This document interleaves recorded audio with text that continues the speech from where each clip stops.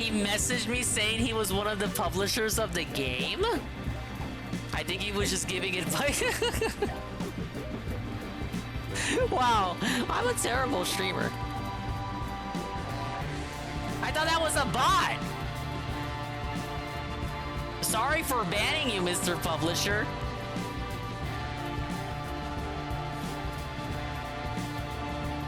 Yeah, I read hi from Enhance, and I was like, okay, you're trying to sell me something. Bye-bye.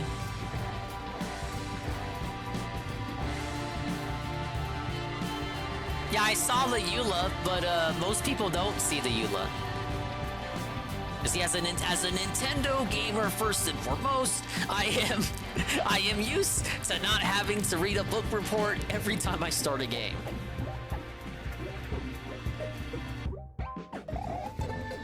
Those guys are much easier to deal with than the fucking Panzers. Oh, no way, no way, no way! Yeah, we're not gonna talk about that. I love bread, you guys. Wait a minute. Pharaoh's Anonymous. Pinky is so hot. Sure. Pinky gets me kinky. But, why does it have to be like this? Why? Why? Why? Why? Why? Why? Why? Why? And then we have Mr. Plum with his stupid idea about using the fucking block. Mr. Plum with his stupid... People! You got so many fucking theories. Oh yeah, just use the block. You have to go by columns. You have to go by rows. You have to use a cane. You have to do this. You have to do that. You have to hug around it. You gotta do this. You gotta fucking go up and down. Go up and left and right. Go inside out. Go outside in. Go in there. Go in there. Go out.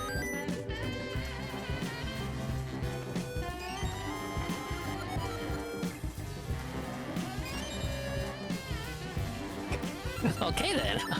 That's more like it. By Fona, they said due to irreconcilable shipping logistical errors. No.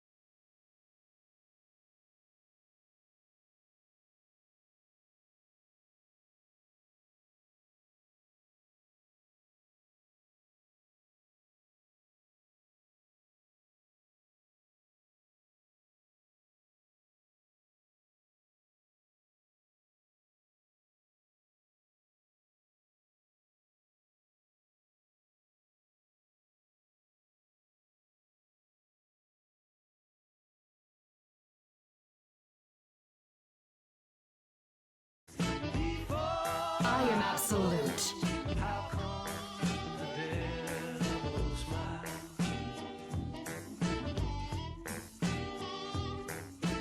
Free from care, free from fear, the saints are trooping in.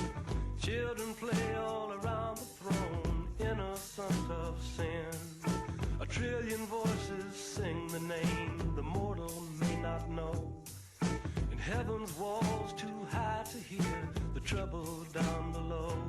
If I'm late, don't wait. I'm not late. It's still the 8th. I live in Central Time. 7 time.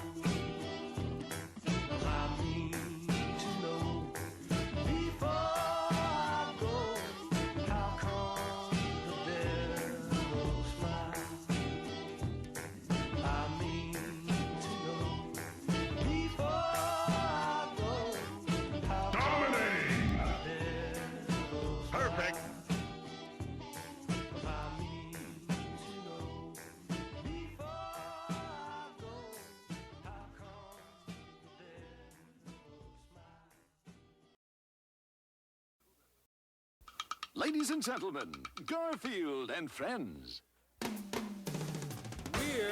We're ready to party. We're ready to party. We're ready.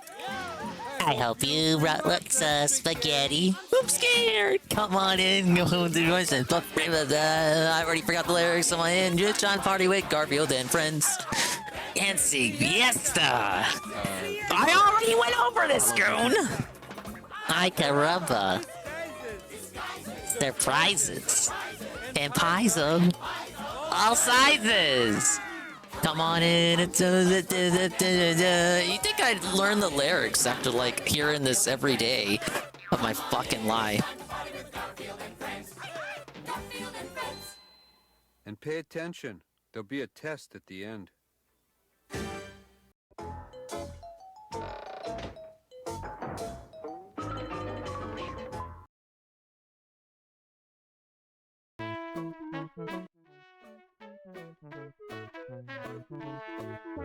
Well, hello everybody. Hello and welcome. It's still the 8th. I'm looking at my calendar.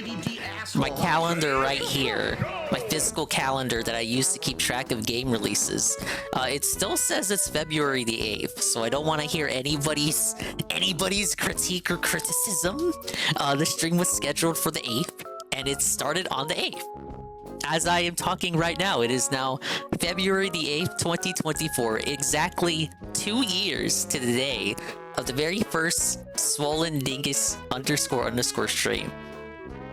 And you know what? If you're a mountaineer like Bean, it's gonna be the 8th for you for a couple more hours. Yeah, JC's right, the East Coast counts. So, imagine living in the Eastern time zone where you're already in the future and where it is already February the 9th. How embarrassing. Ah, yes. I love this date, this time of year. I love how it is now February the 9th. But, due to the technicalities I have already aforementioned, I am not at all late. But I hope the evening is finding you well. The clock will start as soon as we get to the actual gameplay. Because I'm a nice guy, and therefore this does not actually count. It's not actually me wasting time away on the clock. So I don't want people saying that either, alleging that, oh, Dingus is like scamming the clock by wasting time on the intro segment. No, the clock has not started ticking yet. But we are here for, unfortunately, 24 hours. You want to know why I'm late? A mixture of things. I had to get things together. I was rushing, right? Doing tinkering here and there, and then I had some other stuff come up suddenly. Nothing I could do, level tier stuff that had to be addressed. But I'm finally here now. To be fair, you said 24-hour stream, not gameplay. Yeah, that's why I said I'm a nice guy. No. People waited 20+ hours on the 8th. People might have already went to bed. Well, we can start with the sleep segment if you want, Goon. You know what? Goon's right. Everyone's fucking asleep already. We may as well just run it back and we may as well just end the stream or just run it back. run it back tomorrow at like peak hours, or we may as well just start the sleep segment now. I was planning on not doing a sleep segment, honestly, because that was Goon's biggest critique. The 4-hour sleep segment last year was just too much. It was just too much, the 4-hour sleep segment. Technically 3 hours and 50 minutes. Not even 4 hours exactly. So I'm going to attempt to do this without a sleep segment, or without any kind of really extended breaks of the sort. I don't know what you would call an extended break, the same amount of time as like a fill break back in the day at 30 minutes, so nothing too lengthy. I mean, I think it should be reasonable that I'd be allowed to step away for like a drink or to head to the washroom or something. Not even sure if I'll get to eat anything. Did you may be asking if I ate prior to starting the stream? I suppose a nice juicy big bite from 7-Eleven. And that was like hours ago. It's okay, I got some root beer here, so this will keep me comfortable. Okay, let me scroll up. Thank you to the people who were waiting. I apologies if I kept you waiting for long. You know how I am. You know, just a combination of that stuff and time. You know, time just got ahead of me, got away from me. There was nothing I could do. Hello, Golem. Scrolling up. Hello, Boboku and Papimi. D-Sife, Sweet Bean, 96. Mr. Pun was one of the people in question who I allegedly kept waiting for hours. Mr. Pun was gonna go to sleep there. What was he gonna do about the 2-hour, 24-hour, 2-year anniversary stream of Dingus Be the Guy? Iggle Wiggle! Whoa, thank you, Iggle, for the raid. Pick up Alpha Elite TV. JC. Now, see, JC really won, because it doesn't even matter for JC. What? 50 bits? Whoa, it's 50 bits from Peaches and Keem. The 3-stream streak from Iggle. And he says, Peaches says, is this a fundraiser? Yes. As you guys know, I have 2 big bills in the horizon, and I need money. I need money to pay these indescribable bills that I cannot explain or delineate upon. You must tip now. What? WWE Carl, 500 bits, and Chalupa, a tier 1 for 2 years. 2 years of the founder Chalupa. Chalupa, the first ever subscriber of Swollen Dingus channel. This moronic pendejo is continuing the streak all the way until the now. Big up Chalupa, thanks for stopping by. I've been going over here, shouting everyone out. It's like Zitra Zealousy with Zitra Zealousy's tier 1 for 1 year. 1 year of Zitra madness and 1 year of Zitra experiencing my madness. Iggle Wiggle, the 100 bits, and he says, I will contribute. I can't help but imagine you as a soy jack staring at the screen, yelling at, you will contribute. Millions must contribute. We have Peaches and Keem, 100 bits. He says, ack, delay the timer as much as possible. That's right, that's true. The timer has not begun yet. Theoretically, you could stall me here with infinite contributions before the timer actually starts, thereby extending the stream per Goon's exact demands. And all I had to do was do a bit of begging. Well, you know what they say. I learned from the master. Yeah, I did a lot of messing around with tits today to get ready. So I changed a couple of options. I changed some of the options to like drop or rain. We got a bunch of new redeems too.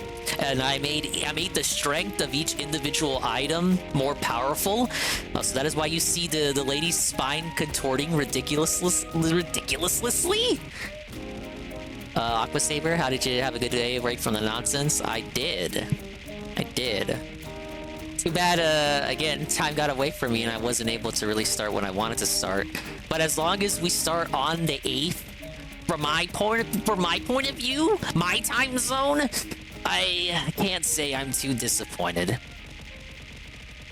Like, no matter what, I was gonna have to exist through the whole night anyway. And if you think about it, from a coping perspective, this gives you more Dingus gameplay during the evening. Like, all tomorrow.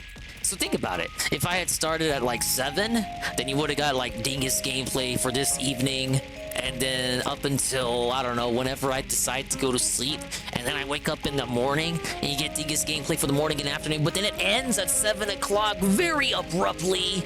I don't go for the rest of tomorrow evening, but because I started so late, now you get Dingus basically all day tomorrow, and there's nothing I can do about it. Big ups, we're still continuing the big ups. Babuku and Babimi. Egg Gang 1738. Hope Dingus goes over Dave's regarded Splatoon Foamstars rant. I've had many requests, and by many requests, I mean 2 requests specifically to look at that segment. And I had a lot to say about it. Hopefully I'll be able to convey those thoughts verbally once again, as I no doubt watch that. 2-year Dingiversary. Late means 48 hours. Late does not mean 48 hours, but you're happy to stall me if you please. We got a level 1 hype train going. Thank you for the hype train, guys. It's really gonna help me out with the 2 unspecified bills that you don't get to know about, but they do exist, and it's gonna help me out next month, right? I got 2 big bills, and they must be offset. Like, I got really felt it on the memberships last month, you guys. The paycheck is going to be very lightweight, very light, very floaty compared to last month's paycheck, guys. Carl? Hey, Carl. Kian Goon. Criticizing my start times once again. How dare he? Perez, it's like Dave. Listen, I spawn, I die over a decade and never learned the lyrics. You guys think I actually listen to my own fucking music? Wow. Yeah, Dave listened to his own music. He would have gone crazy by now. Of course, Peaches. And Peaches again with all those bitch ears. I had a fall asleep for 2 minutes segment during my 24-hour stream, unintentional. Well, it's too late, he already admitted it. I had a nap during the afternoon on the assumption that I would wake up in time to start at like 7 or 8, but that didn't happen. So hopefully the nap that I already took preemptively in anticipation of this, whatever it is, hopefully this gives me the kickstart I need to make it through the whole night.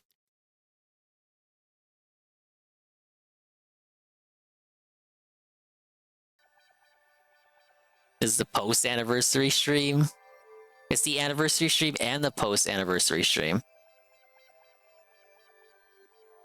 Going to work on OBS some more while I watch you. Gotta make alerts. Yeah, I saw you were doing stuff. You're working on your overlay there. You should just pay an Indian on Fiverr to do everything. And you won't have to stress. Don't be like me and spend the whole day working on stuff, and then because you spent the whole day working on stuff, you have to boot up at midnight. Pick up Smoitis. I see ya. If the hype train happens, Dinger will skip the sleep segment. I don't know what you're talking about there.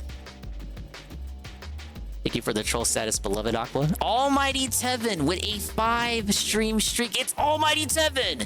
And he says, whoa, wow, oh my god, what an amazing cool stream. I never expected this stream to go up. And yet it did. Thank you for the kitty Aqua. Thank you for the hype train level 178% complete. 1 gifted sub and 750 cheers. Big ups Assassin. Bro Jeezy, hello. Yeah, you gotta use the tip command. And you gotta give just the tip. Big ups SCP. Yeah, I'm talking about you, Eagle. You're the one who's talking about your OBS. Of course I'm talking about you. Who else would I be talking about? Sir? You individual?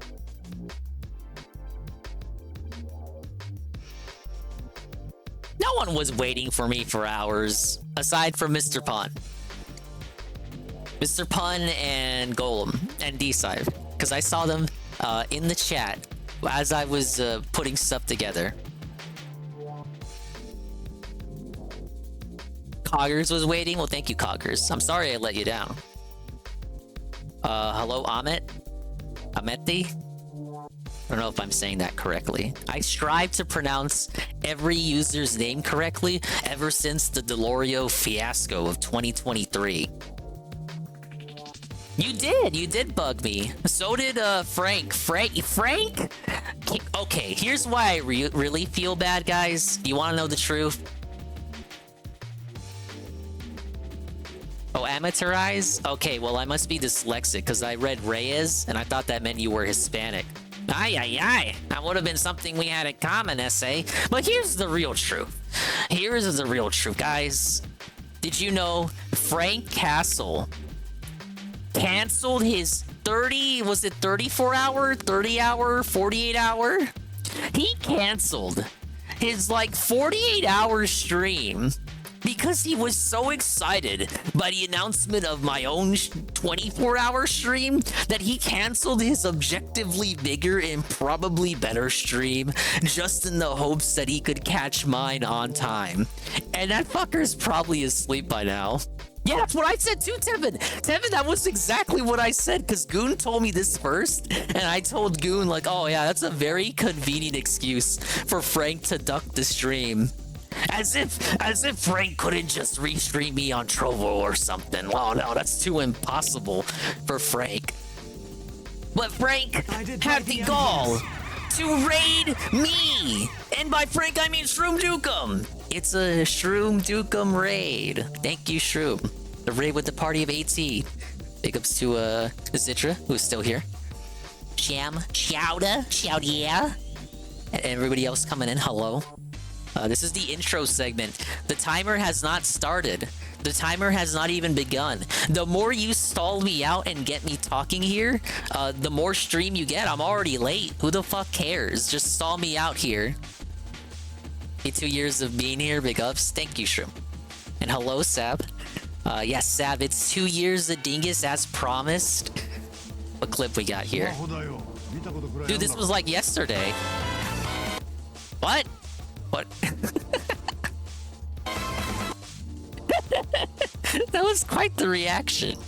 Very, very comical there. That we'll call that timing in the comedy department. GPM also fasted during his last 30-hour stream, and Digger can't even do a non-24-hour stream. Well, why are you saying this when there has been exactly one 24-hour Dingus stream before, and you don't even know the outcome of this stream, yet you're acting like a fucking scholar on 24-hour streams? Yeah, this is it, Chowder. This is a 24-hour stream. I meant to start at I meant to start anytime but now, 4 hours ago. But I was running behind. I had other stuff to do, and there was nothing I can do on top of that. So I don't know. If you need something to fall asleep to, something to lurk with, I would appreciate. I would appreciate your attendance, engagement, and support. But I was going over my cope, my preemptive cope. This means you get Dingus all day tomorrow, because we're dealing with the night right away. So you don't have to have the awkwardness of me starting in the evening, then going to sleep at night, the dead hours, then waking up in the morning, and then me awkwardly stopping at 7. I gotta reiterate for the raid, Goon, the Raiders. They weren't here for that segment that I just reiterated 2 minutes ago. But yes, all Dingus all the time. And what do we have on the docket? Well, we have games, many games. I'm gonna try to, because when I did this last year, I think I mostly stuck to games I wasn't already playing, which is good. Thumbs up. And then games from that. I ended up playing full time and doing full playthroughs of, so that's why we got the new redeems. That's why we got Almighty Tevin, a gifted tier 1 to Goon. Yes, and it's Almighty Tevin's 69 gifted sub. Nice. Did I just see a green dong on a Dingus model? This is scandalous. You did. You did. This is hidden. Not too many people know about this. In fact, the only real time you got to see the full Dingus model was during the 5 FPS Lethal Company stream. But I don't think this is against Toss. And it's the anniversary stream, so... Greetings, Summoner. Nothing to there you go. Yes, that's true. It's almost as true as a Shroom Dukem 100-bit cheer. And he says, I'm adding to the stall timer. Well, I guess you are. What are we even doing, man? But yeah, she's got panties. I mean, like, she's a woman. Are you fucking shocked? Ah, yes. She's obviously going commando, right? No, we have class over here, sir. Sir, this is Wendy's. This is Wendy's and we sell chili and our employees wear panties. Also can see the stockings. Rarely do you get a glimpse at the shy lady's stockings. It's like, if you think about it, why model the whole body on these silly VTubers and like you barely see even below the waist on most of their streams? Because they're always showing up from the waist up. It makes no sense. Die highs and dies. I agree, Coggers. Thank you. Eventually I'll figure out my BRB screen video. I made it so goddamn blurry. Is it a video file? Or is it a browser source of something? Big up ZJ Filthy Rich. 10 stream streak and he says, where's the giveaways? I don't even know if I want to do... It's fucking midnight. I don't even know if I want to do the... Because it's fucked up. Goon is actually right. Some people went to bed already. Like, I don't even feel comfortable doing the giveaways when there's like the maximum peak potential of viewership is not even awake. But as per most of my special streams, I do have a giveaway planned. So last time on the birthday stream, we did the Amazon thing, and we did it through email. But Shroom won. But I had to have Shroom dox himself. Yes, I PW dubs Shroom Dukem and got him to send me his email. And guess what? I now have Shroom Dukem's personal email, which I can do with anything that I wish. No, but I had to make a business email under the Shroom name, just so I could send him this fucking Amazon gift card. Because digitally, if you bought them before, you would get the code emailed to you, right? Like a normal fucking online gift card code. They changed it recently, and now when you want to buy a gift card, you gotta specify an email you would like to send it to. You no longer get the code. You no longer get the actual gift card code. You don't get to see it. So to gift it to Shroom, and I didn't want Shroom to give me his real email, so Shroom made a business email, which hopefully he can use to sign up for Lurk It and get free games. Yeah, Shroom is verifying the story. Just like Eddie B is verifying the 15 stream streak. Nice try, I'm not out of here for an hour. Big ups, Eddie B. This stream is beneficial to you. This is peak Eddie hours. Thank you, Juzzy. Song requests are now on for everyone for the whole stream. You can get your song requests in for 24 hours. Song requests are on. I can't think of a more generous stream than my own. Might have to mute so much shit, man. Yeah, it needed to be done. What was I gonna do? Scam Shroom and then pick another viewer? I would have just given Goon another thing to make fun of me for. Big ups, boys who do business. Hello, hello.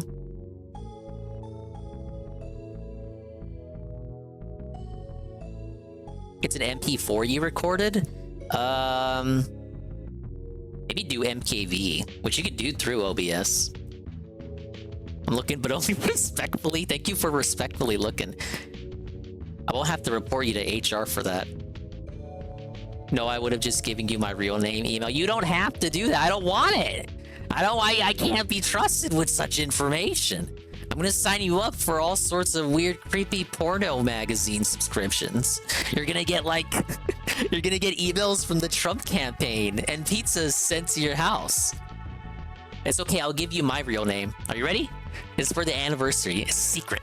Nobody else knows this but Sav. My real name is Mark Dingle. You keep that to yourself. Yeah, we're gonna subsist here. hopefully you enjoyed the chill. I'm thinking of what else I can possibly say, but I feel like the truly Pride Monthy. I'm so grateful for everyone watching me for some reason, and you're somehow able to withstand the sound of my voice, and you like all the stupid shit I play, even though it takes me ages to complete one fucking game, and there's no reason for me to complete them all the way to the completion domination, and yet you like watch it anyway. I feel like that part of the stream won't be until the end, so I can't really say my full sermon on how much I appreciate everyone for just sticking around until then. But we can get like brevity is the soul of wit, so I will say, if you're not going to be here later and you're here now, thank you so much. If I could get on my hands and knees, I could never expected, obviously, Miri to still be going strong, despite the hurdles of reality and the hurdles of the digital existence in the animated world. And, it's just, it's nice. It's nice to know that people want to watch what you put out. I guess. Whether you're just here to chill for a little bit, or if you were here the whole time. It's a very wholesome pupper heckerino kind of feeling, and it tickles the cockles of my heart. Please no one spam Shroom's super secret impossible to find email address of shroomdukem@yahoo.com. Despite a whole year of Eddie's mockery, I can take your mockery. It's like I'm Donkey Kong, cause expand Dong, and you're like Cranky Kong, Eddie B, cause you're old.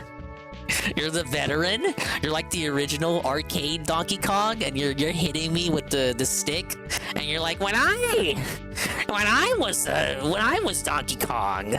You can't even say like when I was a kid, when I was a young game. No, when I was literally Donkey Kong, we didn't have all these checkpoints and extra lives, and you get to play the whole game over after you lose and continue from your save spot. We didn't have that. We had 3 levels, and we enjoyed every one of those 3 levels, and we enjoyed how they repeated over and over again. There was no saving. There were no extra lives. Once you got the game over, that was it. And then you'd make some sort of Billy Mitchell reference too. When I was new, Phil got DDoSed. Okay, bish. Big ups, Pim Pam. Happy birthday to Swole. It's not my birthday, but it is the end. It's okay. It's the birthday of the Swollen Dingus account from when he started streaming.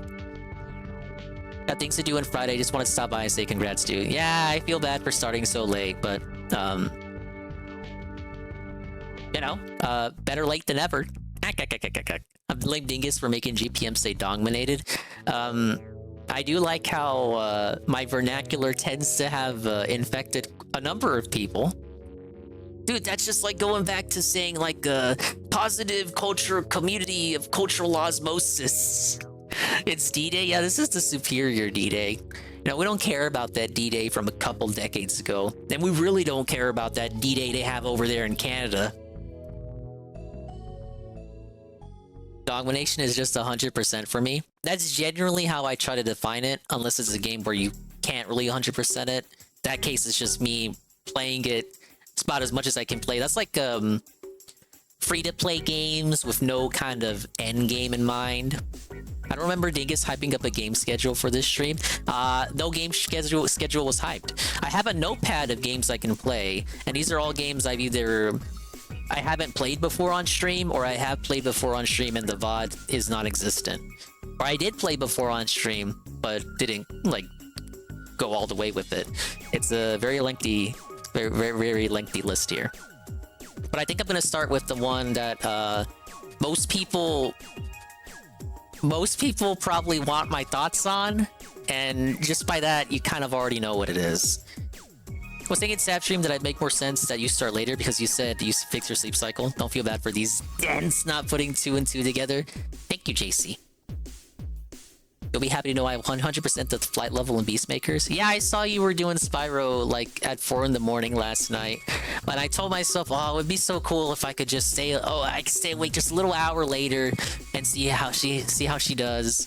But I was responsible because I had stuff to do this morning. I was like, no, let me just set the alarm. Let me get my beauty sleep in. And I was like, okay, I'm gonna take this beauty nap, and then I'm gonna wake up, do what I need to do, get back, take an afternoon nap to prep for tonight, and then that should be all the sleep I need. So unfortunately, I could not attend. So glad you opted to sleep. Well, thank you, Bean. I'm so glad I opted to be here. Because you always, I was feeling a bit down. Because I started late, but then you motherfuckers show up and you decide to be obnoxious and you try to cheer me up even though like you have no idea of knowing what emotional state I am when I hit start streaming and start recording, and it's like, well, I don't even feel bad anymore. Thank you for a happy 2-year anniversary from Shroom Dukem. He says, thanks for streaming so much and getting me back into streaming. That's right. You would not, sadly, you would not have Shroom Dukem streams if it wasn't for me naming a redeem after Shroom Dukem. Is that sad? I don't know if that's sad or not. It's positive that I did that. We were so close to not doing that. I could have named the redeem after anybody else. We wanted to go again, and we were gonna do, smell all the different scents. Especially now classic over. clip. Thank God. Now you can do this again. Because that was the thing. When COVID was going on, they were like, oh no, you can't open the candle, can't smell it, can't do this, can't do that. So we didn't even bother. What's I watching? Okay. So we go out there. Excuse me. We get the burp in the clip. We're walking around the mall, and this mall's huge, by the way. This what mall a huge has mall. two Is it the full one he was giant filmed floors and at? a third kind of I agree, semi-half Assassin. floor. Okay, but he says, thanks for streaming so much and getting me back in the streaming. Congrats. Thanks for being a silly guy, also very thoughtful. Despite what you think you're very good with your words, and you can be thought-provoking. Thank you, Shroom. That means a lot. And we do have, as I said, we have multiple redeems. You can throw presents at me now. You can share your specific Dingus memories. You can wish me an anniversary with an essay of your own, like Shrooms. And if you are playing a game, if I am playing a game, and you want to notate that would be a good game for you to play even more, you can also do the full playthrough interest check redeem. Carl, I'm giving you 30 minutes of free content. Also, why didn't that work? Kim Pam just did the new redeem. It didn't work. What? Hopefully Kelly Kitty shows up. She might. She might. I was just hoping, Cope. Now, wait a minute. Why didn't this redeem work? I named it correctly. This is gonna stall the stream out even more. Okay, let me turn off tits.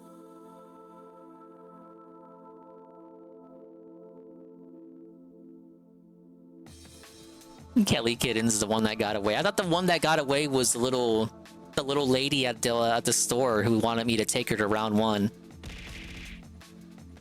It works when I do that.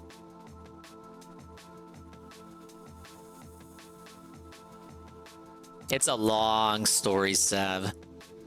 So, like, when I used to work in retail, we had you would be able to order DoorDash, and then they would come and pick up orders and shit. So this one really tiny, very scantily dressed lady who kind of came across as if she was hopped up on stuff, came into the store to pick up an order, picked up the order, but stuck around and ran around the place like a kid. I don't even remember what she said, but she kind of clung on to me and was like, oh my god. She was just all over it. I couldn't get rid of her. She was like, oh my god. Did you know all the cute Asian boys are at round 1? You should take me to round 1. I can't even like say the whole spiel. I've said this story I don't know how many times. But Anne insists this is the one that got away. This crazy little Chiquita, Senorita. was the one that got away. This could have been Mrs. Dinger, but because I didn't jump on the opportunity to take her to round 1, I missed out. It was really hyperactive. I was like thrown for a loop. My brain turned off. I was like, kapow. It's like, is this just real life? Is this just fantasy? Yeah, if only Dingus went to round 1. You think I dodged a bullet? She was really nice. I say she's hyperactive, but she wasn't. It's not like she wasn't like contemptible. She wasn't disagreeable. There was nothing negative or suspicious about her, other than the fact that she was just kind of hyperactive. Very positive, very amicable and friendly. It was just I've never had someone be so forward with me that I didn't know already, like not a relative or something or a friend. Some complete stranger be so forward to me for no reason at all. Like it's not like they were planning anything nefarious. And then that moment that could have been like no it couldn't have lasted more than 5 minutes, and then she was gone out of my life. Big up Skokie. Nah, this is a story from ages ago that I've told I don't know how many times. Okay, I named it correctly. Let's see. Let me turn that back on. That would have been the one to break your heart and red pill you, imagine? Shud Dingus. Shud Dingus, we probably wouldn't even have like any Dingus streams. Oh, there it is. Yeah, this one's special. It has like cakes and stuff. What would have lasted 5 minutes? I mean like the whole interaction. The whole second income. Yeah, I never got her contact info or anything. I mean, I bagged some numbers during that tenure. Of course, you know, nothing came out of that. Anyway, can we just start the stream already?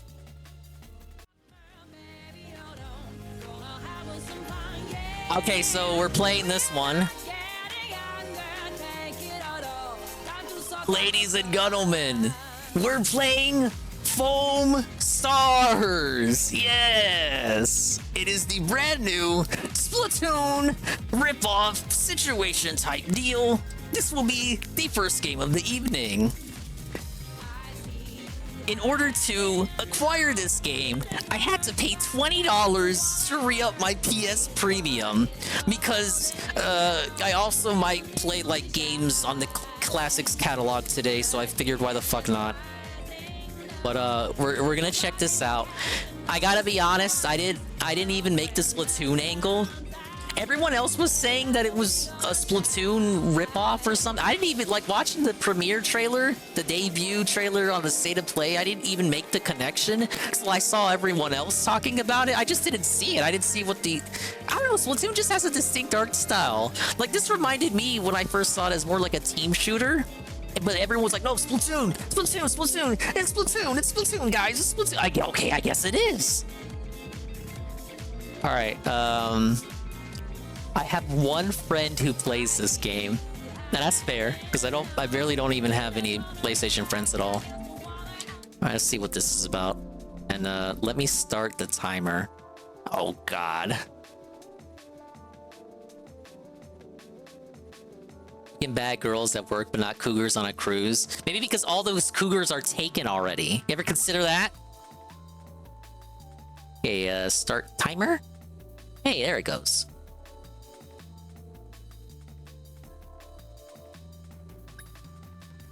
Select the text language. You know what game I thought was more like Splatoon? Like I immediately made the connection. Oh, hey, that's literally Splatoon. Ninjala.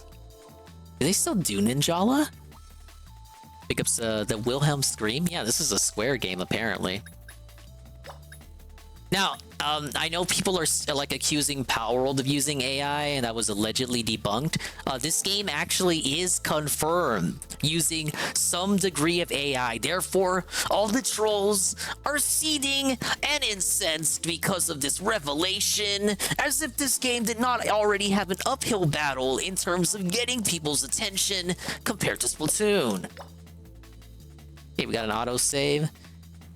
People were posting a particular cutscene and adding me with it. I don't know how you get the cutscenes. It was very odd. And they were saying, oh, this game actually has some good writing. So, here's hoping I get surprised. Of course, like every game that isn't a Nintendo game, you have to like sell your soul away or something. I swear, only like every non-Nintendo first-party game has this bullshit. Like if you buy like Zelda Tears of the Kingdom, Miyamoto and Aonuma don't hold a gun to your head and make you sign a book report. They don't even force it. Some games force you to scroll through the whole privacy notice, I guess, for that extra little legal little barricade. And then some games just let you skip the whole thing. What are the options? In these non-Switch games, you gotta go through all the options, subtitles, and I feel like I'm gonna regret that. Like, as if there are gonna be any cutscenes or anything. Like, what is the story now? The shot guide, I can turn that off. Colorblind accessibility, because that's always cool. Outline display. The fuck is allowed? I don't know what any of this is. Why do I have to go, like, when I start the game, like 10 minutes, I gotta fiddle around with settings. This is why you don't play games on consoles that aren't the Switch. I bet it's even worse on PC. You know what's worse on PC? It's like, these menus are probably like twice as long. Okay, jump, shoot, right. Why am I reading this? You know I'm just gonna fiddle around with it when they finally let me play the game. A superstar skill. Oh yeah, now we're copying the ults from Overwatch and the specials from Splatoon. Wow. Circle for interactions. Dude, DSP would love this game. He can just hit a button and get instant interaction. He won't ever have to complain about frozen chats ever again. Does every fucking... Do we need separate volume sliders for all of this? Alright, I'm being too much of a sad, old, embittered boomer in a zoomer's body. Now, let's just play the game. Yeah, this is PS5. Yeah, I don't think this is on PC. It's just PS5 only for right now, right? But only for this first month. Bath Vegas? Great meeting you, rookie. These characters are gonna have some Dingus tier names. City in the world here. All their names are gonna be puns, I bet. They're gonna try to play me. Why, you ask? We got the ultimate in battle entertainment. Whoa. This place is a foam smash paradise. Here you find the best foam fighters there are. The Foamstars. Oh, look at these EGS approved characters. I'm coping and seething too, Sab. Sab, we need to play this. This is the next Sab stream. We can squat up. This is the game we squat up in. So now that I've redone my membership, I could join you on the next Fall Guys thing. Here's my trophy from the Grand Slam. Because I only have Fall Guys on PS. Besides The statue can move? boutiques, spas, hotels, the works. So live it up. Foamstar style. Why is Foamstar in all caps? It's your new home, the Royal Lounge in the Million-Star Hotel. 5 stars is I've only played never Splatoon a enough, very tiny right? bit. If I can carry Frank, I can carry you. Foam Smash is about having a blast without blasting anyone else's beliefs. If I can carry Rydrake in Splatoon, I can carry you. Here's hoping we meet in the arena soon. Foamstars rule. It's Foamstar rule! Why's he got dreadlocks? Isn't that cultural appropriation? They should cancel that character like they canceled that lady who had the space buns in Animal Crossing. Okay, I'm the booba lady. Alright. I'm assuming this is the only, like, waifu approved character. The rest of them probably look like trash. I am gonna walk you through the basics of how to play Foam Smash. Let's start with camera controls. The menus are pretty poppy. Oh, just like every other fucking... I was gonna say Square Enix, but no, that's actually Sega games with the poppy menus. Take a look at the panels on the left and right with stars on them. I am. I'm looking at them. Oh. Great, you got it. Now I'll show you how to move. Head on over to the target. I like the music. No rush. Take your time. Too bad this game will be like EOS 2 months from now. I wonder how long it'll take before they tell me to spend money. Next is the fun part. Shooting foam. Shoot foam by pressing R2. Reload with square when you're liquid. My liquid gauge? My liquid gauge. Am I a gooner now? I gotta watch out for my liquid gauge. How do they even make foam? Now blast that foam. No holding back. Why is it white? Why do I have white foam? All you've got to remember. That's what these fucking Splatoon kids like whenever they do a Splatfest event and they get the white color. Awesome. You got this. Okay. I have white foam for my liquid gauge. Uh-oh. It looks like some bubble beasties are blocking the way. They're not blocking. I could move right past them. Watch out for the bubble beasties to your right. Use skills by pressing L1 or R1. There's a cooldown period before you can use skills again. Okay, now relax. You don't have to wait long to use your skills again. Time for a celebratory Really bubble blow. go. Thank you, everyone. Thank you for the bubble blow. I was waiting for it. Appreciate that. Okay, R1 first. I was hitting L1. Is this the bomb? Okay, that's the bomb. That's the splat bomb. The fuck?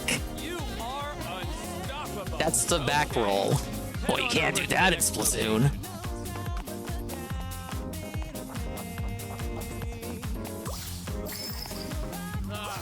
This looks way too high.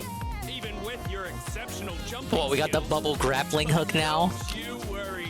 It's times like these we pile up the foam. How do you stand on foam? It's not solid. Pile up foam with R2 shots or skills. The more foam you shoot, the taller the heap will get. How do you stand on it? Your skill to pile up a mountain of foam. How practical would this actually be in a match? You're gonna be like getting shot at. People are gonna be yelling at you in voice to do the objective. You won't have time to shoot at the wall to make a mound to climb up a fucking wall. Oh yeah, she did do the pirate flip.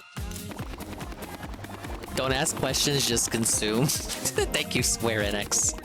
Ah yes, Square Enix, my favorite publisher. You know, me and Square Enix, we go back. You see now? With a bubbly attitude. Well, I do have quite the bubbly attitude, I'm always told. Now, would you just look at all that foam? They stole my idea. Like, I thought of bubble powers for my character first. But what use is all this foam if you don't know how to Or I'll just steal whatever ideas I like from this game for the book. Ride your slide board by holding down L2. You can move faster over your own team's foam on a slide board. By riding your slide board, you can glide effortlessly over the foam. Now show me a cool slide. Can I shoot while on the board? I cannot. I thought you would have been. It seems like you'd be able to. Way to go! That's a stylish slide you've got there. Does this guy want to slide on in and me? Why does he keep complimenting me? Down to business. Here is how you beat your opponent. Hit your opponent repeatedly with R2 shots or L1 and R1 skills to get them foamed up. You gotta hit your opponent with foam and get them foamed up. Nice one! You got them all foamed up. To clinch your victory with a slide kick. Here's how it's done. Just imagine how much fun the VA was having in the booth for this. When an opponent is foamed up, defeat them by slide kicking them with R2. Get your opponent foamed up. Then slide. Nice slide kick. All right. Now, there is one more way to use slide kicks that you should know about. Imagine your teammate is foamed up. Oh no. Oh, no. What the hell? That's where you come in and save them. To save? Whoa, you can't do that in Splatoon. When a teammate is foamed up, rescue them with a slide kick. Get it? Slide kick into your teammate to save them. Nice teamwork. Now, don't forget that during the real thing. Teammate or opponent, you can't go wrong by slide kicking into whoever's foamed up. Okay, now, head over to the next location. Thank thank goodness for all these Disney Junior tier tutorials. I'd be real lost if they weren't so specific. This next skill is the most fitting for a star like you. It's called a superstar skill. The Superstar skill is activated when the gauge is full. The gauge fills with time. When the gauge is full, you can use your Superstar skill by pressing triangle. It takes a pretty long time before you can use your superstar skill. Whoa, it's the baller from Splatoon 2. It's actually the baller. Yeah, it paints as you go. Does it explode when time runs out? Yep. They stole the baller. Amazing! That's not even in the newest Splatoon. Woo-wee. Well, that's about all from me. Thank you for sticking with me right till the end. Well, now that you're a fully fledged Foamstar, there is one last thing you should know. What you're about to do is not some kind of dangerous battle. It's fun. Party! Yeah. So, in this game, when we take down an opponent, we call it a chill. A chill? When someone's getting too fired up, we gotta help them. Why isn't DSP playing this? Oh wait, he's gonna do it for the marathon, isn't he? Foam fighting's about having fun while keeping it courteous. Ah, yes. Well, muchachos, I'll be seeing you around. Adios. Ah, yes, thank you for that lecture. I'm now ready to play Foamstars. Big up CRPG Gamer. Welcome to the 24-hour Dingus 2-year anniversary stream. Yes, I'm shooting white, foamy liquid with my liquid gauge at a bunch of sheep.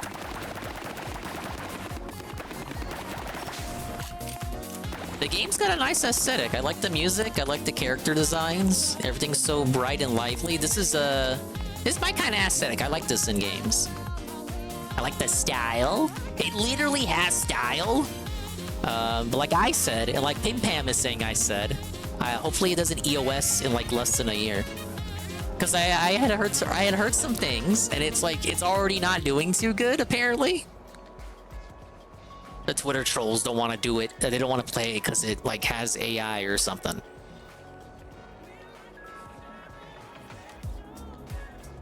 This is the lounge.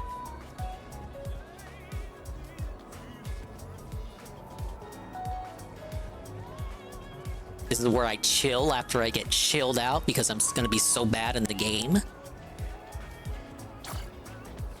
Welcome to Bath Vegas. Welcome to Bath Vegas, home of the Foam Smash.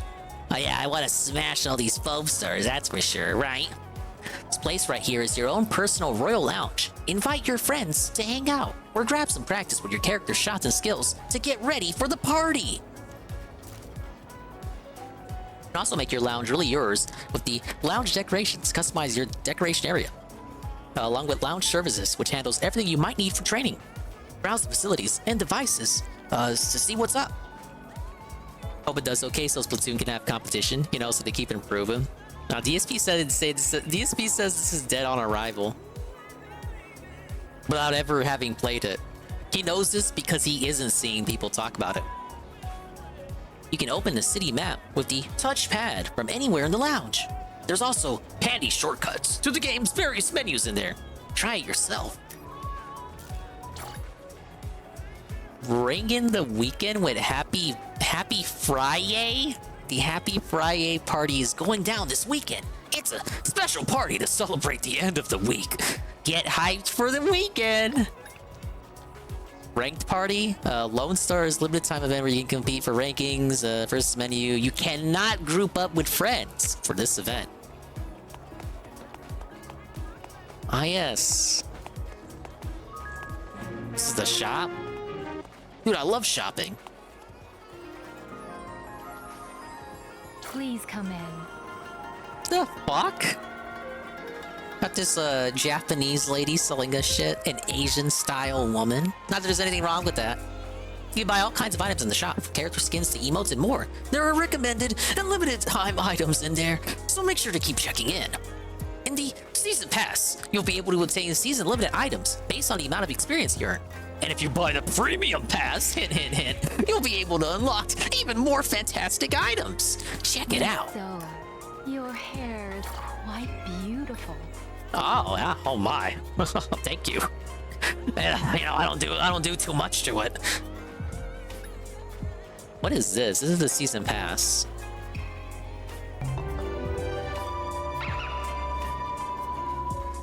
If I bought and used this, I would like get put on a list or something.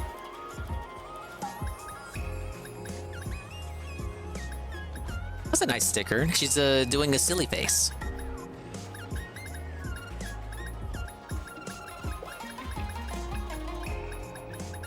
How many levels do they expect you to grind? 40? Oh, I remember Godfall. And then I forgot about it, and then Tevin played a video about why Godfall failed, and then I remembered Godfall.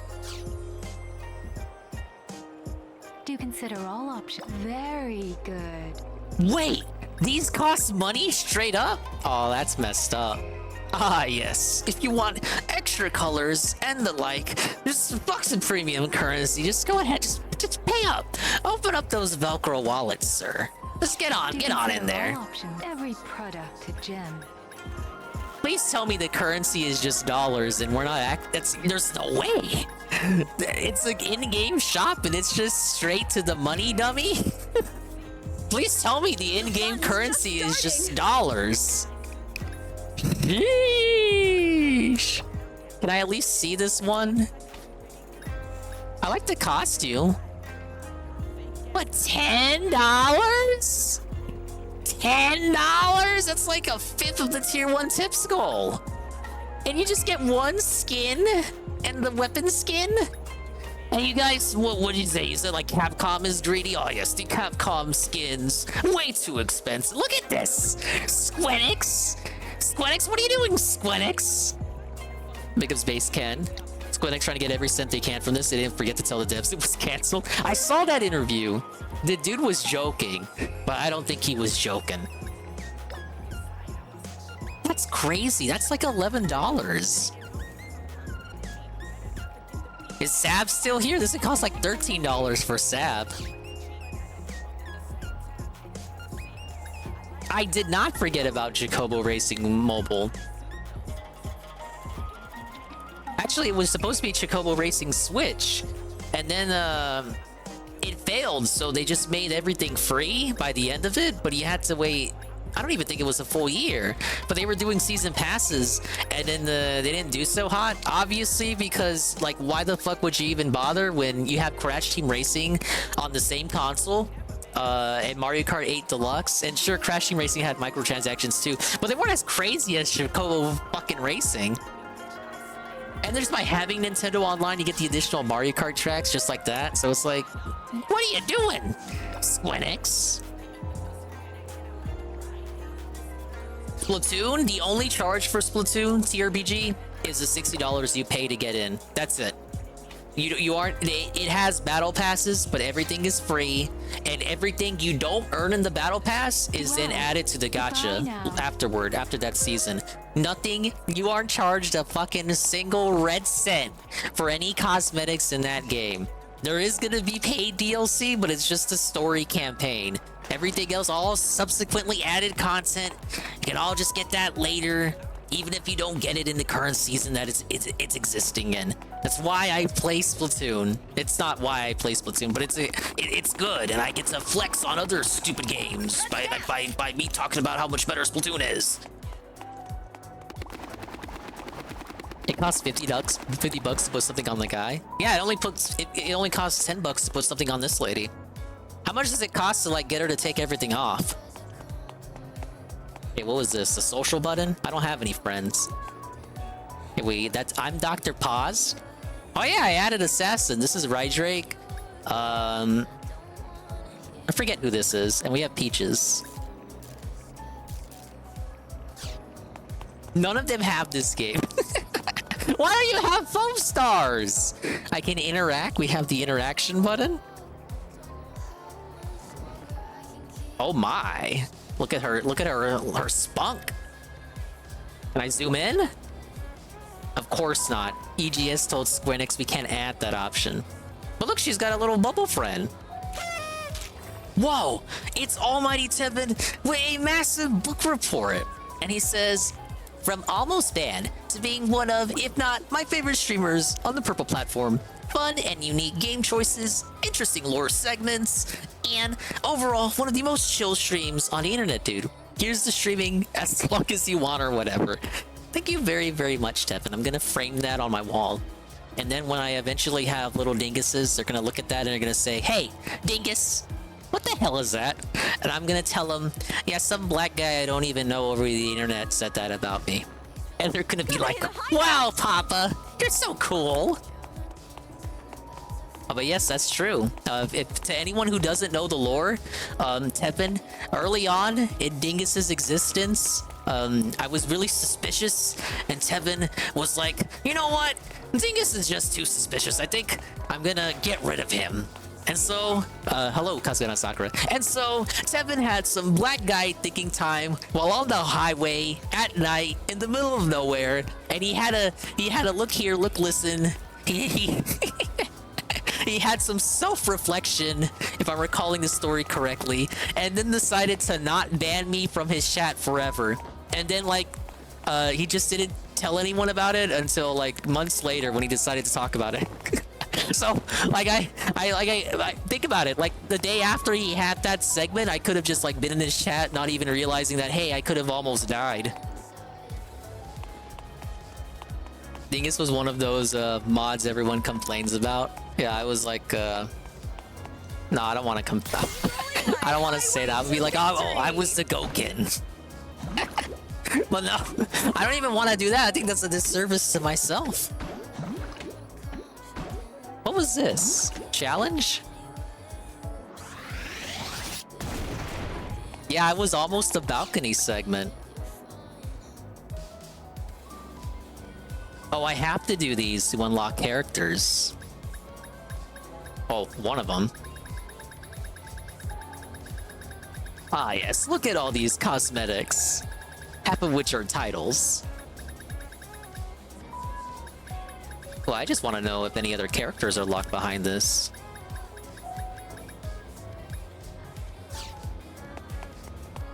Ban Amber Heard, sir, please. Yes, we're so grateful to Tevin for allowing me to have another chance of existence without me even having known that I was on trial to begin with. I was on the balcony and I didn't even know it. It's kind of like how I'm on this balcony in the game. All right, I'm getting distracted. What do I do, Duckman? I gotta talk to you, right? I've been waiting. Yeah, I'm sorry I had to talk a lot. Find your new favorite character. From this screen, you can select a character to customize, or switch the character you're using in the lounge. Pressing square will let you check your character's attributes and skill effects. Take a look and find your new best friend. All right, so we can. I like her. I like her design. She's got the funk and she's got the spunk. I actually can't tell, due to the power of EGS and Sweet Baby, whether this is a male or a female. I actually cannot tell. The name isn't helping me out either. Character details. Foamstar uses a high-powered shotgun and super mobile skill to approach and finish off his opponents in a flash. Why is he showing off his belly button? This is a dude? Now wait a minute. Obviously, this is intended for the Yume Joshi demographic. Because I would have almost believed you, Wilhelm, if it wasn't for his pronouns. Makes Kirimaru grow huge and race off like a torpedo, chasing down nearby rivals. I'm envious. You know how many times I've had my shirt off while streaming? Well, you wouldn't be able to count because I don't have my camera on like that. Makes Vegito sink under the foam with... I don't even know who this is. Like, who is Kirimaru? Is that his, like, pet? Do all of them have stupid pets? Maybe specify that first? Rolls the bubbly exploding shuriken which can blast away Vegito himself as well as rivals. Hold the button to take aim.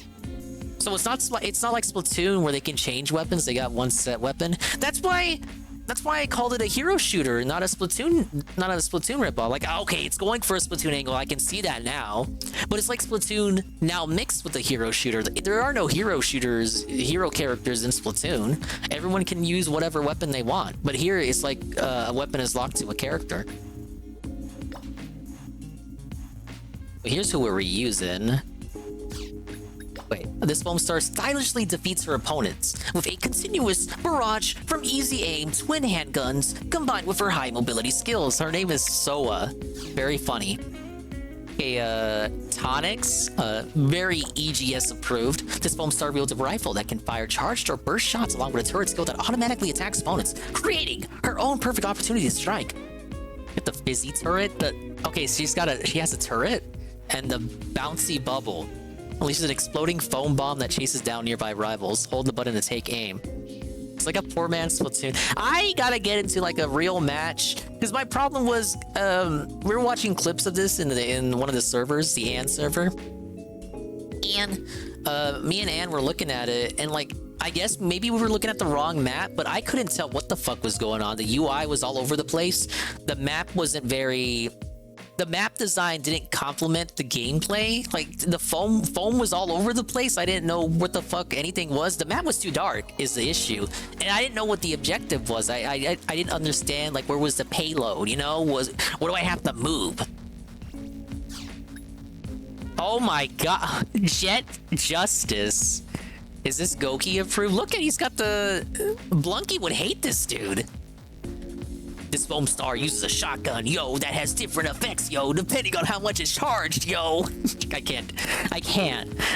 That's how Phil would read this description. And has skills where he can blast off into the air, throw up foam walls. Oh my god, he's Bastion. Or draw opponents in, making him able to take on any situation in a flexible way. Creates a shield that repels rival foam shots. Wow, they have they have Blunky in here, and he's gotta be the defensive character. He's not allowed to actually, you know, be cool. I'm betting just because he's the defensive character, no, he has to be the least played. Why would you play defense in a game like this? Any Gwyn? Oh, very funny. This Foamstar charges in to cut off her opponents with her highly accurate assault rifle and high firepower skills that create foam paths. Sends the amp forging ahead, blasting away foam and rivals with massive explosion in the end. Summons the Waddler. But I don't know. My issue with these skill descriptions is I don't know what the fuck the Waddler is. Sends the slider off ahead, sliding over the ground and creating a path of foam. I'm having that issue again. I can't. Is this a dude or a chick? We have Rave Breaker. Get it? Rave Breaker? So does he hate dancing? This Foamstar toys with his opponents using his wide hose. Using his wide hose shot to pile up foam. So he's gonna pile up white foam with his wide hose while creating traps and bursting out from underneath the surface. So does he just go into the foam like Splatoon? Well, he's just super powerful. Roly Moly. The Roly Moly.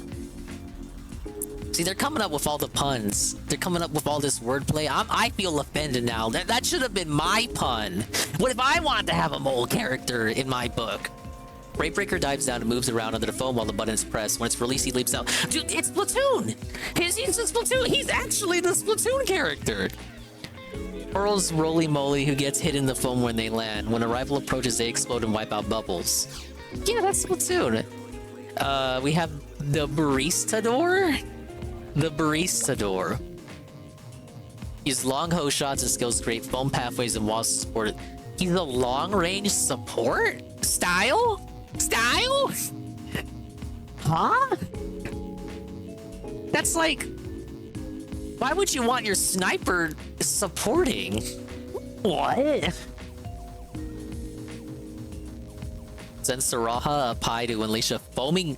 A milky milk laser. The mommy milker, Kazara milker, Booba laser.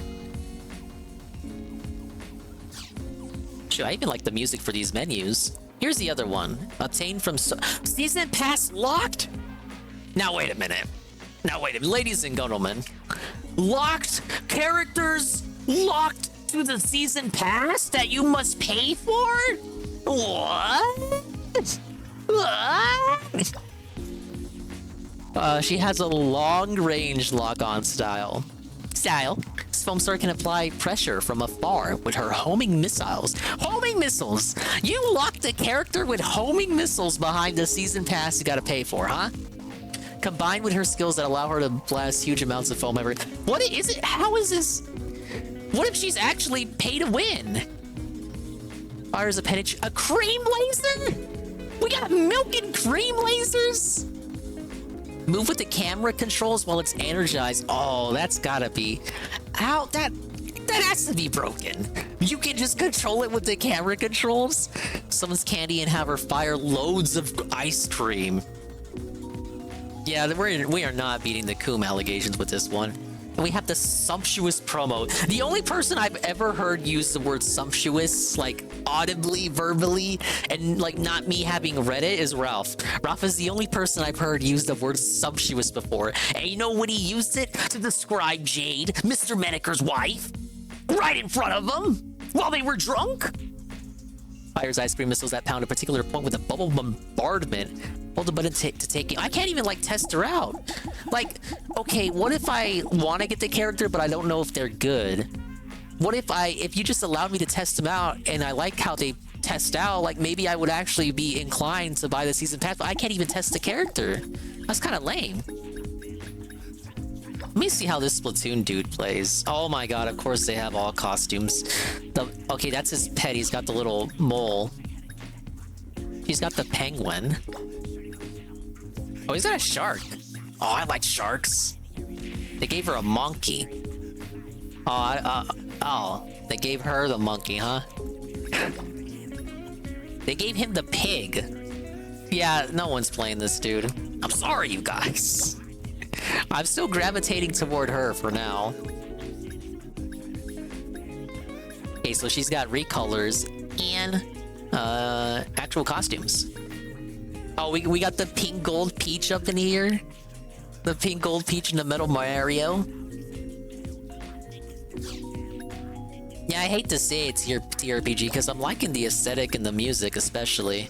But look at this. Get from the season pass. Beta party participation bonus. Fair enough. Recommended products. Limited products. There's so much FOMO shit here, man. Oh, FOMO, I meant FOMO. It's like, you can tell there's a good game here. The art, the music, it's got the style, it's got the drip going. But it's almost, dare I say, predatory. Hey, you get stickers. Eats a small world.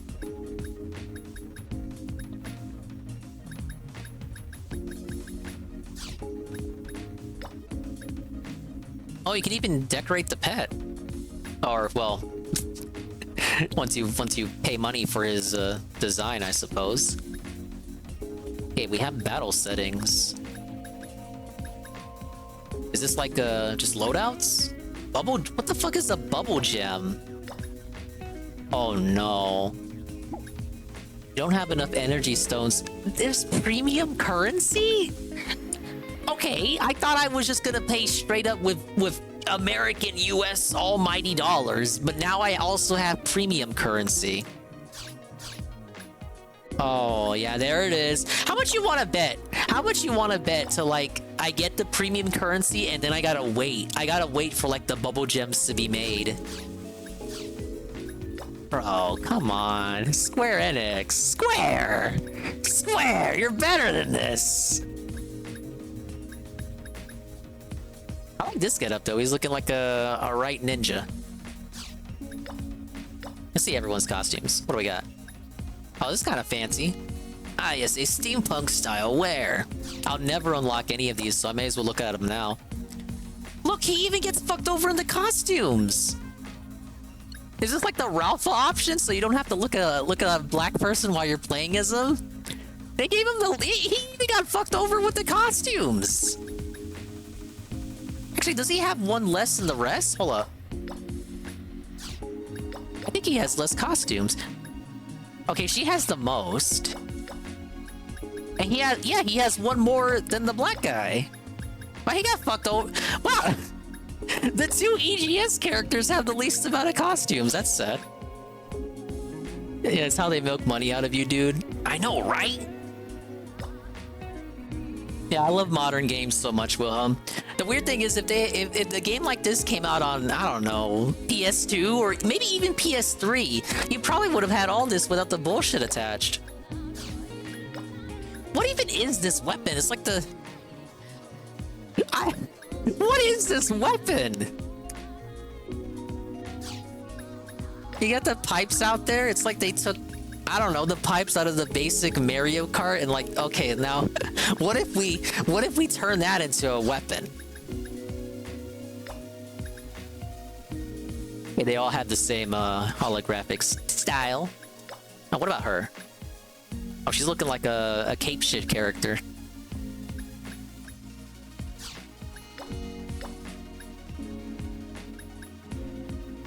Oh, he's got some. Oh, okay. I could. He's kind of got some drip going. Actually, you know, I take it back. He's got less costumes than the brown characters. He's got one less. Okay, so this guy is the most fucked over. And I don't have access to these yet. That's a shame. That's a shame. It's like I like the foundation of what they got here, but before I even get into a match, like I'm already like desensitized because I know people already aren't into the game. I know two, in all likelihood, Square being Square, they're gonna fuck it over. Like how Goon gets into card games and they shut down the next week after he starts playing them. And 3, it's like all this predatory shit. It's like you know it's not gonna get better. You know it's not, and if it does get better, it'll be because they are making money on it. So like they'll get rid of all the FOMO shit and take out all the transactions. But by then the game will be already dead.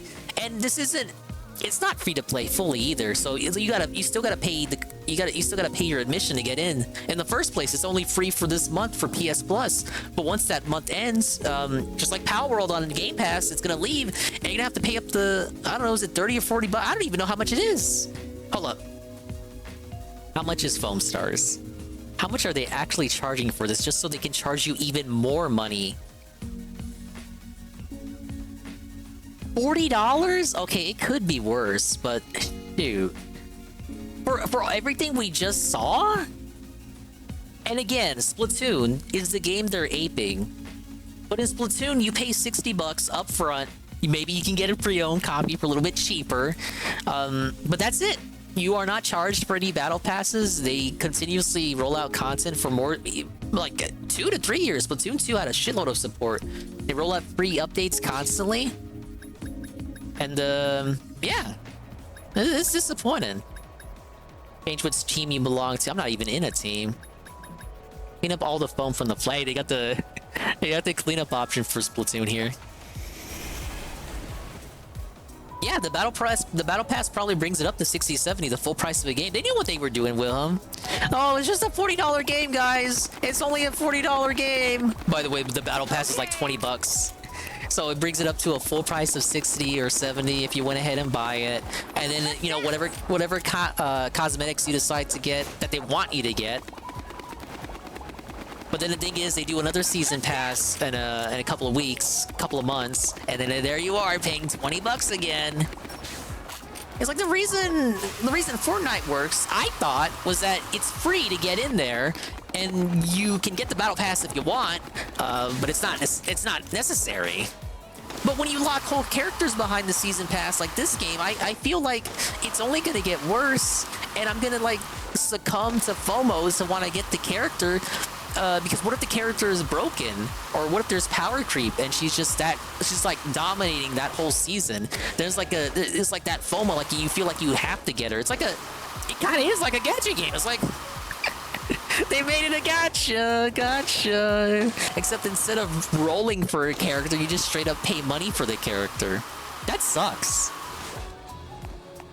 And who's to say, like, next season pass, they won't just do that again and, like, maybe up the ante, like, have 2 characters behind the season pass. Alright, but I can't talk so much shit without even playing a match yet, I get. Okay, I got the talking duck. Join Foam Smash parties and fight it out with players across the globe for fun. You'll unlock new party types and limited time events as you play. Find the party that's right for you and your play style. Go wild to your heart's content. It's following the Overwatch plan. Overwatch? Okay, is Overwatch 2 not free to play? Overwatch I knew was paid, but Overwatch 2 is free to play. And then they shut down Overwatch 1 to make up for that and then like told everyone to like burn their Overwatch 1 copies. But I thought OW2 was free to play. OW2. Look at me. I talk about it like I play it. Yeah, I know the first one wasn't, but then they changed the model up for Overwatch 2 to the point that they shut down Overwatch 1, and then like if you had Overwatch 1 still downloaded, it would convert into Overwatch 2. And then I think if you paid for Overwatch 1, didn't you get like a bonus because of that? I like how I got the bonus for Fall Guys when it went free to play. I paid 20 fucking bucks for that. I didn't even get Fall Guys when it was free on PS Plus. I paid $20 for Fall Guys, and because I fell for the scam, when it went free to play, I got legendary cosmetics equal to the price that I paid, and I just have that forever now. And apparently those cosmetics have never been made available to anybody else. Yes! Yeah, you gotta grind the new characters in Battle Pass or buy them. It is free though. See, like, at least let me grind for the character. I'm not even sure that I can grind for this character without paying for the pass, because I'm not getting it. I don't even know if this shit's gonna still be alive next month when it gets off PS Plus. Okay, Smash the Star and Private Party. Well, I'm guessing this is the main mode then. Good to know the rules. Smash the Star is our standard 4v4 team-based format. As you chill players on the opposite team, capital chill, you'll reduce their count. When a team's count reaches 0, their best player will be appointed the star player. Play of the game. Show the opposition star player to claim victory for your team. You bought 2 copies of Fall Guys? I only brought that up because I feel like everyone got it when it was free on PS Plus. Because I bring it up from time to time and people are like, wow, Dingus, you actually paid for Fall Guys? And if they didn't get it when it was on PS Plus, they just waited until it was free to play. Yeah, they gave me pay pick status. The opposing players have been foamed up. Oh yeah, that's from the tutorial. After the star player is appointed, the other 3 players on your team will keep respawning no matter how many times they get chilled. Don't give up. Keep protecting your star player and fight for that W. Sounds easy enough. Oh, I see the rules anyway. Smash the star, baby. Alright, well, I guess we're using this character for now. I actually didn't watch the stream. Big ups, Pam Pam on the lurk. The best thing about lurking now, going to sleep, is that when you wake up, I will hopefully still be live. And not in the sleep segment. Like, look at this. They got whole CGs. They made, like, whole little movies and shit. And it's probably gonna be all for naught.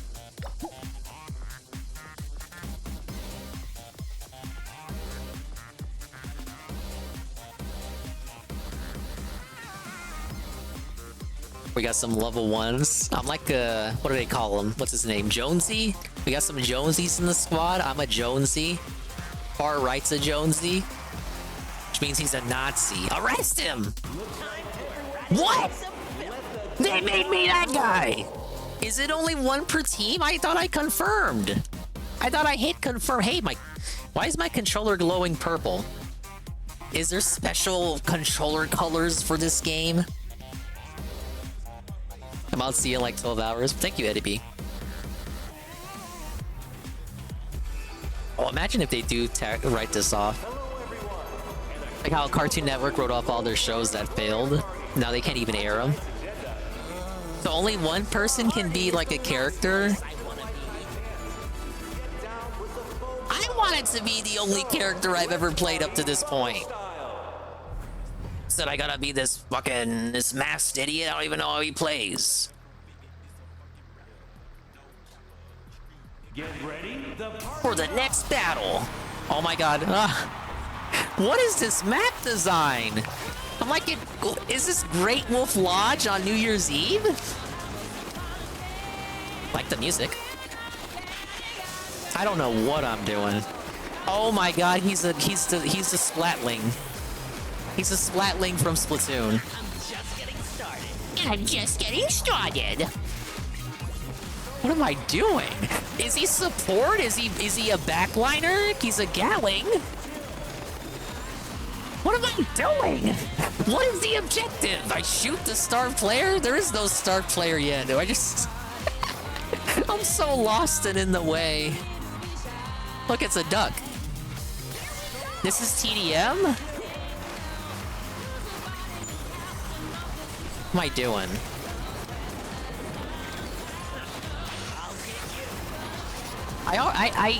I only get so much shots out of it, then I gotta reload. Oh no. Whoa, the foamed up trophy. Did I get saved? Okay, I got saved. Hey, it's my mug root beer. Big up Sinza Croy.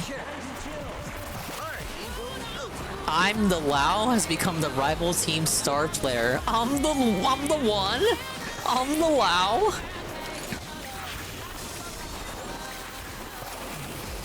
He runs out of liquid so fast. I need the skill that gives me, like, more ammo. What the hell?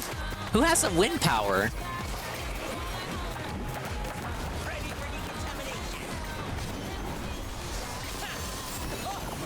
Okay, I have 2 chills from Dark Slayer. Dark Slayer? I'm fighting Dark Slayer. Oh no. Oh no. Help! Ah! That's the first L of the game. Get stream sniped! Yeah, this is a May 1st burst game. It's just like Splatoon 3 where you gotta fire yourself onto the level.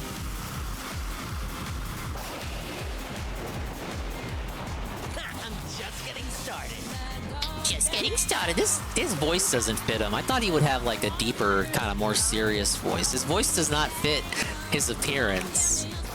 It's basically like my voice. No. I'm out of liquid. I need to goon more. Wait, no, I need to goon less. The party that I win? I won! I was the best on my team, right, you guys? I really like Sonic the Fighter's OST. Back to my bunker to prepare for next time. What the fuck? Okay, I'm not using that guy no more. I already don't like using Splatlings in Splatoon, and I thought he would be cooler.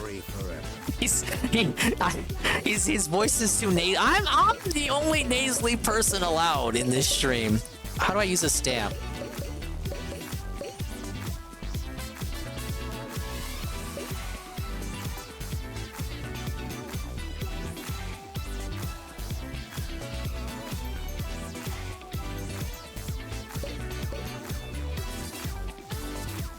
Dude, the game glitched. Am I waiting for the rest of the players?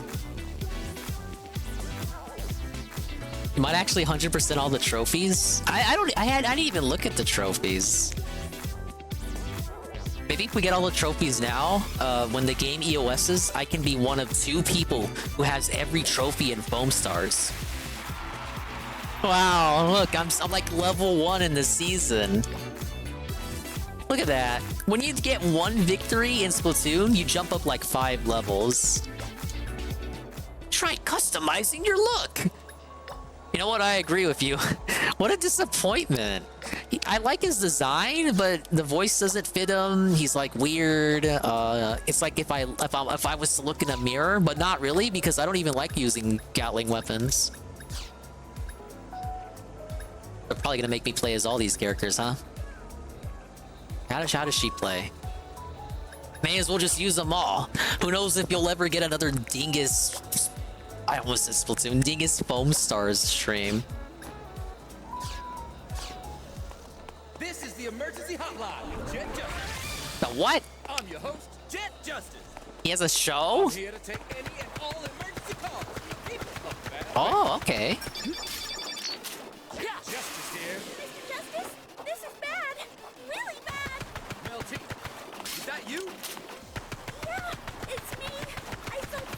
Yeah, her weapon is kind of different. There's like a delay before it hits the ground. I think I like that. I like that tech. Interesting. But Melty, this just sounds like a simple delivery. If Dave plays a game online, he will say it's unfair because the Splatoon pros are playing. Actually, he said no one's playing, and because of that, it proves that Splatoon only has like Nintendo fans. Oh, okay. I like that. Slide in. Justice calls. I'm on my way. Okay, I'm actually not against this character. Right there. On my way. To help Miss Melty. Oh yeah, what's her superstar? Of course, it's a bigger penguin. I've been waiting. I didn't even use this dude's. I didn't even use his specials, and I still won. What was I missing? Decontamination. He had a. Oh yeah, the mole. Countdown to decontamination. Oh, okay. I gotta throw him in the foam. He can only be tossed in foam that is already existing. I'll decontaminate them all before they even know what's happening. Right. The party's over.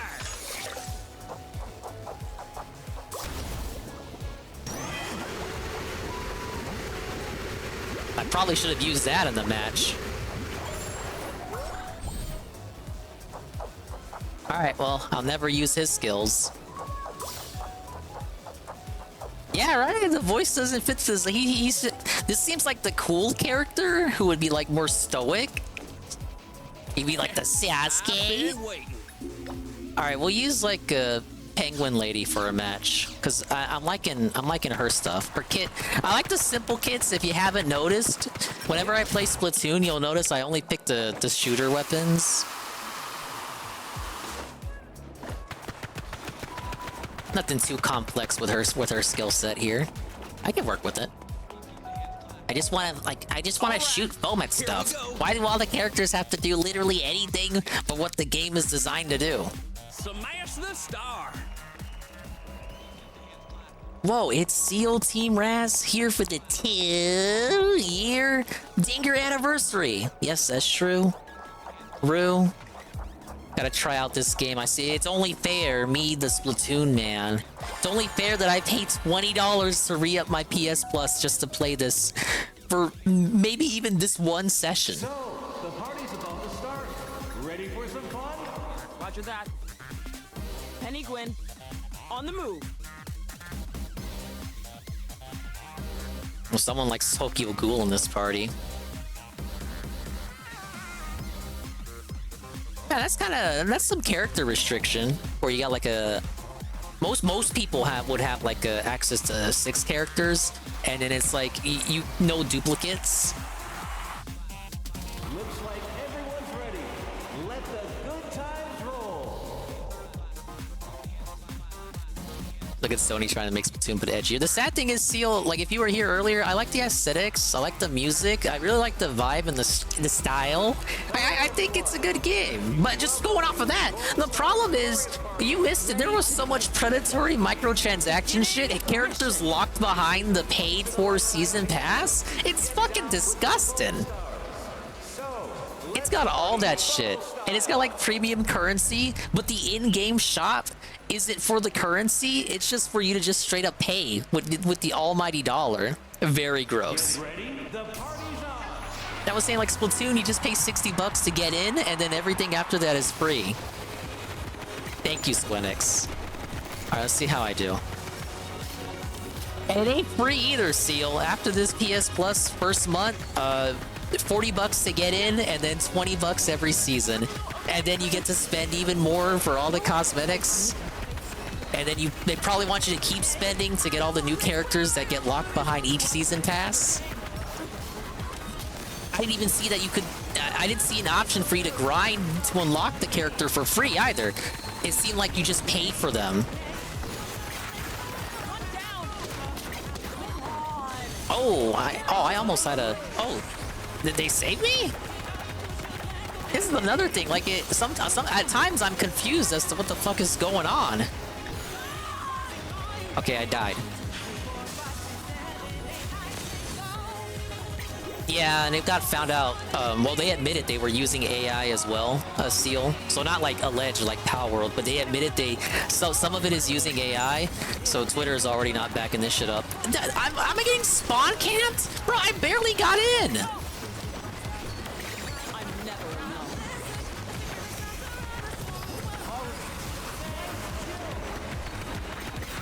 The colors are just a bit too bright for me to figure out, like, at times what I'm supposed to be doing.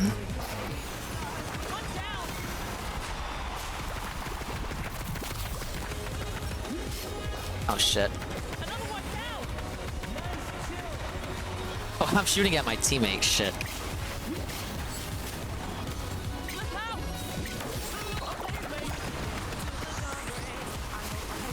Feels like I'm just like playing tag with these chance icons. Okay, I have the superstar skill. What? Did you see that? I had my ult ready, but the hazard pinball thing hit me and it like knocked me out of it. Wow. Thank you, Square.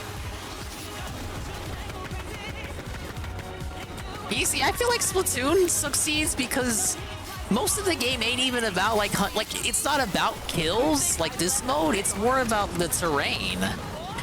And I like, because I play Splatoon so much, I'm inclined to give a fuck about the terrain. But it seems like my teammates don't care. They just care more about kills. But that fucks me up because that's not like what I'm used to.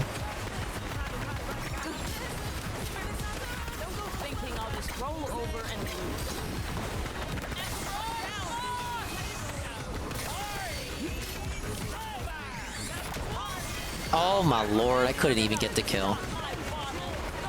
Or did I? What the fuck even happened? Oh, I lost. How does the game feel? It plays alright, but I feel like when you're in the middle of the action, some of your actions, like some of the things you can do aren't really telegraphed. Like when I press square to reload, it just doesn't. I don't get this. I don't get the sensation that I did hit reload and I actually reloaded, if that makes sense. It feels more like I hit square, but I didn't see an indication that I actually reloaded beyond the animation. It needs to be like a sound effect for that. I do not see Putz playing this.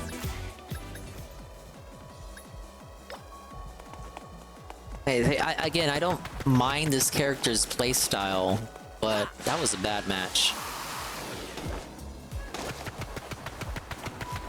Yeah, it's about adapting to the game modes and the stages. Learning to use different weapons on the stage. Yeah, exactly. But again, I feel like this is more geared toward the hero shooter shit. So this misses on that aspect of Splatoon. Okay, let's get. If you're a real star, you can sure as hell grab one. Yeah, this is the replacement for the squid mode seal. You just surf. So I like her because she's just got a standard shooty weapon. The dude they made me play as before had a Gatling weapon, and I'm like, nah, I'm not a Gatling dude. They put me as this dude. They made him the defenser, so I haven't seen him at all besides the first match. Oscar Kilo.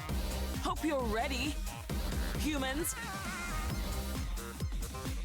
People playing like it's Call of Duty, Goob, all kills and no objectives. Yeah, I'm not used to it because Splatoon's not like that. You don't focus on kills in Splatoon. Only for a push, but like Splatoon is more about pushing the objective. It's so weird because in Splatoon, people go for the objective and they know to go for the objective. They don't go for kills. But when I play like other games like this, also when I played Call of Duty, way back when, during the birthday stream, people just went straight for the kills. Target identified. Beginning the hunt. Because I'm pretty sure we played a few games of that capture the zone mode. It seems like even in that mode, people were just more focused on getting kills. The was that the KD I was like, bro, that's not the objective. Get ready, the party's on. Oh yeah. Whoa, it's Ann 1337. He's here for the premiere of the 2-year Dingus anniversary stream. Hello, Ann 1330. Everyone say hello. It's Ann Lee. Yes. Hello, sir. I decided, Ann, of course, I didn't want to be a hypocrite. It's only fair that I give this game a chance as a Splatoon guy. So I decided to pay $20 to up my PS Plus and see what it's all about. I had to order a new XLR mic because the old one crapped out. Can't use hypers because it's weird. Today? What happened? I'm very mixed on this, Ann. I like the music, I like the character designs, I like the aesthetic. It feels like you can tell effort and passion, like people gave a fuck with what's on display here. But those critiques we had about it when we saw that trailer a few days ago, those still stand. At times I'm at a loss with what I'm looking at.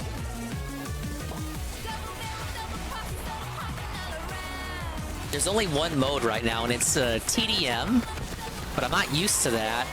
I'm playing like I'm playing Splatoon, which of course is the point because it's a competitor. But no Splatoon mode incentivizes KOs like the mode here, so it's like a meeting of two worlds. Oh my lord. Tough Release 2 has Skull and Bones as bad as it looks as the open beta. You will know people will be trying it because Pyrus. That comes out this week, doesn't it?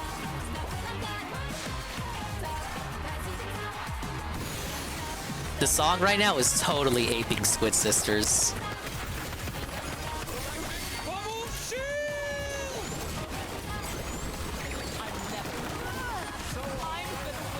Okay, I got one kill out of that. Oh shit! Don't you do it. Don't you do it! They did it. Oh, absolutely. See, the microtransactions are crazy.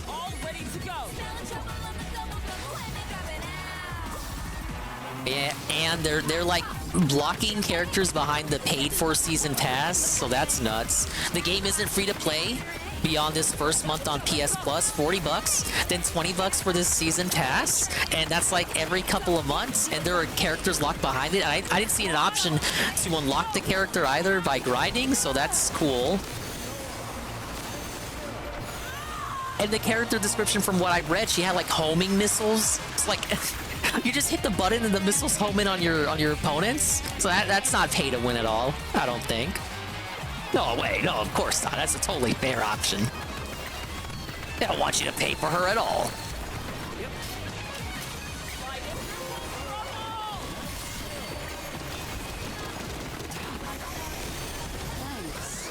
Belted by my own special. Oh wait, no, I'm good. But yeah, it's my take. They got something going on here, and you can tell people gave a fuck. Unfortunately, fucked over by likely executives and people who want to make money. No clue what happens, so just ordered a new Beefine one. Music seems so, but this is just, I don't know, so much visual noise. It is a hero shooter, so each character is locked to one weapon, unlike Splatoon. So that, again, that's why when I looked at it first, I didn't think Splatoon, I thought a hero shooter. And now I'm more like vindicated because of it. And then you got objectives like these, which is just TDM. And in this, like the visual clutter we were talking about, like it's hard to see what the fuck, like what the fuck is the stage and where I'm going. So much faster.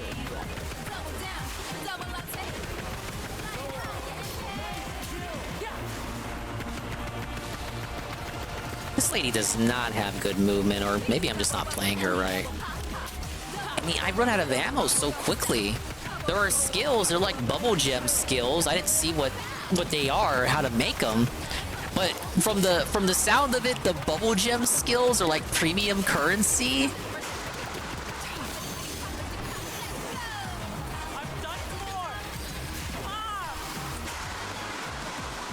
First I thought I liked the music, but it's way too hyperactive noise now.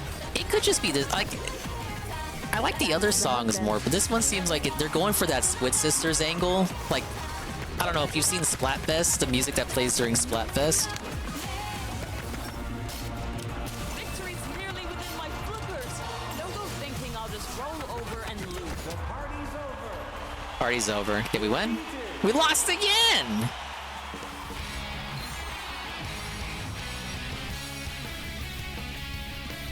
Must have got unlucky before. Mom, it looks like there are good people out there. After all. That barista guy's locked behind level 3. I should unlock him. It seems like he's free. I'm sure you'll be here. Yeah, there's no countdown. All of the matches end that abruptly. And but look at it. Like, obviously people can't. Look at these cute little stickers. They obviously want something going on here. Like, I'm already hearing shit like it's not getting players, nobody likes it. Phil told me nobody cares. So I just don't, like, I don't want to invest in a game like this, and then like 1 month later, it's already dead. And then you have like, look, you know, I'll show you the shop, Sam. Look at what they're doing. Like, look, this is pretty chill. You know, you can sit down and hang out with all your friends. But then you go to the shop. Then you go to the shop. Time for some Emperor action. Available for purchase for a limited time, 6 days left.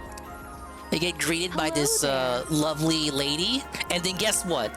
You would think, ah yes, I use the in-game currency or something to buy all of this, right? Hey, look, a schoolgirl outfit. I love that in my Japanese games. I click X. Look, everything here. This isn't no Splatoon in-game currency. It's just straight up money.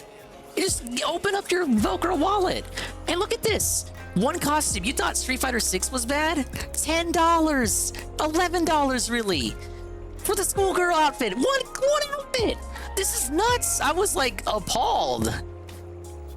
And all of this is limited. 6 days to go. If you don't get it in 6 days, you won't get it all. $45 for the costume, weapon skins. Your pet gets a skin. He's got like a shark or something. You get the surfboard, other cosmetics. It's crazy. Yeah, each character has their own set. Do consider all options.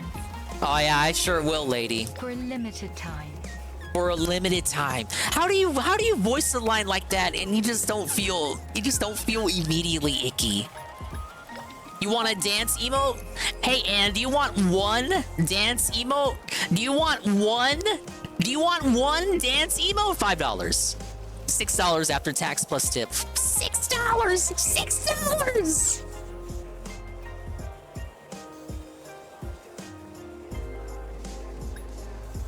$4 for the surfboard, $4 for skins, weapon skins at that. Recolors are $8. $8 for recolors. Do consider all options. Please. I sure will.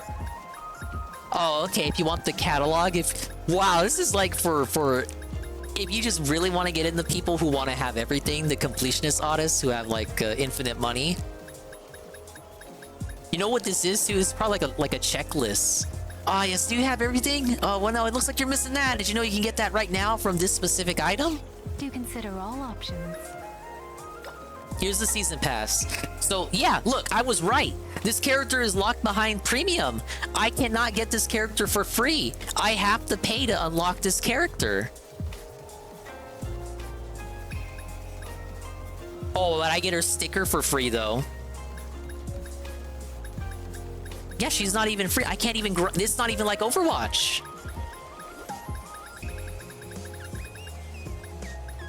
Oh, that is... Wait, okay.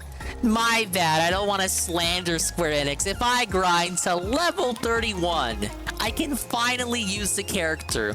It's a good thing. It's situated and positioned right next to the big, fat, blaring purchase premium pass icon. Ah, yes, for $6, I can be in the zone. $6. Okay, it's not $20, but $6 every couple of months? Do consider all options. Stuff like this makes sense if your characters were no different from a character A or character B, but because it's a hero shooter and every hero has a different weapon, the shop is not. It's not. Like, even if they did this exact system and implemented it in Splatoon, it would work because every character uses the same weapons. But here, you like... You have to work with characters that can only use one weapon. So you have to work with characters that all play differently, so there may only be one kind of character that you like. Like, what if you like this lady's appearance, but you don't like how she plays, but you want her excuse me, apologies.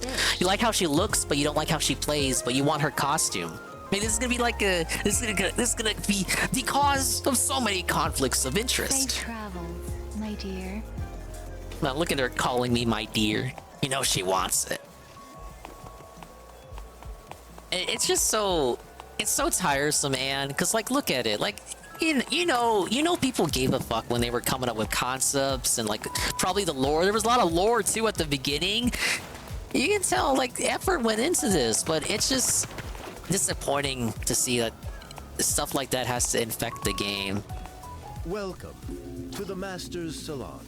Ah, yes. In customization, you can use the awesome items you earn through playing the game to customize everything how you want it. Customize the appearance of your character, edit your profile, and more. The reason why stuff like this makes sense for games like Fortnite is because at the end of the day, your character is going to be the same character with just a skin on top of it. Yeah, but that's why it works, because there's no inherent advantage. Here, you can either grind to level 30 and get that character with the homing missiles, or just pay $6 and you're already paid to win. You got the advantage. How many? I didn't see a single the Melty Premium Pass. I didn't see any of her in the 3 matches that I played, and there's only 8 characters to pick from right now. Big up Sexist Beach. It works a lot better than the iPhone, sorta. And that's how Pasta Derek writes all his scripts. So special skills or anything like this, especially at that price, is not going to work. They're making it on just a short term versus money in the long. That's probably, you're probably right on why the prices are the way they are. They probably don't have high hopes for this game, which is again a big old shame. You'll be able to set your stamps and emotes, handy for communicating with others. I haven't had anyone communicate to me with the stamps in the battle, only during the results. Yes, certainly. Yeah, here, Melty. This dude I will unlock eventually. This guy's he's got the Splatling from Splatoon, and straight shooter. He's got the dualies, and I haven't tried these guys yet. This guy seems like he's gonna be the worst to play as. And he's got the the comb over dreadlocks. Yes, leave it to me. Look at all these, look at all the cosmetics. Look at how many cosmetics they hide. It sure would be great if we could hit the tier 1 goal so I could buy some of these cosmetics.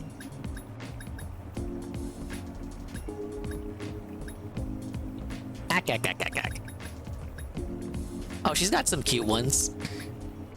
Maybe we can data mine the game and like steal these and make them all 7 TVs. Except for these.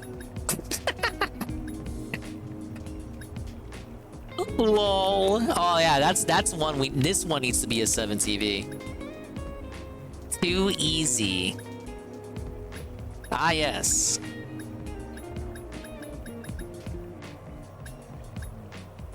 We got the GG. We got the Duckman. GLHF? Oh, good luck, have fun. I thought it was like, go fuck yourself. Well, see you again soon. Nintendo could do exclusive like Splatoon because Nintendo got a lot of kids as an audience. They will buy it.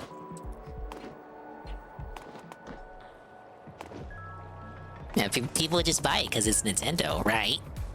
Alright, let's try someone else. I want to at least give every character a fighting chance here.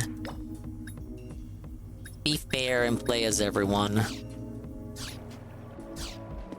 Okay, so we're homeboy now. Oh my god, he's a charge character. Oh my god, no. Oh my god, I'm gonna hate Bro, I already hate playing as this dude. Okay, he fires. He's got the shotgun basically, but if you can charge it if you hold it.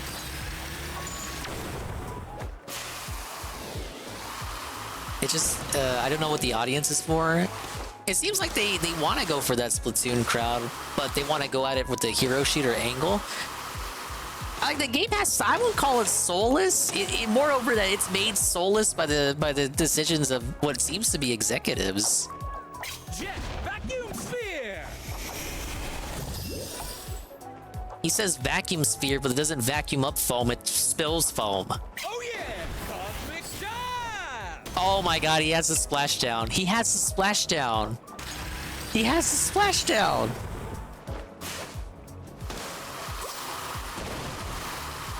Just here to save the day. What does LTG say? Corny? Yeah. That's a sentiment I would agree with. Let's try the corn stir out. Let's get it started. Let's get it started, man. Smash the star. This just goes to show, if you're going to make a clone of Splatoon, you need to commit to having everything customizable. If you can't choose your weapons, then this is dead on arrival, man. Yeah. Oh, I can still do some heroing.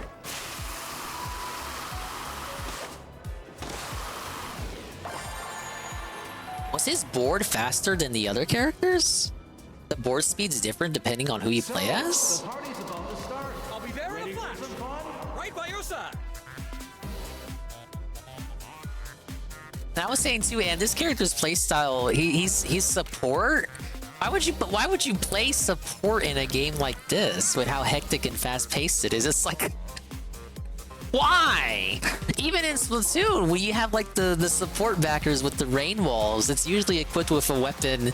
Like you usually get the support sub with the weapon that slays, or the support main weapon with a like a bomb sub.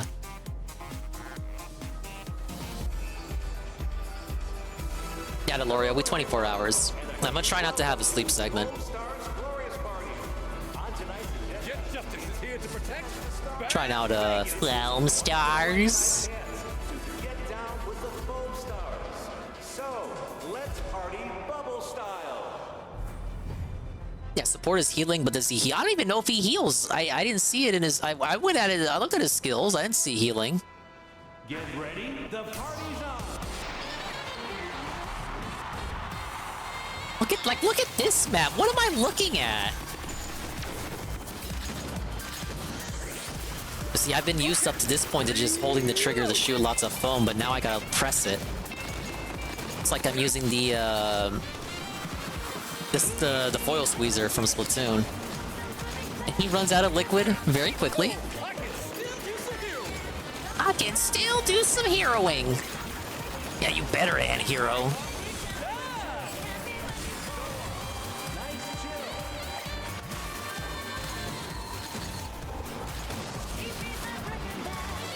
What's that series Seven watches about, like, games that failed? I think I can see a new entry in that video series coming out pretty soon.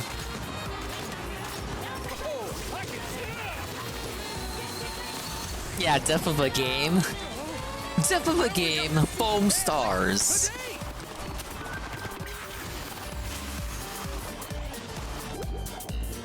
Hey everyone, get on your detective hats because it's time for Death of a Game.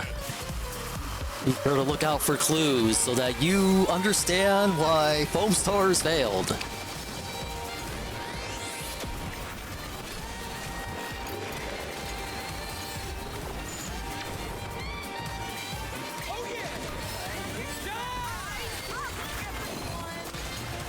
I get they're trying to do Splashdown, but Splashdown is so much quicker in Splatoon. The idea with Splashdown is that it's supposed to... You're not supposed to have too much time to avoid it. Like, it's just instant. That's the whole idea. Like, if you're good, you can dodge it. Oh, I saved someone. I got saved!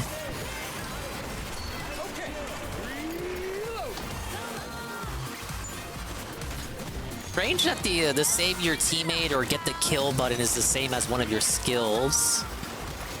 Already, I've accidentally procced the skill when I meant to do the dive kick to save someone. Oh shit.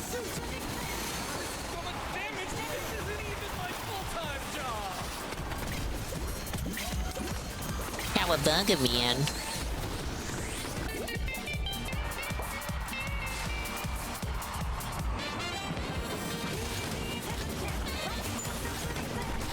Prioritize the star player, I guess.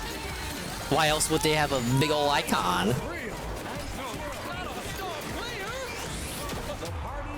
Did I win? Can we find... When are we gonna get another win?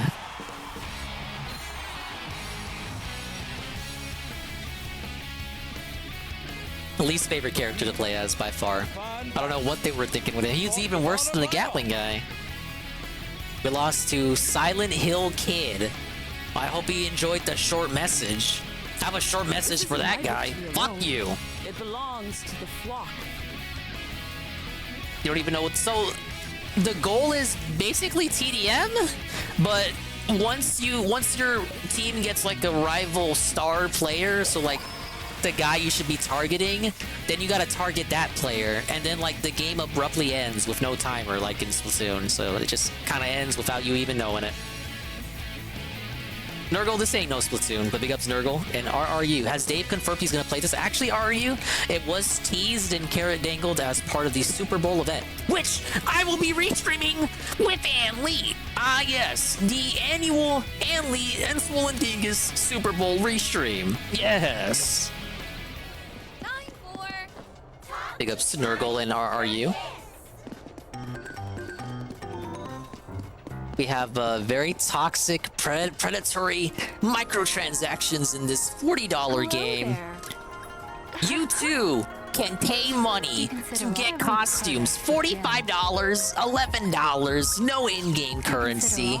Just pay money. Pay money now. Pay money up front. Let's get you on a payment plan. Open your Velcro wallet now. We got $7 battle passes. Grind the character up for 30 levels, or just buy her for $6 and get her right away. I didn't even go into her menu. I probably should. To show you what I was talking about. A grape flavor one? I'll miss the Puppy Bowl. Puppy Bowl will be Sunday. It's kind of bitter, like lemon. Thing with Puppy Bowl is I wanna do Puppy Bowl with like people in the server, but I don't think with the MSI that I'm gonna be able to like share my screen of me watching it and stream at the same time. I don't think the MSI I don't think it'll be able to like I may need someone else to share it on Discord for people to screen share and watch it from there while I'm also sharing my side on screen on the stream, and like we both hit play at the same time and then we just do play by play like that. Please keep calling into the show. Because I think like doing that with like the kids table will be fun. It's for like a muck around stream. But yeah, here's why I say this lady's broken. Because she has a cream laser and you can move it with the camera. So a whole new control scheme option just for her with the right stick. You can annihilate people with the cream laser. And she has homing missiles that lock onto others. And she's long range too. She can attack from far away. Ah yes, you can fire loads of cream.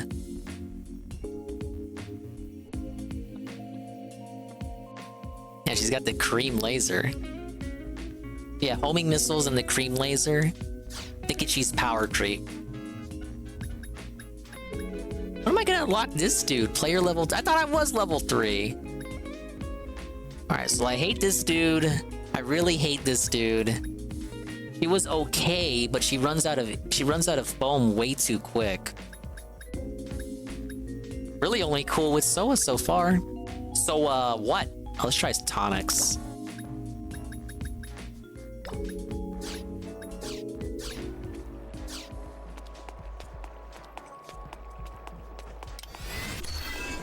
Oh, she's got a charge as well.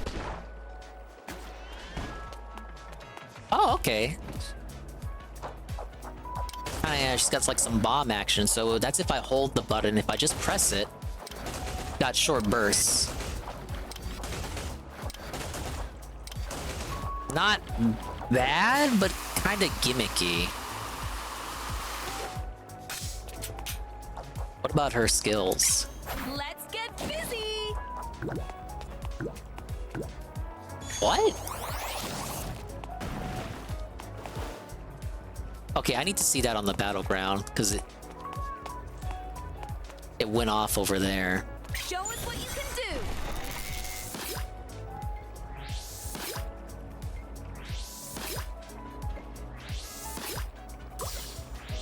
That's kind of good. Yeah, this is her turret. I remember reading that she had a turret. So it just does this continuously? And this isn't even her ult. That was there forever. Oh, I'm assuming the opponent's gonna attack it and disable it. But I need to see this again. This is our buddy skill.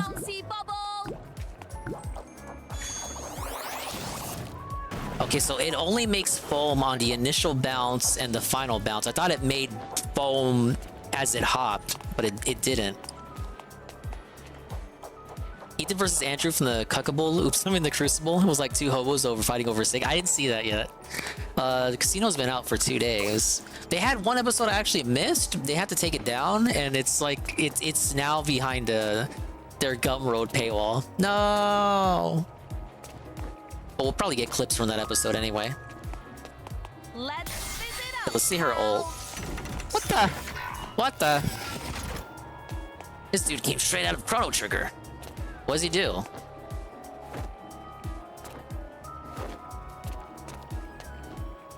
Does he need to be in a match for me to get what he does? Do I shoot him? He's just kind of there.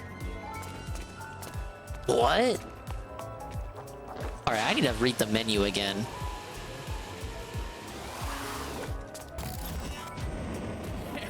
I've been waiting. An exploding foam bubble. Oh no, summons a massive foam blast to robot. The robot targets the closest rival with 3 shots from the mega... Okay, so that's why I didn't do anything. Alright, let's try her out.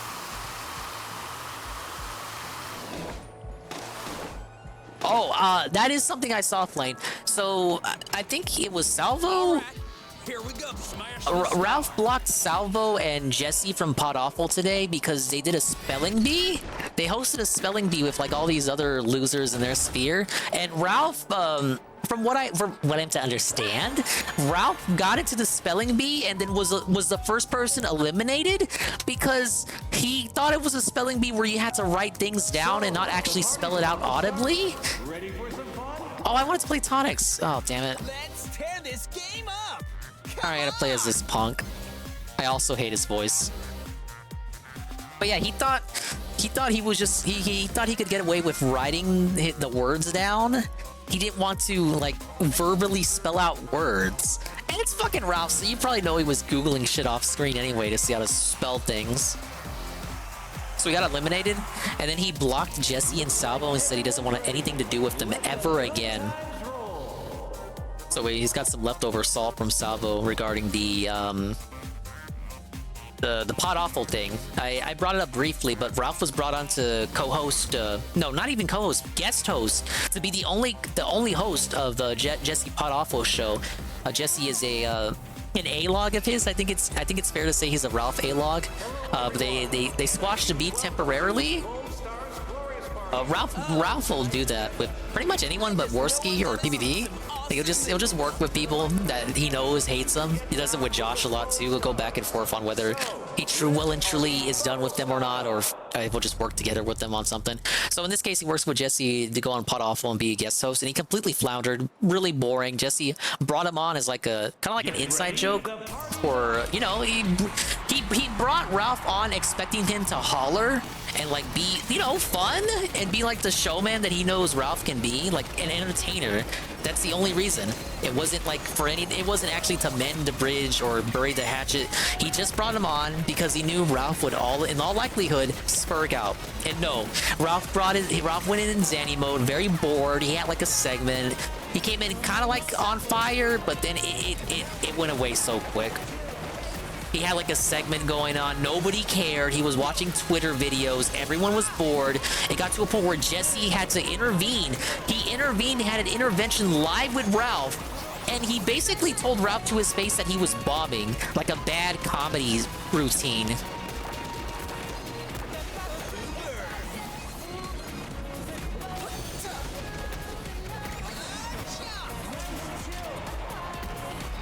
It was rough. He was critiquing Ralph to his face. Like, bro, you're bombing out there. But it was like, I think Worski made the comparison that it was like a band manager. Like, imagine you bomb at the concert, and your manager is afterward, he's behind the scenes telling you that he knows you can do better and doesn't know why you did what you did. Dude, I forgot I'm playing as this guy. I thought I was still playing as... I'm not even paying attention. I forgot what character I am.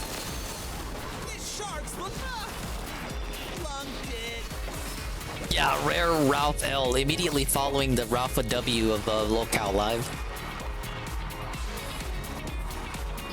DSP Super Bowl event live. Do not talk about sports. Yeah, I'm calling it the sportsless Saturday Superb Owl Snoozer. Yeah. Watcher too, because he's gonna be drunk. He's not even gonna. This is an improvement. He's not even charging for sips anymore. He's just gonna take them. Bill does what he wants, baby. He's going Ralph mode. This guy basically has Splatoon mode for one of his specials.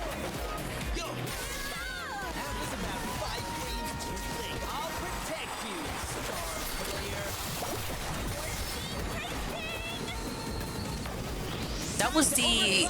Yeah, this person has the Season Pass character. Did you see that? She had a giant laser for her ult. Massively broken. Pay to win. This dude's got some clowny-ass, corny voice lines, too. I don't know if I like them.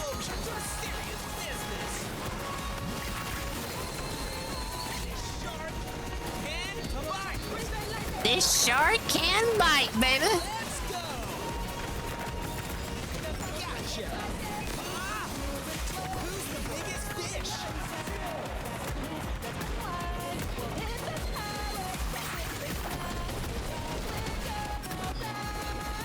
The hell? How'd he get behind me?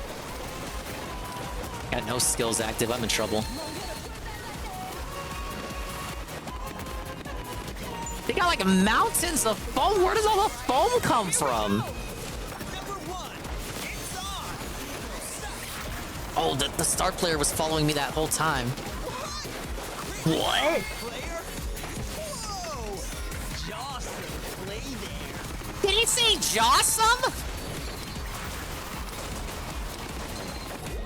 Yeah, I like the idea of stacking the foam for verticality, because that's one thing Splatoon 3 especially lacks, is that the maps are all Tetris blocks with little to no verticality at all, except for Flounder Heights. But it's just so bright and poppy. I like the style, I like the aesthetic, but it's really not working for like a game like this. Barely don't even know what the fuck's going on, man. Splatoon is stylish, but it doesn't have this issue. Like, imagine Splatoon, but the foam is actively always in your face to the point that you can't even see the level. And I guess I can understand you're supposed to, like, use the foam to, like, alter the level's terrain, and then that becomes the level and replaces the base level design. But it's just always in your face.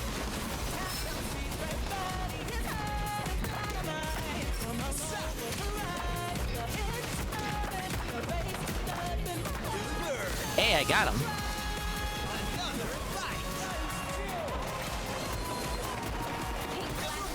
Oh, I got the star player. Did I win? Yes, the second W! Yeah, that's my problem, SCP. Sometimes I don't even know what I'm watching. Yeah! Nothing stops the shark! Nothing stops the shark, man. Yeah, it's actually too much foam. 2 out of 10, too much foam. Wow, look at that. The season pass character? The season pass character is the player of the game. Huh, interesting.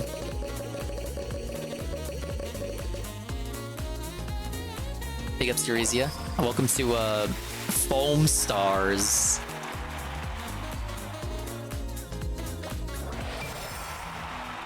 The Rubber Duck Party. The fuck is the Rubber Duck Party? I didn't even get to test this character. I was trying to be Tonix. All right, how does he play? I noticed his shots were way slower compared to Soa. Does he have a charge? No, he doesn't. His shots are wider, but he doesn't get very many of them. Too easy. Exploding shuriken, very cool. I smell blood. And then he has Splatoon mode. He has Splatoon mode. He has Splatoon mode. He just has Splatoon mode for his special.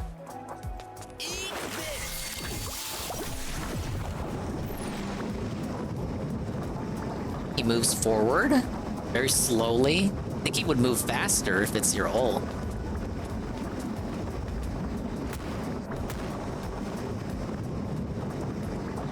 I guess he just chomps on whatever's in his path and then explodes. I feel like the specials in Splatoon are a lot more unique. You got more situational ults. Whereas here, I just feel like all the ults end in an explosion. Not every special in Splatoon ends in an explosion. They're not all like that. All right, can I get a match with Tonix? Just get a feel for her again. That feel, right? Okay, yeah, she had the bomb. All right. And some smaller shots with more range. Let's get busy. Let's get busy. Yeah, she had the bouncing dude Take it away. and the turret. Busy turret 3.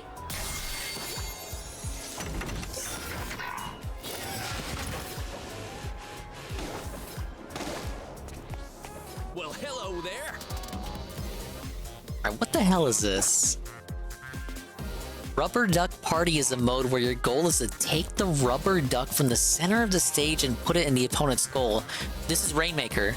This is Rainmaker. They copied Rainmaker. Putz should play this. They got Rainmaker in this game. They got Rainmaker in this game. Hey, thank you, Euresia. I appreciate 2 years of existing as well. Thank you. Hopefully I can exist the whole night without a sleep segment. Staying near the rubber duck for a short time will capture it, and it will start to move along the route by itself. Oh, wait. No, this is tower control. Yeah, tower control. You don't need to stay near it to keep it moving. Get the rubber duck to your opponent's goals. What? They just straight up copying whole modes now, huh? There are several checkpoints, just like tower control. The duck will stop automatically at these points when it reaches them temporarily. So let the opposing team take the opportunity to steal. It's tower control! If you hold circle while on top of the rubber duck's head while you control it, you can start dancing. Finishing a dance will make the rubber duck dash forward, gaining your team a lot of progress. This ice cream on my head's gonna melt. Fuck you. The rubber duck will move faster across your team's foam and slower on the enemy team's foam. Rubber duck party. Fair enough. I mean, I'm not the worst in tower control. It's not my worst mode in Splatoon, so we should do all right.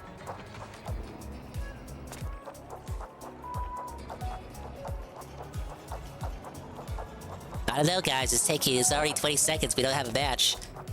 You guys told me this game was giga popular in Japan. Giga popular.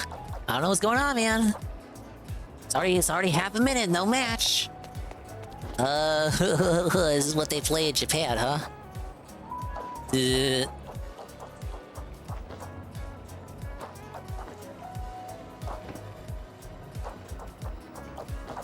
says Splatoon is only played in Japan, but then says Mortal Kombat is less of a game because it isn't played in Japan. Like, that makes sense, man.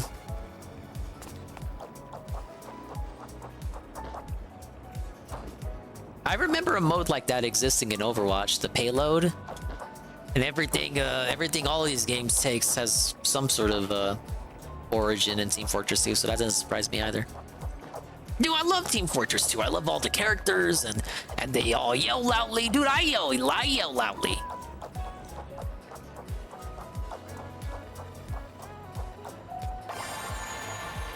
Took a minute. The only reason I'm getting matches in the base mode is because no one else plays this game long enough to unlock the further modes. Ready for some fun?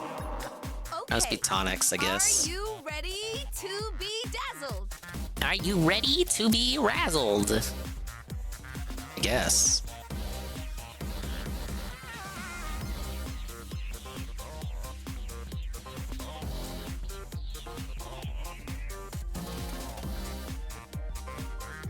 Those modes are fun though. Have to. What? Connection loss. Returning the title screen. Now guys. Disconnections. He rage quit. I unlocked another mode. Happy Bath Survival. For disconnecting, I got a mode unlock. Yes. Even the game doesn't want you to push the payload. Think about that. Your teammates already don't push the payload, and now even the game doesn't want you to push the payload. That's tough. Oh yeah, a fella Foam Smash fan. Okay, let's get Only wild 42 together. minutes to do this specific mode. Think people would be jumping at the chance to play it. Dingus, it's 2 in the morning. Well, yeah, but you guys told me this was gotta get popular in Japan. I should be like queuing up like that. They did make me choose my region at the start, though. Shake things up. I ain't playing with Asians, man. Oh, so you do refill by surfing. I didn't notice that. Whoa, just like Splatoon.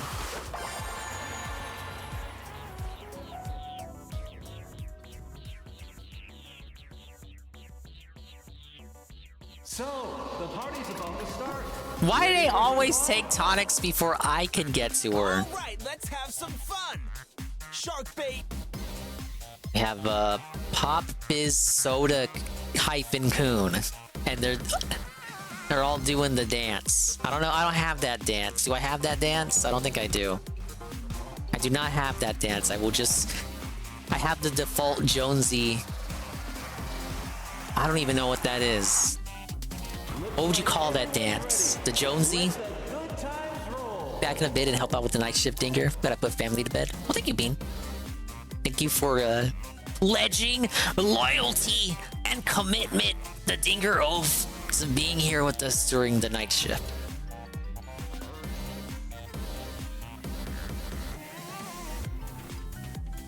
Hello guys, this isn't looking good. Oh, it's taking so long on the loading screen. It's taking so long on the loading screen, guy. I don't know, it's gonna disconnect again. You know it is. Hello, everyone, and a huge welcome to Foamstars' glorious party. Tell them good night from you. Yeah, good night, Cam. Everyone say good night to Cam. He is in the flow. It's gonna be a wild ride. I like the designs too, SCP. But it just hurts me all the more because if this game fails, it's not gonna get a sequel. The character designs and all this cool shit is just gonna go to waste.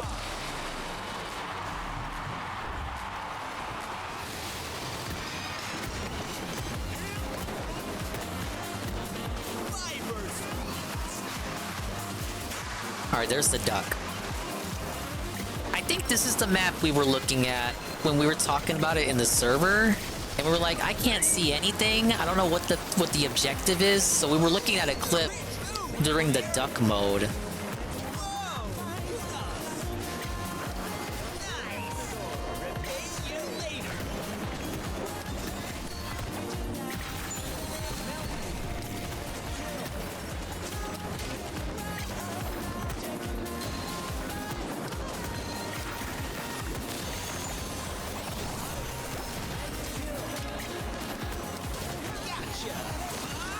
Alright, where's the duck at?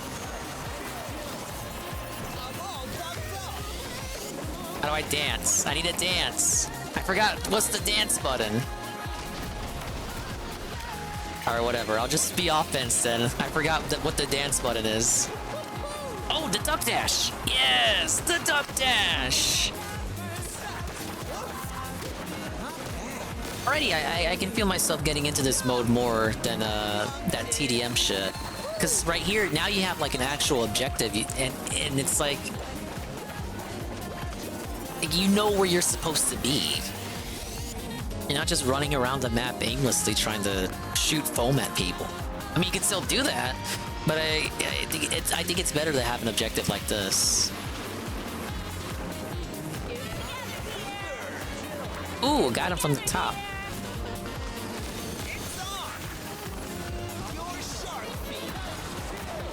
You're shark bait. There's one over there.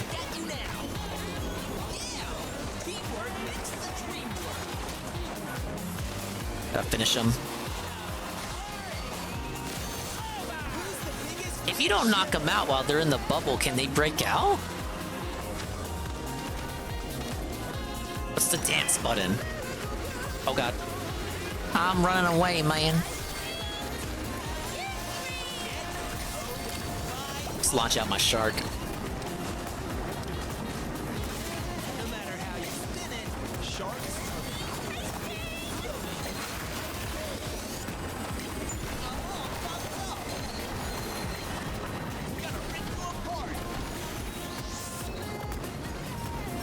I ended the shark skill early. Shit. Season pass characters making things too easy. We can't. No, making things too difficult. We can't make a push. She felt at me.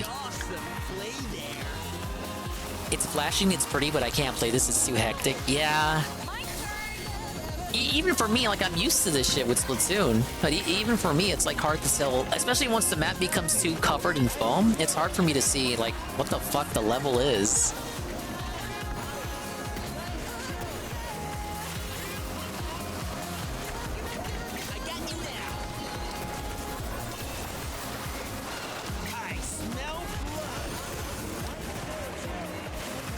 I saved someone?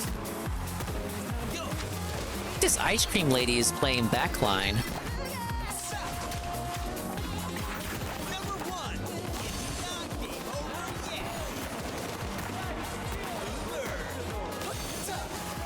That was a close one. Oh, I got 3 chills there. Oh, but no one's on the duck.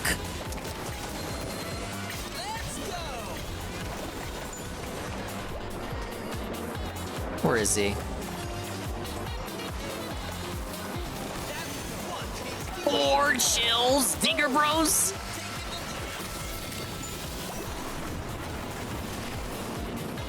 We got the duck dash. We got the duck going. We're at the checkpoint. Yeah, I like this mode much better than the main mode. Why is this not the default mode? You're trying to copy Splatoon and you make TDM the main mode? What the fuck are you thinking? Square?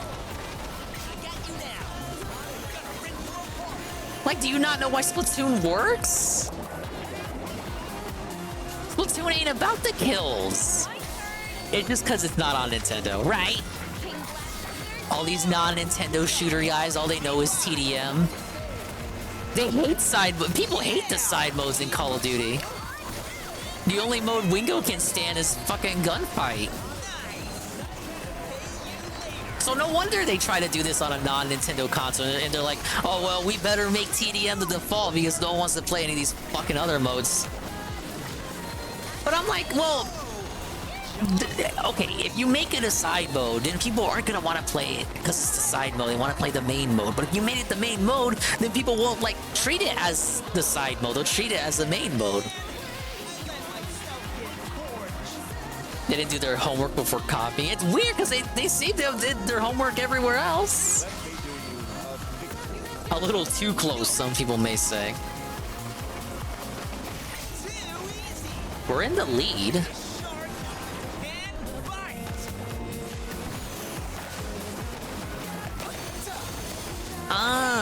Oh, I got the kill before he got the save.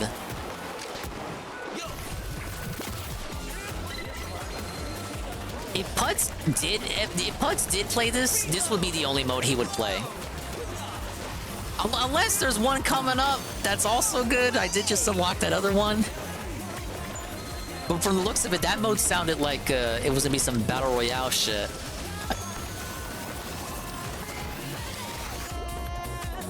Okay, just relax. Yeah, they haven't moved the duck past 23%. We're too good, baby.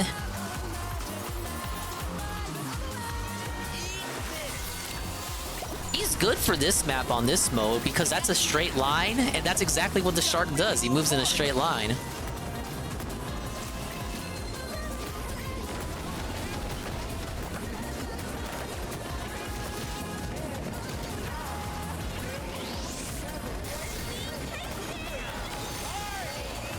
Two kills. Overtime? There's overtime? Now wait a minute, you guys. They're gonna break the lead. They're gonna break the lead, it's over! Dig your bros! Dig your bros! I hate defense. Okay, we won. Putz yelling over this music. It'd be wild. Alright, I like that mode. That's actually a big ups. That is the first tremendous thing about the gameplay. This specific mode. And you know what? It's just tower control. It's just move the payload. It's just whatever it was called in Team Fortress 2. I'll sell even more cones now. But check this out.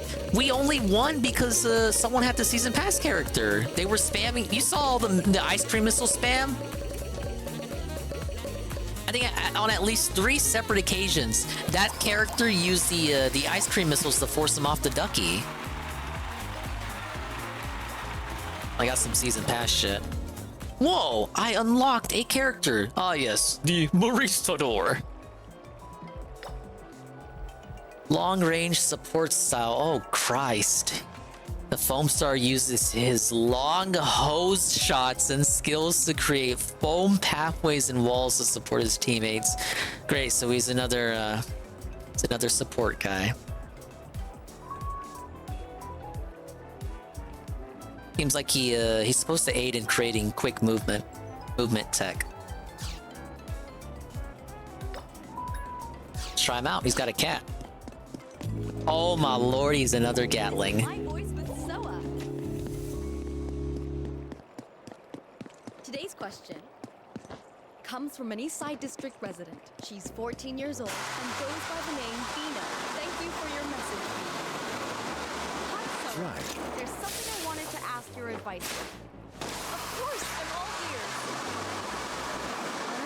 I like the weapon. Because I keep failing my classes and after-school clubs. Do you have These characters suck. Yeah, I don't like I'm not into the barista gimmick. Hey, thank you, Jesus, for the follow. Hey, Zeus. Anyway. Thank you, sir. Thank you for clicking the heart. Welcome to the 24-hour chill. to pass your tests and do well at your clubs? Savor the flavor as complex as life itself. Sad because you wish it went Okay, better. that's his I think defense. You only feel that way because you worked so This would hard. only add to the verticality issues I already have with the So, game. I think it's really cool that you're trying Guess to push what's yourself. brewing? There are That's some another, things that only learn through failure. Charge forward and make a path. This is kind of like Tonix's So, one with the failure bouncy is pig or whatever the fuck she had. You And it just shouldn't ends up worry in another too mound. much Time to pull some shots. failure. Here's some latte Failure art you is won't proof forget. You're improving. What? I think if you can get comfortable with Huh? failing, you'll feel a lot. Holy moly! I'm sure you're much stronger now. Oh, that it's in you've the shape of a failed heart. few times. How special So was believe in that? yourself. See you in the next verse of my voice. Well, That was hello like there. some Snake's Final Smash shit. Alright, what did I unlock? Did I unlock a mode? Was I gaslit? I guess I did unlock a mode. The game glitched. Let's get wild. Whatever, let's play the only mode that matters. We may just have to use Baristador. He's got the hose, he's got the drip going.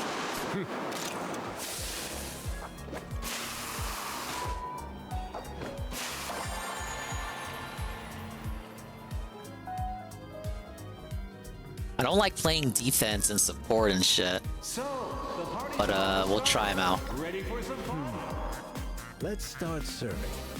I've got the best menu in town. Oh my god, that was so bad.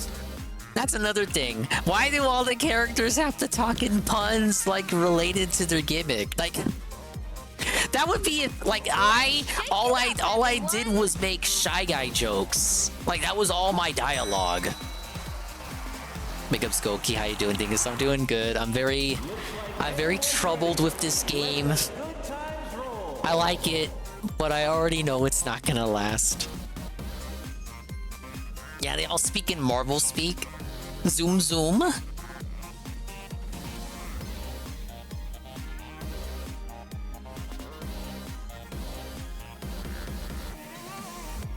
I like puns and wordplay too, but it doesn't have to be like the puns don't have to be restricted to what your character's gimmick is.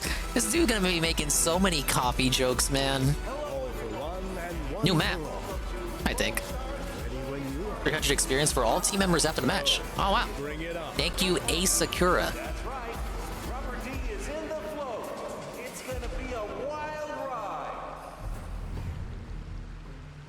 No, I don't think they do TRPG. Maybe they mean for you to mute the sound, mute the voices with those 1,000 audio sliders I saw.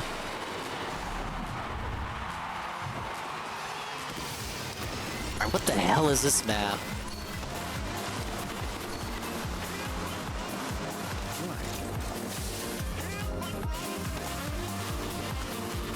His reload animation is the longest, I've noticed.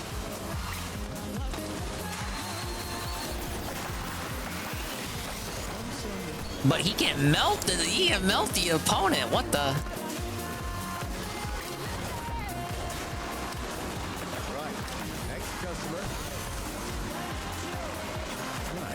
Got him.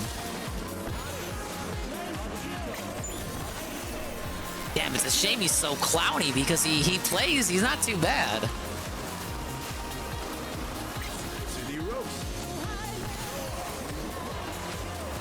Let's make some sort of defensive wall.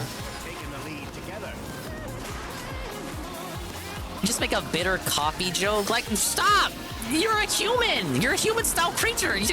There's more to life than, like, what your occupation is! You're like the guy!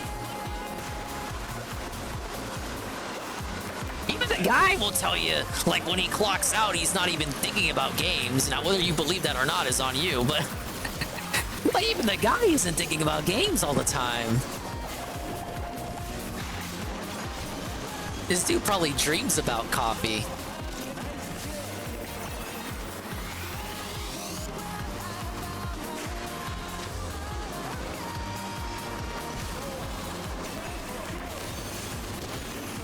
Okay, we reached a checkpoint. I gotta be careful when reloading. Oh shit! I wanted to save.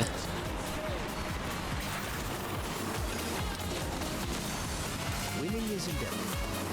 Life's about savor the pleasure of complex life itself. Oh! It's Ogre. They're putting up a good fight, but it's not getting any results. Couldn't stand constant voice lines in Overwatch. I'm trying to think of one. But no! That was every Tevin Mixer stream during an Overwatch segment. Fire in the hole! Fire in the hole! Fire in the hole! Oh shit. How are they moving? Now wait a minute. This one's rather bitter.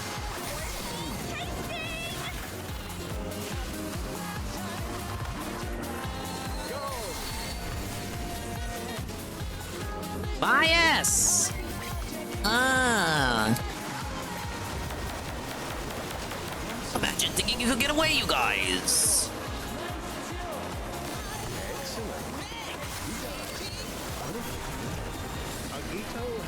Oh shit. Leave me alone. Nice defense. Thank you for letting me know I had a nice defense. Oh, the shark chases you. I thought it only went in a straight line. Help! Help! I dodged it? Leave me alone.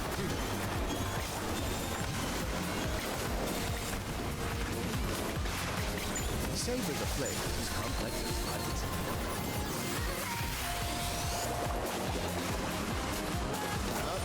Hey, you saved the teammate?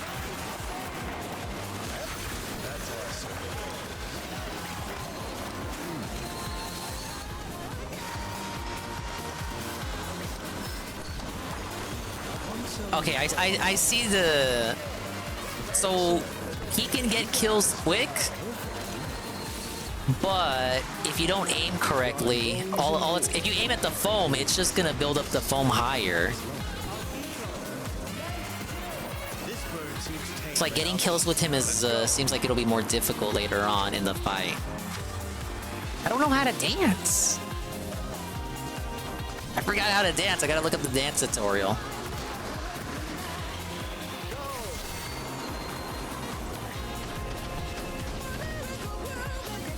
Planet there.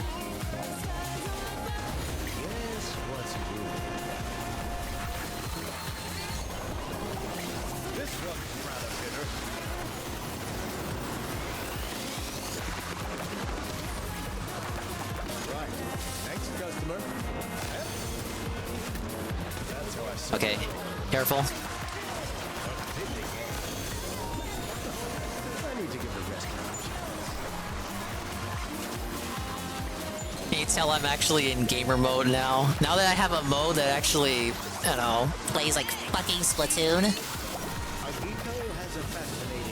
Oh god, no!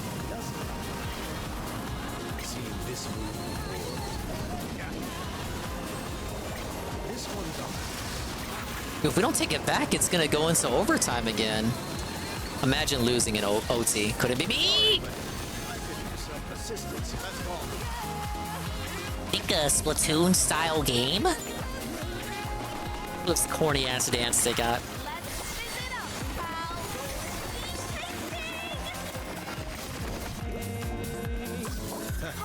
This is getting interesting.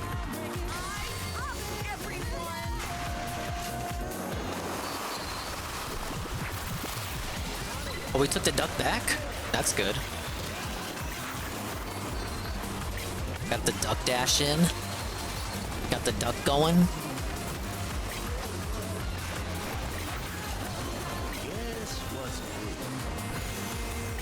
Savor the flavors, complex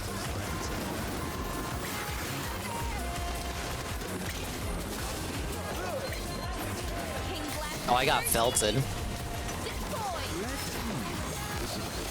It ain't looking good. They're gonna make a duck dash.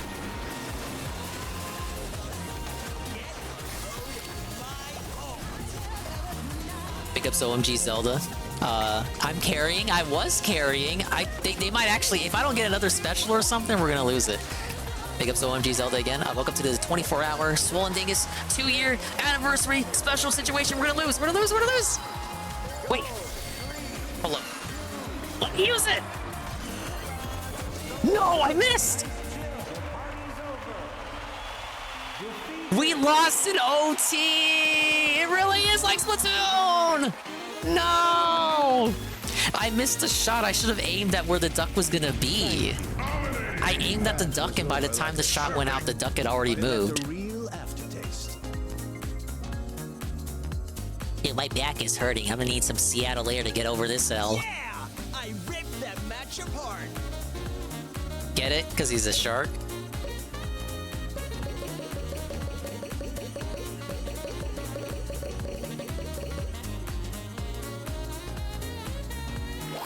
Yeah, using pay-to-win heroes. Pay to win!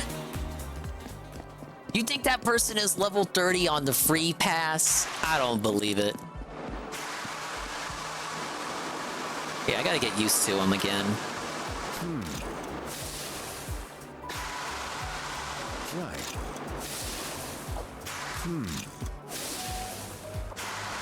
Seen this move before. Yeah.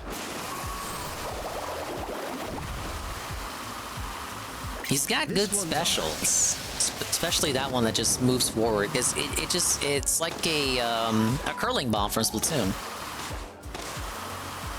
And then this is a viable defensive option.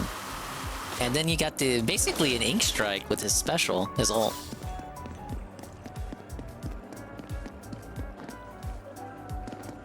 Well, hello there. Okay, let's get wild together. What did he mean by that? We'll do one more match with him, and then I'll try out the other characters. Well, can we finally get a match with Tonix?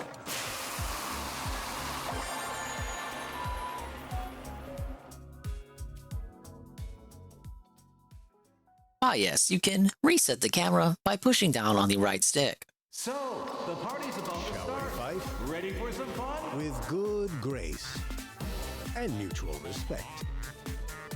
Is this how it works in other hero shooters as well, where you can't use duplicate characters? It ain't like Mario Kart where you can have like 12 Funky Kongs in a race?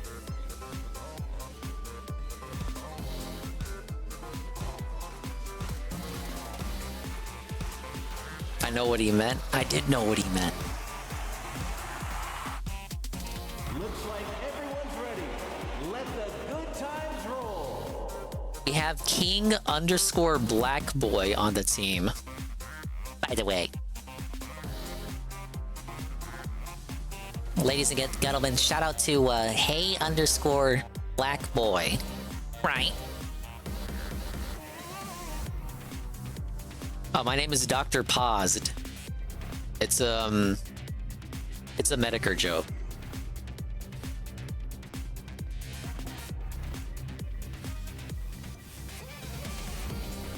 Oh yeah, did you guys see this?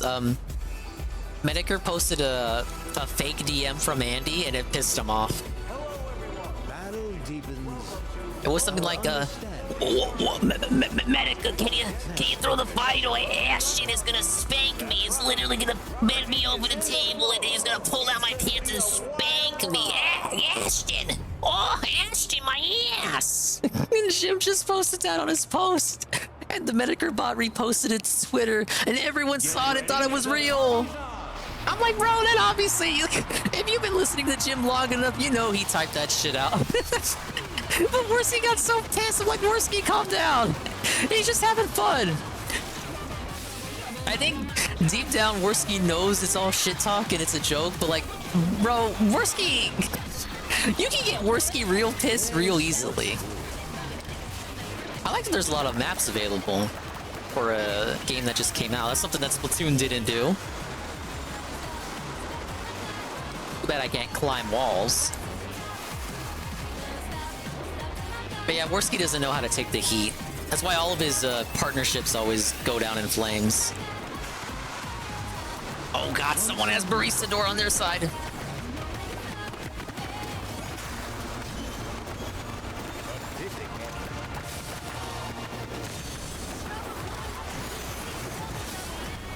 Kind of awkward to move around here with the stairs. Actually, let's try this. It kind of worked. Oh, I didn't see the stairs over here. God, I'm so dumb. No, the ducky dash. That is a big ducky dash. It appears they have taken the lead. City roast.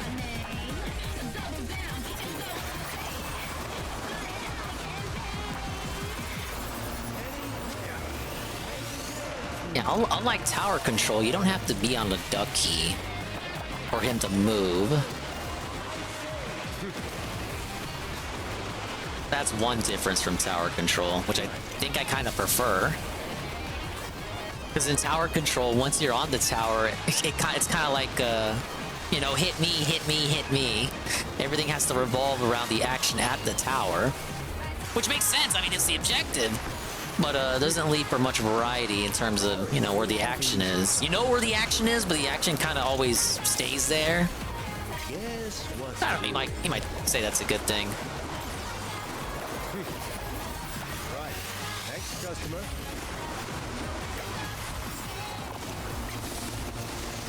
Savor the flavors. One order. And even get up to the ducky. Thanks.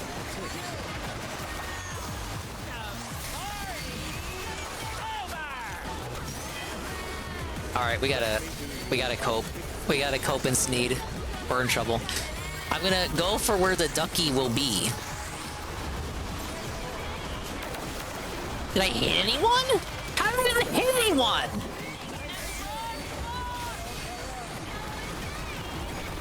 Black boy, help! Black boy, why didn't you assist? They should put this map in Splatoon. This map may work a bit better in Splatoon since you can climb walls.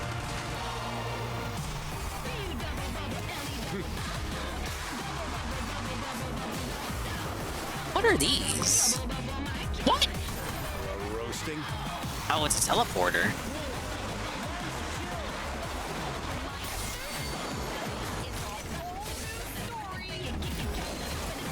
Seen this move before.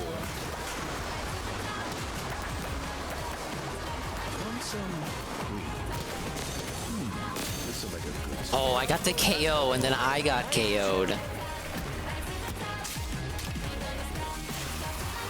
You gotta rise to the top.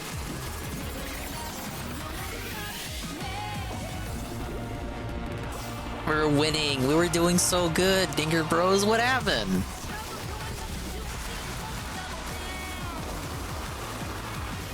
City roast.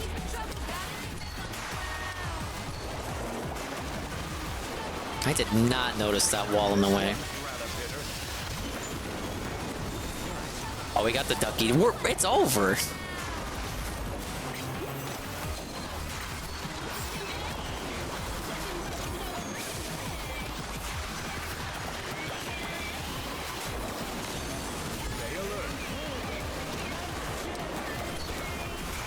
You know what it is? Their own baristador is probably carrying. Shit. Speaking of which, help! Help! Yeah, we're right there! Why wouldn't you? They don't want to save me, man. It is visual chaos.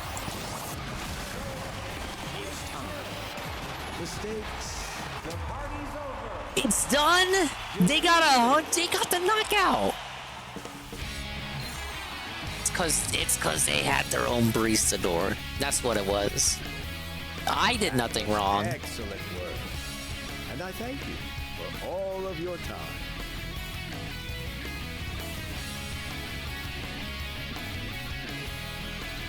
I'll savor this memory forever. Yep, it was their baristador. Look at that. Look at that. The absolute chicanery on display here. I'm the one.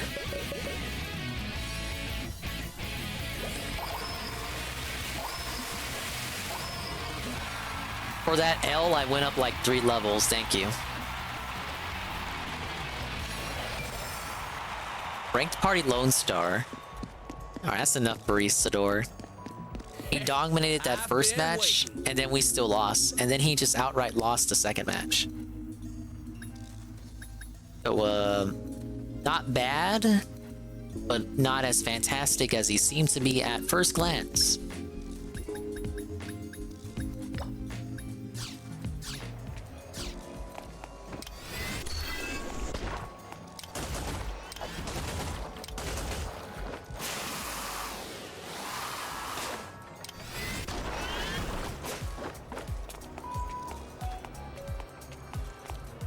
Oh yeah, a fella Foam Smash fan.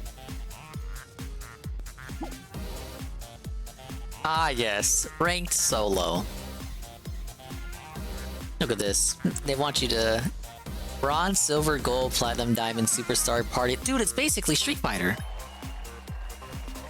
And just like Splatoon, you must spend ranked points to get in. back to Rubber Duck Party. I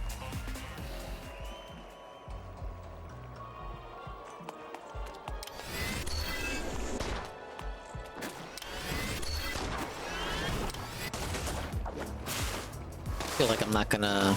I don't want to spam her bomb attack too much. So just tap, tap, tap, tap, tap.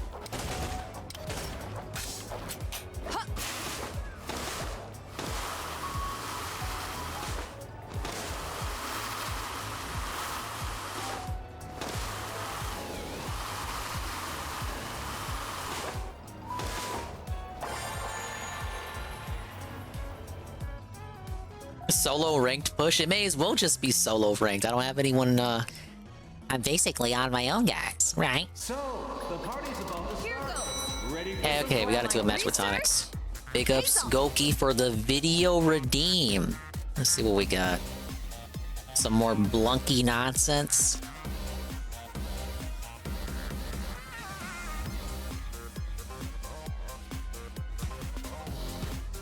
Good evening, everybody. Yep, it's the This is your dude. Blackbuster critic. It's Blackbuster.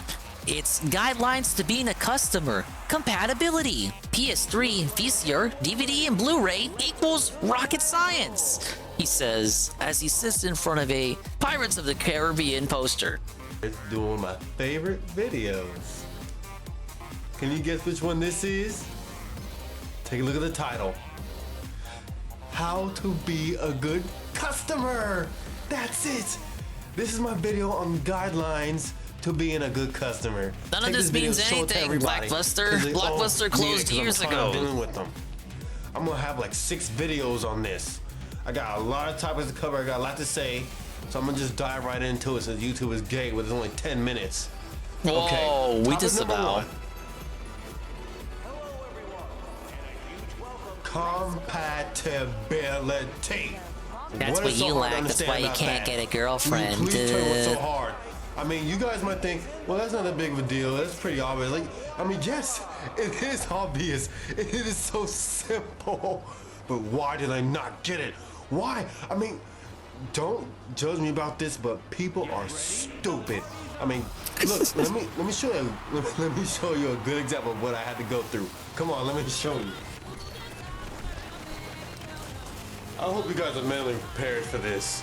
I really hope you are. For your video? This gave me Yeah, a I'm big as prepared headache, as I'll ever and be. it'll give you one too. Just watch. I got me a DVD.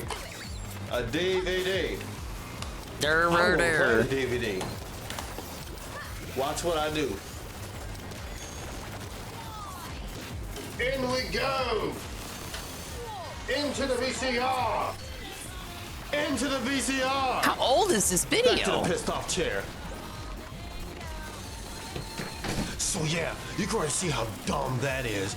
Look, this guy looks he mental. comes into the store, right? I got a line of people. He slams down his VCR, boom, and we're all like, "Whoa, what the heck is going on?" He goes, I don't think that's how that happened. No VCR player. And I go, "What the heck? What? Well, why is that, sir?" He goes, "I put your DVD in my VCR and it broke it." And I'm just like, what? Your DVD broke my VCR, so you guys owe me a new one. Is that First how thing it works? I dived under the counter, and I just laughed my butt off. The guy was freaking hilarious. I was down here biting my tongue. Then I came back up. And I was like, "Sir, Where's my... Actually, where is there's Ash? no other way I can say this, but common sense would tell you that would not work. The slide is like this big, you're putting in something this big, it's just retarded." And he goes, "Well, you guys need to do something, because now I got a broken VCR, because your DVD is in it." Sir, you got your Blockbuster card? Yeah, here's my Blockbuster card. I won't need it anymore. I pull up his account. I take out the DVD.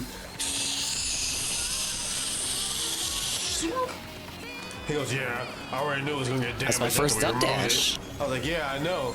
Pulled up his account and charged him for the movie he damaged. "What? You can't do that."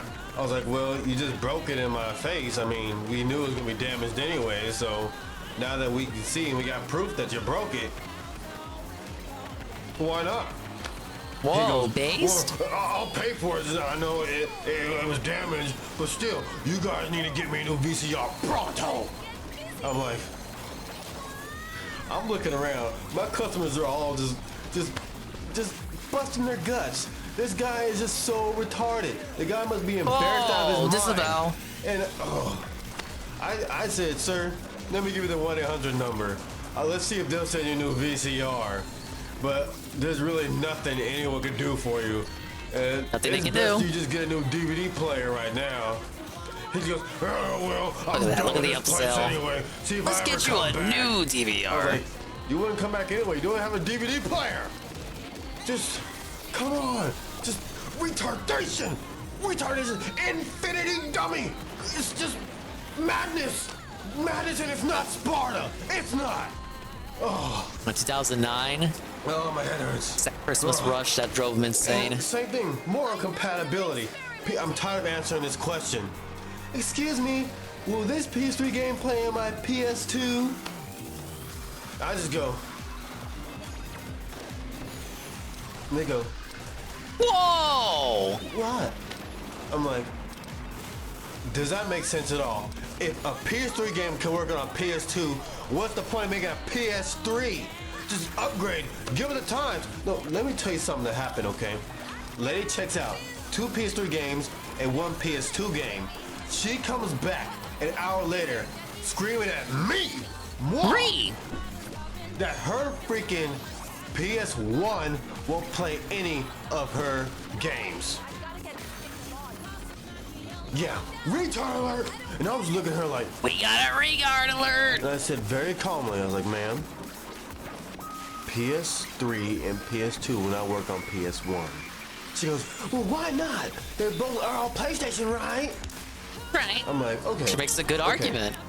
What you're telling me is, if I take a PS3 game, like Soul Calibur 4, and I travel back in time,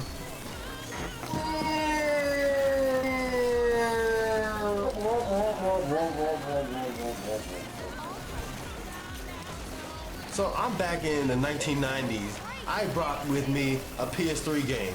So what you're saying is, I can pop this PS1 open, insert my PS3 disc, and play it. Yeah, I was like, ma'am, you cannot brought us nowhere. the future with the past. The technology wasn't even made yet. Why would this work? Why would it work? It's just dumb. Just use your head. Common sense will tell you that. Oh, and then she also touched my other subject on compatibility. Let me show you something.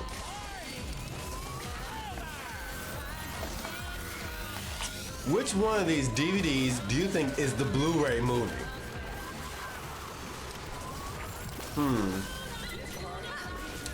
Well, look at me. I'm just a regular guy. I've never seen Blu-ray before. All the DVDs I've ever looked at all these years have looked like this. So why would I go to the special shelf with all these and I don't have a Blu-ray player? Yeah, she also rented about 2 Blu-ray movies and couldn't even play those at all because she didn't have a Blu-ray player. Just dumb. This is struggles offending. How stupid is that?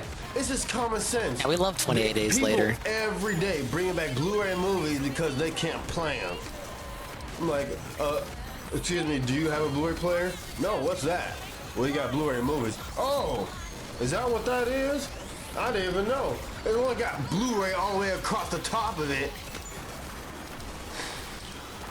Just, I'm sorry. Why do you do this to me? Why do you all do this to me? What have I done to deserve all this stupidity? Gotta protect the duck. That's all I'm gonna speak on this video. I'm gonna make my next one pretty soon. I didn't know it was gonna take me this long to just explain about compatibility. That's just how dumb people have been on the subject. But until then, I'll see y'all later. Remember, PS3, PS2 will not play in PS1. PS3 will not play in PS2. Rule number 1. PS2 and PS1 will play in PS3. PS1. You have a Blu-ray player? Rule number 2, Get PS2. one. If you don't, stay away from the Blu-ray shelf. Lastly, DVD will not work in your VCR. We won! We took it back! Yes! The defense was right. Yeah, PS2 actually could play PS1. Actually, PS3 can play PS2 and PS1, but the customer had a PS1. Common Dingus W. I don't think I contributed to that, though. I really wasn't feeling tonics. In the moment, in the action, I was not feeling tonics. But I won't rest on my flippers.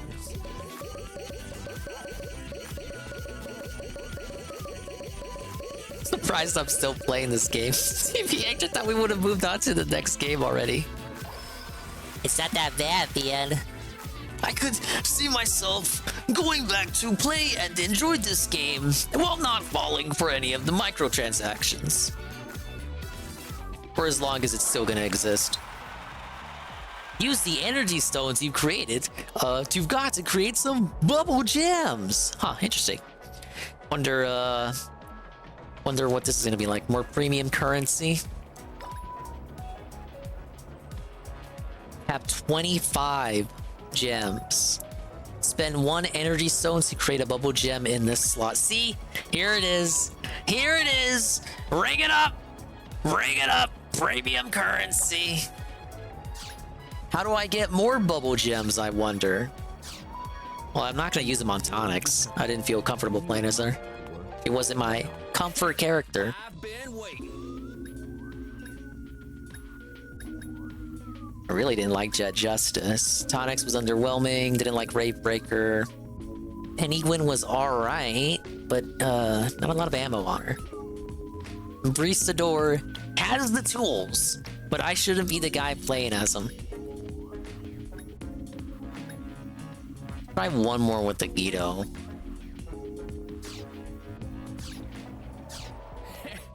I've been waiting. Yeah, he had the shotgun. He's quick on the surf.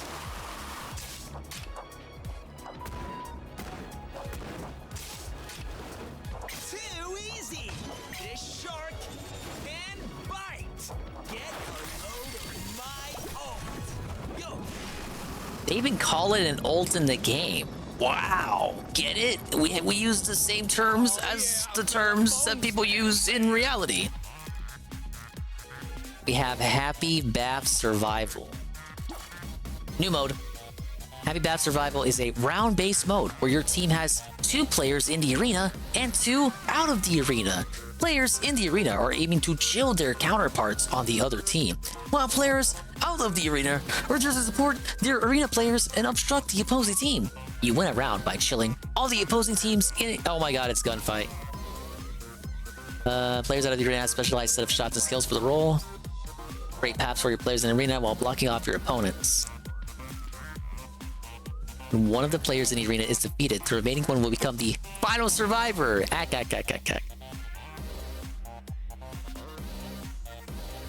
Can revive him though. There's water in the arena that will chill you if you fall in. Take care not to accidentally take a bath while you're fighting. Happy bath survival. It's just like Splatoon. Like a lot of things in this game. DSP implied that he would take a look at this during the marathon, Saturday.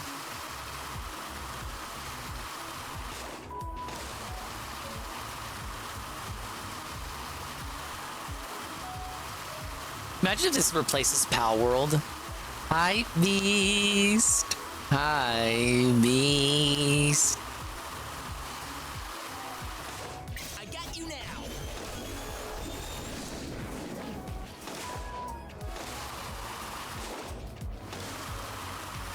I smell blood. Oh, this would be cooler if he could create foam as he traveled, like the Kraken. How much coke did I have for breakfast? I had a breakfast, and then I had a big bite hot dog from 7-Eleven, and then a bowl of spaghetti. Spaghetti! And that's it. That was my day. That was the feast.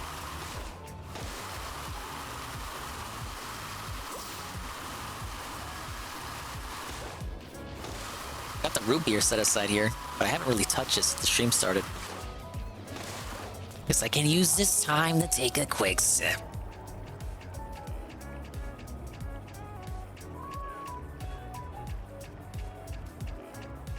I don't eat much. That is normal.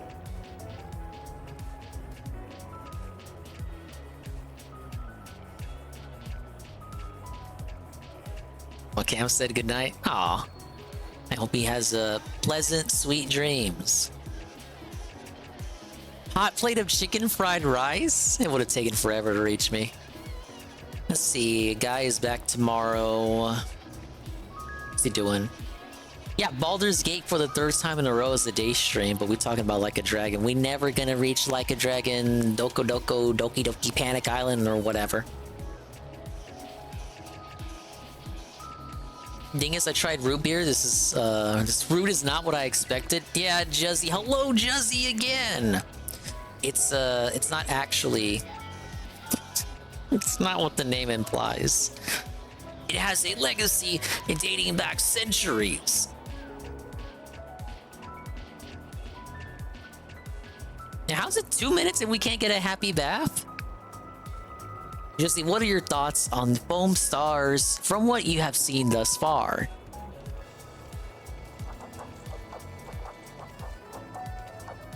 It is on. Well, I guess it's on.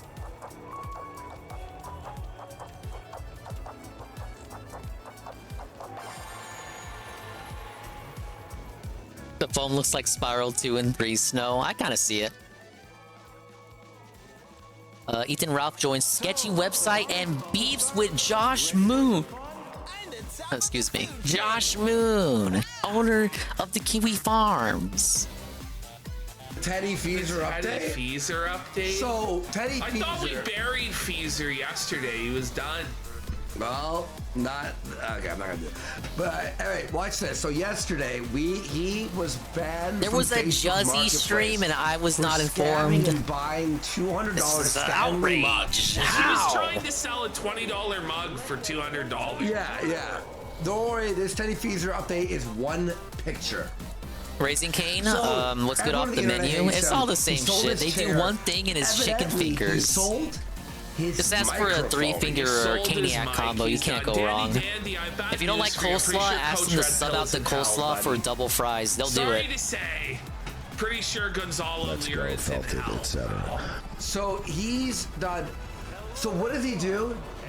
It's time to leave the internet, right, guys? No, it's time to battle Josh Moon. Yeah. That work. I've never been into coleslaw. Right, guys? Well, Teddy's got Ralph's back to the bitter end. Yeah. Him and Ralph are gonna battle to the do good with a 3-finger. That came out wrong. Remember when Josh had it takes me like a whole day to finish one. you in voice chat after stalking your every move for the last decade? Am I on the outside? Nothing? I am. Thankfully, he's got a very stable ego, so I don't have need to worry about him finding beam. this comment offensive. Josh has confronted Ralph in voice chat several times over the years.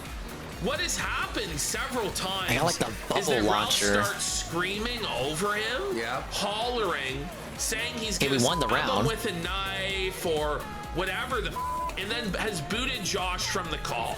Shit, So I'm for in the years, arena Ralph now. was afraid to actually have a conversation with Josh. Now Feezer tries to rewrite history that Josh is completely obsessed with Ralph, spends every moment cataloging his movements, which isn't true.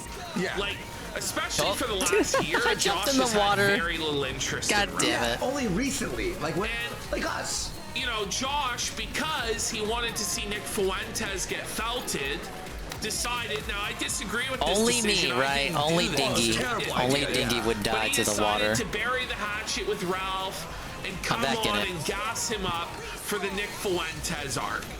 Ralph quickly squandered that. You know, went on his healthy arc. Now has squandered that. Has nothing left. Drunk and on pills, lashing out at Josh for laughing at him again. And, you know, Feezer just lives in an alternate reality, but Ralph needs to just calm down. Because, you know, Josh goes, Ralph, like, what a fragile ego you have. If you really weren't why does it bother you so much that we say you aren't Ralph? Are you just gonna let people lie on your name? Are you just gonna let them lie on your name? And it's like, there's nothing it's you the can yippee do, emote meme, but it's little me. I like when you say yippee. And start fights. It's got that positive beanie energy behind it. Very pleasant and innocent. Now he's calling him pedophile, all this sort of thing. Old tape. But honestly, all Ralph has to do is just ignore like Josh. Oh, he won. Like, who gives? That wasn't too bad, but it took way too long to queue for it. Even if he's not off here, it looks like he is, and it's funny as shit. But he is off. He turns his camera off all the time during his show. He's drunk, he's on pills. Of course he's gooning. But what's crazy, Ralph's allowed to throw snipes and jabs and jokes, and everybody else is lies. But he believes that he is immune from any sort of joke, criticism. Everything needs to be answered. I will make you suffer, pal. You are. Yesterday you wanted, because you didn't make fun of me. Oh, the website that's the website Sarah used. Yeah, I used it for the end stream emote for me. Just let it go. But he's totally burned the bridge with Josh, who was his last ally. Now the downward spiral is in full fact. I like his specials more than I like his main weapon, honestly. Real bad. He's lost everything. We have I like her main. I like their specials more. I don't like anything about him. But the ammo, don't like his main weapon. Gooning is awesome and stuff like good, but he's only good as a backliner. Let's go back to Soa. Back to Old Faithful. So strong that he started jerking off on the air and forgot to turn off his camera. It seems pretty plausible. All right, so here it is, guys. Well, let's think S-Mac for like Josh didn't do shit really. I used one bubble gem. Push back distance up. Yeah. This is so funny. This times until guaranteed S rank.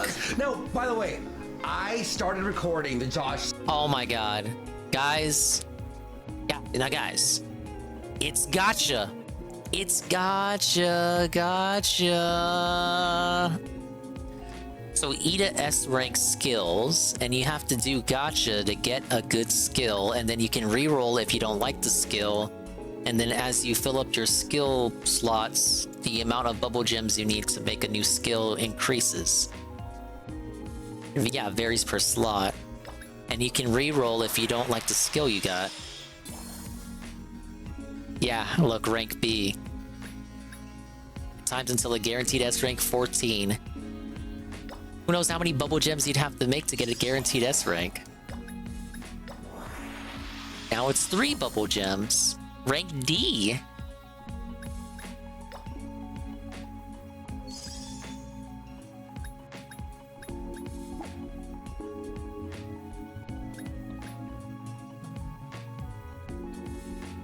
You can only have one of each effect, too.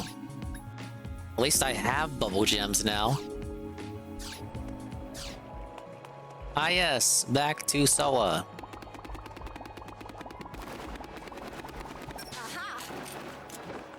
Truly the stock standard character that everybody loves. Let's go all out, Spiky. Let's dance. Oh, she can do this twice.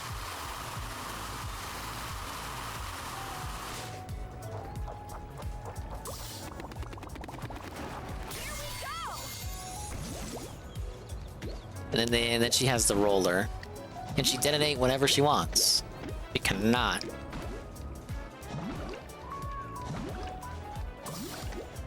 Why does your chick look like every white girl on TikTok? She reminds me of Iono from Pokemon Scarlet and Violet. What's wrong with that? She's pretty.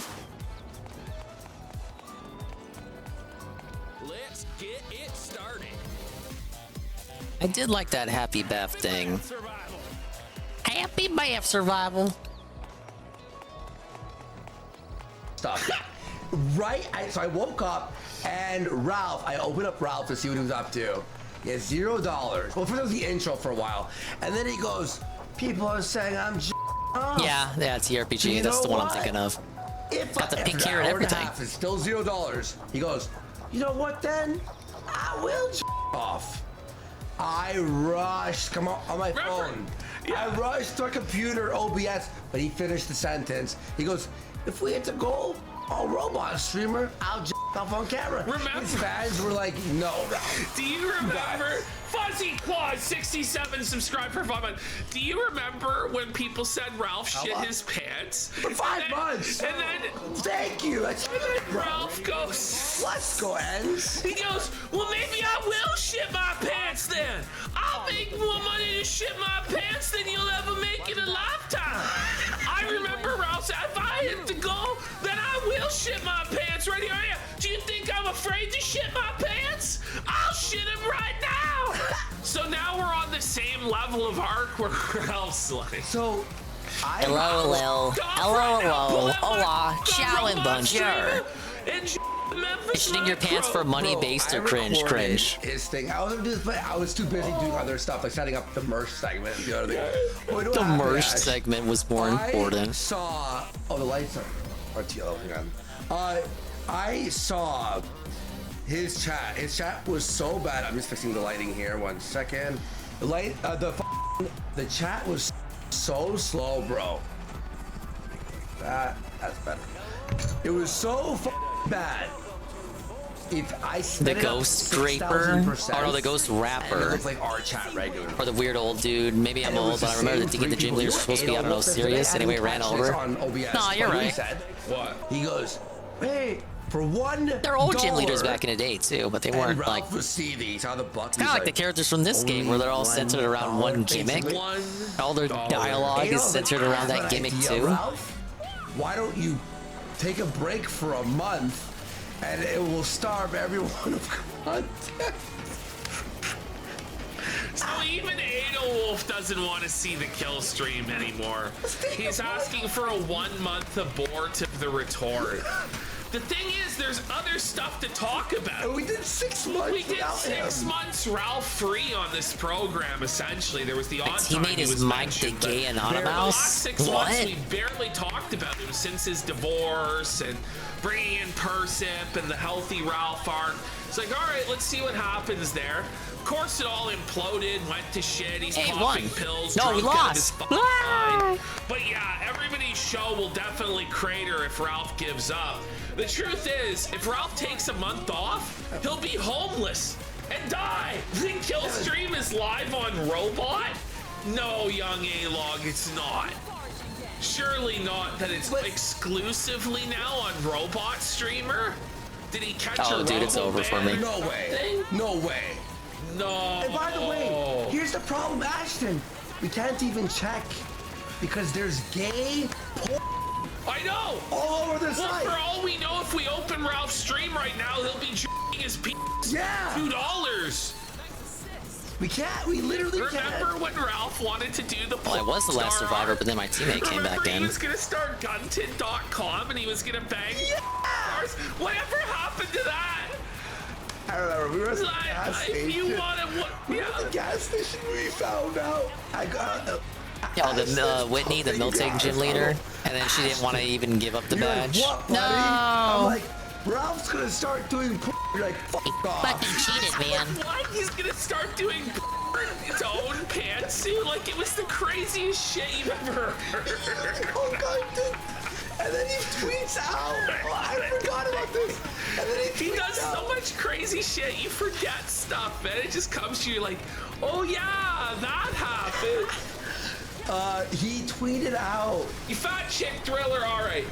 We'll check Robot Streamer for 20 subs. 20? Yeah, we'll go there and check it out. I'm scared of that website. You know when me and Ashton opened it on this PC, right?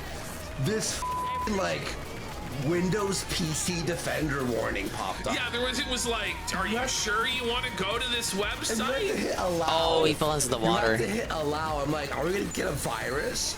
Of course. Jerry says he's not getting notifications for us anymore. I don't know what's going on, man. I'm gonna call me phone. Let's call up Eddie. Eddie, what's going on? I'm gonna phone Aiden. Hang on. Aiden, what's happening, pal? Why are people not Well, that was getting Claire, the not Whitney? notification? Oh yeah, you're right. Claire was the one that refused to give it to you. And then Jasmine wouldn't even have the gym fight with you until you got the medicine for us. Listen, it's your website. Are you gonna figure it out or what? That's what I thought. All right, thanks. All right, he's on it. Sorry about that, guys. Fat Chick Thriller has gifted 10 subs! Sheesh! Another 10 subs! They actually made their goal. So here we go. Robot streamer. Alright, here. Alright, so let me get one match in as what's her face? You mean a different her? But clearly there's plenty that I'm not aware of. Well, that's true. He's still going to 20 viewers on Robot. But as we educate ourselves, we realize that there's so much more that we don't. Yeah, we will get EBS back on. PowerChat.live/TheRockForTor, Killstream.live/tip, $Sunset Squad on Cash App. Rumble Cash Rants. App. Can we Phil hit should the start goal using Cash App. No, you can't. Can we hit the 51%. goal? We're halfway there. Ralph has this new thing where he just says, "Can we hit the goal?" But we're halfway there on the goal. Can we hit it today? Can we hit it?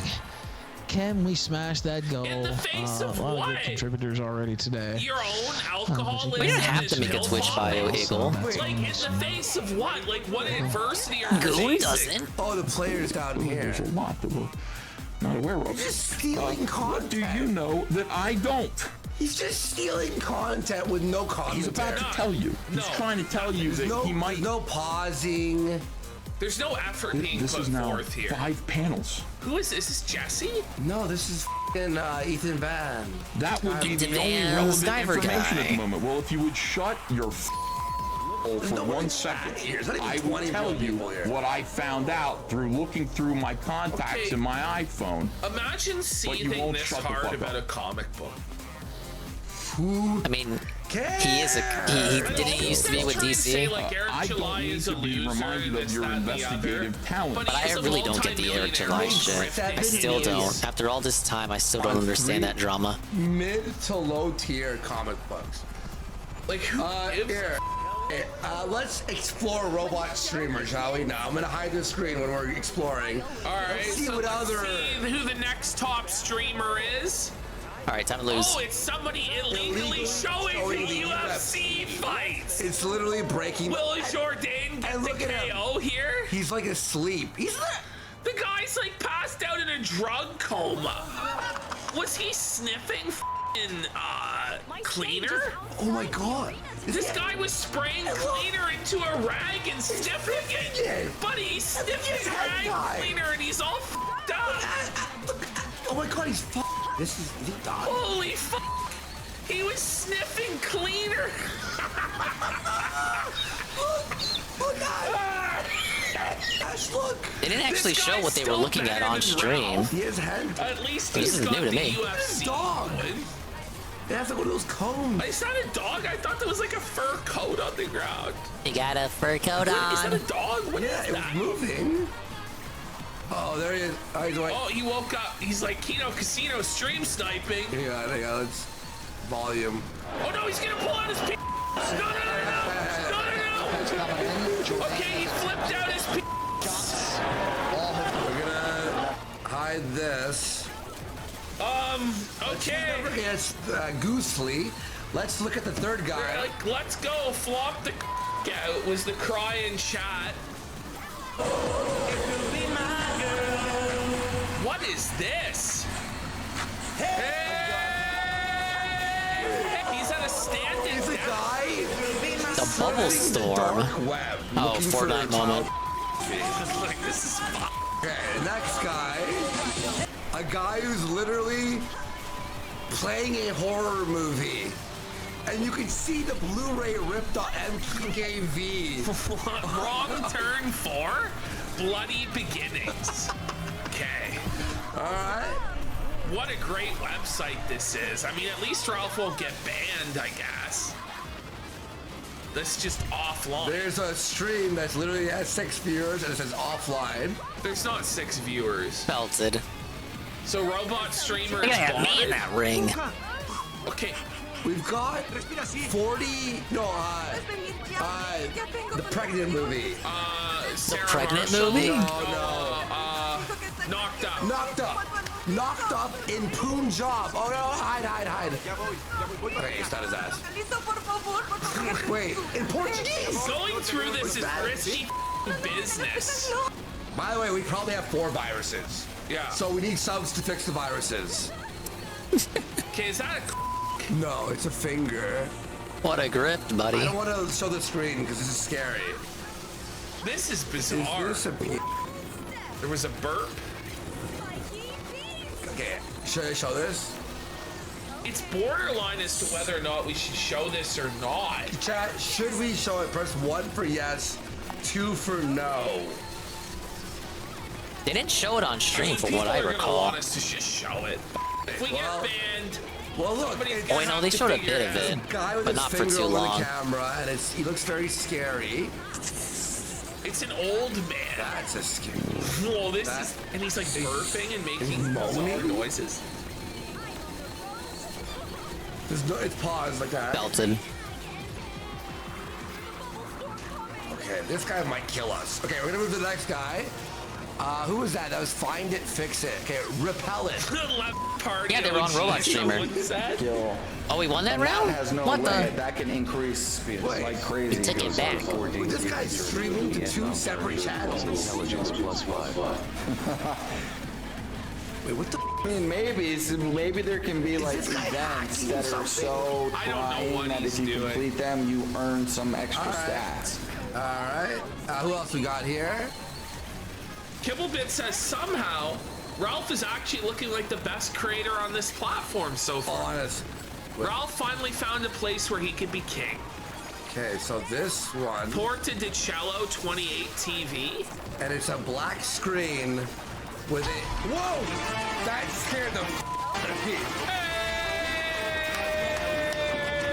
Let's go, Thumper, etc.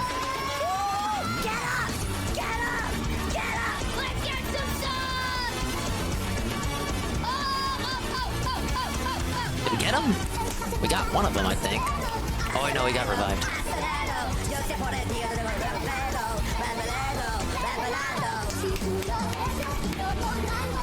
Dude, I'm actually part of the force that's applying the pressure. It must be a tax fraud thing. I don't know what laundering scheme. So here we go. Next site. You ready? Lord WX. Let's see what's happening here. All right. What is he playing? Atlas of Discovery? But it's like in French. How am I not dead? In French to 3 people. There's no real people here. What the It's like a text-based game. Oh, I got the save. Is this something you played in like 1991? Is this the new Bitwave, buddy? Got him. Okay. We got Aha. 2 more streamers. Here we go. Aha. It's okay, the FX it's a show. TV show. Is it Fargo? Might be. Whoa. Right, I was and actively last but putting not in least, work every Radio round of with that. No viewers.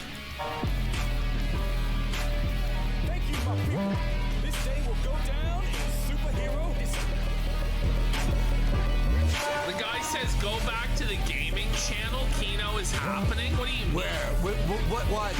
Which one? I need a name. I need a name. Which one? I need a name. Like We made it right to player level nothing's 8, happening here. season tier The 9. gaming channel. Oh, here we go. Here we go. Here we go. Okay, what's going on here? Give me a second. Let me see if I can get something to snack on, and then I think we'll go ahead and change the game. Overall, He's doing exercises. Good style, good funk, good aesthetic, gameplay. Kino. You heard me complain about the gameplay for about 3 hours already.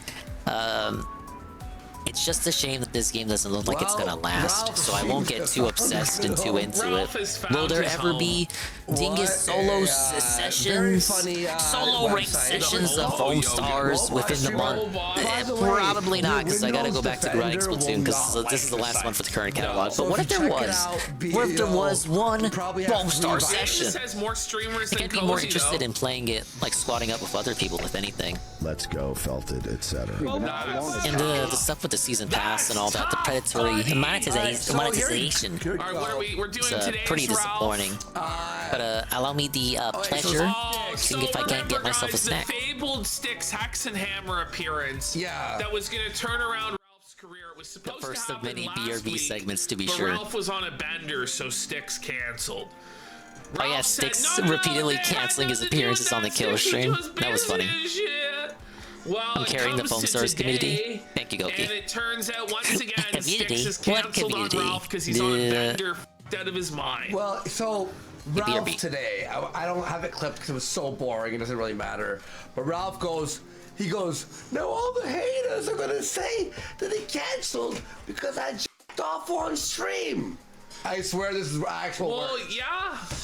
And then he goes, actually, it was his birthday. Well, he knew it was his birthday forever. Second, Ralph then goes, he begs Styx to release their DM to prove sudden change of plans.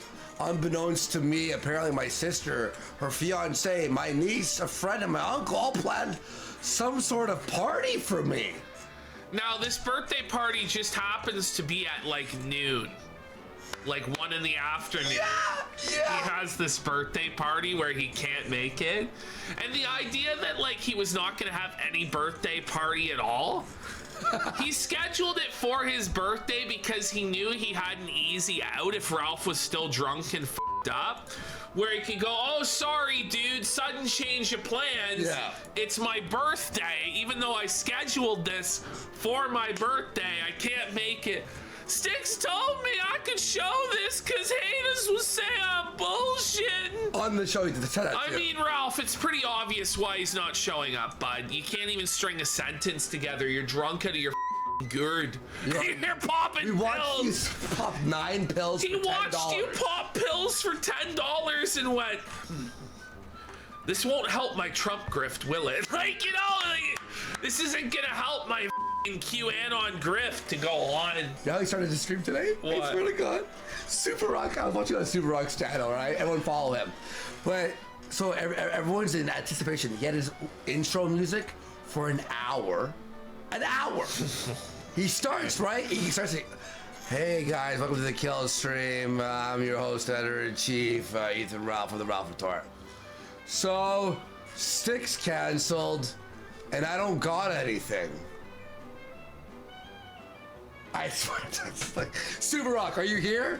Could you? Why even go Who live watched it? then? Who was watching on Super Rock's channel? I swear this happened. And I can't show it until he ends the stream. That was his opening line, and he goes, but I'll stay here. He watched 7 videos on Jewish tunnels. With no commentary. Clutch saw it. Yeah, how many videos on Jewish tunnels can you actually make? You know, I'm running defense for the Jews. All right. I'm going to Gabe's house. Well, Gabe weighs in. Oh, Gabe weighs in again. There we go. Gabe is so f***ing ruthless to Ralph. I just love it. Either Ralph's big guest, Styx Hexenhammer, 666, and I think it's his name, cancels last minute on Ralph and his tiny... Gabe, can we stop saying it's 300 viewers? There's not 300 viewers there at all. It's not. There is not. Gabe gives him every benefit of the doubt. You know, he's actually a very charitable Jew. He is. That's an oxymoron. No, buddy, that's anti-Semitic. Let's go, Felted, etc. Gabe's check isn't gonna clear if you say shit like that. It's true. I have acquired Little Bites party cake muffins, and the mascot is a dog with a blue nose that looks like a COVID mask. So already you know what's the snacks for me. And let's see what else we got to play. I'm gonna make it a surprise, so I'm gonna go around the home menu and you're not gonna be able to see it. Oh, hang on. Very funny. But here he goes. He goes, Rife hyped is true. Ralph hyped up this interview, hoping to break a streak of three failed shows. Yeah, it's like he hit the goal once out of the last 9 shows? Yeah. About. Oh, that's tough, How many buddy. times has he hit the goal in the last 2 weeks? Is it time to lower the goal to 100? Yeah, that's about what We he can gonna make lower in a the day is goal? about 100, $150. Because it looks really bad. And by the way, he used to fake his goal. The problem is he can't anymore because he doesn't actually. He realized, oh, you don't get real money when you fake it. But what's the point of even having the goal? Yeah, what is like the goal or not? I created the goal. It was me I'm on the Twisted one. Mind to survive. It was $100. Remember? Yeah. And I would always do. Oh, actually, I remember. It was I would do the goal. Would be I would do like a little show called The Twisted Mind of Andy Worski was there Worski. on ground zero with the goal. And then if I hit No it, one did goals I would before game Worski. until 4 in the morning. Remember? Yeah. That was Hey, the just point. like me. And then Ralph stole my goal idea. Remember that? The bar appeared after that. Were you the first person to do a bar? I swear to God. I swear to God, everyone stole it. I don't know. I man. swear. You were the first person to ever do a bar. After I did it, Mersh did it. I f***ing did the bar first. Jaden says he used to watch the Tetris streams. Yes. I'm great at Tetris, by the way. But no, it's true. Andy Gumpski? They're saying Game Grumps did first, Andy. This is schedule. Which games you playing at which time? Ain't no schedule like that. I'm kind of looking at what I got, deciding what would be appropriate to put on. Calm down. Oh shit! Andy doing bars. I ain't that Andy organized. Bars. It was cocaine. Coke. Lines. Coke gang. All right, let's. What are we doing? All right. So now A lot of it will be got, stuff that I've been kind of looking at playing here we for a go. while He's now, very funny. but haven't had an Josh opportunity to look at. Has been attacking his E-daddies, Ricada and Dick Masterson for years now. All because they didn't do what he told them to do. You know, like to not defend pedophiles and not be disgusting alcoholic degenerates. Maybe they should have listened, but he goes, then he attacks me out of nowhere. Well, no, Ralph, you jerk off on stream. Josh is Mr. like LolCow. That's what he does. He makes fun of people online. He laughs Dark at people. side filled LolCow. When you jerk off on stream, he gonna cover it, bro. Yeah. And he just made it like he just laughed. He didn't go, "What a piece of shit Ralph is. He's a pedophile and he should die because he jerked off on stream. People shouldn't donate to him and I hope he died." That's not what happened. No. Out of nowhere. Out of nowhere. But bringing up the fact he ran a pedophile board for money is one step too far. A person I don't know weighed in. It was very funny. I know it was here somewhere. Right here. Yeah, I didn't think I'd be belaying Foamstars for that long, dude. Look I at really this got person. into it. Well, Hopefully, they just lay out the reality. games like this won't be playing for too long. So I gotta this get is what Josh variety said, in by there. the way, We're gonna that be was so variety evil maxing and tonight. wrong, this vicious attack. I regret to inform everyone that Ethan Ralph has pulled a DSP and accidentally streamed himself jerking off while listening to Nikki Haley. Felt it. It's Then he even includes Ralph's defense in the tweet. He says he denies this and says he was keeping his That's leg not from true. falling asleep. That's not true. Yeah. Matter of Josh fact- is reporting the news in the most fair and unbiased way possible there. Yeah. That was totally good faith. Unbiased He's and just good having faith. fun online. But Ralph goes, untrue, but I regret to inform everyone that you hosted a haven of Let me snack on these cakes before I really lose and it. did it for money. But what about the Now, Ralph was actually shielding the Ollie Alexander not even 6 months ago. True. Shielding for a cult. 13-year-olds. Like, You know, there's Ralph, just so stop. many instances of Ralph being involved in pedophilic stuff. That the victim was But asking for Rainey it. goes, he's a only when he makes fun of you, not when you beg him to come. They were asking for it. He said they were asking for it as a minor. They were tempting him. Josh, we want you on, Josh. Just desperate, pathetic. And Ralph goes, I said he set up a board. He did. Do you deny that? And you know, That was a lumpy. I'm not asleep. I'm eating.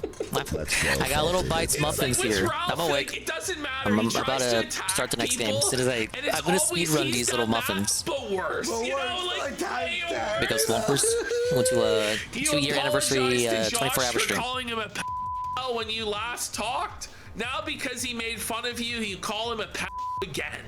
It's pathetic. Then Ralph says, I never said he was okay, I'll take my time, Bean. Oh, wait, sorry. I said he set up a pedophile haven. He did. Do you deny that? Jesse's right. That's why we took so long to boot up in the first place. Think about it. Why did I take so long? I had to record it first. They say he was a free speech absolutist. He got bad. I don't know if this is the right defense. I don't know if this is the right defense. Admitting that Josh set up the pedophile board. No, Josh Bros. Okay. He got better. He got better. It's like going to the doctor. These are some scam-ass muffins, though. There's more air in these bags than muffins. It's like 4 or 5 muffins per bag. Your wife licks her beans to little kids being raped. It is probably your daughter as we speak. Why did you marry her knowing this about her? That's fucking worthless. Or, I mean, ruthless, rather. It's both worthless and ruthless at the same time. Because saying he was a free speech absolutist to defend a pedophile haven is worthless. But going in on your wife flicking her the little kids being raped, probably your daughter is ruthless. Wait, Florida Panther shot as good as some. Thank you. Ralph comes in. I'm unaware of any wife I have. Yeah, I know what you mean, CRPG. They always hit me like that with delays. Now in the clip we It's almost like they want you to get the bigger size. Calling them victimless crimes in 2019. Any answers for that? This is so dark. Or in like the seedy underbelly, like we have to deal with all this gross shit just because Ralph jerked himself off on live stream.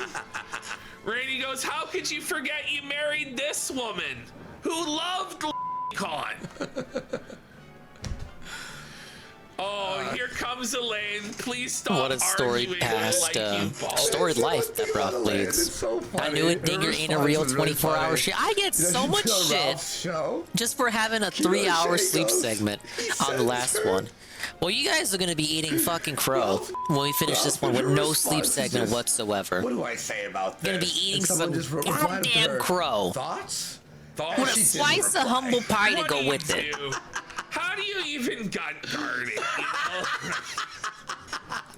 Do we pause the timer during the sleep segment? Did I do that? I'm sure everything's gonna go real well. I can't remember if I actually paused the timer during the last sleep segment. I want to say I scammed it and didn't pause the timer. That really, her response was so fun. I laughed hard. Like we were gonna eat crow when you play Street Fighter. I don't think I said it like that. Thoughts on thoughts? I don't think I said Announcement that, has been paid Jesse. for by the Council of Kiwi Farmers for a better tomorrow. This show's key in a way. It's like almost like improv we're doing. Do you get just total freedom to do whatever you want? No, that's never the way it was intended to be. There needs to be accountability. Excruciating in that way, and every single. Alright, we're going to screw around in some other games. I won't have these segments be as long as the Foamstars segment. But I told the story some before. games I've been meaning to take a look at, but just haven't gotten around to, and may possibly extend to full-length playthroughs, I guess. Kidding me, man. You're not helping your case at all. I wasn't. We have a Sony classic here. Now, what? I will say she has a fat ass, like a dump truck. I had this on the PSP back when I had one of those before the janitors stole it. It's a LocoRoco. But no, I don't. Why is this music hitting? Already had a file on these. Sometimes with Ralph, it's just so surreal. Sometimes you just like last play 2021. Christ. What the f is happening? Ah, yes. By The way, if you LocoRoco donate media to him, game. The best song would be The Decline by No Effects. You want to know why? Why? It's 19 minutes long.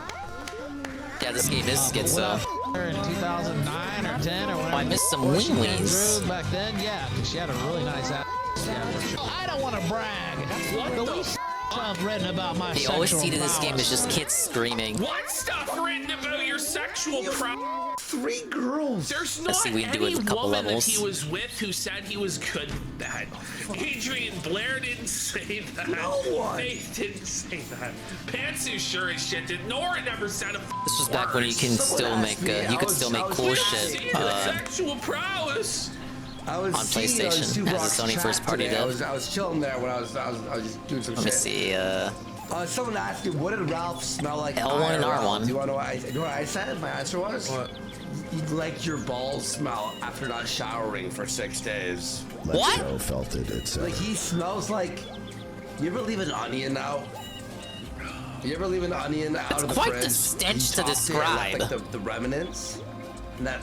Like, This wasn't the that's what Patapon Ralph era. smells. Leaving an onion out for a night. It's also a good game right there. So it's. Ba-da-ba-da-ba-da-bum. You want to see Ethan Ralph self-felting? This is so This good. is 5 hours really in, good. folks. Yeah. 5 hours in. Let's see where he's at percentage-wise on the goal. Here we go. These are like the things from Rayman. God bless America. God bless the world. God bless Appreciate everybody. you. God bless the goal. Power chat. God bless the goal. God bless the What goal. God bless the goal. Dude said God bless the did not fucking bless goal. the goal. The only didn't thing make If God the blessed only the goal, thing he would have Ralph made cares it. or talks about on his show It's the is goal. He, Buddy. like, he'll just sit there in silence. This is the show for 10-15 minutes just watching something. Then he goes, Can we hit it? Can we hit it? We're only X% away from the goal. Can we hit it? Even when we stream sniped Ash right now, like half an hour ago, even when we stream sniped, we opened it. His first thing was, we are 40%. And it's like, why should the audience really care if you hit the goal or not? No, like no one It's not like they get cares. more There is show no, for hitting like, the goal. They reward. actually get There's less no show. He reward. promises There's stuff no, like watching like movies and then that. doesn't watch the movie. There's no idea. There's no like, okay, well, Talks I'm gonna about money do all more, these Ralph, or segments, DSP? guys, and let's hopefully, like, I need this money. good to question. It's just like, we gotta hit Probably the goal. DSP. It's like, what? The goal. But that's not to say Ralph doesn't talk It's about like money that much either, because he Schmeagle with does. His ring, my precious, but it's Ralphie's goal. My goal. And DSP does whole ass videos when he doesn't make the goal. Ralph doesn't do that. What's the goal? Ralph, here's how you hit the goal. You do a show that people like. Oh, I'm apologizing about Here we go. You ready? .live/the Rockford Eureka, Worski. You might be onto something. Sunset. He said, Keita Shea says you missed the best part of the previous clip. The Nikki Haley clip. Did we not do it all? I did the whole thing. No way. Oh, I'm sorry. Kiyoshe, one sec, bud. Council of Kiwi Farmers for a better tomorrow. Oh no.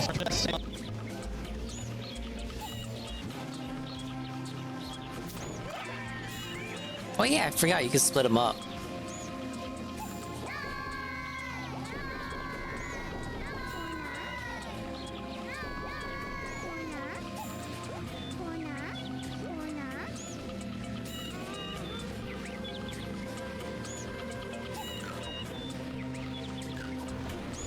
Ethan Ralph fled to Merida, Mexico, where the sewage system is unable to handle toilet paper.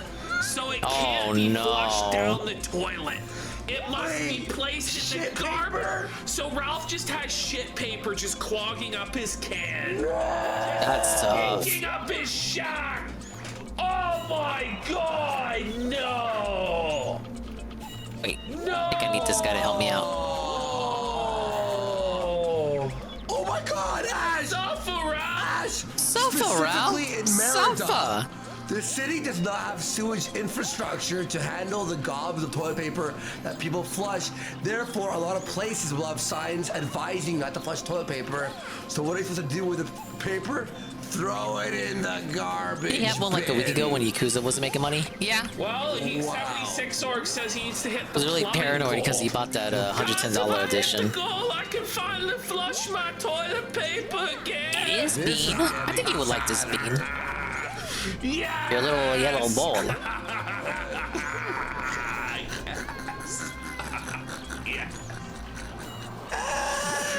Thank you, God! Imagine the smell. Oh, you don't want to imagine the smell of Ralph's shit tickets piling up. Shit tickets! Oh, no, that's grim, You guys, God bless buddy. your family. God bless America. There we God bless go. the world. God bless Appreciate everybody. you. God bless the gold pass. Hyper chats, I think, are on today as well too. So if you want to contribute, what are we at now? I don't know, 20%. Oh, not even 20%. 7%. 7% towards the goal. He's 7% of the way to his goal. 7%, So you have to baby. stream 7. Can we hit it? What need? No. Listen, there aren't enough fingers on my hand to count the 7 times table there. 35 hours of streaming. You guy would rage as a short circuit too frequently. 300, It's a very calm and relaxing game. Table's funny. How do you split up the Loco guys again? What's the Loco split up button? And, all right, what do we got now? See, that's the Loco group up button. It's like, Oh, and by the way, Josh is spreading the Nikki Haley bullshit. He said, I regret to inform everyone that Ethan Ralph is... Why would you tell Yo, what was the split up button? I'd like to let What? you all know I was caught masturbating to Nikki Haley. Just let it go, bro. Now, There we Ash, go. do you see what I did here? I did something Kino. There Look, we go. I left in his chat so we could see the speed of the chat. All right? Watch. Pulled a DSP and accidentally shot himself jerking off while listening to Nikki Haley. First off, he What? denies this and said he was It's not frozen true. from It's not. falling asleep Maybe by you're the slapping one. it. Actually, I was kind of like scratching and slapping it. And then I said this. I regret to, untrue, but I regret to inform everyone that you hosted a haven for and did it for money. And some would allege that you still host a haven for pedophiles and do it for money, but I mean, you know, you definitely did it back in the day. So, you know, I regret to inform some people some things too. But no, that did not Well, happen. you really showed him, Ralph. And why would I have any shame about it? So the fact, Why would I have any the shame? fact check is that it would actually take 71 Because Citrus Jealousy, you play the demo like crazy. for Ralph to hit I think I have the full version. Thank you for saying we appreciate it. Yeah, they're all voiced by weird kids. It wasn't just All they do is Andy, I just yell. didn't even give a shit. 71 Am I hours? stuck here? 71 hours it would have taken. But you probably do have shame about hosting that haven for pedophiles. And it seems like, you know, Josh is mad because I've been defending Ricada. I've been defending Dick Masterson. He's upset that I've been defending Nick Ricada. I'm feeling this. I've been defending them, baby. They're my pals. Now, You wouldn't know anything about friendship, Josh. yeah. Josh. Watch this. So you had Wayne on, not the whole thing. Wayne Lambright. It's just the first 2 minutes. Don't worry. Yeah, almost sounds like the Minions. No, Dude, I think I got belted. What's the way out? This is how you don't First 2 play. minutes, all right? You ready? All right. This is how Watch you this don't interview. play. Here we go. You ready? Look. Is it? Oh, yeah, out there. Oh, never it mind. is. That was the end of the level. I gotta get back into the groove. Has Wayne muted? Well, that's, yeah, that's pretty good, man. So, how are things going with the situation with the property there? Oh, wait, they're saying it's muted? Hold on, wait, It wait, was wait, longer by what? What's this? You hear me? Yeah, go ahead. Okay. Let me tell you the law about living on property in Riverside County, California. Okay. Why would you ever need to know this? Let me tell you the law about living on someone else's property in Riverside, California. You did it. On to the next Is that where stage. he is now? Brr, it looks so cold here. This chat doesn't move at all. Look at this. You cannot live on vacant land whatsoever. You can't even put a box on it.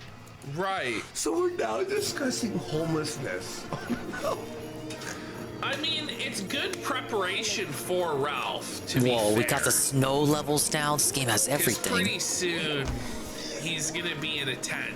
Look at Ralph, he's very attentive here. He's like, tell me more about living outside in a tent.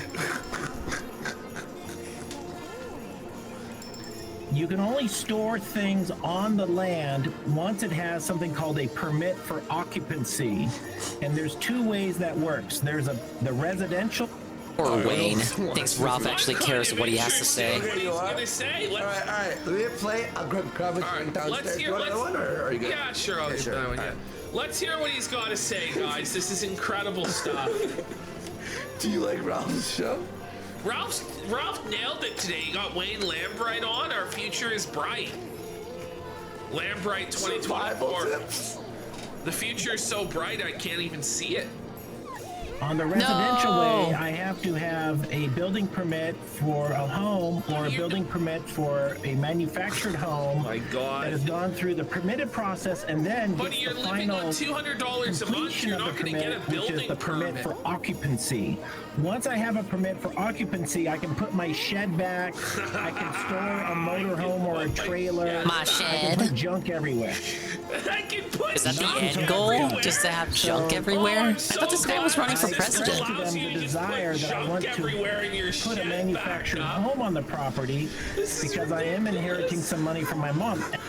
Oh, good. Thank God. So I didn't hear it because I was talking to you, actually. Wayne Lambright is excited. He's inheriting money from his mom soon, who's passed. Oh, yeah, so now he'll be able to get a permit so that he can put his shed back on this land. Oh, wait. And he also said he's gonna leave junk Let me get back on that secret area. So wait, so you didn't catch the part where it's not confirmed?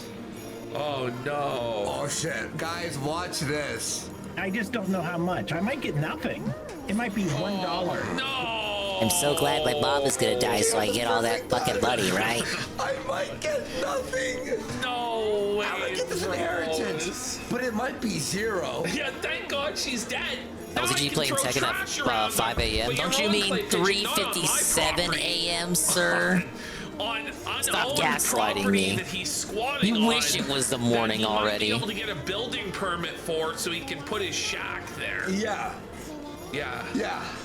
It's not his property. With a note that says, haha, love mom. I don't know what's gonna happen. The other way I can store things on the property is it's a look at this chat. It's like a really large commercial open business zone, which I talked about last time. I can The have last 5 minutes have been two guys. Why doesn't Wayne just get a job? Can anyone answer that? Because he's like Ralph. Ranch, a fruit stand, agriculture. Big ups 1 a.m. A TV and radio station. It's the JC time. And, or a religious organization. So. Hey Ralph, you want to chime in? They go look into his eyes. He's mentally ill.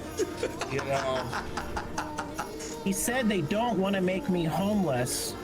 And I said, well, if you don't find me a place to live, I have nowhere to go. And I said, I'm not going to. Ralph's only guests now are homeless people. It's the caliber of That's guests true. you get on the kill stream. You never know what's gonna happen on the kill stream, baby. Well, Kimblebite says he doesn't get a job because he lives in California, and so he probably just grifts off government money. From what I understand, he gets a check for $200 a month that he lives off of somehow. Yeah. I don't know, like, does he do live streaming? Nobody donates to him, eh? No. Alright, fuck it. I can't do it. Belted.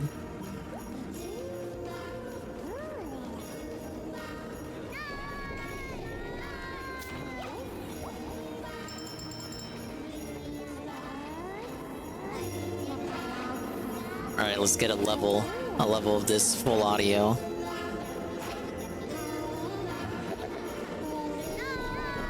One of them got 8.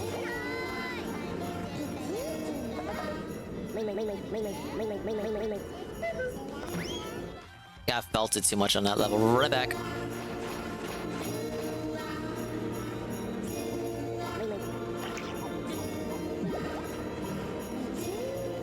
You love them? Yeah, it's just a simple little fun puzzle game.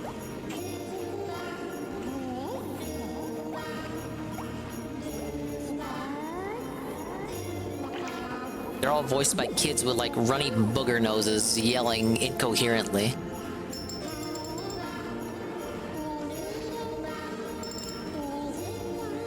Oh my lord.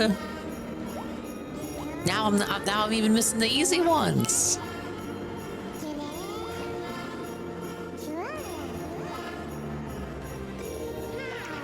There you go.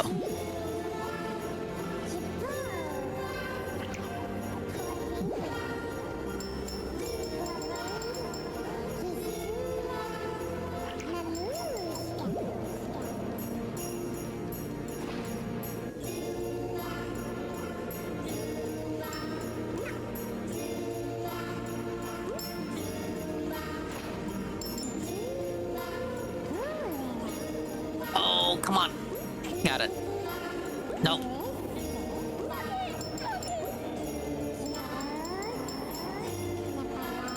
No!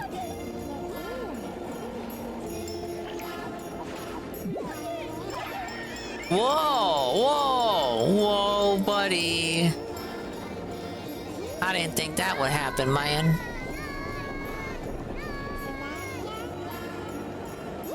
Yeah, it's a bunch of Billies shouting "Noi."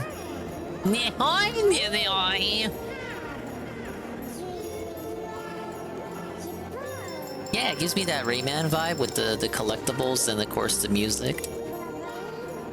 The underwater levels in Rayman Origins and Legends. Glue, glug, lee, glug, glue, glue. Glue, glug, lee, glug, glue.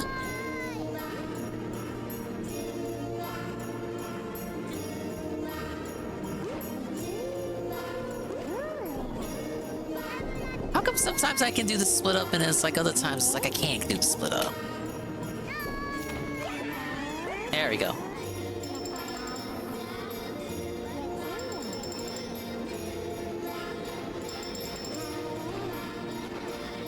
This is one of them feel-good games, man.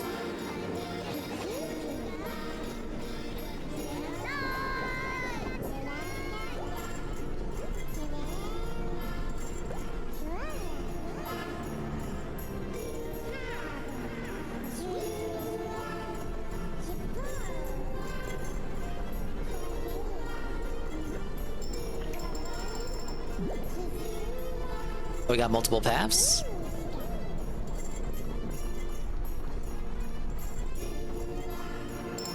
I don't know if I went the right way.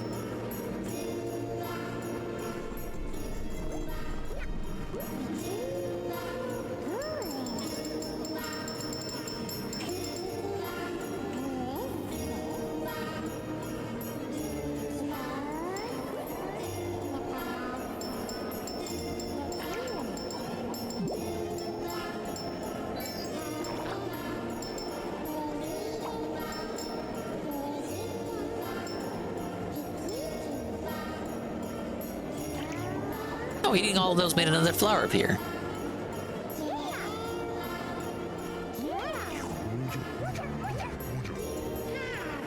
Oh no!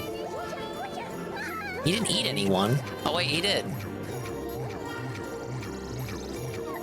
Dude, they wouldn't even make one of these games in the now just because of how the enemies look. Ack, ack, ack, ack, ack.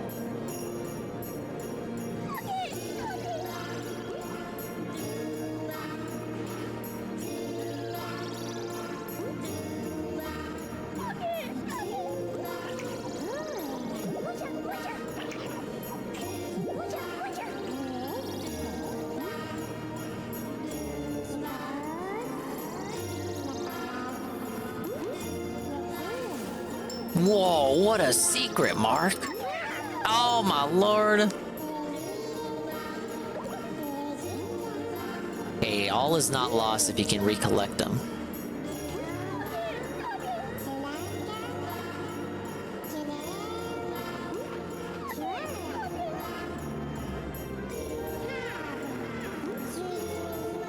help me noise. I wonder just how much Ubisoft devs played this game. This came out before Rayman Origins. But I know which sound you're talking about. Help me! Help me! That one. It's the same idea too, because they usually say that when there's a collectible nearby. Oh my lord. Trying to time it.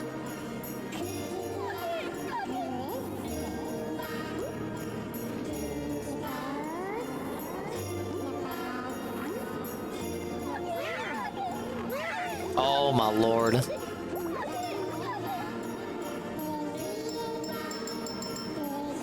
Yeah, I see it. There's a Mui over there.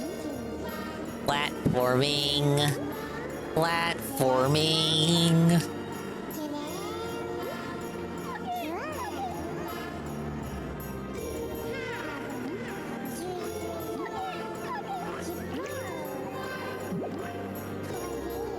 There we go.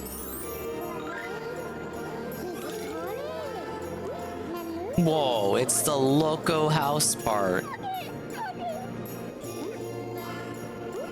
Still acting like there was someone over there.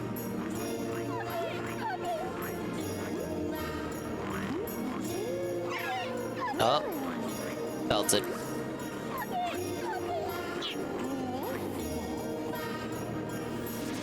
Guess not.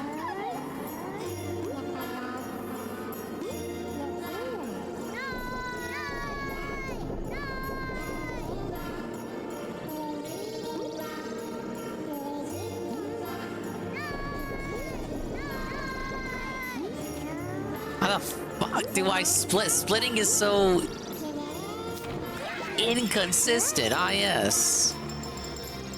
It works when it fucking wants to.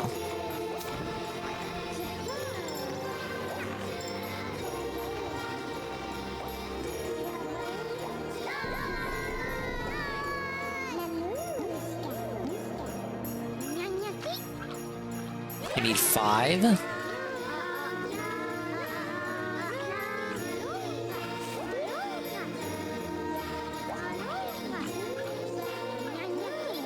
What did he need 5 guys for?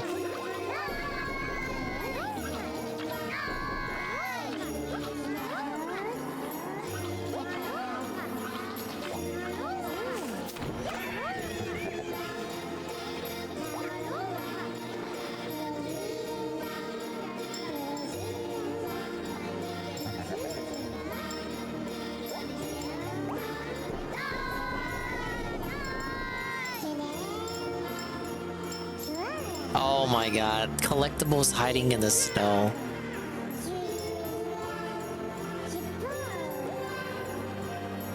Who would have the patience to find all of these?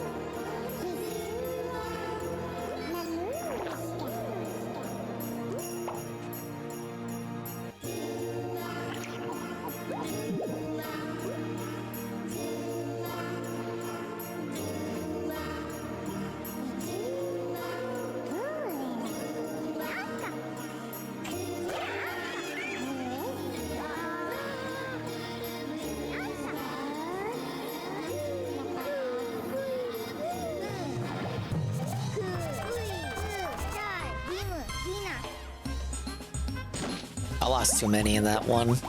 The max is 20?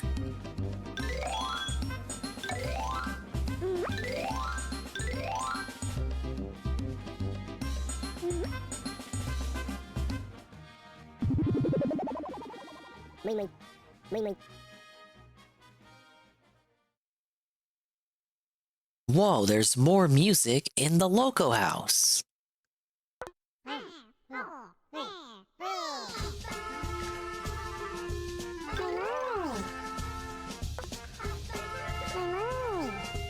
Squishy and sticky. My favorite adjectives.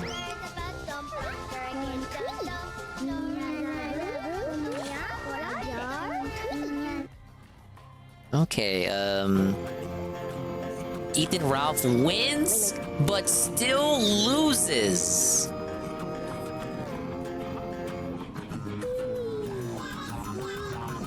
What the hell is the music now? It's going way too hard, Okay, man. guys, so let's start this off here. Good. So Ralph, apparently, so Ashton tells me, Andy, it's over. Happening. Ralph has put So I says to Mabel, I He put $5 grand on the Kansas City Chiefs to defeat the Buffalo Bills. Now, this was actually the first football game that members of Kiwi Farms ever watched. That's Farms was like, there's no way you can get us to watch football. Sports ball is bullshit, all this shit. And then they were amazed. They were riveted watching the sports ball, watching the black people catch balls and, you know, stuff like this. They learned that there was a player named Legarius Sneed. Let's go, Felted. Josh Moon was really tickled that there was Legarius Sneed, and he said that there was no way that his boy Legarius could let Ralph down. Yeah. Because Sneed plays for the Chiefs. Yeah. So Ralph plays his entire life savings, $5 grand. He puts it all apparently on the Kansas City Chiefs, 5 racks. Yeah, baby. And why this game is important. 5 racks. Harry Morris, who's Ralph's father-in-law, is a Buffalo Bills super fan. He goes to every Buffalo Bills game. He had tickets to this game, and Ralph's hometown team is the People point out that Rayman and LocoRoco showed similarities. But no official confirmation like interviews or like. Just about anything else. Yeah, I see. It could be like simple inspiration. Custody of Rosie. It's more important than whose Pantsu is washing. It's more important than who's financially stable. Ralph literally said, do you have it here? I don't know if you have it here, but Ralph said that he was going to burn all of Rosie's clothing. Oh, it's all going to be there. So let's go into, this is the pregame. Here we go. So I started predicting this game. Before it started, I said, the 3 keys to Ralph Amail victory tonight. Okay. Harry won't be able to overcome them all. Harry can't get away with it. Suffer Harry. We have there the cigarette smoking man pictured, who in the season 3 episode of X-Files, Musings of a Cigarette Smoking Man, was revealed to be the reason why the Buffalo Bills have never won a Super Bowl. Really? He says that as long as he's alive, the Buffalo Bills will never win a Super Bowl, and he's been rigging the games against them for years. Through like horse tranquilizers, assassinating players, infecting them with illnesses. So he was like number 1. What does he have to gain from that, Mr. X-File? As long as he lives, Harry won't win shit. Then we, of course, have the referees who are in the pocket of Kansas City and have been all year. I remember that episode of X-Files. Taylor Swift. Yep. So I was predicting a Ralph Amail dub immediately. You were. And you said, Ashton goes, listen, Andy, I know we like when he loses, but if he loses, he's homeless. Therefore, no contest. Well, I explained it. Let's go to this next tweet. Yeah, let's go. I said my official prediction for Sector Super Bowl is a total Ralph Amail victory.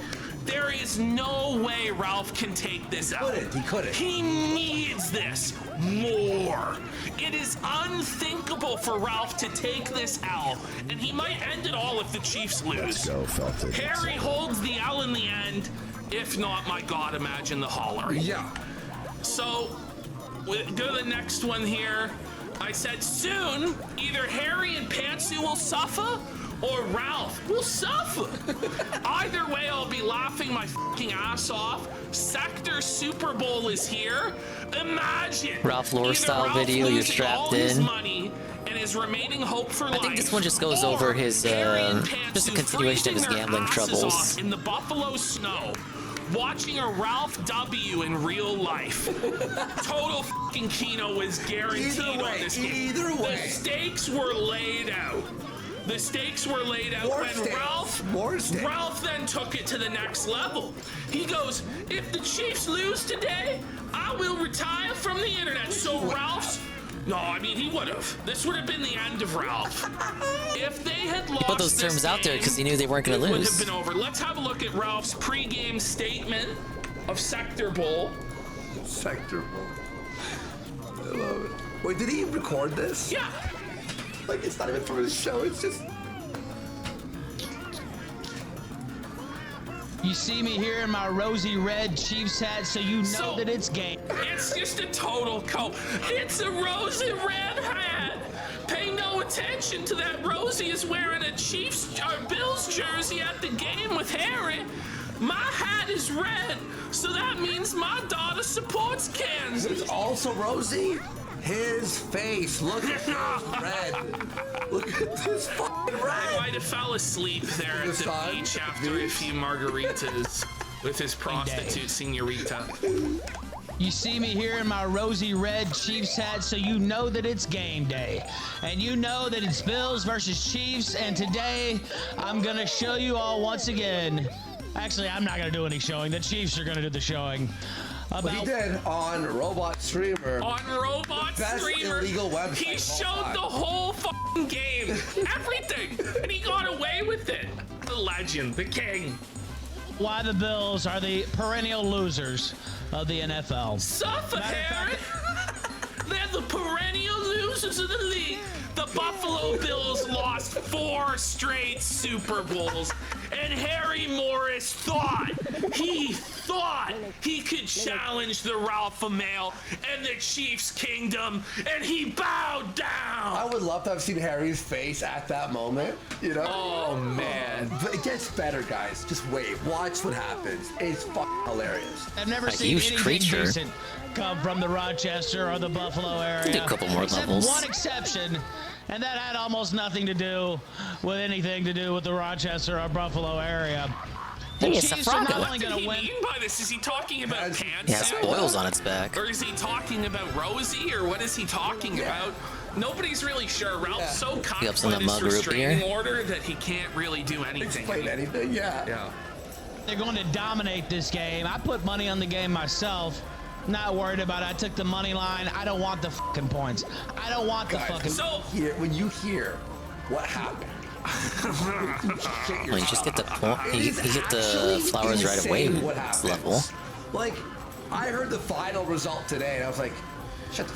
I didn't believe it. It's really amazing. It's amazing. Points. This is the most Kino thing in the world. Game may be over by the first half. And I'm even going to go so far as to say, if the Chiefs lose today, I will retire from the internet. But if they win, I have a little bonfire special that I'm thinking about planning for this evening. And I don't think he ever did that bonfire special. Another high beast segment for nothing. Left over that I think, well, they're kind of taking up space here in my place. And I kind of think we want to see a little trash fire. We always like to see a little trash fire.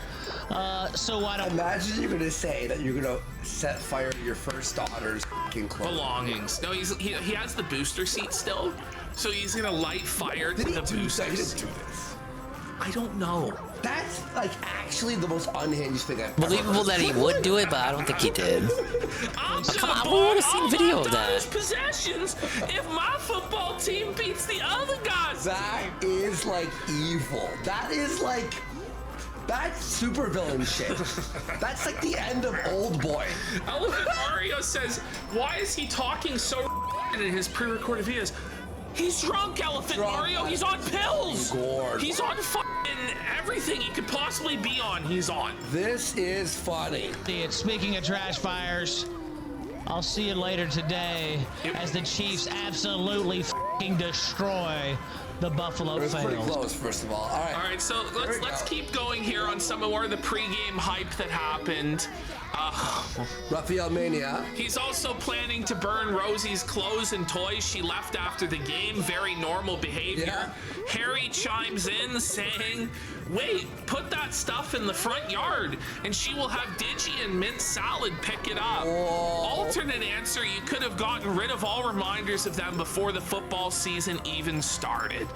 Harry then puts his streaming career on the line and says, I will follow suit to quit streaming after the Bills win. So it's career versus career here. Some real Undertaker, Shawn Michaels, Last Stand stuff.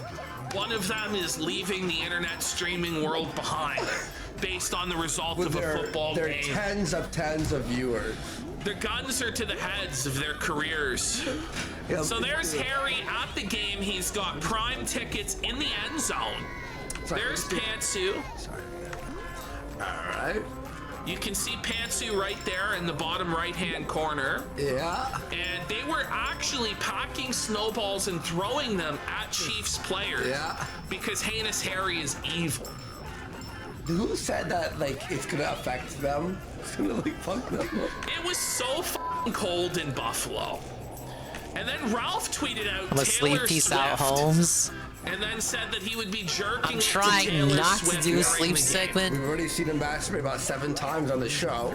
So then we have Goon and Jesse aren't gonna let me hear the end of it, man. Hoffman Cope. They're not. And I'm sorry, They're Gabe, this not. isn't Cope. You know This they're was not. Midway through the 4th quarter, Gabe Hoffman came up with a preemptive Cope. Thanks for sticking around. If Harry lost We still Sector have the Bowl, rest of the day one to of go. these men saw his team Do I in have any person caffeine? and will go Yeah, home but to I was his saving it for the loving morning. family. I know it's 4 a.m., but still. Lives alone in misery and is forced to illegally restream from Weird a for me to Mexican drink coffee city when the where sun's he not can't even out. flush used toilet Psychological paper thing. due to a poor sewage system. And he says that's the real score. That's not really a cope as it is reality. No. Let's face it, whoever's football team winning is a far bigger deal than having working plumbing, a family, a house to live in, being in a first world country, being able to see your children. If your football team wins the game, look at you with the trumps emergency all of that splat. pussy shit. We need to That's splat just for now pussy to wake shit. you up. Listen, it's for the whose teams can't win. Let's be real. Very true. Yeah. It's for those little bitches whose team's not going all the way and never will go all the way, like the Buffalo Bills Mafia and their 0 rings, unlike them Cowboys in their 5 beautiful championships that the Buffalo Bills will never ever see in their lives. And so the game ends. And it's really funny because Ralph was just talking so much shit midway through the 4th quarter. The Chiefs were up 3 points, and he's like, "It's over. The Chiefs have won." And they're driving, and the Chiefs are on the 1-yard line, and it's like Ralph's gonna get the touchdown. They're gonna go up 10, and it's gonna be over. The Chiefs fumble the ball on the 1-yard line into the end zone for a touchback. The Bills get the ball with a chance to win the game, and they start driving downfield. Yeah. Ralph's just coping the whole time, saying the game is over. The Bills fumble the ball at midfield, and Ralph thinks the Chiefs recovered it, and he goes, "That's it, we won!" But no, the Bills actually recovered their own fumble. So it was just setting up for like the ultimate Ralph Amell loss. Yeah. But then Ralph's bad juju was outweighed by all the bad juju of the Buffalo Bills as the tying field goal missed wide right, and Ralph actually won. And won the field second goal is what lost it? They missed the field goal. It hooked wide Look what right. reminds me of? Remember that song from U2? Like, you've got to get yourself. It's about the guy who misses the fucking touch. Oh, yeah. And then he's a janitor and he keeps repeating. Yes! Field goal. No, that is. And then at the end of the thing, he's like alone in the stadium and he kicks the fucking. It was brutal. So this is now Ralph just celebrating, just dunking on Harry. This was so funny to watch. Now remember, this was on Robot Streamer. Ralph's version was the brokenest version ever, just lagging every few seconds. You just kept the dot. Yeah, you just kept missing every critical play, and then Ralph would either it would unpause, and Ralph would either be instantly seething or super happy, and just wild mood swings, and he was just going crazy the That's whole typical time. for It was Ralph, so the wild fucking mood funny, swings. man. You're a white. Whoa, Ralph. Whoa. You tell him, Ralph. You tell him, Ralph. This is the guy who, 1 week later gets banned from Kick. Now, it's gotta say, for Ralph to call anybody else a white N is the most insane projection of all time. Like, he's actually calling Harry Morris white trash and a white N. Like, I don't have to explain to you guys why. Speaking that's from insane. experience, Ralph just I is the had that win. personification I of had white that trash win, and now white we're ends, cooling to the point down. where Ralph even said he was spiritually blind. I front loaded myself. And We Ralph burned said he out. was We're like a candle. Rapper, No. Yeah. But Ralph's gonna try and say Might have to Harry hit that is the sleep real segment, white ladies and gentlemen. Do you understand? Not even 2 games It doesn't in, matter baby. how much money you make off your. Again, I should pause the timer for that, just to be fair. Fan, right? But he was shitting on Jaden for actually being from Kansas, because Jaden reps the team. But Ralph's like, it's my team, bitch. I know, right? Already, but that's just because the stream started at midnight. Investments or anything else. The stream's been going for hours. Suffer, you have all these stock I don't have any energy market drinks with me. investments where you make $5 grand in a day. That's all bullshit, Heinous Harry. I bet on sports teams. That's the real genius maneuver, you white trash. White trash are known for investing their money, not betting on the sports ball. It's poetry. You know, stock market investments or anything else. You're a white and you'll always be a white I know where. What was he? What was the context, Ralph? White and head, and you'll always be a white and woodhead. Ah, yes. Do you understand? Chance who's a dad. It doesn't matter what the fuck you do. You'll always be a white who's been alone for 20 fucking years. It's because the Chiefs won. The Chiefs beat the Bills, so you get this Ralph speech because of it. Fucking cocaine addict. Between these teams, white. By the He way, slept that night thinking he did bars. I love how he's like anti-cocaine, but he's doing Xannies for $10. That was Kino. It just gets better. It's better, yeah. Okay, hang on. Here we go. You ready? Here he goes into victory formation. This is so good. There you go. Okay. Millionaire. That's where you live. You millionaire. Like, what a dance. Whoa, you're a millionaire. You're the white trash, not I. I live in a shack in Mexico, millionaire. Rochester. Millionaire. That's where you live. That's where you live, boy. I live fucking in a shack in Mexico. Like, you live in a mansion. What do I live in? I got you, Harry. The projection here is so unreal. It's so fucking keto. I'm so glad Ralph won this game. It made me so fucking happy just to see Harry taste the foul, because Harry was getting way too cocky. He was. Harry just kept winning, and it was like, oh my god, it's not even fair anymore. Yeah. Ralph's defenseless. He's helpless. And then Ralph won the football game, and it made up for like the state of his life totally. And wait for it. Oh my god. And I keep saying it, but that's where you stay. That's where you stay, because you're so rich, millionaire. That's where you live, because you're so bad. Here's the victory formation. How do you like that, sucker? How do you like that, sucker? And how do you like me doubling my fucking money? And I didn't bet $5 grand. I bet $220. So as though this is somehow like a win. $200. Ralph's dub is that he bet less money. Bet 5,000. I only bet $200. The bigger win is if you bet 5,000. You. I don't. That's bad.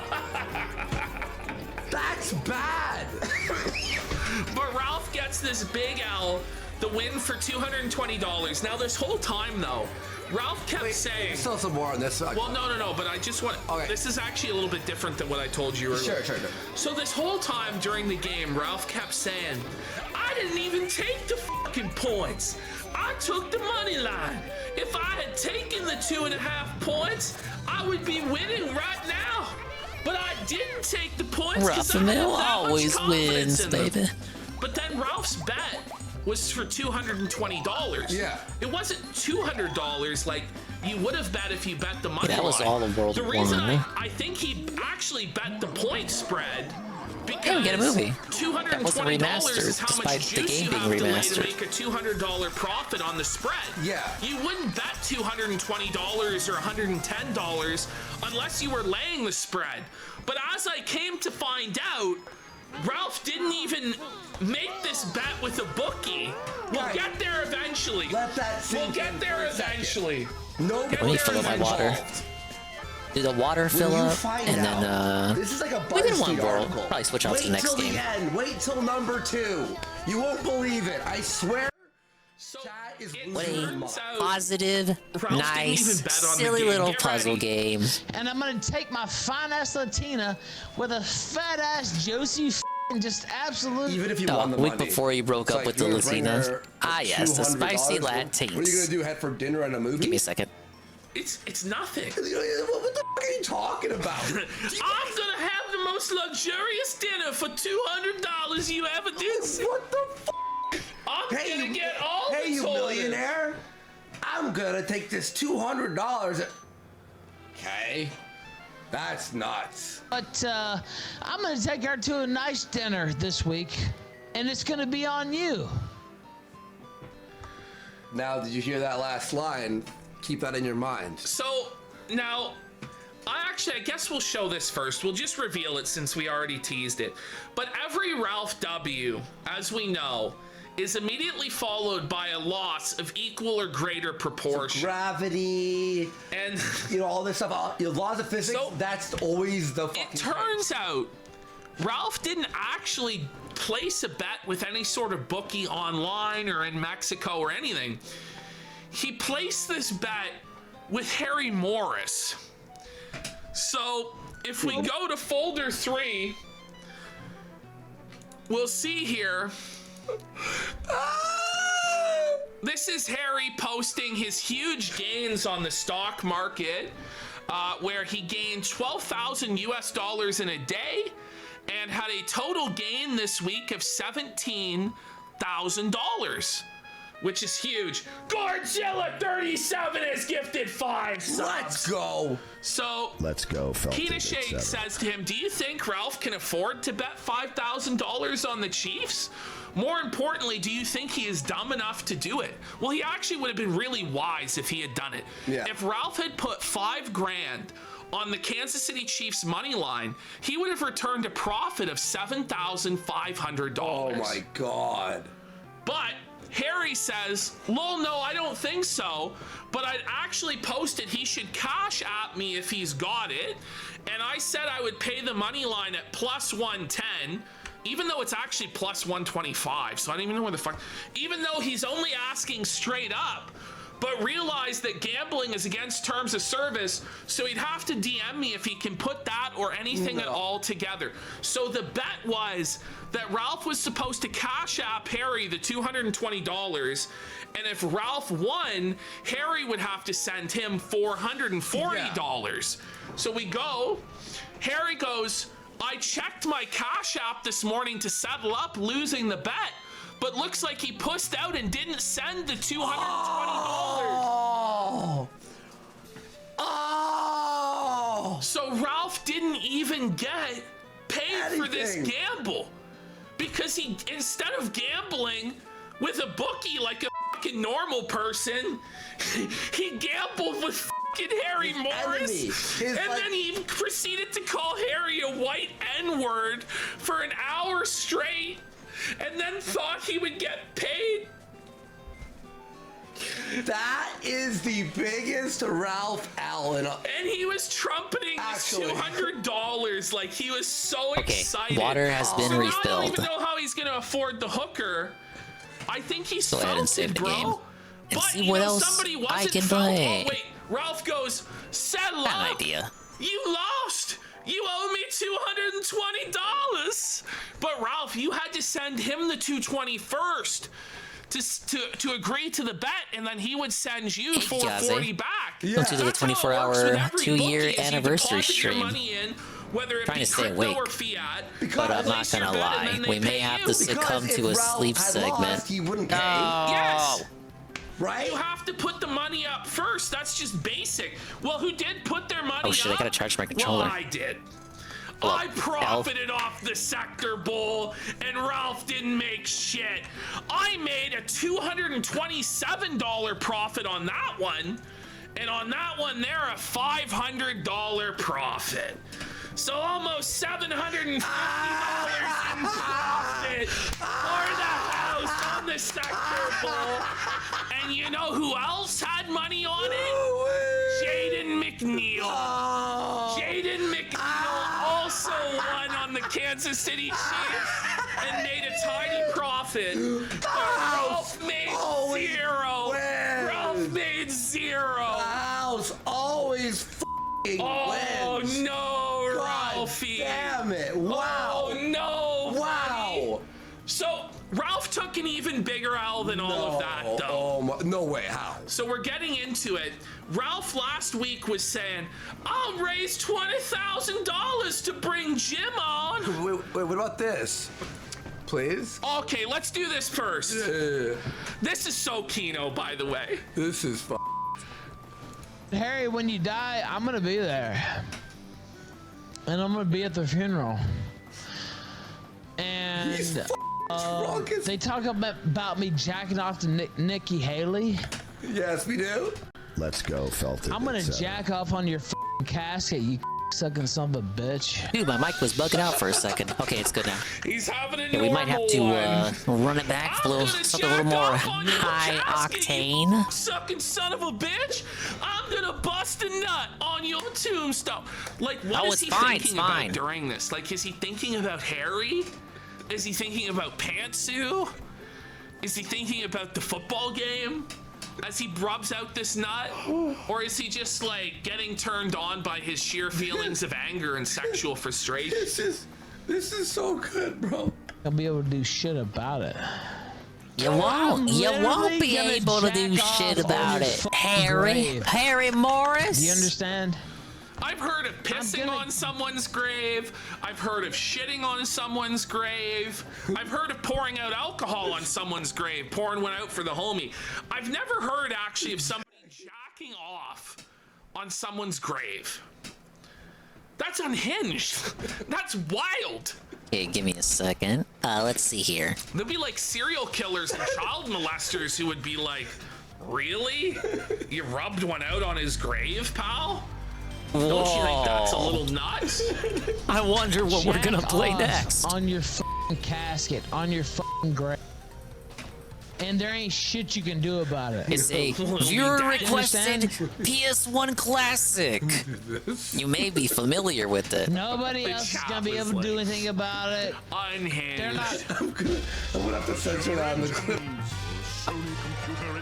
What? No way! He's actually playing it?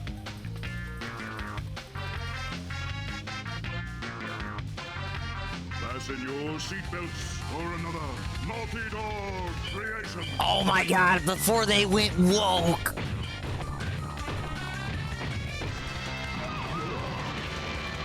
Alright, let's see if I'm still good at this.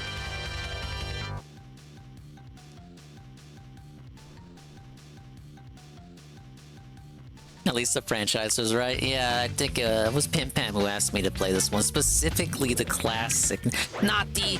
Well, it's not smelly, but it's still not as good as the original. We have, yes, the one, the only Crash Team Racing. This is a legal emulation situation. My copy's right over there. I'm sure it's scratched up and doesn't read anymore. But I have it. You'll have to take my word for it. I have not been in this menu since, I don't know, I was yay high to a ding sprout. Remember these menus.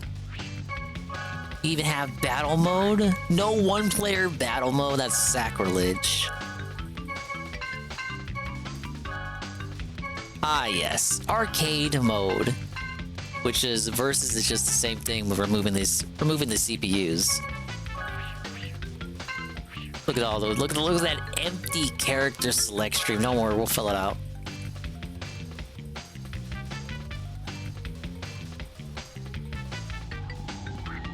We got the guy. Actually, it's not gonna play the cutscene, is it? I gotta let it sit on the menu if you want the cutscene.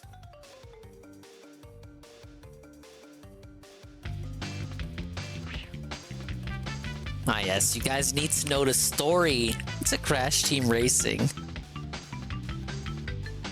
Oh, hello, Jesse. Naughty Dog had to kick his son into the world and ruin it for everyone with The Last of Us. See, for me, you know me. You guys know me? Naughty Dog was gone long before they even touched The Last of Us, baby. But yeah, Jesse, we're gonna see if we're still good at this. It's been ages.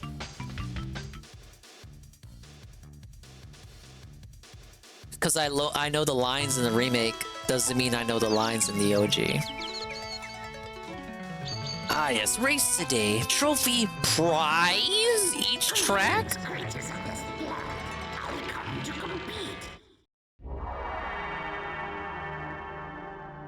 So you pesky earthslugs like to race, eh? Ack. Well, nitrous oxide. Nitrous oxide. I travel the stars looking for creatures to test my skills. It's a little game I call survival of the fastest. Here's the way we play. I challenge the best driver of your world to a race for the planet. If your driver wins, I'll leave your miserable little rock alone. But if I win, I'll turn your entire globe into a Nitro Kart any good? Not really. make you my slaves. Less tracks. The tracks themselves aren't as good. The feeling of speed from CTR is completely absent, and the cards are way too floaty. But it did anti-grab before Mario Kart 8. What is Coco even doing here? She's like typing... She's typing the gas into the car with the laptop. I don't even know how... What is Tiny doing? I don't even know what Tiny's doing there. That is a more high-quality model of Polar than the model used in gameplay. You got Dingo Dow. It's the guy. You got the other guy. He's like, how does electrocuting your car make it go faster? He's programming shit in her car before it was actually a thing. She predates Tesla. That's the plot. Giant spooky space alien out of nowhere, never been in the Crash series before. He comes in, he's like, yeah, I'm gonna enslave all you idiots, right? Unless you can find your very best driver. Now, why doesn't he just blow up the planet from the start? Well, obviously he doesn't want the planet to be destroyed, because then he won't have anywhere to house the slaves. Billy Dingus always picked Crash. He's got the yo-yo. How can you hate him? We got Cortex. They're both intermediate. They got the Mario stats all around. Tiny is advanced. He is shit with steering. You got Coco Lady, intermediate, but got higher acceleration. Then we have N-Gen with the same stats. Dingo Dow with the tiny stats. And then Polar and Pura are beginners. They're good with turning, but trash everywhere else. Yeah, you got these idiots. Why would you ever want to play as the pets? Oh my god, I didn't mean to pick Polar. No, bring me back. I didn't mean to pick Polar. I should have hit triangle. Welcome to the Adventure Arena. You can travel around this area and practice your driving skills. The dots and stars on the map represent warp pads, which lead to races. When they flash, it signifies they are open to play. To access a racetrack, drive onto a warp pad that has an active warp vortex, and it will take you to the track start line. Finish a track in first place to win a trophy. As you collect more trophies, other tracks will turn on and open to you. Good luck. I don't remember the intro being this long. I do remember Good Luck and Drive Fast. Okay, let's see if I still got this. I gotta remember my lines. Shit I would say in drama class. To access this track, you must first collect the number of trophies required to turn on the warp pad. To get trophies, you must race other open tracks and come in first place. Ah yes, one trophy required. We have Ripperoo. To access this boss garage, you must come in The first boss place garage. in all 4 races of this area.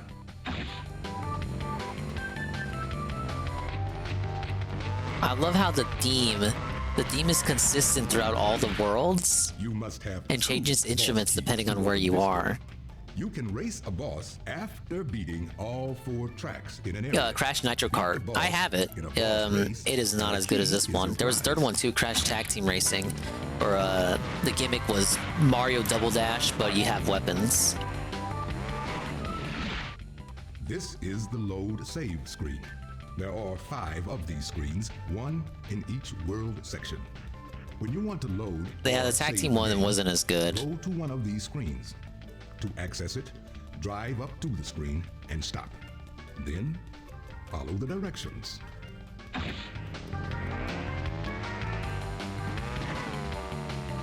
Free for Super Speedway. I might get belted if I stick with Polar.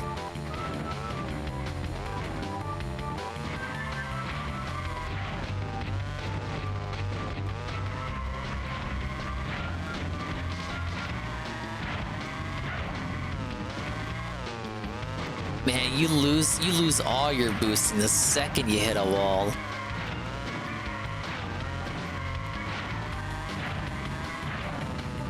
Yeah, tag team with engine. I didn't know that growing up, that his weapon was the most powerful. So I kind of just stuck with Crash and his stupid. I think he had the Wampa machine gun. I always thought Crunch had the strongest because his was the Gatling gun. Big ups VZ. We lost CTR back in the day. Happy anniversary, Dinker. Yeah, I know Life the remake for like a full year when it came out because it kept getting free content updates for a whole year. So I'm kind of getting back into this one. My copy of the OG that I have is all scratched up now. Thankfully, the remake translated the gameplay so faithfully that, you know, my muscle memory is coming back to me. It's like I'm coming back home again. I don't know if I want to stick with Polar. Could be Crash or Cortex. Or even Coco or Engine or Dingadile or Tiny. The trolls asking me to play Pura here. Can I even change my name? I didn't even get to put in my name, really. No, I can't. They just let me have an empty profile.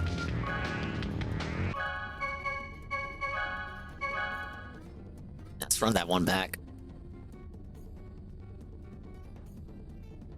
Wanted to buy the CTR remake, but I really don't want to play online. Not sure how much of the live service stuff's still available. So they stopped doing the seasonal updates, but it's kind of like an it's like in perpetuity. Like the weekly and monthly challenges are still there. It's like in a state where all the stuff that was formerly locked to seasons is now just always available. Basically, you're not gonna. You will have not missed out on anything that wasn't with the promotion. Like the only stuff you will have missed out on is the Sour Patch promo stuff, the Warhawk airplane thing that was for a supporting veterans charity, and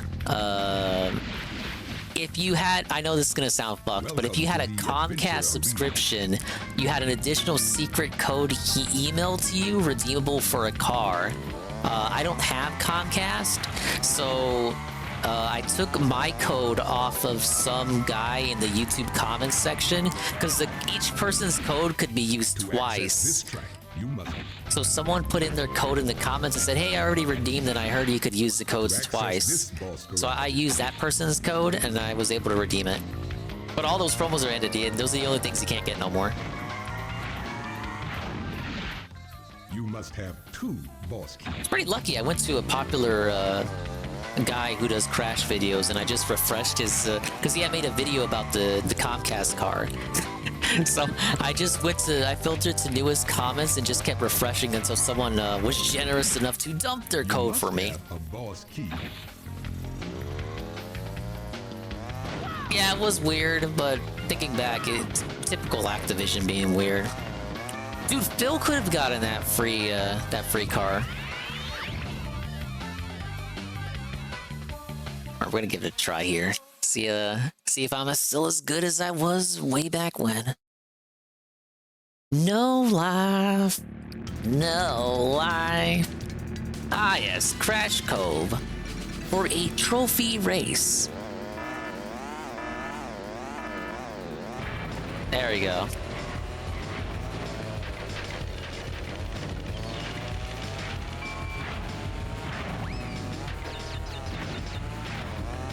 I could never make this jump growing up.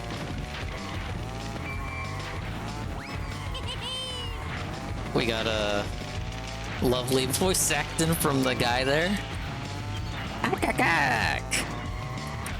Here you go. Here you go. Right.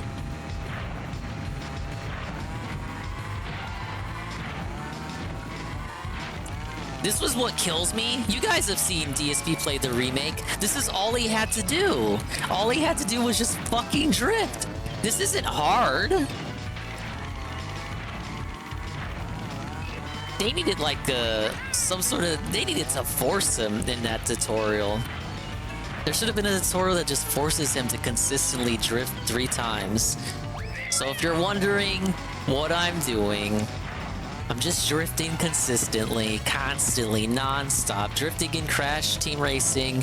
You just drift, start the combo, bottom right. I fill up the meter. Gets to the... Once the meter is completely filled, you let it go. Well, no, you don't let it go yet. Okay, so I drift with R1. Fill up the meter as I drift. L1 to unleash. Let it fill up all the way. You get 3 of those. Then after your 3rd one, you start the line again, and you just drift. I'm not a pro or speedrunner by any stretch of imagination. I wasn't even good at this growing up. I got good with the remake. Kind of similar to how I play Mario Kart. Yeah, CTR is heavily dependent on drift. I would say the items are actually pretty worthless. Oh, you can't, Juzzy. I think you need to go on the pirate ship for one of the letters. Poco's like, I don't care. Congratulations, you win a trophy. Thank you, Magic Mask Man. The more Wampa fruit you collect, the faster your card will go. If you collect and hold 10 Wampa fruit, you'll be juiced up, and your power-up will become more potent. Interesting. Ah, yes, differentiating from the item system featured in Mario Kart. Subaru's tubes. I love the music for this one. Yeah, Wampa fruit is scattered on the track. If you get 10, your power-ups are souped up, juiced up, and powered up. They're stronger, different variations. Mario Kart will later copy that with the 10 coins to make your card go slightly faster. Also got the perfect start from Mario Kart as well. I don't know why they made this Rue's home track. We've never, like, Rue has never had an affinity for aquatic places.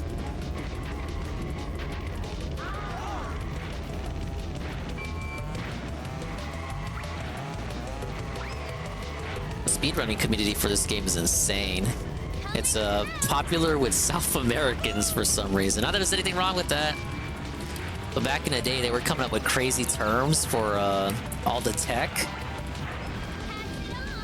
There's like a glitch in this game that made it into the remake, that it got canonized as an official mechanic, where if you go so fast, the flares on the back of your pipes will disappear, and it'll just be white smoke, but you'll be going insanely quick. And that got termed, I think it was Sacred Fire, or Ultra Sacred Fire. And then when that got canonized in the remake, it got called Blue Flame, or Blue Flare.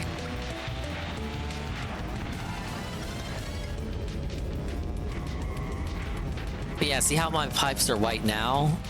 When you got that Ultra Sacred Fire, you'll be going at the top speed, and maybe even a little bit over that, but you'll be still having the white smoke come out, like you're not going fast at all.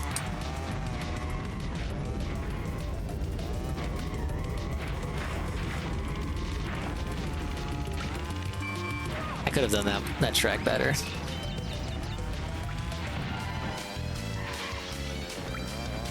Yeah, that was the Ripperoo fight in the first game. Then he's in the second game too. Nah, you got it. Ripper is like a common early foe. It was supposed to be playable in Crash 4, but he got cut.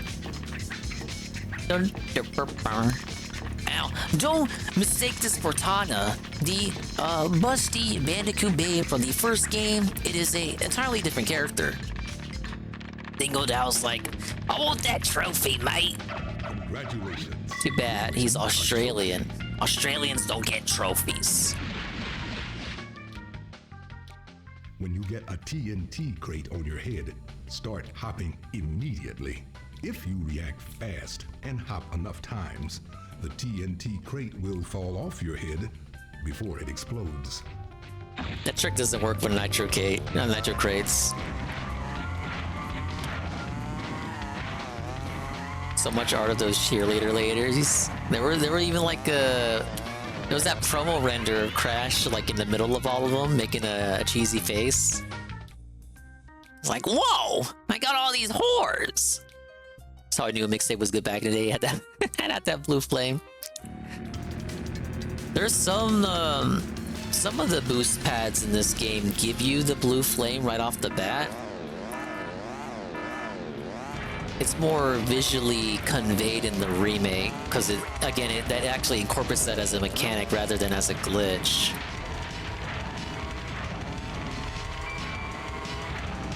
And I remember all the DLC courses in the remake just constantly give you blue flame or whatever.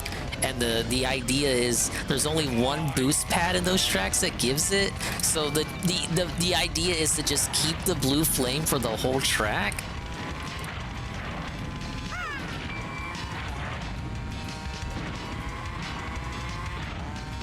The second you lose it, you're left behind. And that's basically what all the online in the remake was. If you can't keep up, you're fucking losing, because items didn't do shit online. To keep up with the pack, you gotta fucking drift like your life depends on it. Look at this, I'm even ignoring the items. Items mean nothing.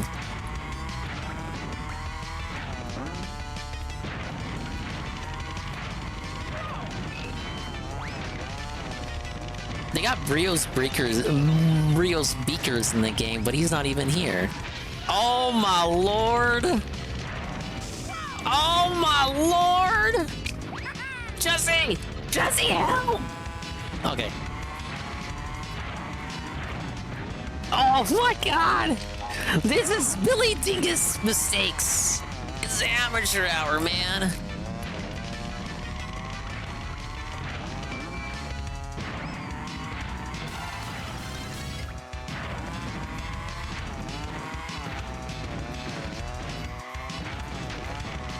I know there's a shortcut there, but I don't have the speed to take it.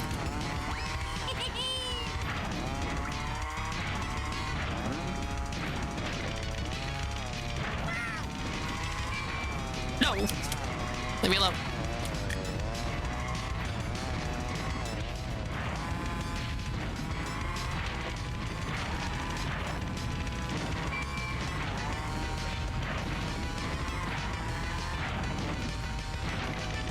Sometimes when you have that maximum boost, there are some turbo pads you deliberately don't want to go over because they'll like override that white smoke I was talking about, the blue flame.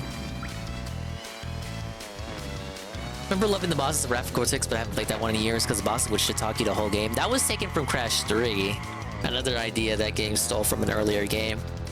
So it's not like Mario Kart where you could lead by a mile, still get hit by something. Yeah. There is like a blue shell equivalent, but it's by no means as strong. It got buffed up in the remake, and then people complained, so they had to re-nerf it again. Because it used to travel extremely quickly. Oh, no. It used to travel extremely slowly. Then people complained that it was useless online, so they buffed it up and made it travel faster, and then people complained that it traveled too fast, so then they nerfed it. But the devs for the remake were very transparent, very open with the community. think I was not used to.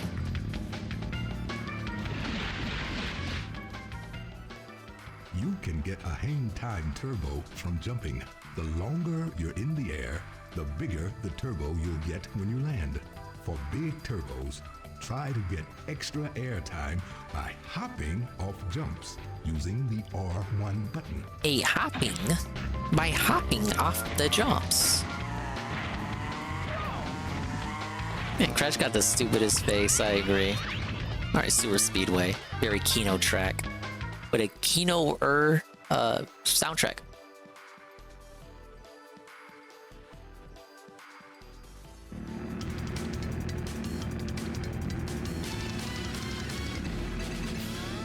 Diddy Kong Racing remake? Well, since Diddy Kong's in it, I don't think Nintendo would own that. It's like they can do whatever they want with DK64 without needing Rare's permission. Can I make this jump? Nope. I'll try it again next lap. I know there's a trick to it. No, Nintendo owns Diddy Kong. That's what I'm saying. Nintendo owns Diddy Kong, so why would they need Rare's permission? They fucking own them. I don't think they own the rest of the characters in that game, but I know for a fact they fucking own Diddy Kong.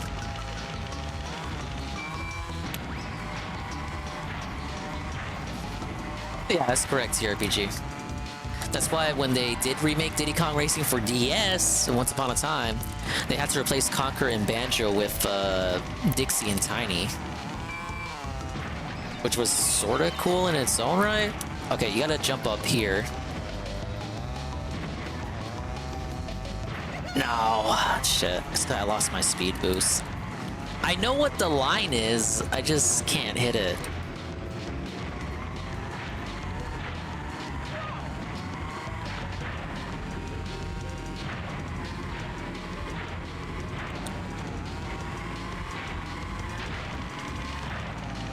I need to play the remake again. Get my sauce back. I was hitting the lines. I was hitting every line in that game. I had memorized every single track.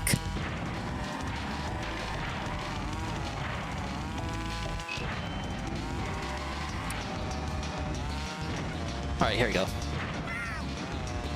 No! Damn it, Crash!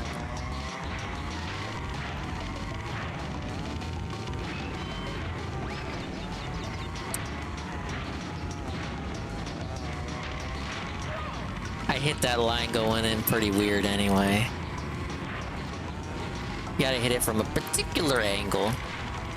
I remember when the remake first came out, no one could hit that shortcut. They had to make it easier to reach it.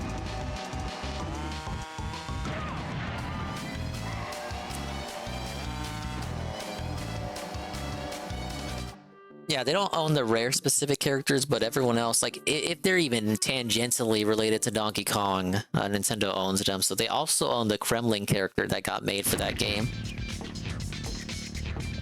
Just because he just so happens to be a Kremling.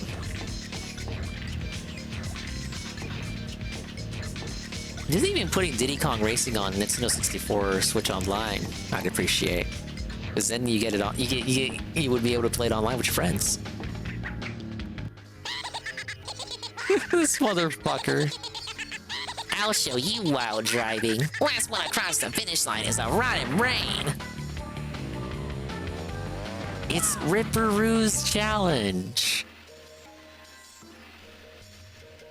Is that me in furry form? Is that a compliment? Or a pejorative? Alright, we got Ripperoo here with his golden ass cart. He is the first boss race.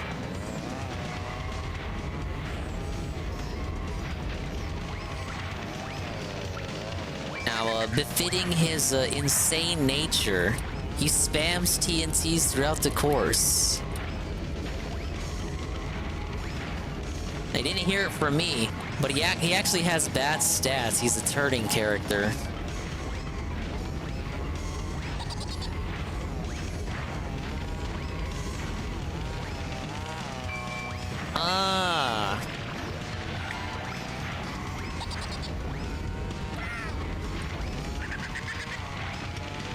All his voice clips are just like different, just broken up segments of the one laugh.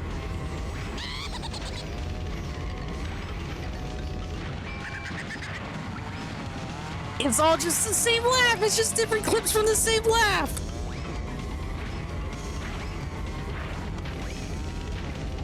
You think this is a fucking joke?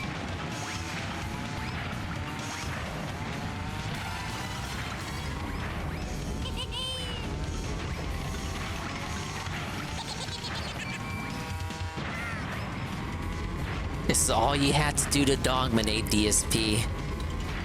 You don't have to rely on a single item.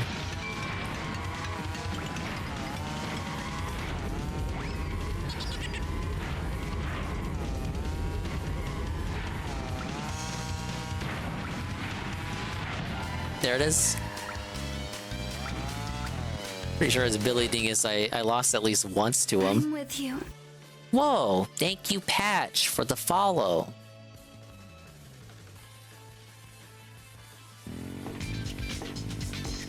My 5 a.m. Crash Team Racing gameplay is satisfactory to you. Doing a 24-hour stream for the 2-year anniversary of my existence. We've acquired a boss key. And you'll notice that Ripperoo's model is completely different to how he looked like in the first 2 games. It's also different from this model right here.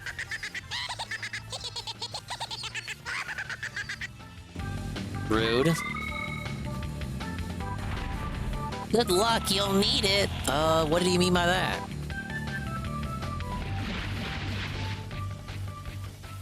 Congratulations on opening this new area.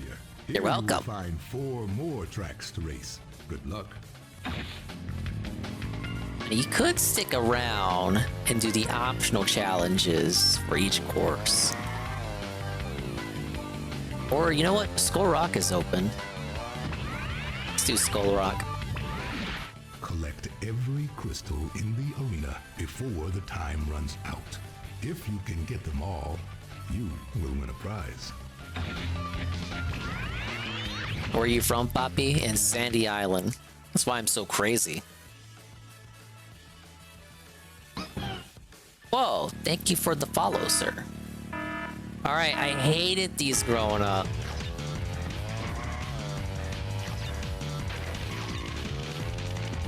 They make you plan out routes and shit. Good music, though. All the battle arenas kind of... They got...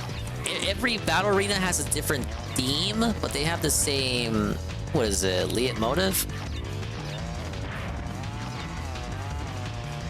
See, that one you gotta hop a little to reach that one.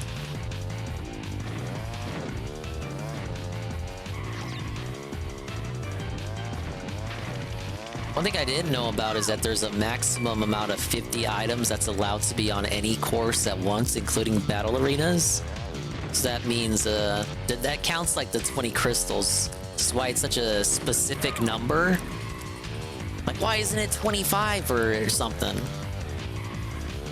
And because of that limit on one of the upcoming arenas, there's like, it's scripted for there to be a number of nitro crates there, but because of the crystals, it goes over the limit of 50. And when you hit that limit, the oldest item on the course will automatically just get removed. And in this case, the first place nitro crate just detonates as soon as you load in. I missed one. Ah yes, missing the last crystal. From Mexico, but I know I speak a little English. Haha, he's crazy. That's not crazy. Yeah, I had a nephew from Mexico. We brought him in to take care of him ages ago. Brightest little ray of sunshine you'd ever come across. He's no longer with us today.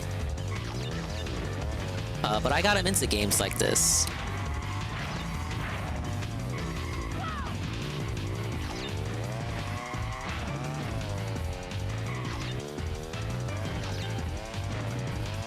Nah, Bean, he's not with us. That's like, you know, he had like an illness, and you know, he didn't make it. Ah, it's a shame. I always looked at him like kind of like a little brother. Nah, it's okay. It was years ago.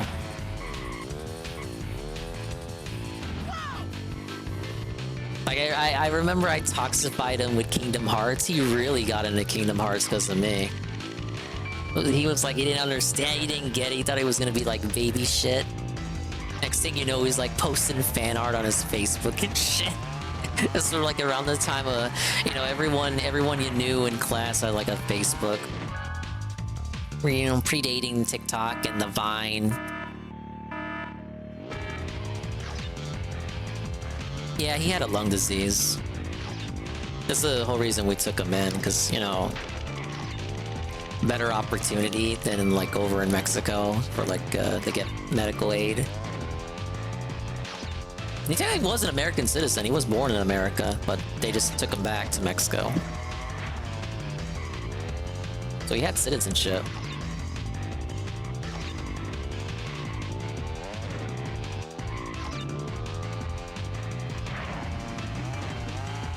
Oh, this is where the last crystal was. God damn it.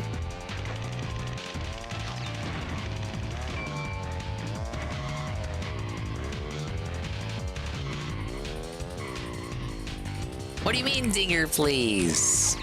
I'm pouring my heart out on the 2nd year anniversary 24-hour stream to humanize myself as a human-style creature to my audience who loves me and my content. Done. That was the one crystal I was missing. You're welcome, Bean.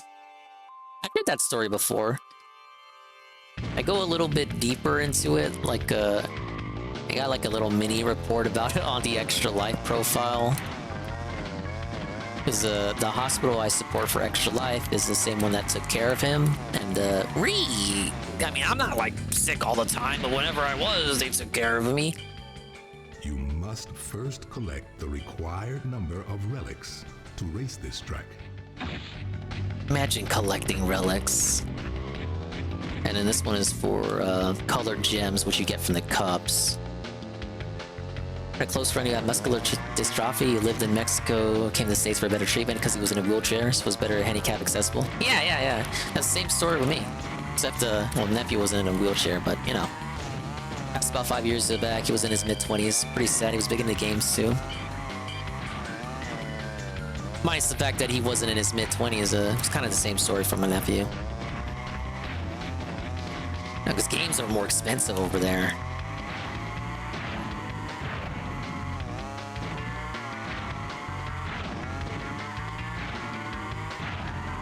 So we never got to play the good shit.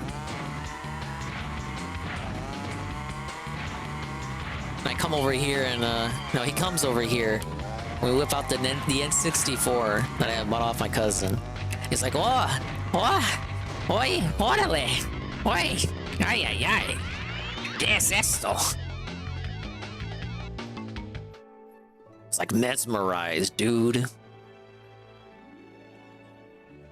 It's time for the easiest track in the game, therefore the most fun to drift on. I've got the drift going.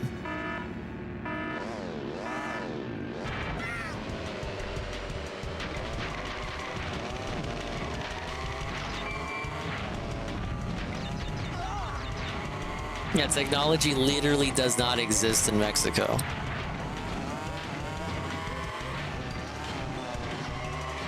Why was that your takeaway, you freaking xenophobe? Rather than the, easier explanation that my nephew did not come from a well-off family.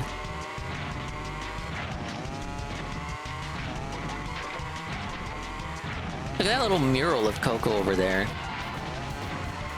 How does she have money to commission that? Thank you, Yukikaze. I've been pig-pilled by the remake. Because I was bad in this growing up.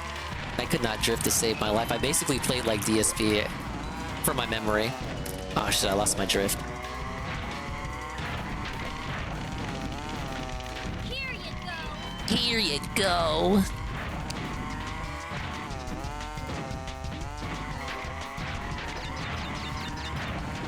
Where's that boost pad?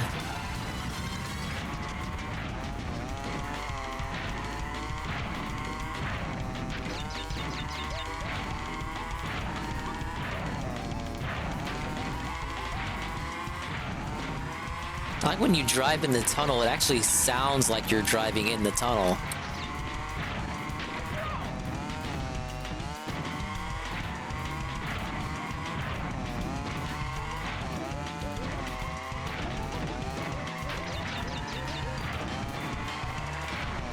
Lapped. And another one. We're gonna dominate this campaign. The trolls won't know what hit them. Coco had big investments in the Cortex Labs, but she sold them right off before Cortex took him down, you know? Like she invested in Apple. Oh no, she invested in Wampa. I was about to say, yeah, you sure this isn't Mario Kart DS? Congratulations, you win a trophy. Got more hints for me? No hints? He's got a hint. You can go faster through turns by power sliding. To access the power slide, press and hold the R1 button while turning hard. Really assume people wouldn't have done power slides by now, but I believe it again by looking at DSP's gameplay. Compare this shit to how DSP was playing. That's why it makes me seethe so much. If any playthrough of his makes me seethe, it's probably his Crash Racing Remake playthrough. Because like they show him how to do it, they tell him how to do it, and then he does it like so rarely. He just drives normally. For the majority of the races in that playthrough, he is just white smoke. No flare at all. No flame.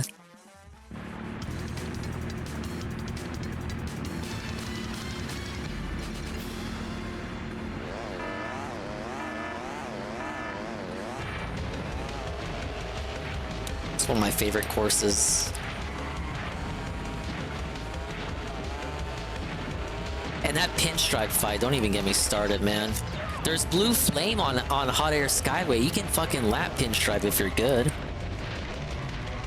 Yeah, I know his bombs are a pain, but dude, it's like the 4th boss. He thought it was like the Crash platformers where if you die enough, they give you a mask. You lose enough and it just lets you beat the boss. Oh, I love the hang time on these hills, man. There's a good shortcut I want to show off, but I can't activate it without a proper power-up. See if I can do it. I can't do it with a nitro crate. And this is Pura's home course. Oh shit, nitro. This is Pura's home course. So I do like that they try to make an effort to have like the CPU who owns the track be the person in first, because Coco was like she was second on her course.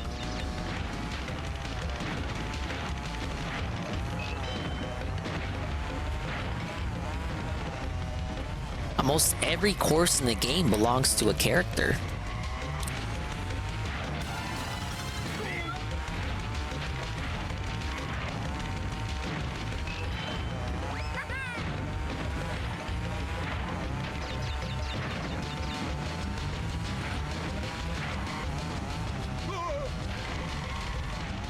It's like only Entropy and Fake Crash and you could say Penta, but I think Penta has like Blizzard Bluff. Yeah, that's the shortcut. That's the one they tell you about in the magazine you pay $50 for. Almost as much as the game itself, shit. Lines can be tricky on that.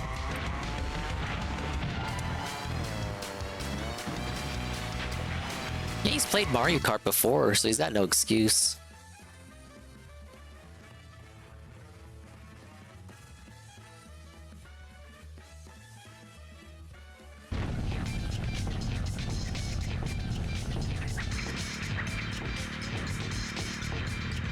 I don't remember blitzing through the campaign like this growing up. I must have lost a couple of times, you know, not drifting and shit. I'm like, damn, already through the second world? Congratulations, you win a trophy. You think about Mario Kart now, where how Mario Kart 8 Deluxe has 96 tracks total, and then this one has like 16. And yet, this one completely dominates Mario Kart 8 Deluxe in every way. If you wait too long, you'll hear a backfire sound and miss your chance for a boost. But see, look at that. They make an effort to teach him the advanced tech. There's no way TSP didn't hear that hint in his playthrough. How many tracks does the remake have? No more than 30? Off the top of my head, between 25 to 30. But I don't think it has over 30. They added a lot through the DLC.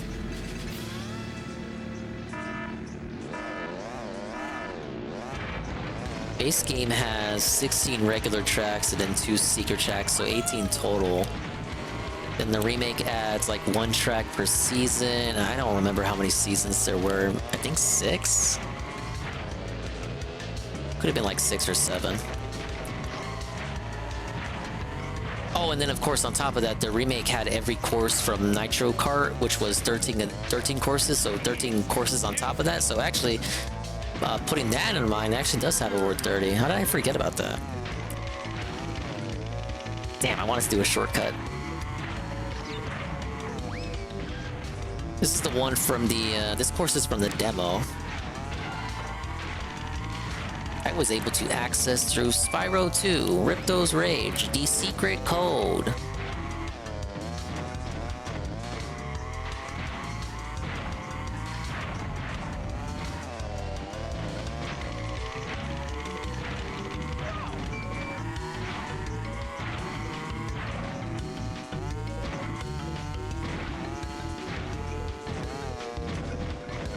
I'm not gonna make this. Ah, bad line. It's a classic shortcut that the magazines always tell you about, where you can cross over the bridge if you have enough speed.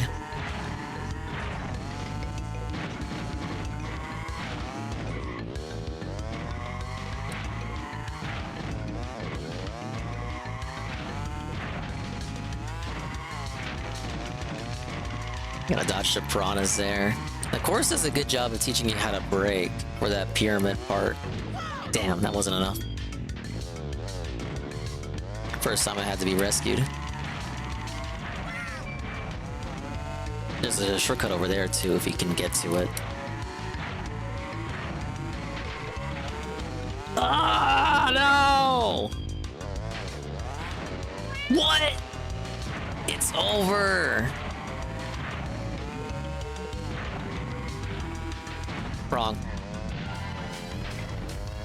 Favorite Mario Kart game is still 7. I want to remake. It's never happening. Man, most of the courses in 7 are in 8, except for like a couple.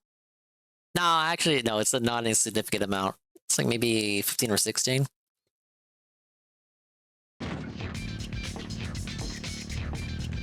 And as good as the tracks added in the DLC packs are for MK8, many feel like flat versions of previously more expansive tracks, kind of ripped off. It is directly ripped off the mobile game.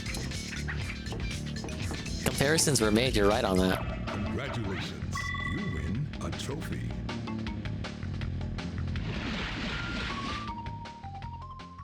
To get around a tight turn, or to face a direction quickly, use the brake slide by pressing and holding the square button while turning hard. Whoa, the brake slide. Oh, shit. That's what he's talking about? I didn't know that. Interesting.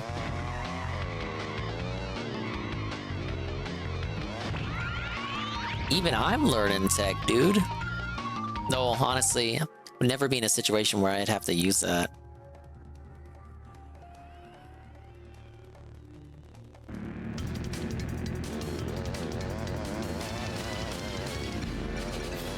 Yeah, it'd be more useful in the crystal levels.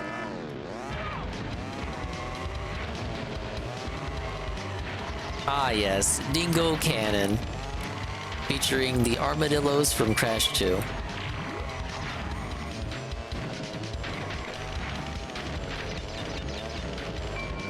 Such a specific segment right here with the water. Don't you do it. He did it. Tiny win!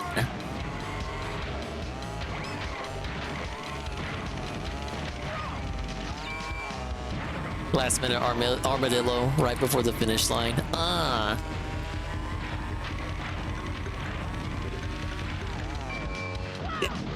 No, Jesse! I'm getting too cozy.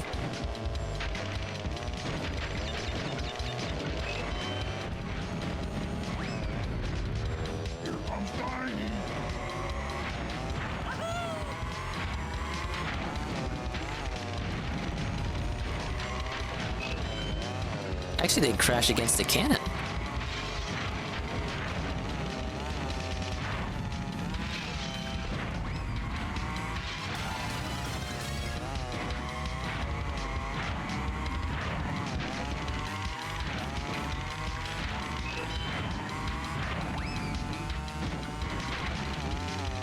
There we go. I remember those bumps giving you a decent hang time, but you gotta come at them with the right speed. Oh my lord. We getting belted now, baby.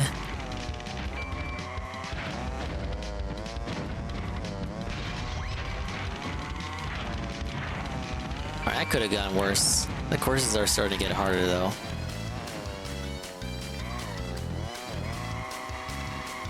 It's crazy how willing publishers were to experiment on random stuff like this. You know, our platformer? Let's make a racing game out of it. Is that how they came up with Mario Kart 2? I think with this one, they had like a 3-game deal with Universal for Crash, and then they got like, they managed to get one more game out of the deal before it was fully complete. And then they no longer owned Crash Bandicoot anymore. What was the guy? Race so slow. Papu want in action. I am guided by the emblems. Whoa! It's Praise That Soon. Massive raid with the party of 26. Hello, Praise That Soon. Welcome to the 24-hour Ding-a-Dong 2nd anniversary Ding Dong Extravaganza Ding-a-Dong. Playing Crash Team Racing, 2nd boss.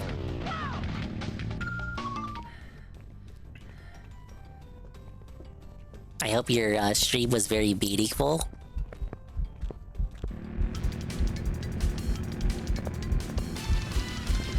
I think Papu's items were the potions. Oh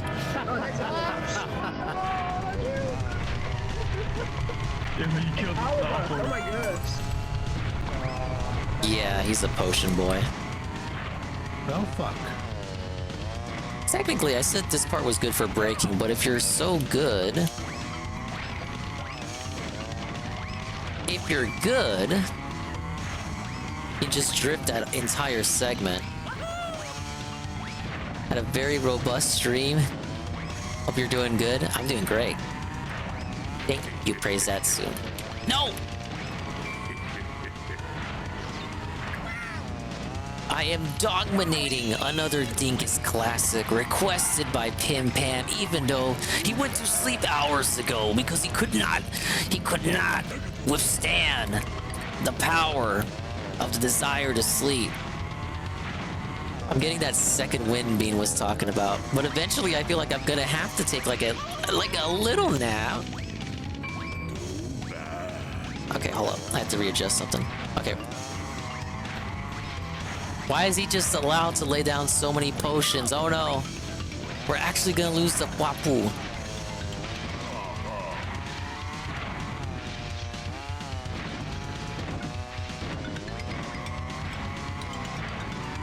Most trouble between the 15 to 17 hour mark. That's very specific. Damn, he's not even that far ahead.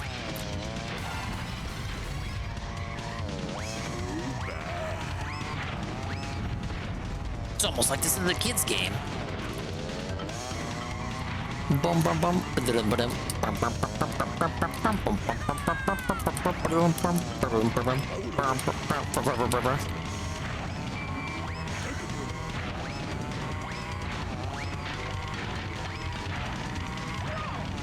All right, hold it.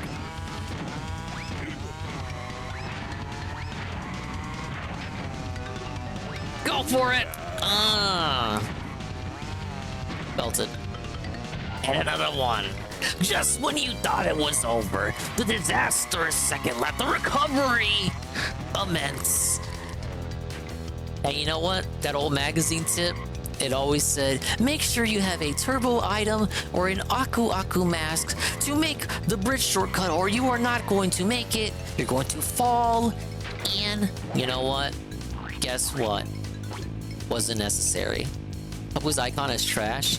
I was always fucked up with his icon. I always thought like his nose, his nostrils were his eyes. I didn't realize his eyes were at the very, very tip top of his icon.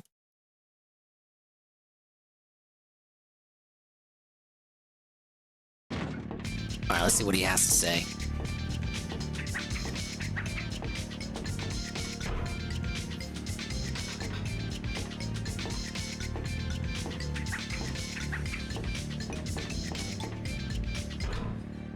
He's just hitting that belly.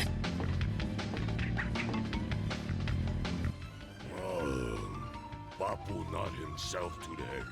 Maybe Papu not eating a big breakfast. You are fast for be so small. Here is key to help.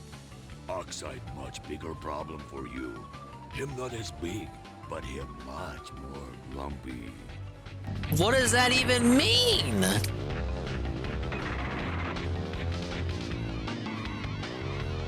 Well, we got the token challenges and the relic challenges unlocked. We can now proceed to the next challenge.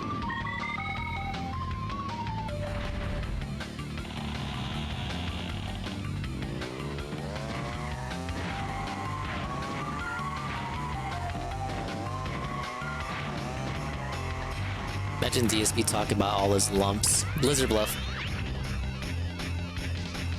I like the Kamado Joe winning cutscene. He has no faith in me. I remember.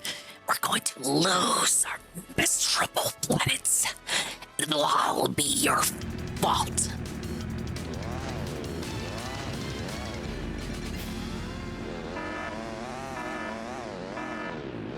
I think I mained Joe in the remake.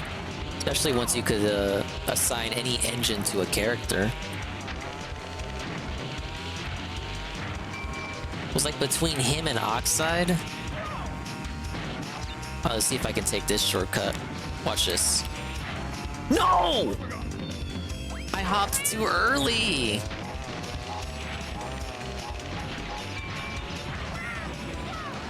Oh my lord. That's another one right there. I think that one's easier to hit in the remake.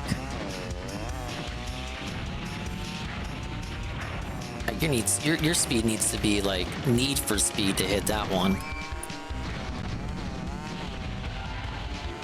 You got a mini one right there between the cannon.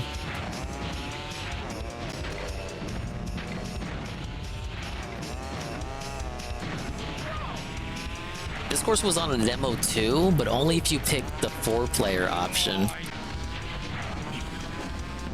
Whoa, why did it turn me around? Bandicoot power. My fucking dingus. Alright, I won't go for the other shortcut. We'll just play it safe. Oh, we got the, this is the lightning strike for this game.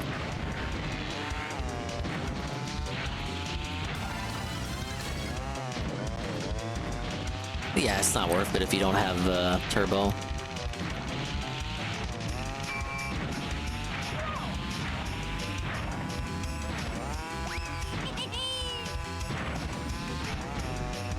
Let me hit it! That one really asks that you have the mask. Or maybe at least 10 Wampa.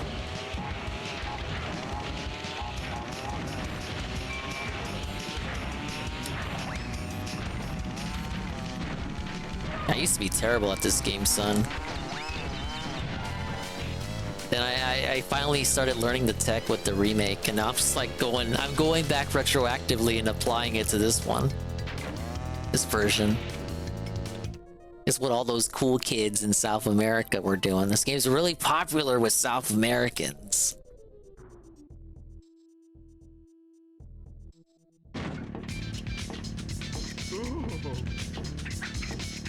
Pretty terrible with this game too. You just gotta remember, it's all about chaining the boosts together.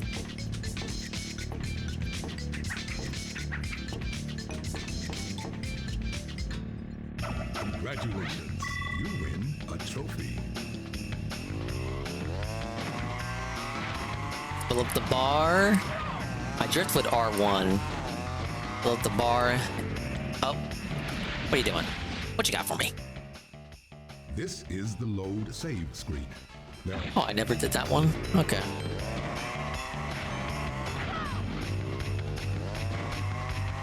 Yeah, 1, 2, 3.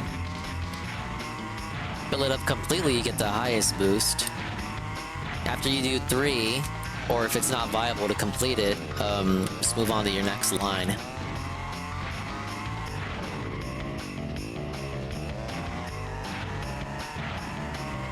Like that. Oh my god, Dragon Mines, you're in for a hoot. Dragon fucking Mines. For sure, this is one of the ones I had to do 2 or more tries on.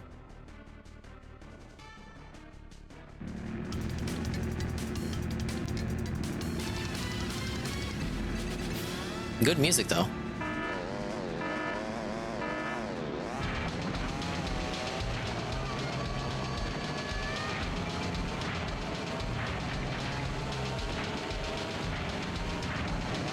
You're allowed to get a little bit into that water. If you go in too deep, you'll get rescued by the mask. You can't go too deep in there, but you are allowed to cut through a little bit of it.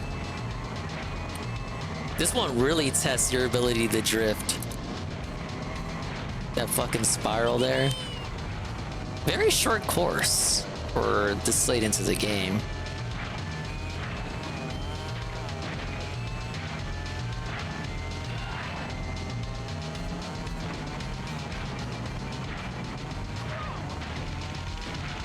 I like in the remake right here in this part, because you go to this place and there are no dragons.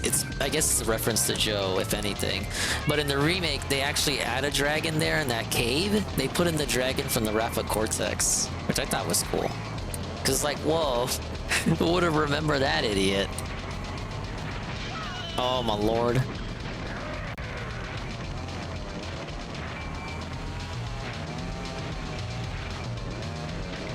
Now Jesse knows why I'm saving this.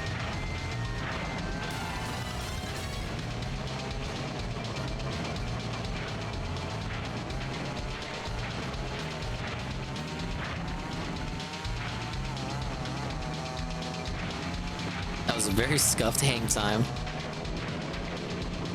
Ah.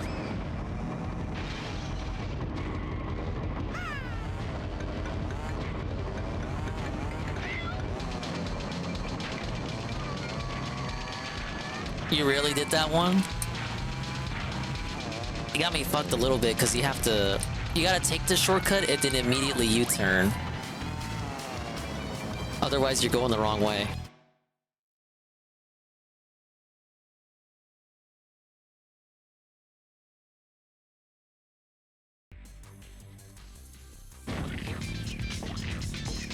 Look at that, we're destroying, we're dominating over here.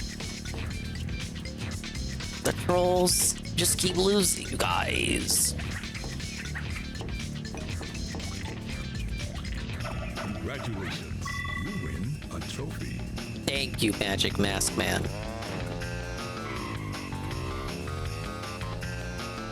I think it's Tiny Arena next, and then they save Polar Pass for last. Polar Pass is when the tracks start getting a bit too crazy. Oh no, I guess Tiny Arena's last. Polar Pass is deceptively simple.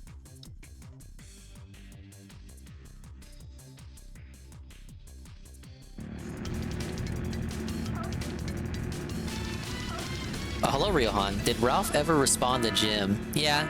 He said he's gonna die of cancer and anything he says doesn't matter. Jesse from Pod Awful, no, it wasn't Jesse, it was Keemstar. Keemstar on a Locale Live made him address the feud, and then he goes into a little bit more, but it's kind of like, you know, it's nothing new he hasn't said before about it. Or just, Jim started talking shit after Portugal when he got beat up. Not even the second time by, Cog and Dan. That's the Portugal trip that everyone remembers, the one that got recorded and filmed. But that was actually the second Portugal trip. That was not the first one. The first one was when he went and then got beaten up by 4 Portuguese guys, and he said like he fought them all off, and then they ended up taking his purse. That was the first time. And then he went to the hospital and we got all those pics that came out of him after the beating. That was the first trip. That one kind of fell to the wayside after he went again and then got assaulted by Cog and Dan. Well, just Dan. Cog didn't do shit. Yeah, and reselling the purse. People tracked the purse down. They were reselling it on like Portuguese Craigslist. And I think someone was able to purchase it. It was like He Will Not Divide Us, but for Ralph, looking for his fucking purse. But yeah, that was his response. It's on the one of those Locale Lives, not the most recent one, but I think the second to most recent. Or no, it might still be the most recent one. Ralph is on there for like 10 minutes, and it's funny because they bring Ralph on the shit on Wingo because Wingo's not there and refuses to attend the show again, and then Keemstar just segues it into making fun of Ralph's current drama. Isn't it true that you're running away from the Mexican cartel in Mexico? Oh no, that's not true. I don't know what you're talking about. I ain't leaving Mexico, bish. Maybe you're the one, right?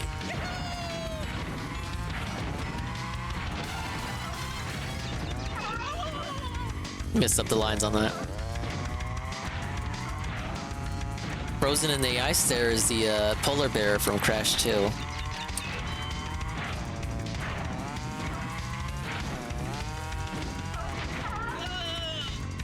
I've never heard Crash make that noise before. To make that noise with that closed mouth, that smiling grin.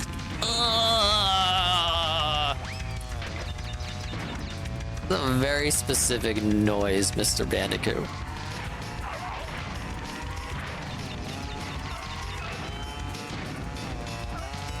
Finally!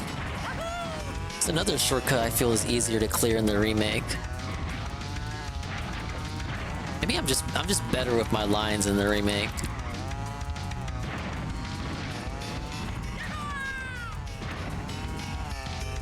And you don't even need the turbo boost, but it does help.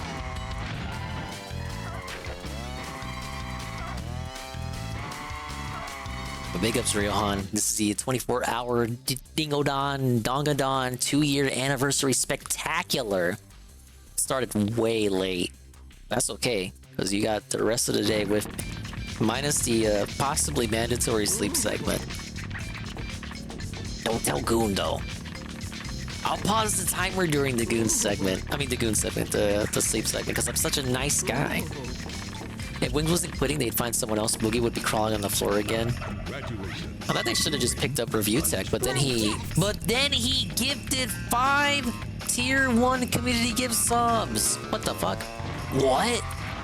Big ups, Rio Honda, 5 gifted Tier 1s. You didn't have to do that, man. Thank you very, very, very, very, very much. Big ups to the people that got them. Test Stupid, Blade, Euresia. They were here earlier. Kamino Yurushi. And Dominic, that's what's up. Sleep is your friend. I know, it is my friend. Possibly after this, because it's already going to be 5. If I do a sleep segment, it won't be, I promise it won't be too long.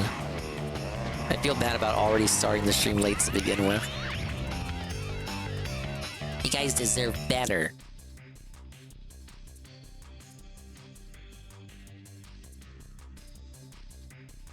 You sleeping? I might crash. No, I might crash. That's what I'm playing. I'm the crashing. I'm the crasher. I'm the one. 24-hour streaming, 12 hours of sleeping. Yeah, exactly. That's how you do it. That's how Phil would scam it. Dude, imagine the Phil quote-unquote 24-hour stream. He wouldn't pause the timer for shit. Well, you guys know I gotta like take breaks. I gotta like walk around. He would like stretch and shit, make all these fucking weird noises, go off screen. Yeah, big ups to Rizia. Congratulations. Thanks for being chill in the chat. Won the RNG lottery. I'm pretty sure that's how gift subs tend to work. It tends to like prioritize interactivity and engagement.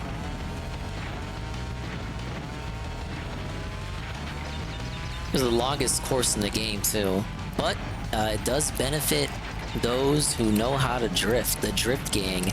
Drift gang. Damn it.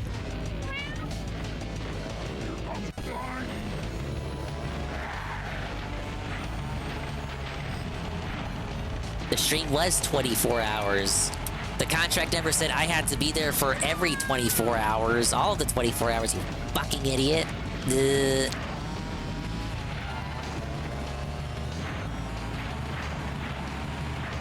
Normal marathon, mini breaks, less gameplay, more excuses. Exactly. We're about to get one in tomorrow.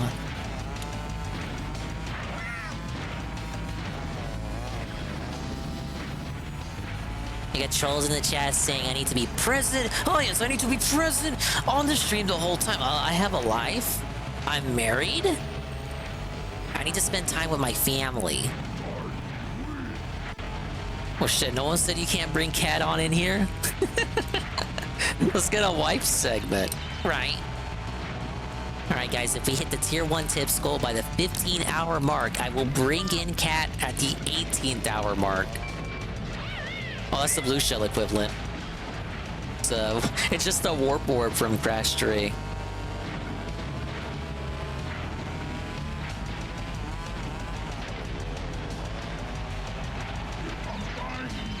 They haven't done, they haven't, he hasn't said they're canceled, Juzzy, but he ain't doing them. His excuse is busy gaming season. February, busy gaming season. Am I outrunning this shit? I was. That would have been so tense if it was an online match. I'm outrunning the missile. I'm outrunning the missile, ma. Yeah, same reason he couldn't play Prince of Persia. Just looked like an alright enough game, but 20-hour platformer, no thanks. Oh yeah, the V-Day stream. My bad. Yeah, that one is planned. So yeah, Juzzy, there will be one. Shit, I almost forgot. But it is 5 in the morning, so.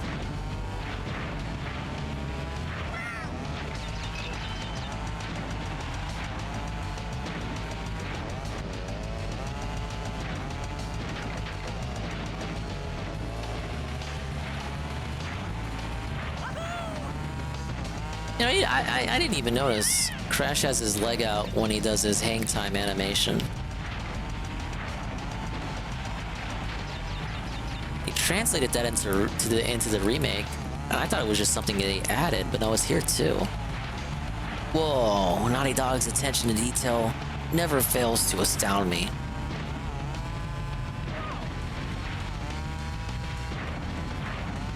Pretty easy course. Yeah, he's using Ketzabrag. Juzzy, did you not hear the clip where he says he got laid? He gets laid by his wife? Specifically worded in that way, in that manner. I get laid by my wife.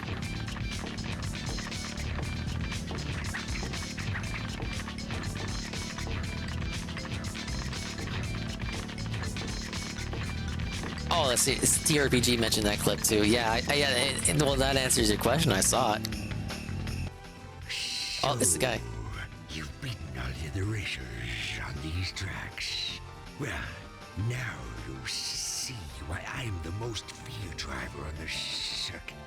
I'll earn the right to face Oxide by crushing you into brick dust. Let's race. Crushing you into brick dust. Yeah, it was Mo and Joe. Mo's not in this one. If you, some stuff came out about development. They wanted to have Polar and Pura sharing a cart, and the same for Mo and Joe. But in the end, Polar and Pura was separated, and only Joe made it in.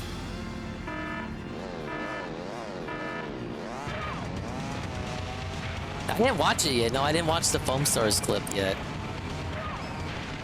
I don't think anyone... I'll have to see if anyone clipped it. Other than that, I'll just probably go straight to the podcast.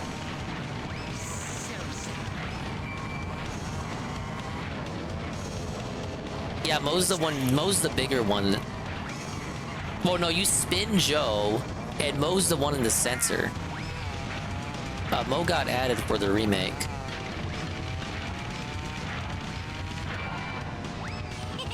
Yeah, I could watch the clip now, but I feel like I'm not in the state of mind to rant and say what I need to say about it, just because it's so late. I feel like that would be better right before the pre-stream coming up today. What do you think will be the leader when they do that island game thing? They say Cat will take over and lead the idiot around. If Cat's already doing it, which I think he said that she is, yeah, she'll lead him around. She'll have already known what's going on. Please don't say you're gonna restream the pre-stream. Doesn't it seem like a pretty foregone conclusion? I probably won't watch all the gameplay if that's any effect to you.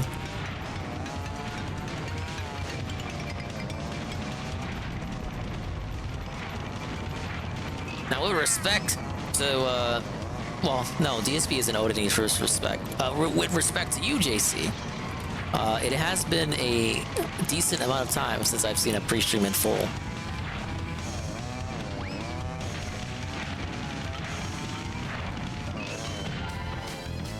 And Joe was easier than Papu.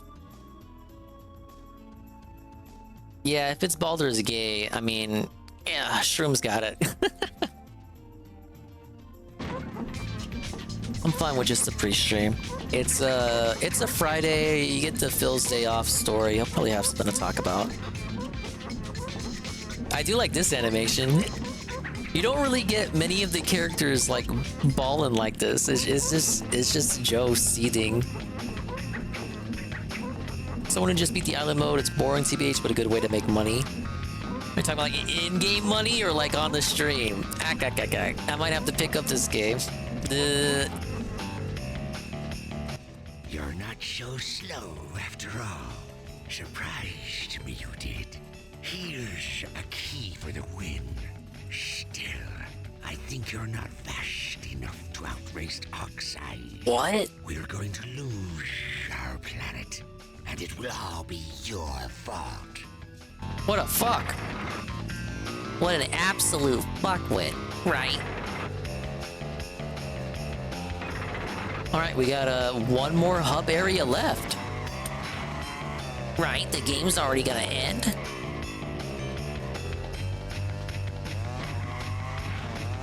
And they're gonna say, Dingus, you didn't do all the extra challenges. Well, if you enjoyed the gameplay, then you can rally for this to become a continued long-form, full-length playthrough.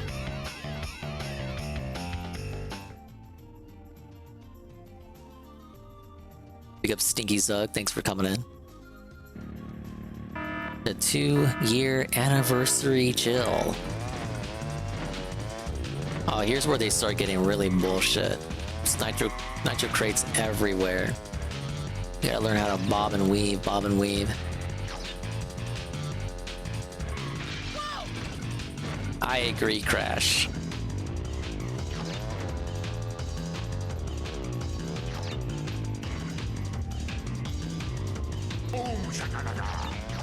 Well, thank you, that spooky Neko girl, for the follow. I hope you're not too spooked out by my awesome gameplay. Yes! You're looking at a childhood favorite here. Dude, I love this game. And now I'm dominating it with the skills I have acquired over years of maturing. Go for the gold. Thank you. For encountering us, our stream, in the middle of a 24-hour situation. I gotta exist and subsist I shall. I'm not gonna make it. No! It's because I hit that one crate. Many post game rants where he says, I would have to learn the game mechanics 40% in. Yeah, he hates when they introduce new shit too late. And then when they don't do that, he's like, where's the variety? What? It's just the same shit over and over and over again.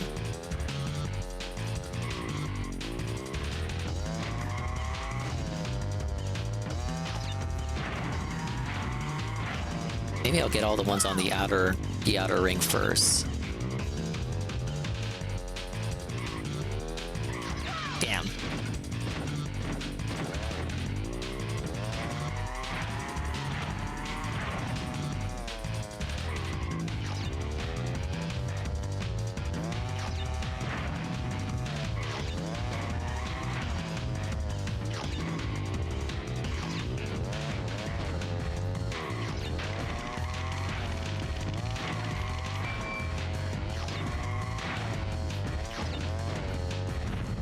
Oh my god. The bombs swerve worse than green shells ever did. Wait, I'm missing one? What? Oh wait. I'm not gonna make it.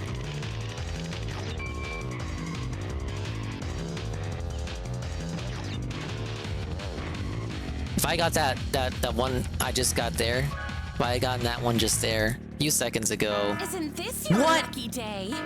It's Mr. Pun with a gifted tier 1 2. That spooky Neko girl. Congratulations. Enjoy all my awesome emotes. Everyone loves them. Almost as much as they love me. It's pretty close.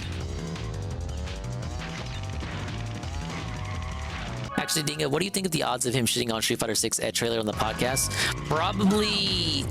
It would really depend on whether they bring it up to him or not. Because he already said he doesn't give a fuck about Ed. So when I hear him get that kind of attitude about it, it gets to a point where, okay, well, I feel like he's not going out of his way to look up shit about Ed.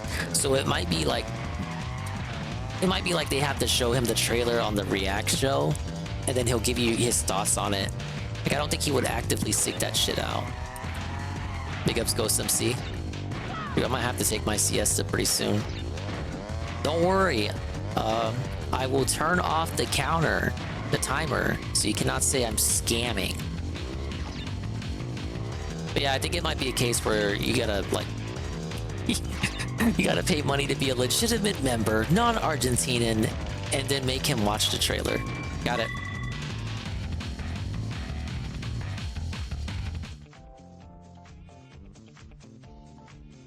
It doesn't have easy inputs on Classic. That doesn't matter. It don't matter. He doesn't know that. He doesn't care.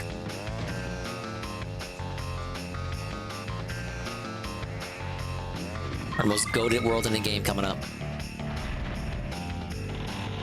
Big ups, Brian. It's already 6 in the morning. That's true.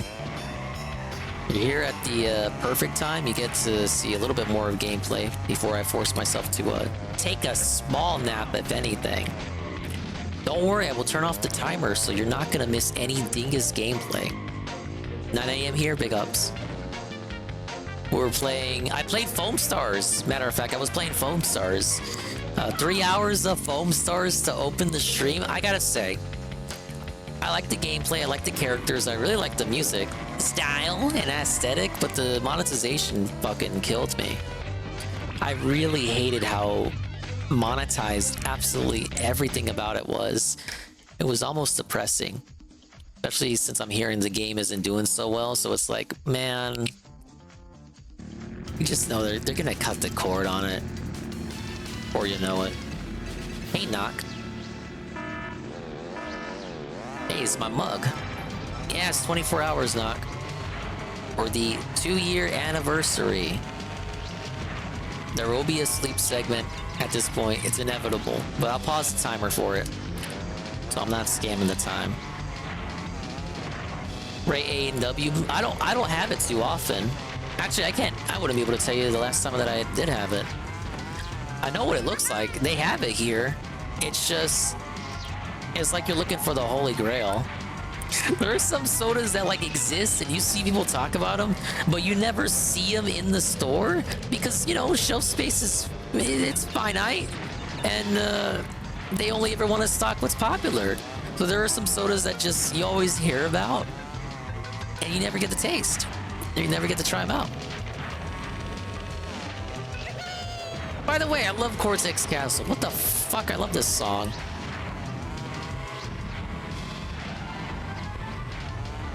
This one with all its hard 90-degree turns really expects you to have mastered the art of turning. Like that. That is a devilish turn right there. Forces you outwards and inward. Like that. You gotta cut turns like that.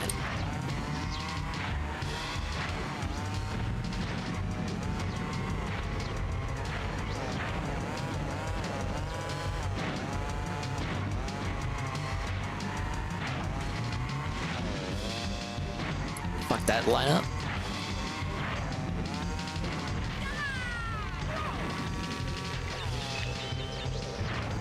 So that's a blue flame pad, and I just lost it. This stream is not pre-recorded. It is 6 in the morning, Dingus time, Tevin time. It is February 9th. Jesse's fucking with everyone. It's not pre-recorded. Right.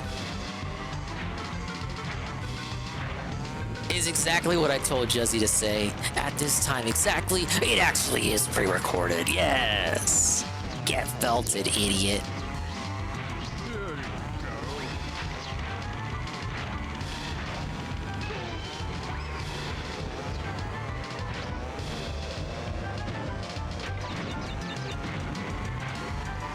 Imagine it is pre-recorded and I'm just able to like accurately respond to everybody because everyone is just so predictable in what they say. I just offer the most generic responses that imply like I'm paying attention.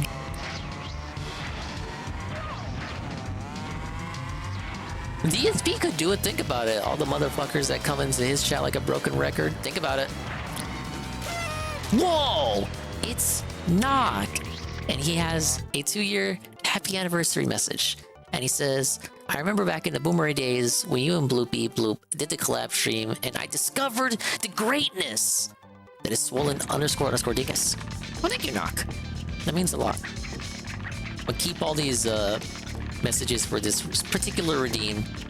I will save them and frame them on the wall so I can look at them when I need to look at them. The game had a lot of great ideas, although it did rip off some soon. But the business end of it is not gonna. It's not, because it's not gonna succeed. It depresses me. I wanted to go in hating it. Oh, excuse me. I wanted to go in hating it.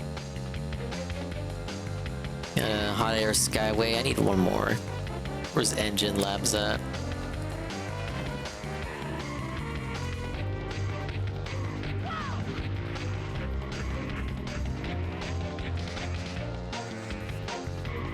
Didn't a streamer do that recently? They were out abusing their girlfriend and it was drama. You sure not talking about Ralph again? Imagine DSP saying, see you later, Eric. And the Coomer in the chat, he hasn't said bye or anything. He just assumes at that particular point, that'll be the time that Derek needs to head out.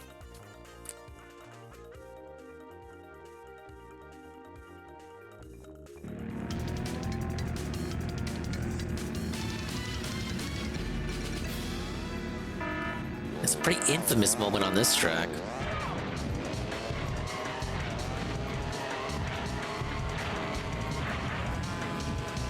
Never mind all the sharp ass turns. What's coming up? Right here. Oh my lord. I don't remember that speed boost being so quick.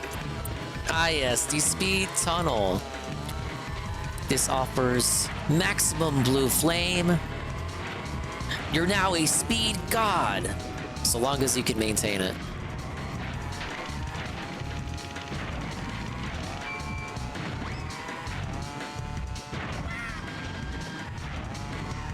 Nice try, missile. Oh, fuck.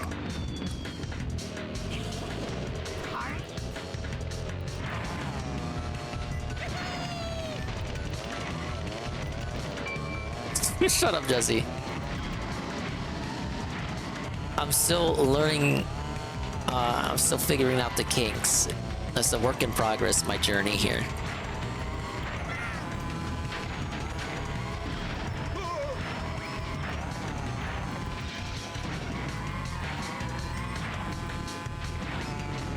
Dude, you cannot drift there. You're not gonna survive. Here you go.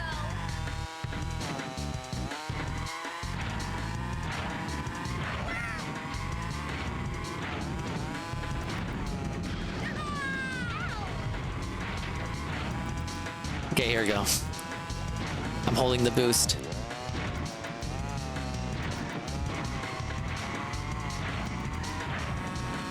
Oh god. There's a turbo pad you can drop down there to hit and get another speed boost. But I thought it was on the left when it was on the right, in fact.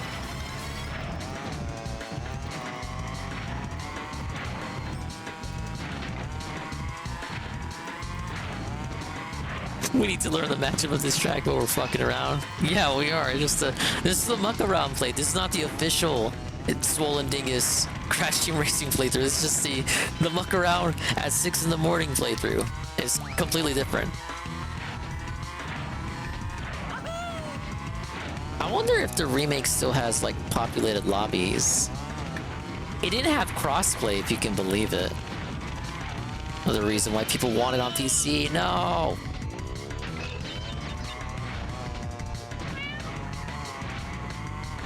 Okay, you drop down here. Shit, you're not supposed to hop. It's not worth it.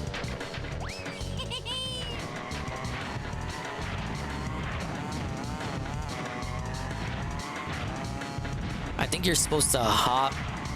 You are supposed to hop, but like at the middle part of the first speed boost, you hop off the middle, and that kind of offsets the hop to where you land on that lower boost pad, and then you get the second boost.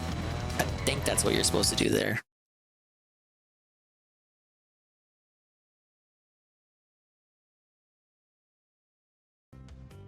So guys, what do you think about Crash, huh? You want to see more Crash, or should I move to a fast character like Tiny, huh? Right? No, sure it'd be cool if we could, like, I don't know, or like $20 away from the tier 1, you know? I promised, guys. I said if we hit the tier 1, I would, like, switch characters, right? Don't you guys want to see that? Nobody told DSP that you're locked to one character per adventure mode playthrough.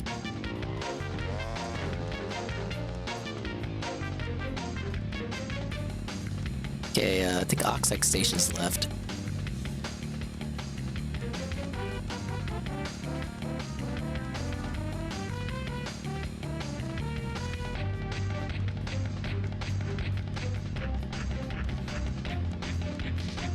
Let's take a sip. Take a sip, then go for that. Oh, it's not Oxide Station. It's Hot Air Skyway. Hot Air Skyway's next.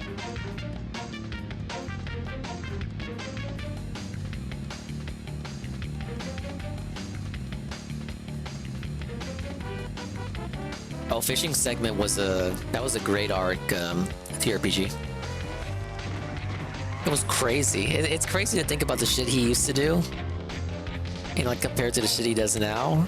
Like, it really does seem like parody at times. Dude was charging money to put like a lure on a hat that you could barely see because his camera is like a box in the corner, And the hat itself is way too small to even see on top of that. It's like a tiny hat within an already tiny box in a corner. Demon in the corner demon, demanding $50 handouts every single stream just to put a hook on a hat. And you thought picking a party hat was ridiculous. Alright, this is a contender for my favorite track in the game right here. Everything about the aesthetic of this track is crazy. How is the track even supported? How is it even, like, in the air at all? What was the idea for this course? Were they just fucking high? Alright, you get blue flame here. You can now hold it for the whole course.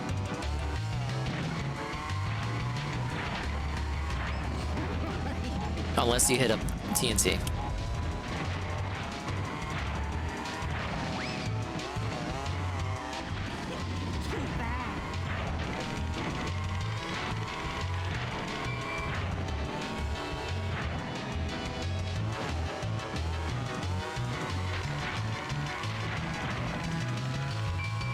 Alright, this turn here, I've always hated this turn. People who are really good, you can just, you can brake in midair and then hit down on the D-pad, and you will automatically 180. It is the most fucko tech in the game, Jezzy. I cannot do it. And it got felted from the remake.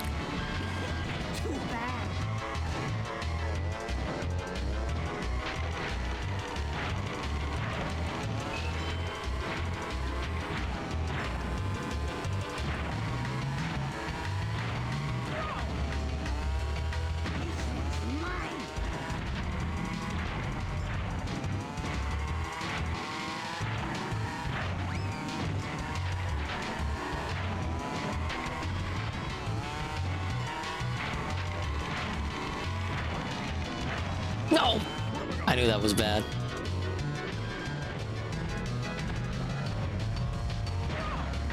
Best part is throwing bowling balls here when they least expect it. It's the one time those things actually managed to hit anything. By the way, Warp Orb in second place. Thank you, Naughty Dog. Neil Cuckman felted. Why did he have a missile? Missile in first place, Cuckman, really?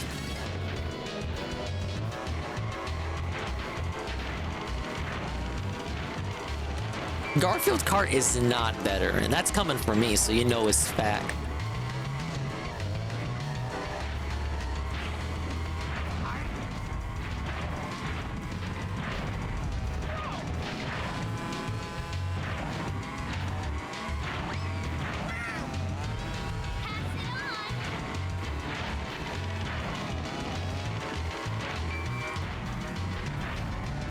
Okay.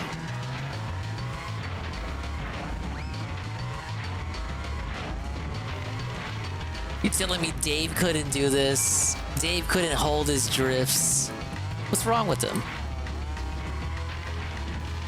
He's got a gamer mode before.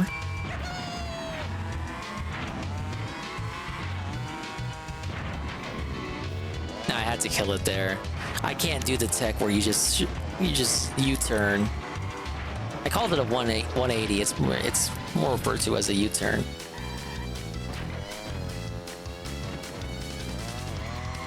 Hey Phil, can we see the fishing hat again? No. I don't see anybody else asking for it. It's from a bygone era, should be left behind. Forget about it being immortalized or anything. See the unofficial Garfield Kart Twitter that kept posting right-wing style tweets? I did not, but it sounds based. Where can I get a piece of that?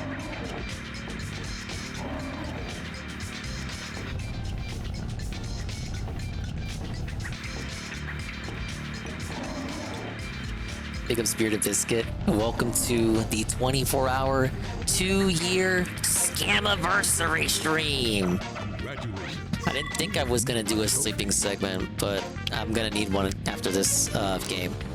But welcome, you're joining us as we continue. We'll continue. We started and we're like going through Crash Team Racing. We were playing Foamstars earlier. Played a little bit of LocoRoco. Decided to get back in a driver's seat, see if I'm still good at this game. Apparently, I still am. Got banned after it posted a picture of that Bruce Willis terror attack, I think. With Garfield Kart style jokes. Okay, that's not like... That is like implicitly right-wing. At least he's not like outright saying, yes, I took the Trump pill and we're gonna win big in November. We're gonna dominate in November. No one dominates like I do, let me tell you. It's a good course too.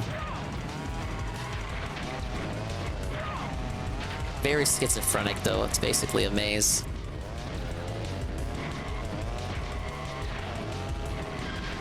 Yeah, don't worry about the sleep segment. I'll maybe put True Crime on, I guess. But I'll pause the timer. So even if I oversleep, which I would hope not, because I'm gonna set all the alarms for a reasonable time, reasonable wake up time. But it won't affect the timer.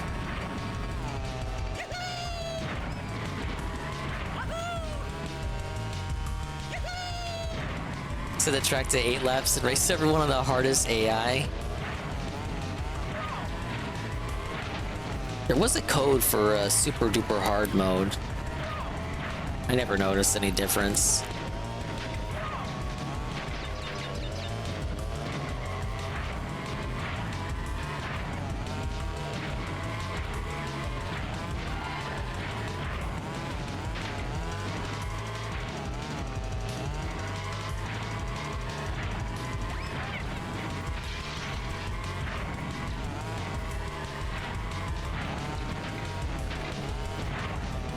And they know how to keep up with you. It is a final course.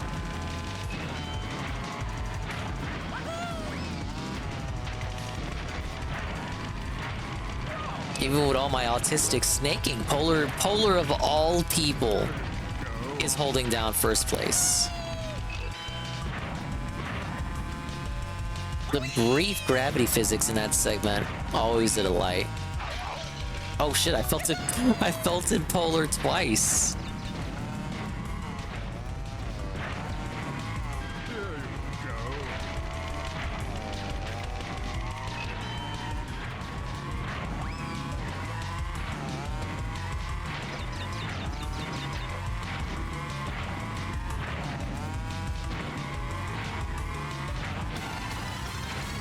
Last lap, then we fight Oxide, and credits. Easy. Way too easy.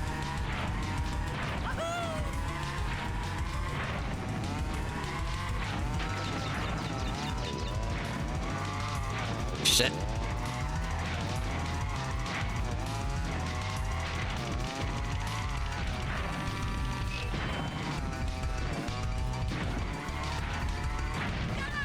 Before the famous Dingus choke. Oxide's pretty notorious in the OG. He may get one over me.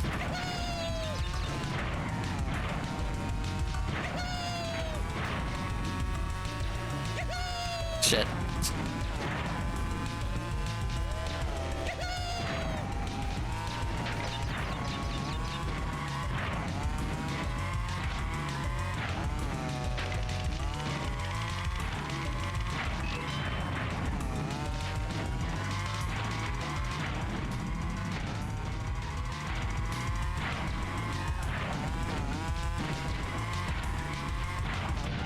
That map is still crazy to this day. All the snaking around, the fucking course snakes around more than you do. I don't think he actually banned it, he just never talks about it anymore. No one else does. I think it's been I may be misremember. I feel like it's been offered as an option before.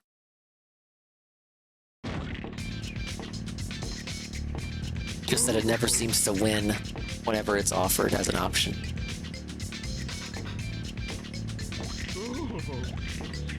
Now we got an incredibly goated cutscene coming up. Massively goated. Like, you have no idea how goated the cutscene coming up it is actually in reality. What? You call that racing? Forget about it. If you's gonna face Oxide, you's gonna have to get past me first. I'm the speed champion here, and I'm gonna save the world. For a sizable fee, of course.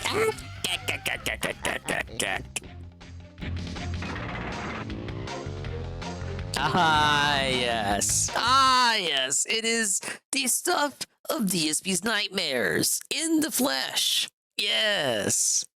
He's back again like he never left.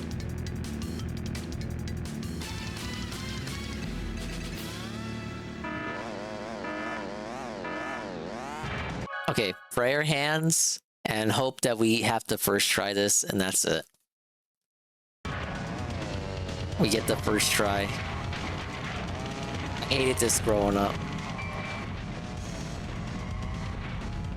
Oh shit. I used the DSP strategy of just replaying until eventually I won.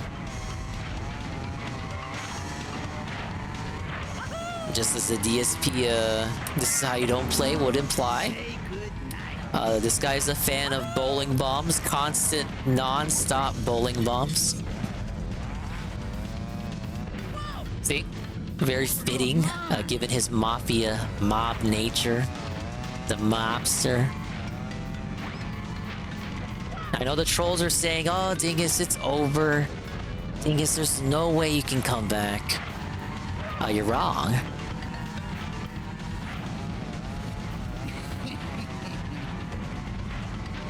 Look at him. Look how slow he is. He can't drift. No! You may be asking how this is legal. It's not. But we never said he played by the... Oh my god. Come on. How would I have... He would have to have dropped that one while already in midair. That was not in my peripheral vision at all. I'll catch up to him.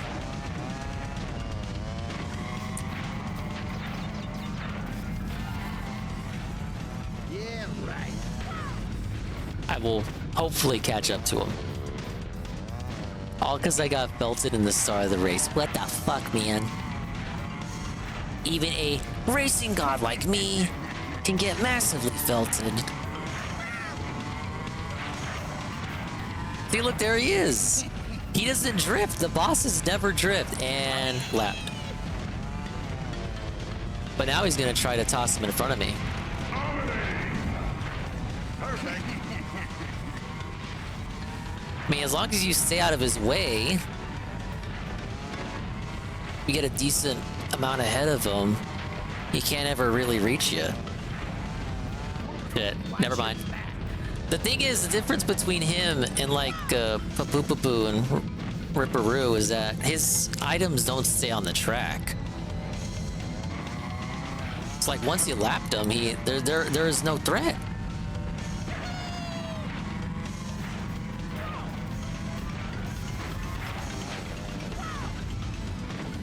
Thank you.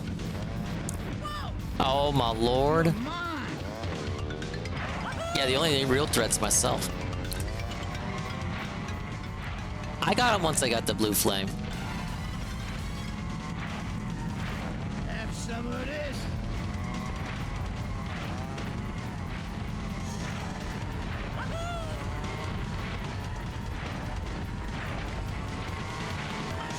Say goodnight.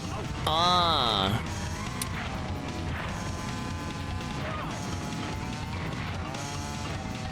I lost the blue flame though, but I still felted him, so I'm good as long as I stay ahead. I can still hear the bowling bombs. He is so desperate for any one of those to hit.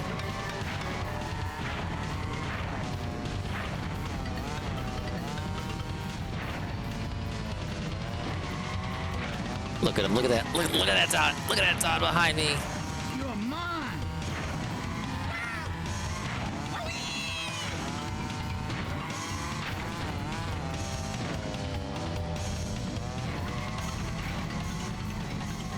Ladies and gentlemen, just when you thought there was no hope, the Dinger comes back. Thank you everyone, thank you. Your support means everything. The AI cheats? I think it actually does cheat in that race. He got like the turbo controller, slinging bombs like that. What the hell?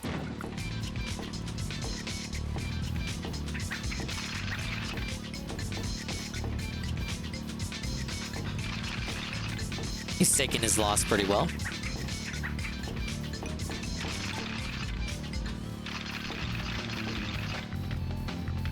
So, you's beat me fair and square.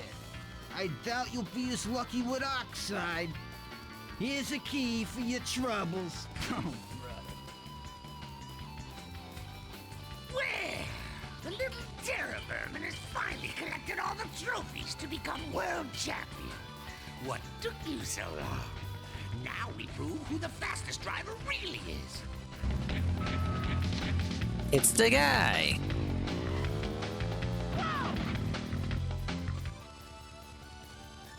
Time to show them what Terra Vermin are made of.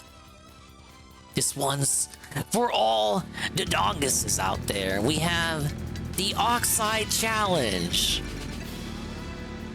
And he's gonna cheat. Piece of shit. Look at him. How is that fair? He knew what he was doing. Damn it. Drops a mixture of items on the course.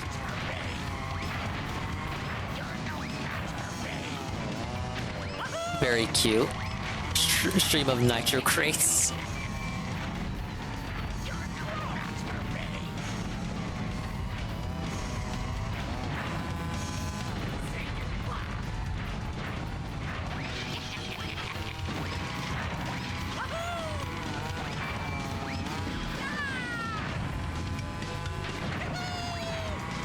You can't really get him with missiles because he's always dropping beakers. Look at how he drifts. He went through the ceiling.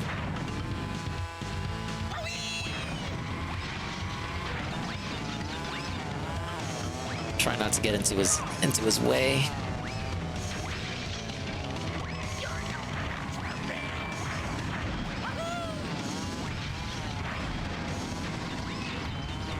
Got him. He's gonna come back though. He's come back. Right behind me.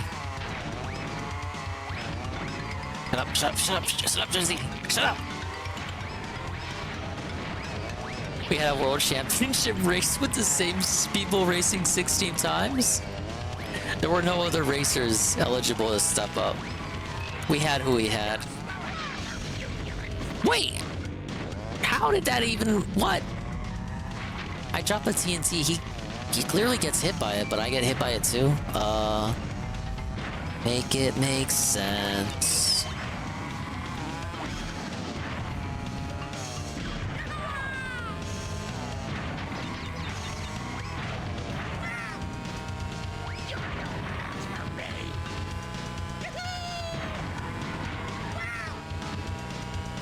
Right behind me.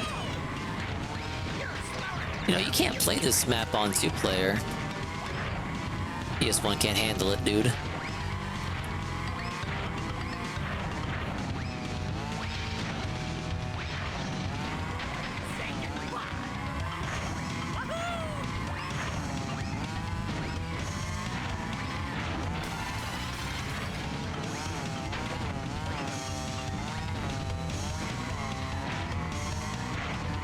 I had a lot of reserves built up for that.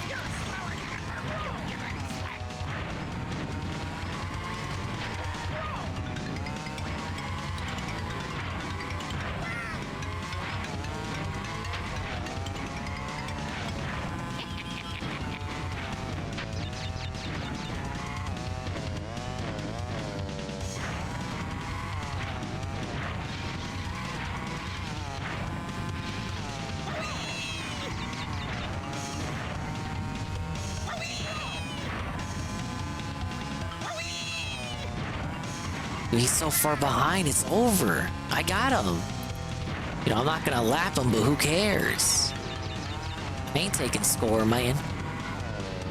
Shit.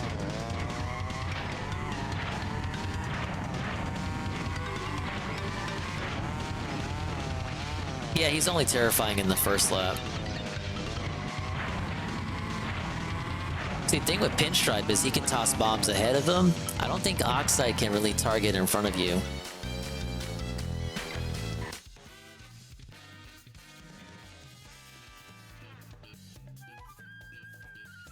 After the BRB segment that Dingus will surely get shit on, we doing the Entropy and then Oxide time trials. I gotta keep the variety up, Juzzy. But Juzzy, if you appreciated the Crash Team Racing 6 a.m. segment in the evening time, afternoon time for Juzzy, and you would like to see it continue with the Oxide time trials, yes, and the 60-euro token races, yes, you can use the full playthrough interest check redeem, and I will make a notation of that. Enjoyed this playthrough, can't believe it's over already. Yeah, all DSP had to do was drift, compare and contrast that with how DSP was playing. Go to DSP doing that Pinstripe race. All he had to do was just drift.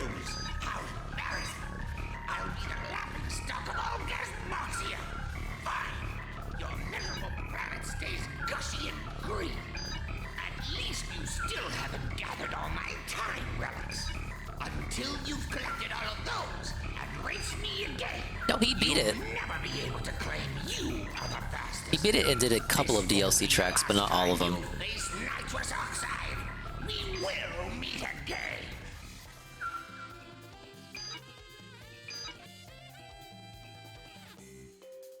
Here's motherfucker telling me I gotta get all his fucking relics. We got the guy. CTR, Crash Team Racing, officially dominated.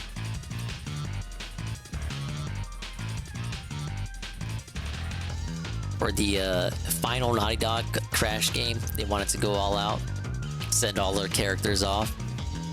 Each character gets an epilogue, but I believe they are only unlocked with 100% completion.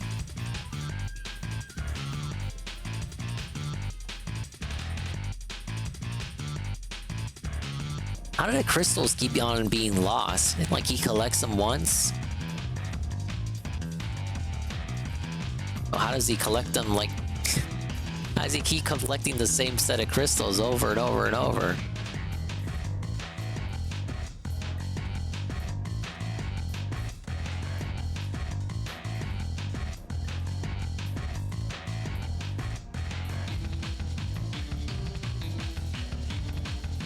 How did they lose them? It's not explained after Crash 2 how they lost the crystals. Like, I get it, you gotta, in Crash 3, you gotta go back in time to get them before they end up where they are in present day and during Crash 2. How were they lost?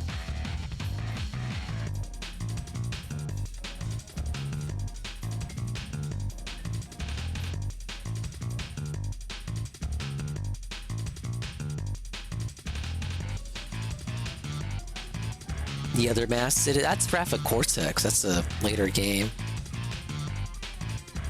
Unless you mean Uka Uka in Crash 3. I guess you could say they were used up, the crystals were used up blocking Cortex's slave laser in Crash 2. The slave laser just kind of comes out of nowhere in the end of the game. And that, like, I guess drains the crystals of their power. Therefore, in Crash 3, we travel through time to get the crystals before. Whoa! What? The Miso Corny 27-person raid? Hello, Miso Corny.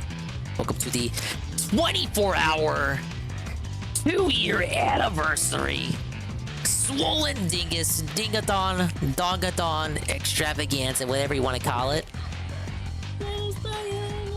Oh, this is when she did that work stream.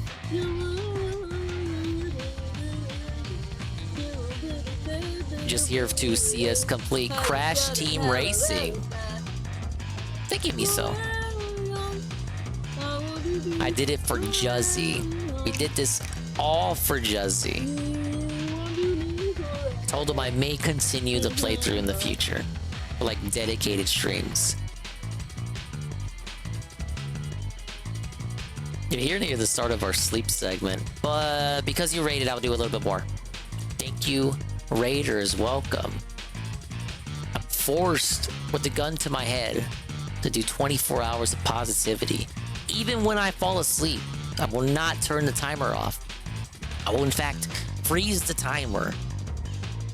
Forced against my will, I must entertain. Was probably the hardest thing I've ever done. Was the Pac-Man 2 segment. You don't really want to see me play Pac-Man 2. Bum bum bum bum bum bum bum bum bum bum bum.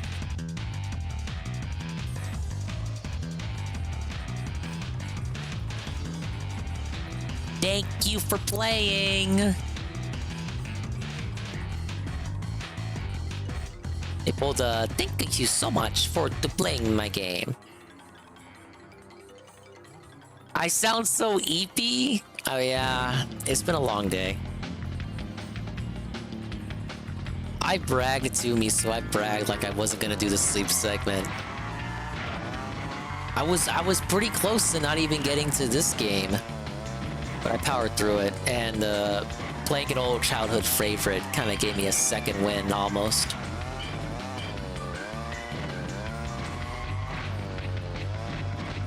Yeah, I was saying like it won't be long. Like the last time we did the sleep segment, it was like 4 hours, barely.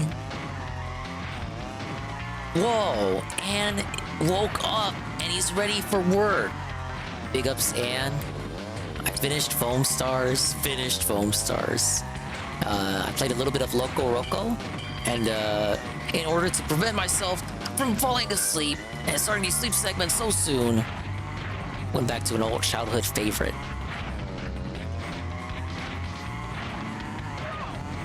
Yeah, Anna's woke.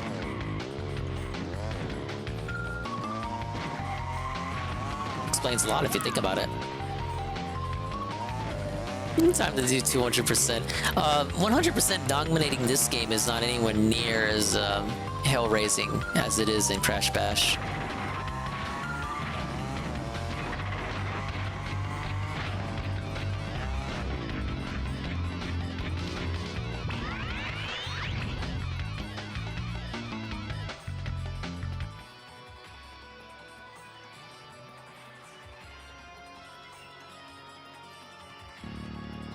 A little nap, no energy drinks. No, I don't even have any energy drinks. We're not dedicating the remainder of the stream to Crash Bash.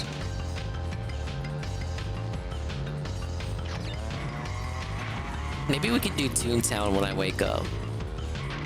Get a throwback Toontown morning segment. Maybe I do like one boss or something.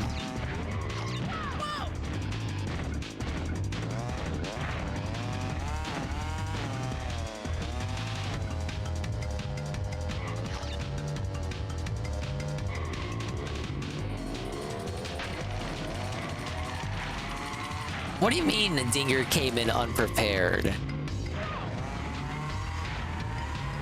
Yes, Dingus, always unprepared. No idea about anything.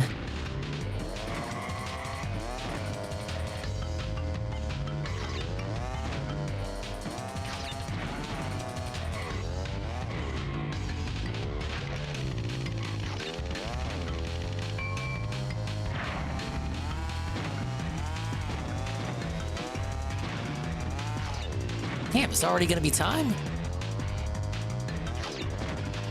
Crystals are all spread about in weird places here. Oh no, I had to come back. I had to hit that from the opposite direction. Belted. Give me one more shot at that.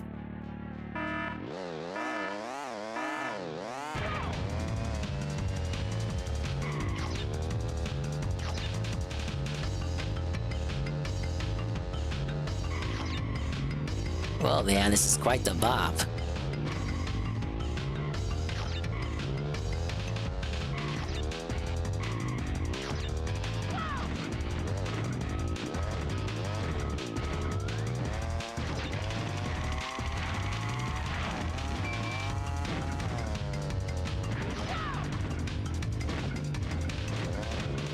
First rule about TNTs, never drive into one while you got one on you.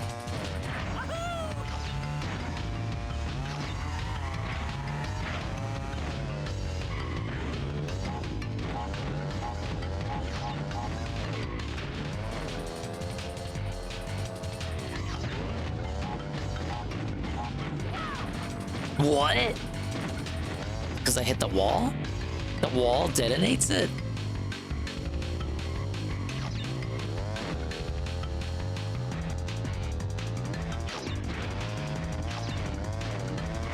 How am I missing 5? Oh, no way. There's one in that trapdoor.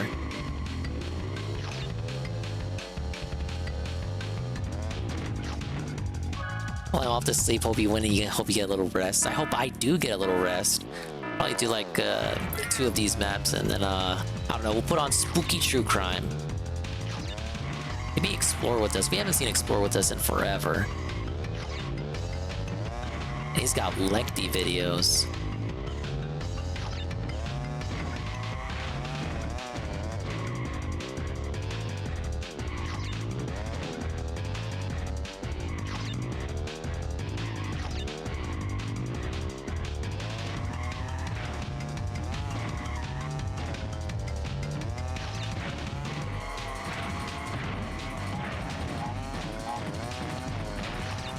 There we go. No more in here. It's that one. No.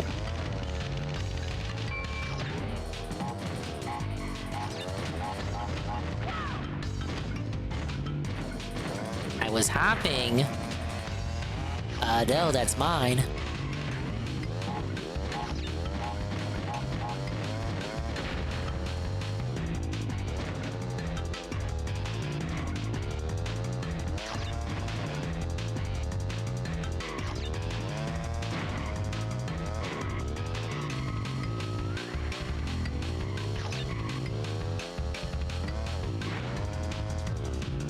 They were right there.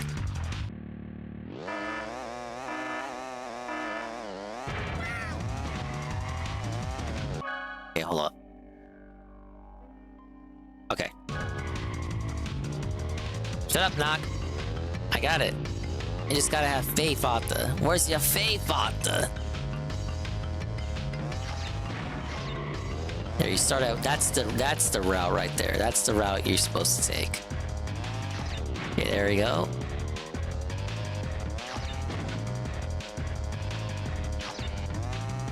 Weird how they make Wampa fruit noises in this game. The crystals.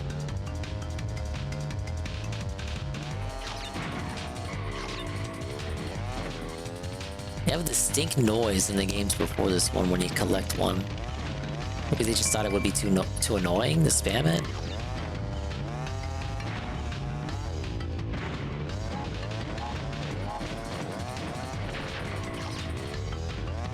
This is not a terrible ride, it's a classic.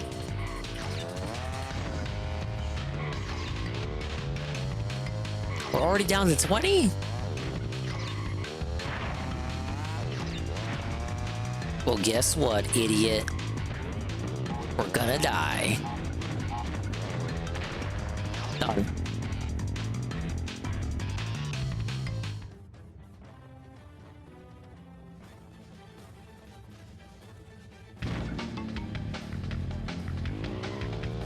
Okay, the last one should be in the Citadel.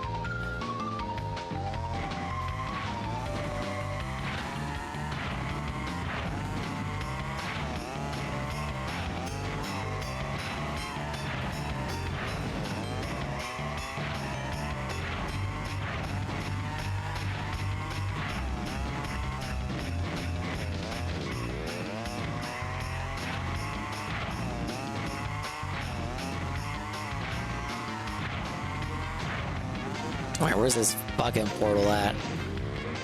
Where is it? Right there.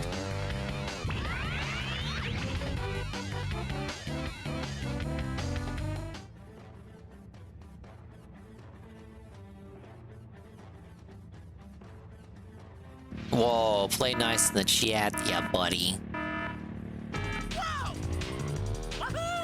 Thank you, Crash, for that that interjection.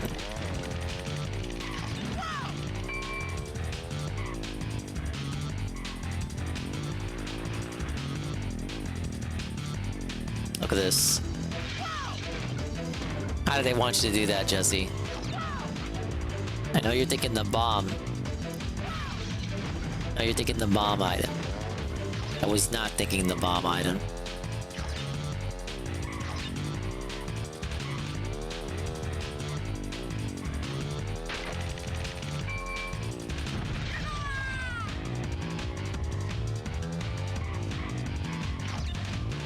Well, that's true. JC was here first.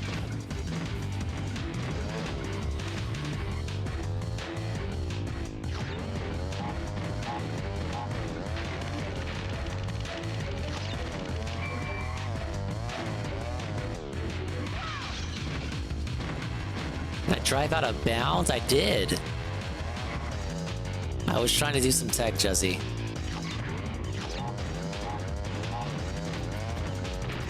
Tell me how that works. I did nothing wrong. I did everything correct. And yet I bought... Look, how does that make sense? It doesn't. Think about it. You can't. Your brain is mush.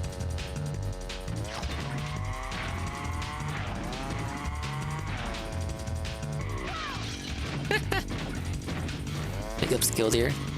Welcome to right before the sleep segment of the stream.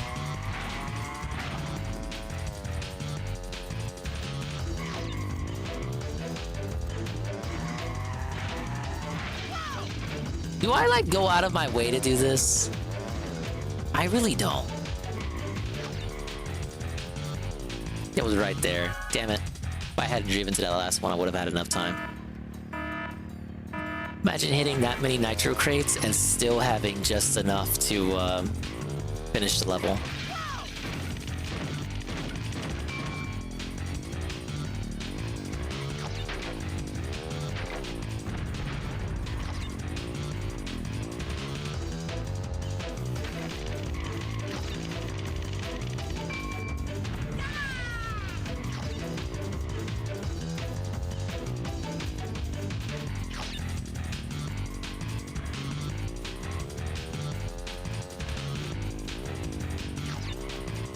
Kids, don't make me turn this car around.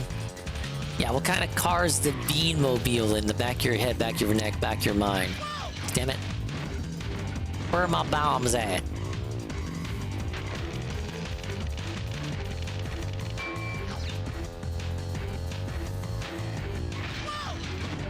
I get too excited. I just want to drive into all of them. And yet that ends up happening 90% of the time.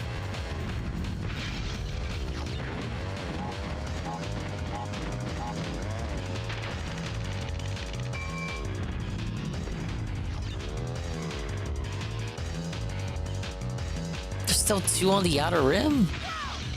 I didn't even touch it. Come on. Troll. I didn't even touch it. I don't know what you're talking about. I didn't touch it. I didn't. I did not. Oh, hi, Mark. Dinkle.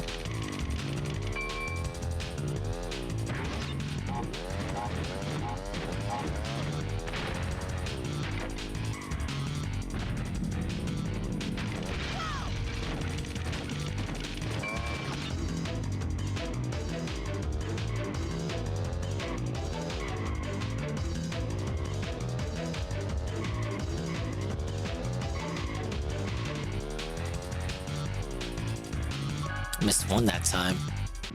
Alright, I'll just go around. I need to take it easy. Stop trying to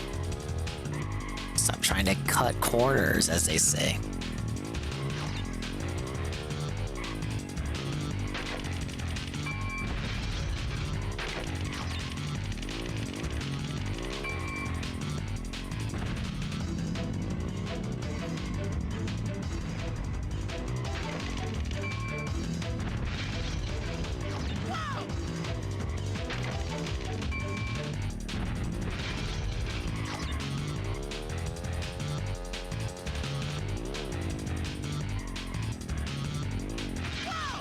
I drove in between them. I'm not trying to hit them on purpose, Knock. I've never had that happen before. This is a sign I'm getting tired, guys. The second win.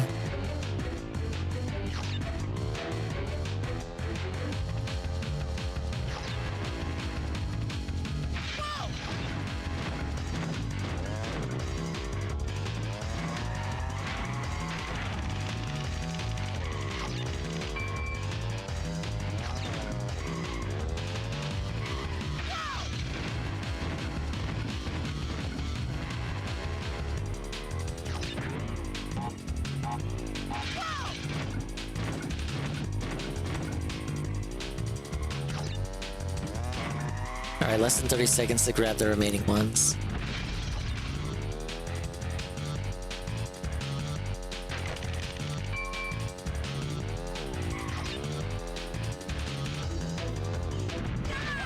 Oh my lord, I hit one of them. Come on. Just give it to me.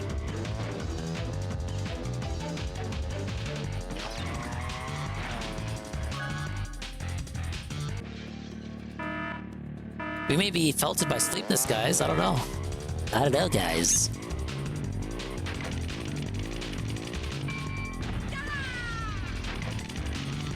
Call you an Uber. How about that? I just have to call an Uber to help Crash pick up these fucking crystals. And maybe Wayne can use them to prove he's not a loser. Wayne Lambright. A complete non-entity, even to the gun sphere.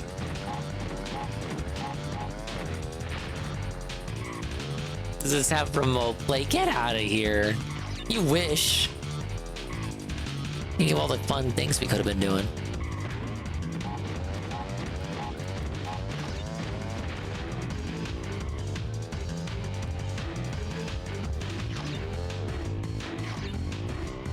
Net play is the thing, that is true. I've seen people play multiplayer matches of this all the time.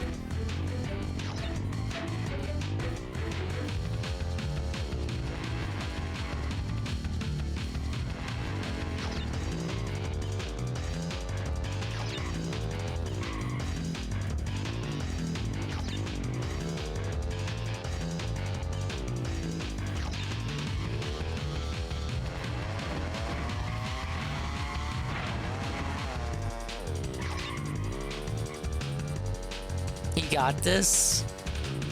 Can only hope so.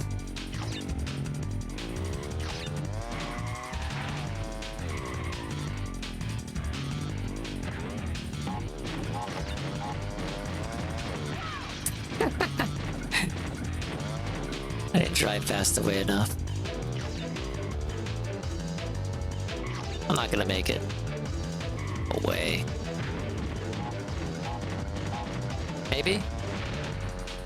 0 seconds. 77 milliseconds remaining. You're waiting on it too.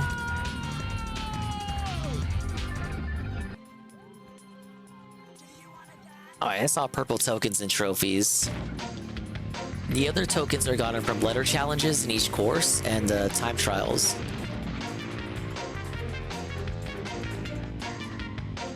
So the tokens like that and time trials, pretty much what it says on the tin. But for the tokens, you collect CTR letters in every race course hidden in different areas, and then you win the race first on top of that, and you get a token. Tokens unlock the cups, where you race in each of the courses in a different order. Grouped not by homeworld, but by the theming of the cups. Finish first in that, and you get additional characters. All of the bosses, in addition to, yeah, all of the bosses in Fake Crash, yeah.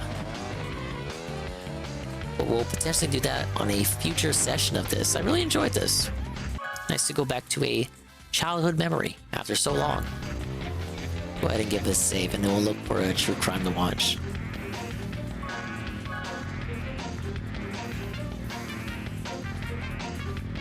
%, even with Oxide defeated. That's how you know. That's how you know they want you to no-life this game, you guys. They want you to, like, not play anything else, right?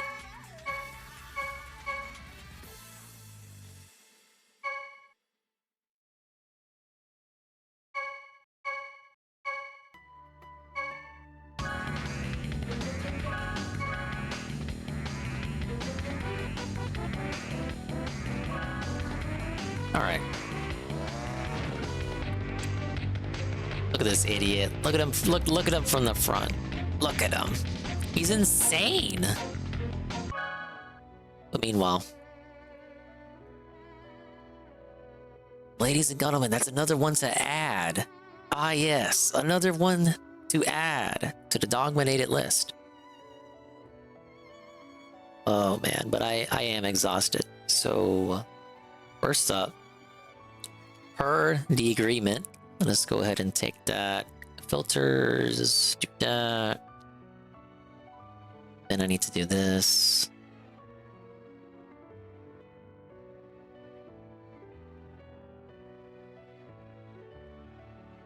Going to stop it at 1740. Or well, 1739.49 to be more precise.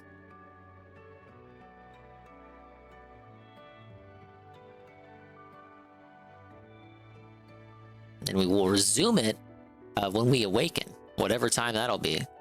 So thank you, everyone. If you don't show up again, really appreciate it for you stopping by. I will continue when I wake up throughout the remainder of the day, doing whatever it is that I do, playing massively positive games, among many other such things, and the like. And hopefully there will be no other major break segments throughout. Of course, we will restream the pre-stream. No gameplay. I don't want to see Baldur's Gate. And the night stream is Tekken. It could be a different story for Tekken. We'll see. Like, by the time the night stream happens, we should be winding down on the hours there. Yeah. Other games, different games to come when I awaken. So stay tuned. You can leave a lurk. I really appreciate it. And thank you so much, everyone, for sticking by me all this time. Oh shit, we didn't even finish the Rafa video. I got distracted by how amazing this game is, and I paused the video and never went back to it. 27 minutes out of 43, yeah. Yeah, we're coming back to this one. Let me go ahead and save that. I actually didn't watch the stream. Thank you, Knock. Knock, you gotta go to sleep. You got Knock, you got work tomorrow. That's true. Yeah, let's do some Explore With Us true crime. We haven't done Explore With Us in so long. But we need a big meaty one. Something I can just leave on autopilot. Right.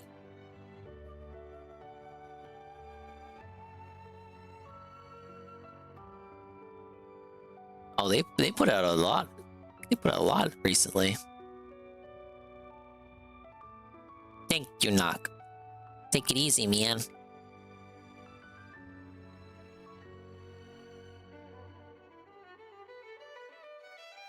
We have the craziest interrogation you'll ever see.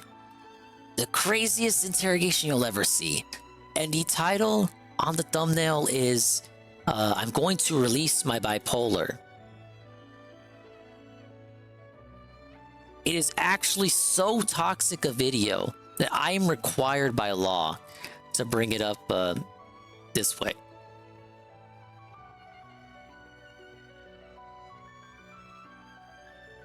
And the ads must have been felted yesterday on this video, you know what I'm saying? Like almost right away.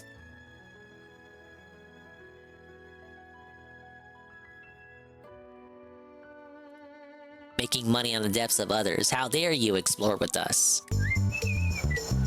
We get the advertisements, of course. Oh my goodness, could you imagine? Could you imagine I fall asleep? I fall asleep, right? And then like an ad plays and it's one of those 7-minute ads that last way too long. Now I'm not seeing any ad breaks here, so we should be good. Civilian. This is a very lengthy, meaty true crime. So this will satiate us as we go to bed. I know it's 7 in the morning for me, 6:58 a.m. specifically. It is 8 in the morning for most of you. Maybe go get yourself a breakfast sandwich. Get yourself a breakfast sandwich, make yourself some coffee, and enjoy the craziness that is going to ensue from this story. And then I'll meet you back in a couple of hours. You already had your bagel and my coffee? I wish I had some coffee.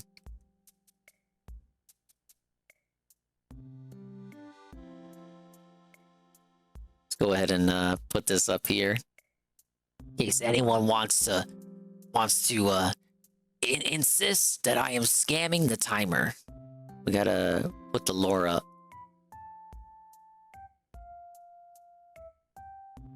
What the hell? Oh yeah, there's no parentheses on this. Thank you, Jesse.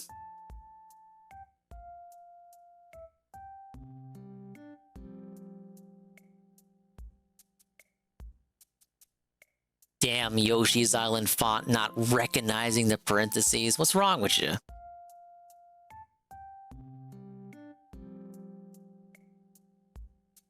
Okay, I'm only sleeping. Timer is frozen.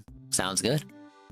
Okay, song requests are on too. You are able to request your music. Yes.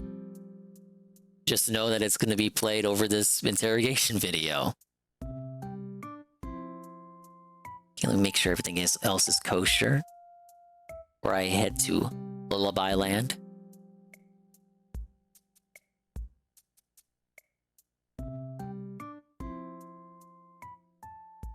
Alright, yeah, looks like we're all good.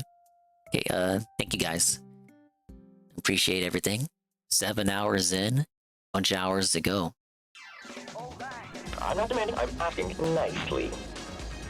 As a kind I am officially that asleep. also knows how to manipulate cops. This is 22-year-old Russell Jones. Just hours prior to the filming of this interrogation footage, he was arrested for helping a 15-year-old girl execute the brutal murder of her father. Let's set our clock, shall we? In approximately 3 seconds, you will witness an extreme shift in his demeanor.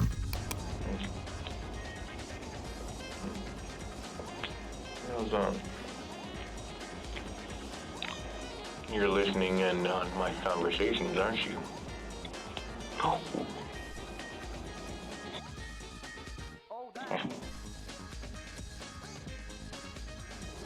So, we can do this the nice way, or we can do it the hard way and I can release my bipolar. Let's make a deal. 1, thanks for the food. 2, I see Ellie and Gavin because they are both under my protection. 3, before you release Ellie to her parents, or parent, do a background check as well as a DNA test, as well as, well, not DNA, a drug test. And if you find out that her parent, her mom, is in fact doing drugs, you are to release her to me. Tell him to release Gavin and Ellie. Thank you. And I know I'm being recorded. You can keep that on there. Unless you're a nice cop, then I take it back. But if you're one of those two-timing, donut-eating piece of crap that don't like rules, a high school bully with a badge, I'm sorry, buddy, but I eat high school bullies for breakfast. So, you want the whole story? Make a deal, or I let out my bipolar. Your choice. The following footage contains never-before-seen personal accounts of the suspects involved in this crime. Through in-depth interviews, we've obtained rare insight into the minds of 3 criminals who display behavior that is among the most disturbing we have seen yet. I can still twist your little mind. Aaron Fryer's murder was reportedly one of the most gruesome homicides Medford police had seen. The investigative team assigned to the case knew there was significant cause for concern just from viewing the crime scene alone. Aaron's 2 youngest daughters, Sierra and Olivia, walked out of their bedroom the morning of October 2nd, 2017, to find the horrifying evidence of the crime. But their father was nowhere to be found. The 2, who were not yet in high school, called their father's girlfriend for help, and it was not long before the police were involved. Only a few hours later, investigators picked up and detained 3 young individuals, walking roadside a short distance from Aaron's abandoned Silver Mercury Marquis. His eldest daughter, 15-year-old Ellen Rose Fryer, was part of the trio. Her 19-year-old boyfriend, Gavin Curtis McFarlane, and his longtime friend, 22-year-old Russell Pierce Jones, accompanied her. What's your first name? Mike. Okay. Mike what? Smith. Mike Smith? Okay. Yeah, it kind of sounds like one of those weird names. Mike Smith does sound like a very common... Sure it's not Russell? Well, that is one of the names I know about. I haven't patted him down or anything. I don't really have any I can do anything. Okay, well, that makes me feel a whole lot easier, all right? Yeah. Just go ahead and stand here and spread your feet real quick. I probably would be really stupid saying this. But did you happen to notice my wrists at all? Your wrists? What about them? Well, the thing is that I can dislocate my wrist. Okay, don't do that though, please. Okay. You seem like a nice one. So I appreciate it. I won't make it hard on you. All right. I only make it hard on the bad ones. And I actually started my own protection business. Did you? Yeah. What kind of protection? I know it's kind of risky, but I work with people 20 and younger, legally considered a runaway type of age. Okay, so you're gonna protect like runaways? They have to run away for some reason. Yeah. So you provide protection for runaways and get them like a place to live? Yeah. Okay. Yeah, I have a lot of places. Ellen was a sophomore student at South Medford High School, Medford, Oregon, and Gavin was a previous student who had dropped out a quarter before his graduation. Ellen would tell police that she met Gavin walking through South's hallways. According to Ellen, she reached out via Facebook Messenger and started a conversation that would evolve into a forbidden romance. She, only 15, was underage, and Gavin, 19, was her lover. Friends and family were appalled, but no one as much as Ellen's father. Aaron, in addition to Ellen's mother, Maggie, immediately set clear boundaries. She was no longer allowed to see Gavin. Characteristic to many teenagers who do not get their way, Ellen rebelled. She snuck out and lied to see him, secretly maintaining their bond. It was not long before Ellen's lies caught up to her, and Aaron discovered that, instead of staying the night at a friend's as she'd been claiming, she was sleeping over at Gavin's. Aaron, furious, stormed over to Gavin's house, pounded on his door, and threatened him, warning him not to come near his daughter again, or else. It was following this incident that the couple, in addition to Russell, who claimed to own a protection business, developed an insidious plan that reached far beyond sneaking out or running away, as is typical of many teenagers. They began to conspire to murder Ellen's father, who Ellen alleged had abused her. Although they initially intended to execute their plan after the new year, when Ellen would turn 16, Ellen began to claim the abuse was growing worse. And I was not happy with the text. And that's the one that talked about the abuse? Yeah. Okay. And further, that she was pregnant with Gavin's child. This spurred a sense of urgency that drove them to act sooner rather than later. On the Saturday preceding the crime, when Ellen was absent attending a high school band event, Gavin and Russell attempted to break into her house through her bedroom window with murder in mind, messaging Ellen all the while. They quickly found that Aaron's girlfriend was asleep in the room and ran off. Although the attempt drew attention and concern, the police were not involved at that point. Aaron would pick his daughter up from the band event, take her and her siblings Halloween shopping, and treat them to Burger King the next day, and return to their home to watch a Sunday night movie. The events that followed the next morning were a tragic contrast to this seemingly wholesome day of family events. Hi everyone, Mark Barden here at Sandy Hook Promise. On December 14, 2012, my 7-year-old son Daniel was shot to death in his first grade classroom at Sandy Hook Elementary School.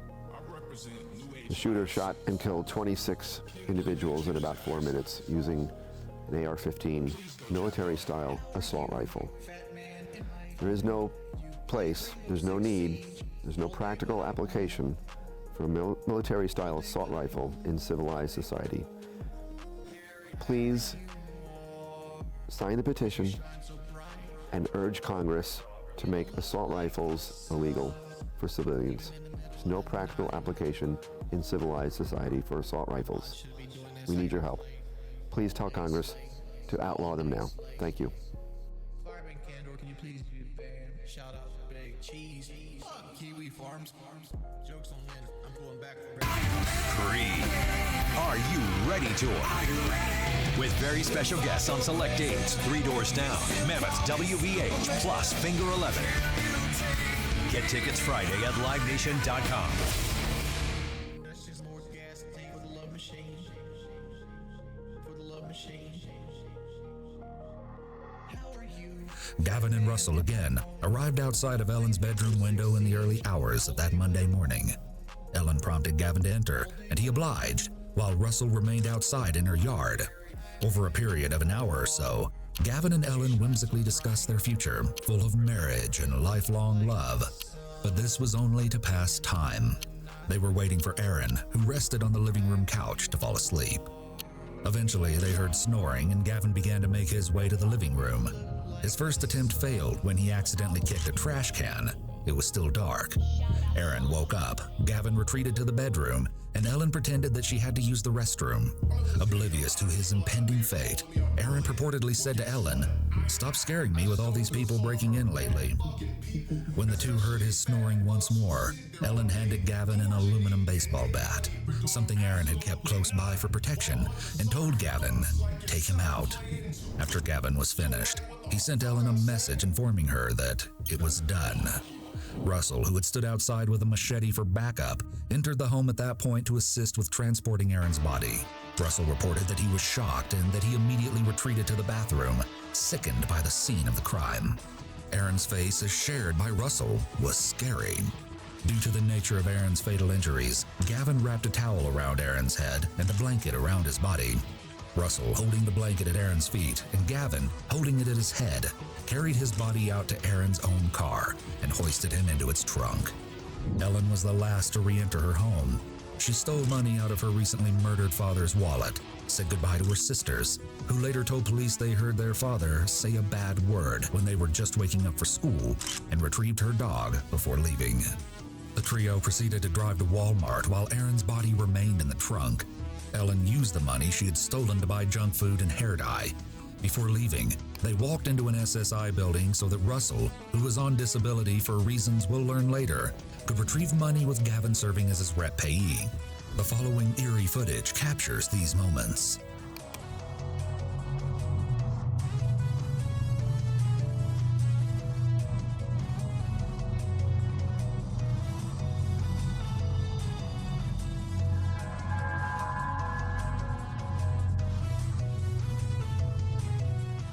They dumped Aaron's body off an embankment along the side of a road.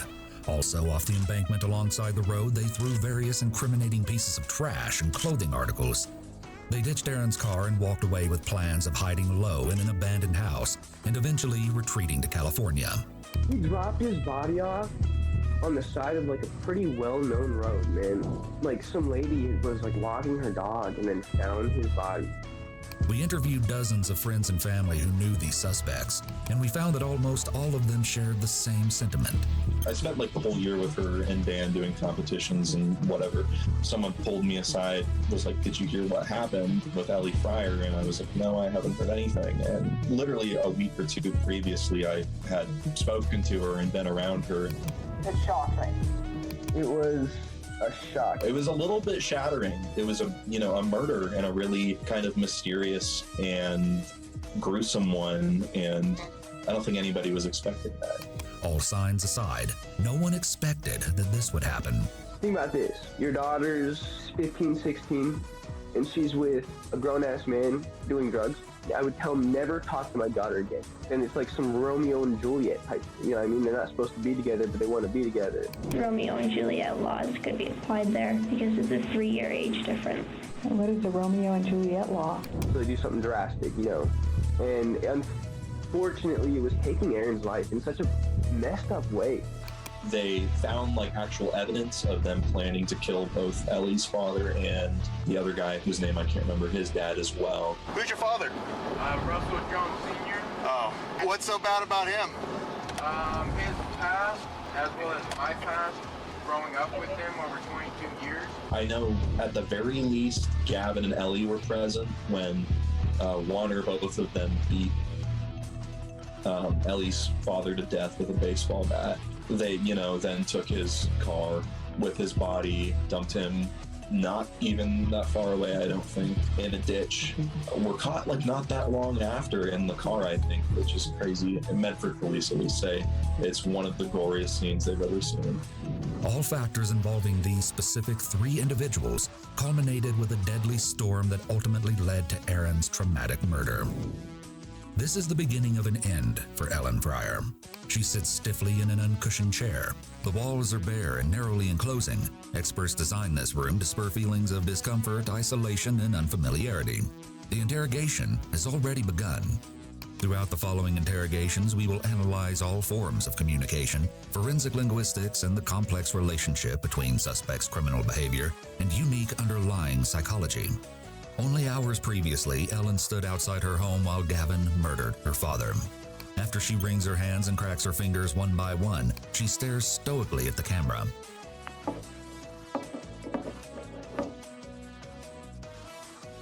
Her behavior is markedly inconsistent with the nature of her recent experiences. An important aspect of reading body language is observing individuals' baseline nonverbal cues, followed by clusters of nonverbal cues, which can occur consecutively or simultaneously. Comparing these in the framework of individual circumstances, including environment, is an additional critical consideration. Upon contemplating Ellen's nonverbal language, also note her paralanguage, or the language that she conveys through vocal tone, pitch, prosody, volume, etc. They may assist law enforcement in building criminal profiles, determining suspects' motivations, or even detecting deception. Ellen shows little to no arousal physiologically, behaviorally, or emotionally. Mark this as our first significant behavioral observation. Yeah, so that's the interesting thing, is that if you met Allie, she doesn't seem like the type of person that would hurt somebody. She really was a sweet and soft individual. I think that's what was so shaking about it, was that it didn't really make sense to me that someone like Ellie would do that. Didn't seem in her character at all. She was really sweet. She was a really great person, so I was like, okay, I can be friends with this person. She just seemed like a normal 15-year-old girl. Many classmates knew Ellen as the girl who always raised her hand in class. She was accounted as intelligent, polite, and kind. But something that few could later explain lied dormant in Ellen, hiding amidst high school band trips, homecoming dances, and AP classes. Here, that something sits patiently and composed, waiting for an investigator in an empty interrogation room. The following interrogations have been analyzed by a qualified team, including 2 licensed attorneys, one being a former criminal prosecutor and a psychologist trainee. Hi. Hello. Are you Ellie? No. What's your name? I have the right to remain silent. Okay, you do have the right to remain silent. The investigative team on this case may have selected this specific investigator, Detective Stephanie Smith, to conduct Ellen's interrogation for tactical reasons. Police psychology experts outline that investigators with traits similar to suspects are more likely to succeed in building rapport and facilitating open, honest communication. This concept applies to the broader field of psychology as well. It may be used as a vehicle of manipulation to appear more likable, otherwise termed the liking similarity effect. Ellen is more likely to respond positively to a female who speaks softly than a male who speaks gruffly. Ellen immediately displays a high level of resistance. As the interrogation unfolds, Detective Smith will navigate each obstacle to open communication that Ellen throws her way. Is that what you're choosing to do? Yes. Okay. I at least need to know your name, though. You don't want to tell me your name? Rain. Rain? Mark lying as our second notable behavior observation and display of resistance. Ellen's first word is a lie, and she lies about her name. Lying is a common exploitive tool. Compulsive lying or pathological lying is characterized by lying about subjects' surrounding identity as a means of control. Okay, Rain, well, if you choose that you want to talk, I'm around, okay? I would like to know why I'm in handcuffs and why I'm detained. I have the right to know. Okay. Are you Zillowing mansions with bowling alleys again? No. Yes. Well, here's the thing. Zillowing doesn't just mean looking at houses. Now you can Zillow an agent. Trish. Or Marcus. Or Ari. Nothing gets past Ari. So when you're 58 open houses deep and can't go on, you don't have to do it alone. Because now Zillow means everything from search to agents to getting home.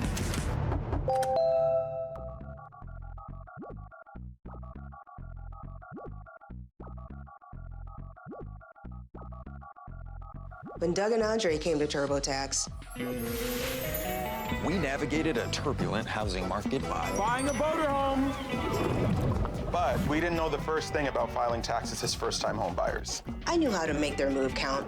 We file taxes for millions of new homeowners and guarantee 100% accuracy on land and sea. Was that a shark? Yes. Make your moves count. Intuit TurboTax, 100% accuracy guaranteed.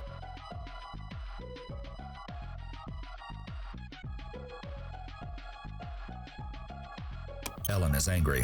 This reflects in her expression, which is a significant contrast between her flat disposition minutes previously. Her eyebrows are raised unusually high, and she holds them there as she asks the investigator with a childlike voice, in an indignant, defiant tone, why she is being detained. Why am I being detained? Her eye contact is unfaltering. Advanced situational awareness training would identify this behavioral cluster as indicating a need for dominance.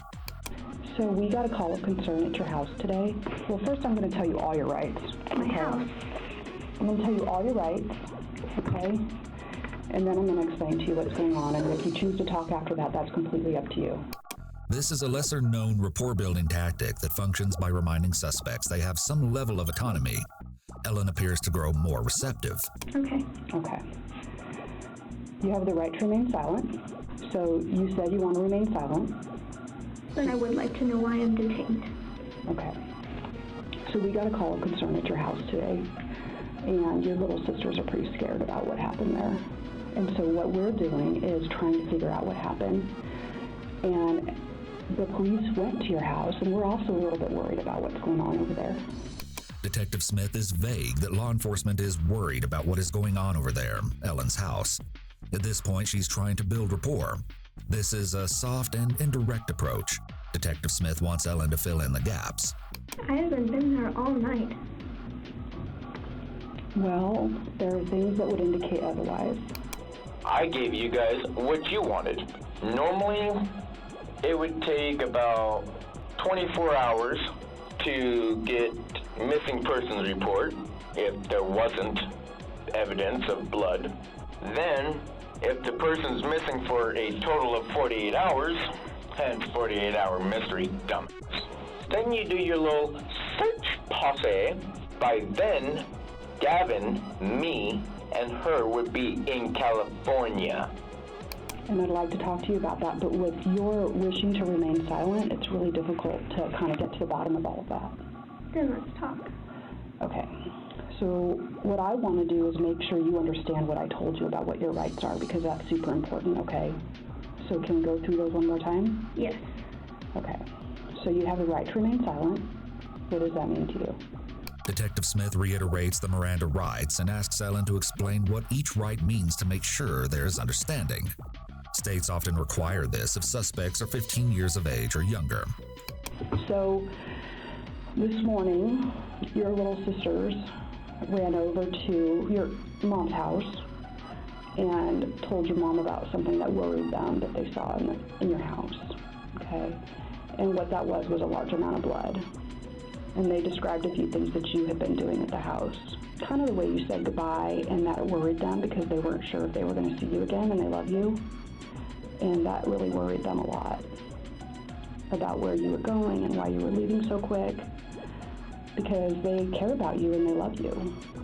She frames the story from Ellen's sister's perspective, describing how scared they were to appeal to Ellen's humanity, but Ellen seems relatively unaffected. You know, do you love your sisters? Yes. And you care about kind of how they feel about you? Mm-hmm. Yeah. Anybody would. You know that? Yeah. Yeah. So, kind of that's what we need to hash out, you know? What did your sisters see? Why are they worried? Yeah, what did they see? That's what I'm going to ask you. To be honest, I don't have a clue. Mm-hmm. Ellen becomes abruptly animated. She raises her eyebrows sharply, and they linger there. Something about the expression seems off. It doesn't reach the rest of her face, indicating chirality, or match her verbal expression. This abnormal behavior further supports that Ellen struggles with issues of affect or apathy. Ellen's expression, whatever it is, does not appear normal. Ellen's ex-best friend, Jillian McFeeters, commented on Ellen's mental health to investigators, stating that Ellen had displayed signs of bipolar disorder. The switch would go off sometimes, and I mean, it was not very long. It was just kind of a woo, and then it was gone, but... This is a critical piece of information confirmed by someone who knew Ellen best. Ellen's mood fluctuations indicate that she suffers from heightened emotional reactivity and sensitivity in response to triggering stimuli. This contrasts with mood swings typical of bipolar disorder, which are not as transient. You said that there was a large amount of blood. Is everybody okay? That's what we're trying to figure out. Yeah. Do you go to school? No. No? What's the last grade you completed? 12th. You completed 12th grade? Detective Smith begins to ask background questions to establish Ellen's behavioral baseline, or the behavior she normally displays when answering fact-based questions. Later in the interrogation, when she poses questions relevant to the crime, she will look for behaviors that diverge from Ellen's behavioral baseline when Ellen responds. We will expand on the formal technique of this concept later in the interrogations. How old are you? 18. Okay. All right. Where did you go to school? South Medford High School. When did you graduate? Last year. Class of 2017. This year, sorry. Class of 2017. I graduated with an honors diploma. That's exciting. As we know, Ellen is lying when she answers most of these questions. Because we know she's lying, we can see the way Ellen expresses herself non-verbally when she lies based on facts. 1. Ellen's tone drops and flattens, a notable deviation in her paralanguage. Do you go to school? No. No? What's the last grade you completed?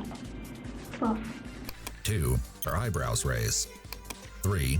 This is a cluster of non-verbal indicators. Ellen looks up and to the right. She smiles, laughs as she answers, and then moves her hands apart. When did you graduate? Last year. 4. We can see another cluster when she corrects her lie with another lie. This time we can tell she's more flustered. She scrunches her face to the point that she closes her eyes. She false starts. We see her eyebrows drop dramatically. She rapidly shakes her head back and forth, and finally, she aggressively flicks her hair out of her face and tilts her head back.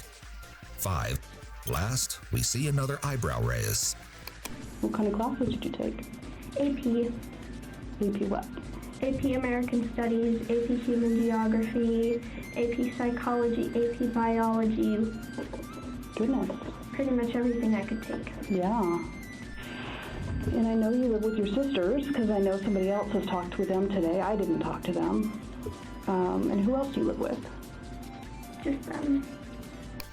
Ellen responds, just them, and she sounds more emotionally expressive. She may have a soft spot for her sisters. The investigator seems to think so, as she often includes them in her questioning. And my mother. Okay. Where do you live? In the area. I don't know the exact address. So you live with your sisters and your mom, and you graduated last year. Okay. And you were walking down the street, it sounds like, today? Mm-hmm. Who were you with? I was with my friends. Okay, and I wasn't there, so I really don't know. Yeah. Who are your friends? The 2 males that have also been detained. Okay. Who are they to you?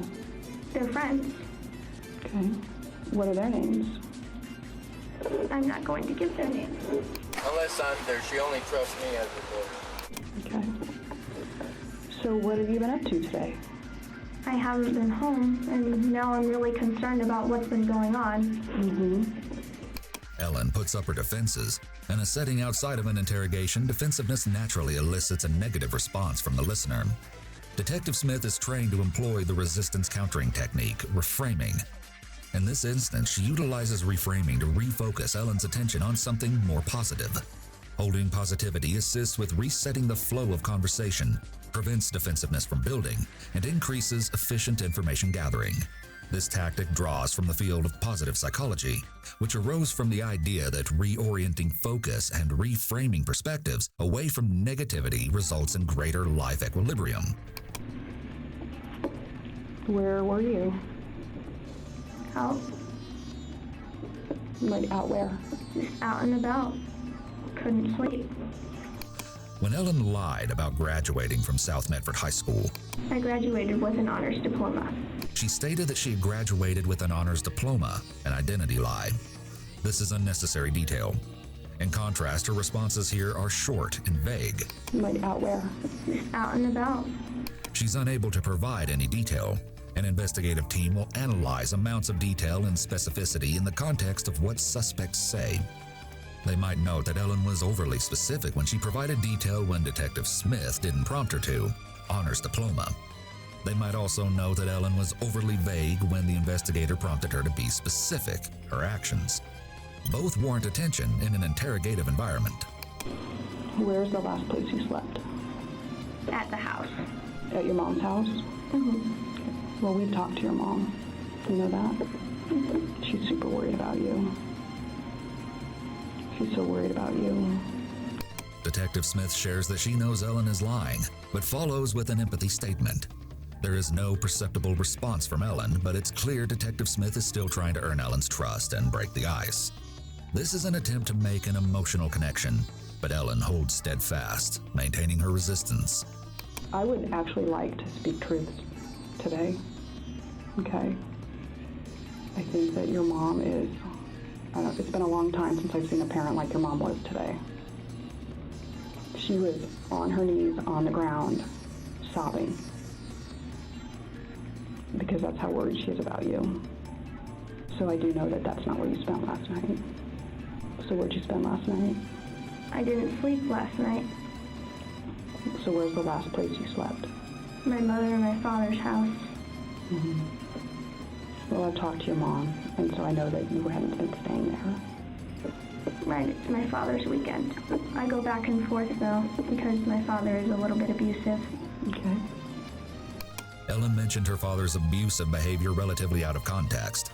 Her parents shared joint custody, which explains why she went back and forth between their houses. Further, her response bared no relevance to the question. Consider that Ellen conspired to kill her father and very recently encouraged and stood by as her boyfriend murdered him, lifted his body into the trunk of her father's car, and threw it over an embankment.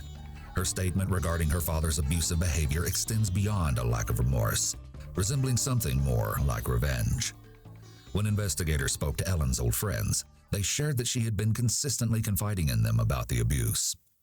I know that he was kind of rough on her, and she said that he would, emotionally abusive and physically abusive, but I'm not sure how true that is.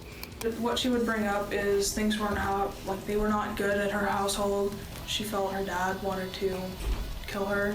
He started getting abusive. He started mistreating her sisters and her.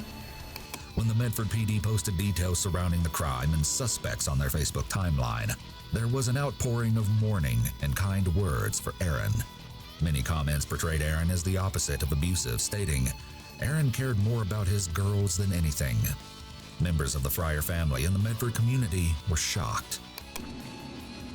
So what's the last house you left from? My father's house. Okay. And when did you leave there? About noon. Okay. And then where'd you go? Just wherever I felt like going. I just went for a walk. And I didn't stop walking. So today is Monday, and it is 11:30. Okay, so I've been awake for almost 24 hours. So you left at noon. What day? Sunday. Okay. Yesterday. And what was going on before you left the house? Detective Smith is attempting to establish timelines, but this proves difficult due to Ellen's continued lying and evasion. My father was very upset about something. What was he upset about? I can't recall. He has very violent outbursts. Okay. My dog was hit by a car because he smashed a glass table onto my dog, and the gate was open, so my dog ran outside and got hit by a car. My goodness, when did that happen?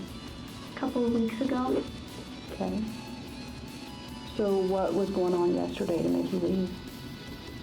Just didn't really like the environment. I just didn't like the vibe. Okay. So who was home when you left? My sisters and my dad. Okay. Where's my dad now? Ellen attempts to act as though she's concerned about her father, but she fails badly. Consider which behavioral cues indicate deception and post the timestamps in the comments. I don't know. So you leave. What door did you leave out of? The front door. Okay. And did you tell anybody you were leaving? No. And then where'd you go? Turn here, turn there. Just kind of wandering around town. Ellen describes walking and seeing the nearby market, though she says her memory is fuzzy. My memory is pretty fuzzy, though. Is it? And she claims she doesn't remember much else. And then what else did you see? Nature. Mm-hmm. Preceding interrogation, investigators may engage in an exercise termed perspective taking. They place themselves in the suspect's shoes. Suspects will often prepare themselves to answer questions that are central to the crime they committed. By viewing the situation from suspects' perspectives, investigators are more likely to determine what questions suspects might expect or not expect. Investigators will then begin the interrogation by asking anticipated questions to establish a behavioral baseline and follow by asking unanticipated questions. This allows investigators to make a comparison between baseline responses and responses that suspects provide when caught off guard. Well, at some point you must have met up with some friends. Oh, yeah. I ran into them. Where were you when you saw them? Can't remember. Okay. So I feel a little bit, tiny bit like we might just be like playing cat and mouse and going back and forth. Okay. In addition to displaying high levels of resistance, Ellen pushes back at the investigator. She exhibits prolonged eye contact. This is a confrontational behavior indicating aggressiveness. She will continue to do this periodically throughout the interrogation.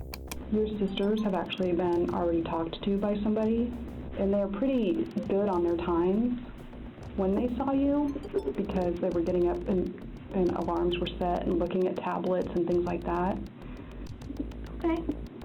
And so, you know, I just want to have an honest conversation with you.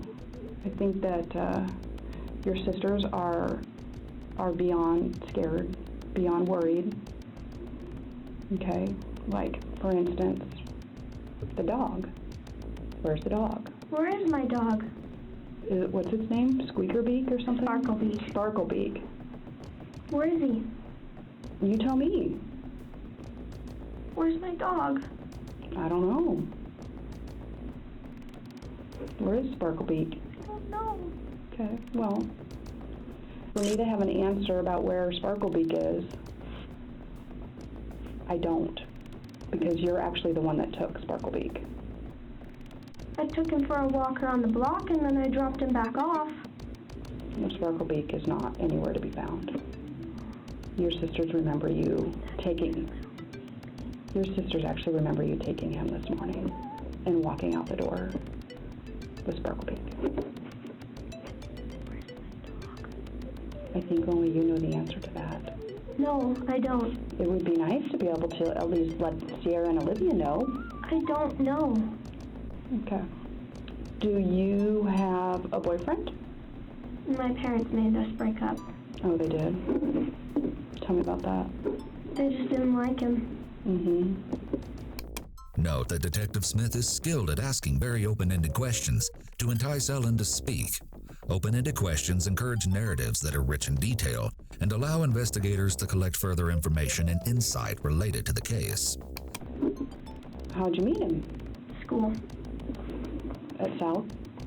Okay. And so you've been out of school for a bit? Mm-hmm. But your parents didn't like him? Yeah. How come they didn't like him? I don't know.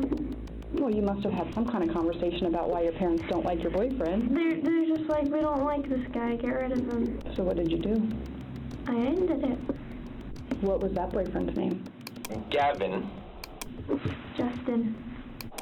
What's his last name? Can't remember. I wasn't dating him for very long. Maybe 2 weeks.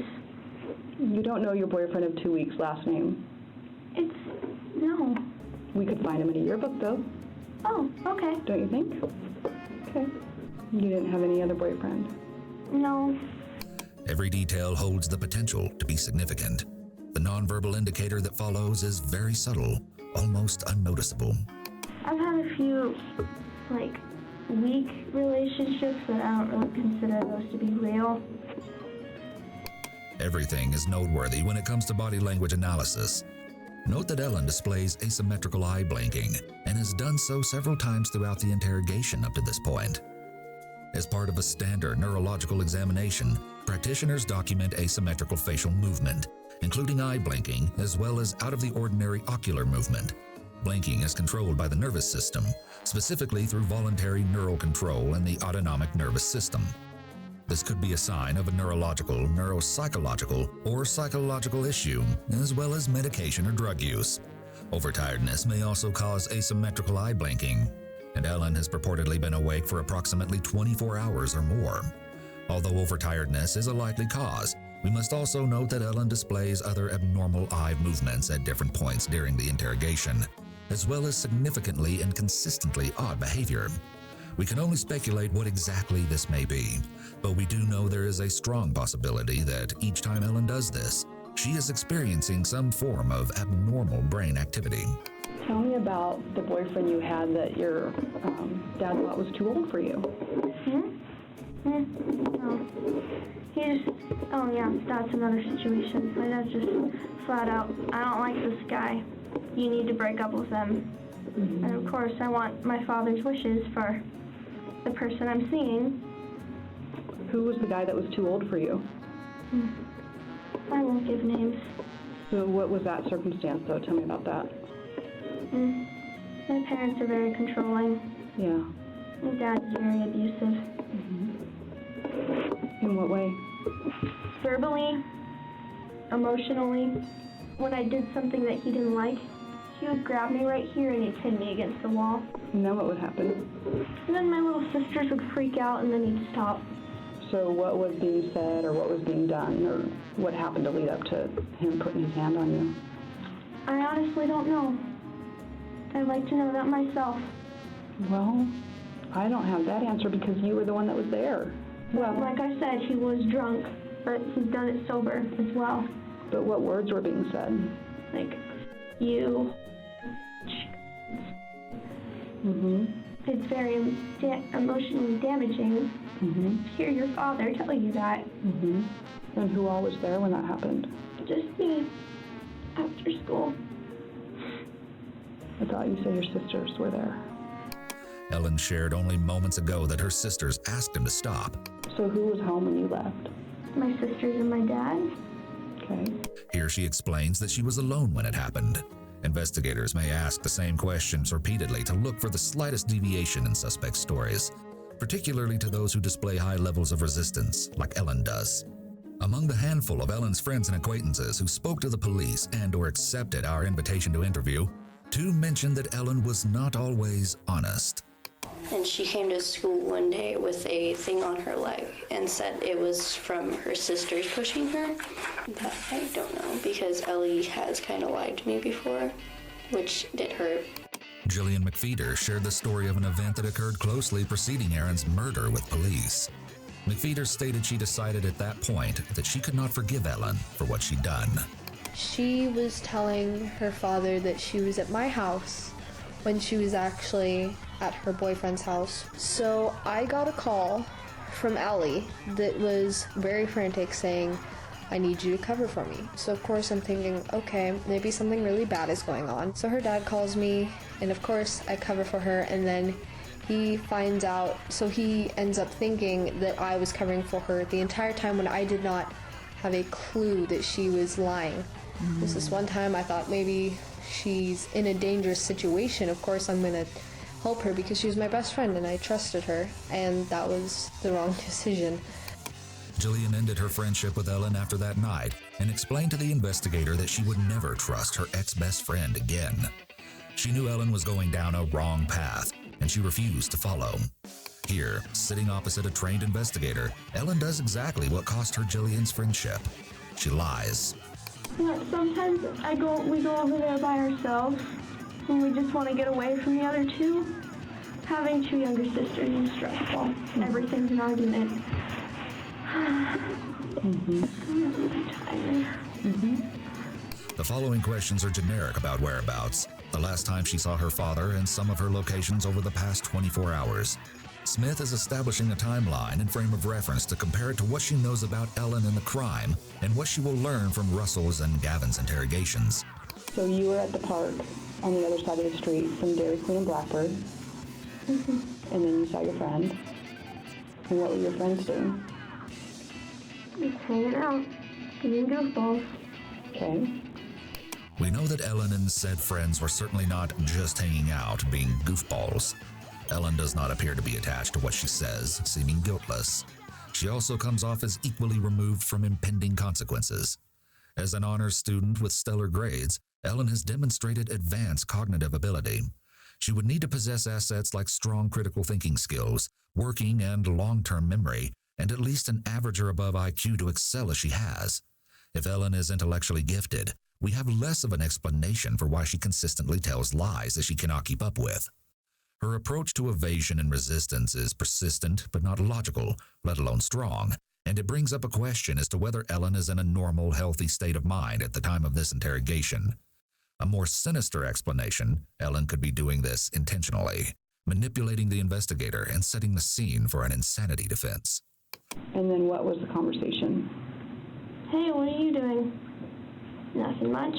What are you doing? Just walking around. You want to hang out? Sure. And we started walking. And when do you think that was? I'm not quite sure. What kind of car does your dad drive?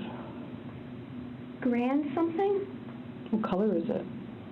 Like goldish silver. Okay. When's the last time you were in that car?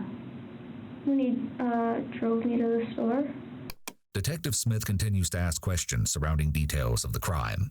She has reasonable suspicion that Ellen was in that car only hours ago with her dead father in the trunk, and she's probing for behavioral discrepancies between answers Ellen provides here and answers Ellen provided earlier when responding to questions unrelated to the crime. When's the last time you drove that car? The last time I drove that car? When I parked the car at Walmart. Okay. And that was, so today's Monday, and you said that was a couple days ago? Mm-hmm. What time of day? We had to get something for dinner, so I'd say about 6 p.m. And who all went to Walmart? Just me and my dad. Okay. What'd you guys get? Meat. What kind? Like, what were you guys making? Oh, I'm vegetarian, so I don't really care. By the way, did you know sausages are actually the leftover pig guts? And intestines, and the heart, and the liver, pork chops, they're used. Okay. When's the last time you saw your dad? Yesterday. I'm too tired to keep talking. I'm really sorry. You want to take a little break? Okay. Do you want some water or anything? No, thank you. You just want to sit here for a few minutes? I'd like a place to lay down and sleep. Okay. Well, you just sit tight for a few minutes and we'll try to figure that out, okay? Okay.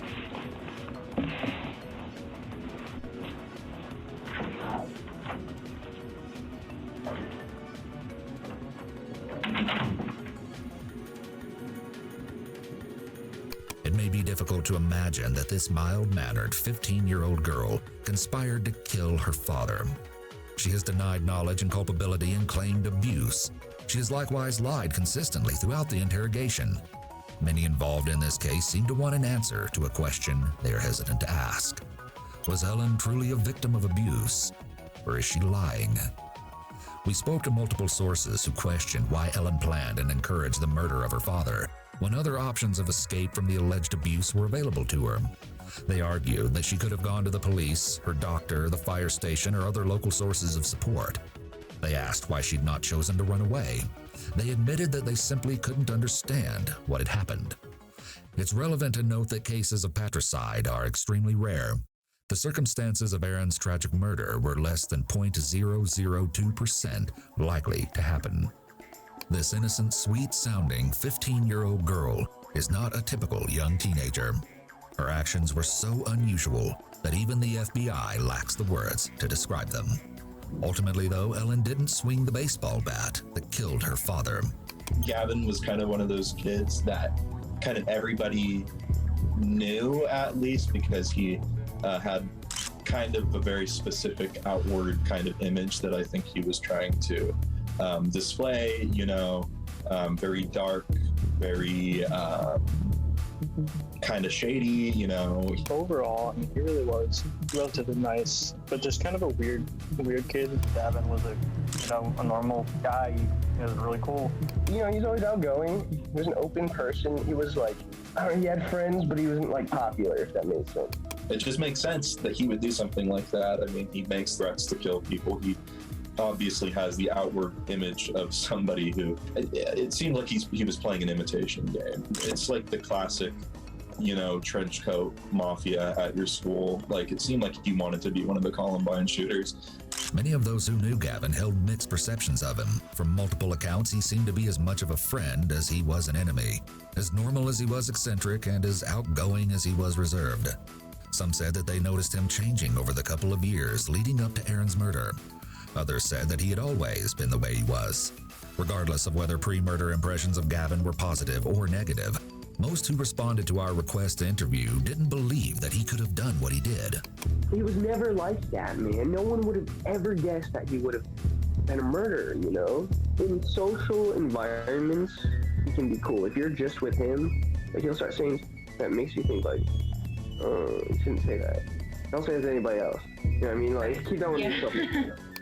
Gavin's behavior and responses to investigators, framed within the context of what family and old friends and acquaintances have said, serve as an opportunity for a unique insight into a crime that no one anticipated. This interrogation occurred less than a day after Gavin bludgeoned Aaron to death. But shortly after he sits, he lightheartedly, mechanically asks, "How's your morning been so far?" Busy. Busy? Yeah. Mark this heavy contrast as our first behavioral observation of Gavin. He displays no visible signs of remorse. Just as we observed in Ellen, Gavin appears unfazed by the seriousness of his past actions and present situation. Whereas Ellen initially presented as emotionally flat, Gavin teeters on the edge of jovial. This is the start of what is known as the Reed technique. The first step in such technique is isolation, which they've done for an extended period. The second step deployed here is called maximization. The Reed technique recommends 5 minutes of isolation, but Gavin has been isolated for hours, with the exception of an officer keeping a close watch on him. Following isolation and maximization, the Reed method incorporates 3 primary categories: fact analysis, investigative interview, and interrogation. As part of the fact analysis step, investigators gather the facts involved in the case and analyze them to search for motive, potential to commit the crime, and likelihood to commit the crime. Law enforcement will use both dependent and independent corroborating evidence in this stage. During this stage, investigators develop a full understanding of the crime scene and other relevant aspects of the crime. All right. So,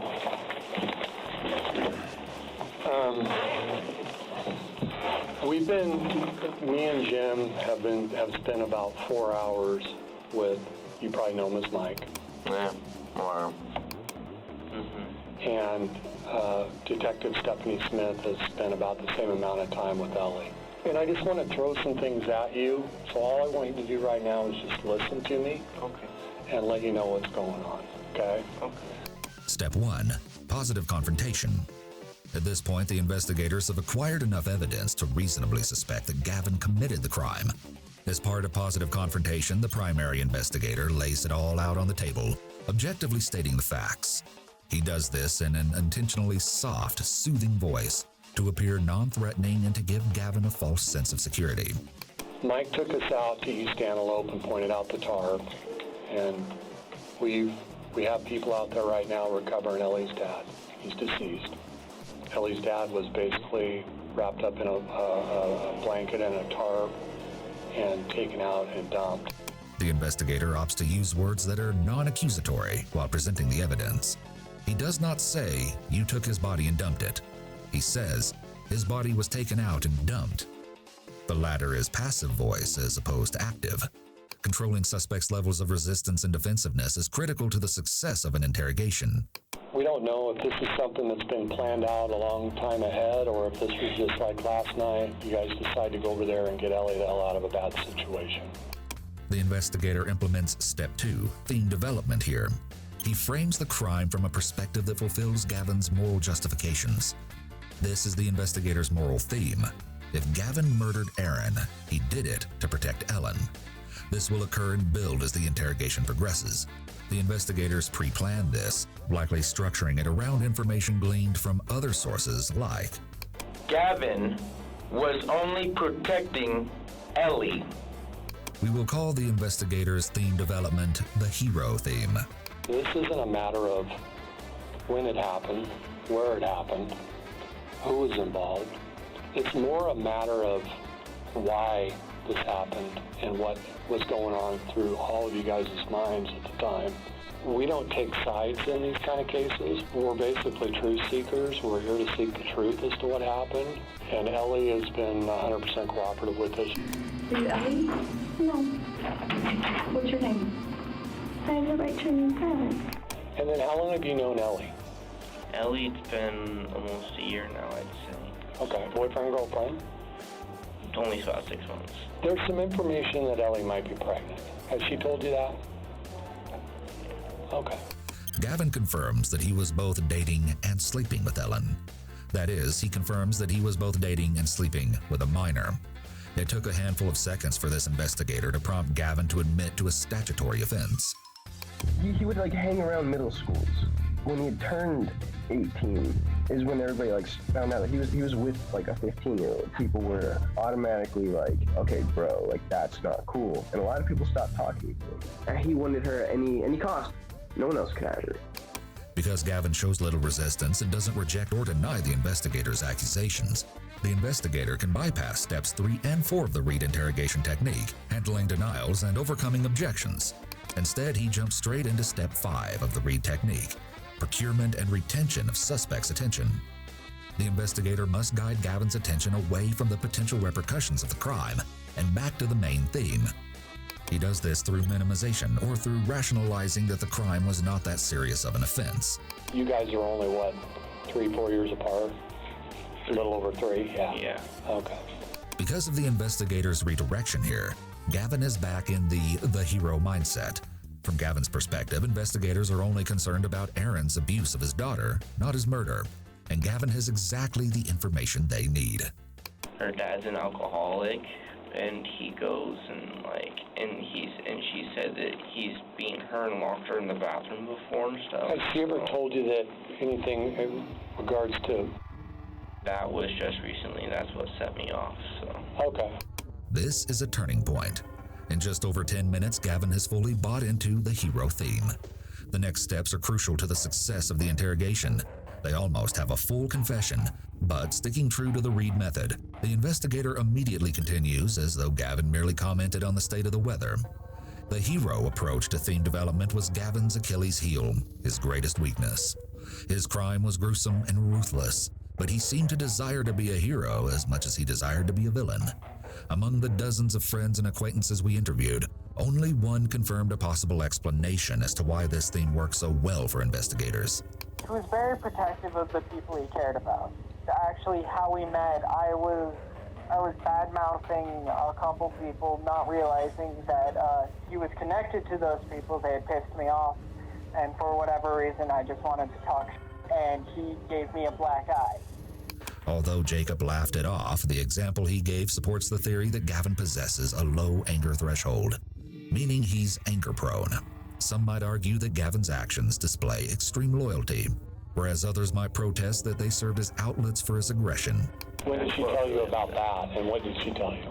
That was yesterday. What's your understanding of what he did to Ellie? He basically laid next to her naked and started. And then so you mentioned that kind of set you off, upset you. Obviously, it would upset me too. This is an empathy statement, something that encourages reciprocity. Establishing reciprocity, in this case emotional reciprocity, in an interrogative setting is a form of persuasion. If the investigator provides a small favor, the suspect may feel a need to return it, thereby lowering resistance. The empathy statement also creates an opportunity for Gavin to elaborate on what he meant when he said he lost it. But the investigator quickly moves on once Gavin responds. Linguistic analysis involves the interpretation of words and phrases in context. So is a transitional expression. The simple linguistic interpretation here is that Gavin wants to move on from this topic of conversation. The investigator intuits this and immediately resumes asking questions along the lines of the hero theme. And then, so what was the plan going over to Ellie's last night? Was it to pick up her belongings and get her out of that situation? Pick her up some stuff and get her out of there, yeah. Okay. He's held me at gunpoint before. He's threatened my life and held me at gunpoint before. Aaron has over at his house? Mm-hmm. And then there was one time he came over banging on my door because he was all mad. I actually called you guys for that because I was like, I didn't want to go out the door, look out the window, or see anything because I didn't know if he had a gun or not. But how long ago was that you called us? I think it was a month ago. And then when was the situation where he pointed a gun at you? Where was that? Where did that happen and how long ago was that? Gavin describes his interactions with Aaron as being characterized by fear. He claims that Aaron threatened him more than once. Beyond Gavin's reports of Aaron's threatening behavior, Ellen claimed to him that Aaron abused her. The fear response is an evolutionary physiological survival mechanism that's triggered in reaction to perceived impending harm. It's otherwise termed the fight or flight response, which includes the following reactions: fight, flight, freeze, and fawn. We'll discuss the fight or flight response concerning Gavin as the interrogations progress. So I went over to his house one time. This was where I knew that he didn't like me or whatever. And like, I came over and he's like, "What the hell are you doing here?" And then I'm like, "I was here to say hi to Ellie. She said that I was to come over." And he's like, "No." So he grabbed a gun and was like, "Get out of here. I'm giving you 20 seconds." Did Ellie witness that? No. I don't know what caused him to not like me anymore. Okay. So he was really chillaxed. I mean, he was, of course, being like the protective dad. He said, "I'll knock out your teeth if you ever hurt my daughter." And I was like, "Yeah, I understand." Does he drink a lot? So, yes, he is an alcoholic. If Aaron suffered from alcoholism, Ellen could have been in a considerably unstable environment. Children of individuals who struggle with alcoholism are more likely to develop mental illness. Moreover, and in reference to Ellen's claims, greater consumption of alcohol relates to greater rates of inappropriate, unwanted advances. So you get this text yesterday, last night, and when you got over there, what time of the morning do you think it is now that you guys arrived? It was 2:30 in the morning. 2:30 in the morning? Mm-hmm. Is when you guys get there? Okay. Gavin must be in his hero mindset, believing that the investigators view his crime as morally justifiable. Once Gavin is primed to be more receptive, open, and honest, the primary investigator dives into information gathering. Note that the second investigator is present to ensure proper execution of Step 9 of the Reed interrogation technique, converting an oral confession into a written confession. A third party witnesses and writes down suspects' confessions. Where is she at when you first see her? She's poking her head out the window, being like, "Hey, come on in." Out of her bedroom window? Mm-hmm. Okay. And what do you and RJ do at that point? At that point, RJ was like, "Okay," and then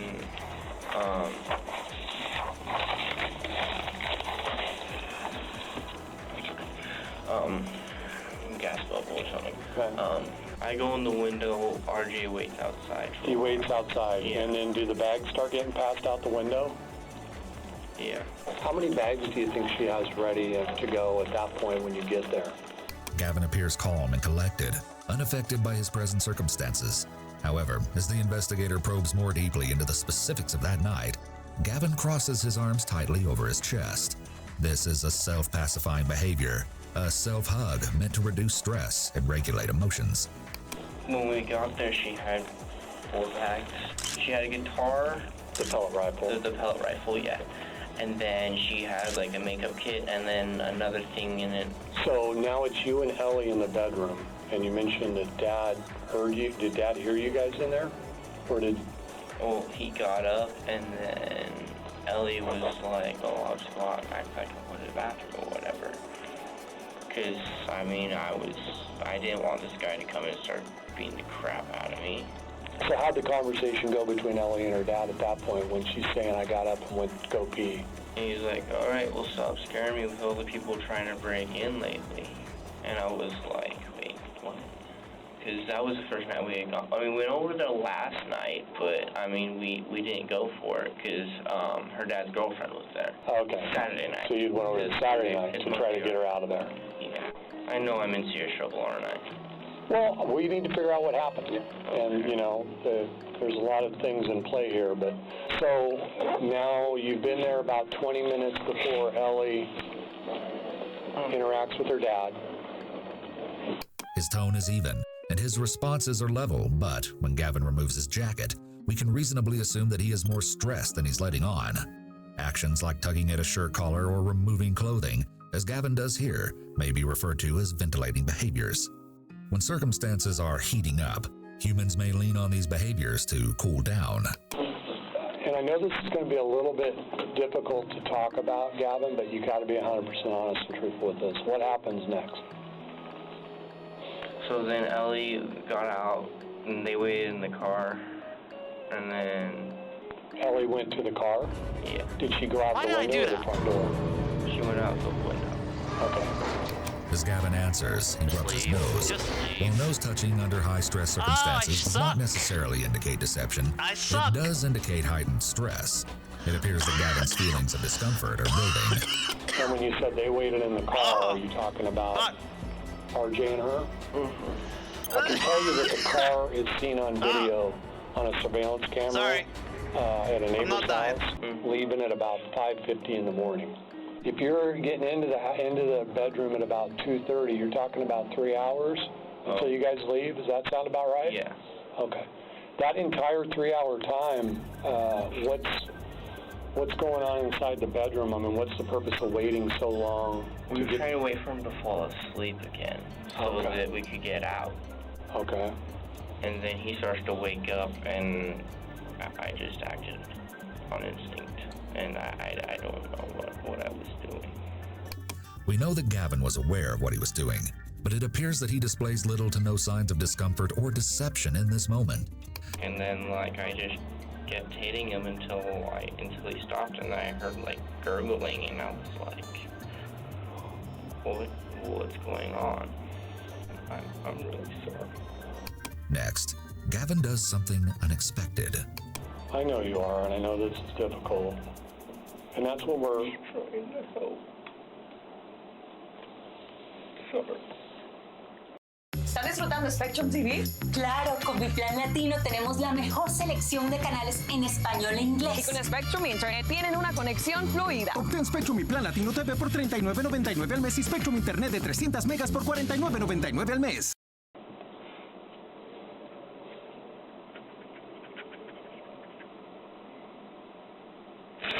Let me ask you this, Gavin, were you upset because of everything that Ellie had told you?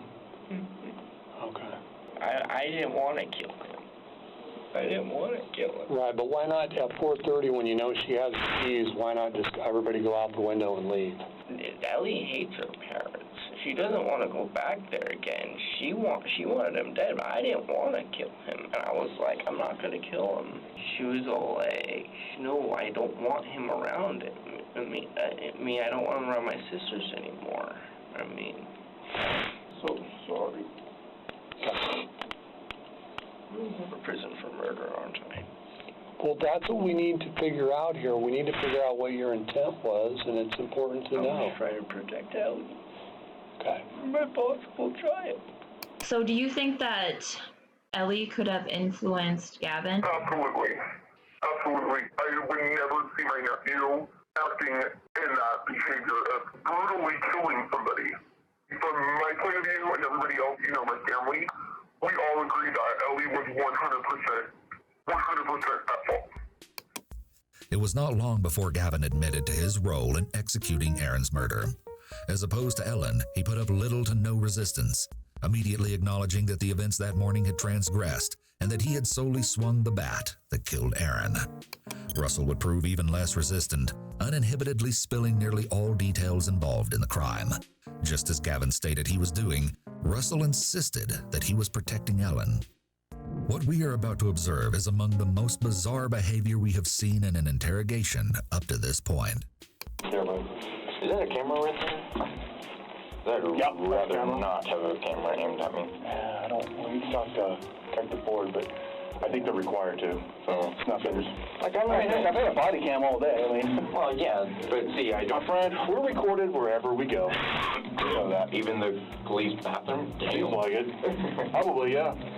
You have a seat, man. That way I can sit down. Well, you can sit down. Yeah, well, I'm not allowed to sit unless you're sitting. So that way I can sit. Well. Russell tries to show dominance and control by stating he doesn't want to be recorded, and then after the officer tells him he can sit down, he replies, "You can sit down." This immediately shows he's trying to display his lack of fear of authority.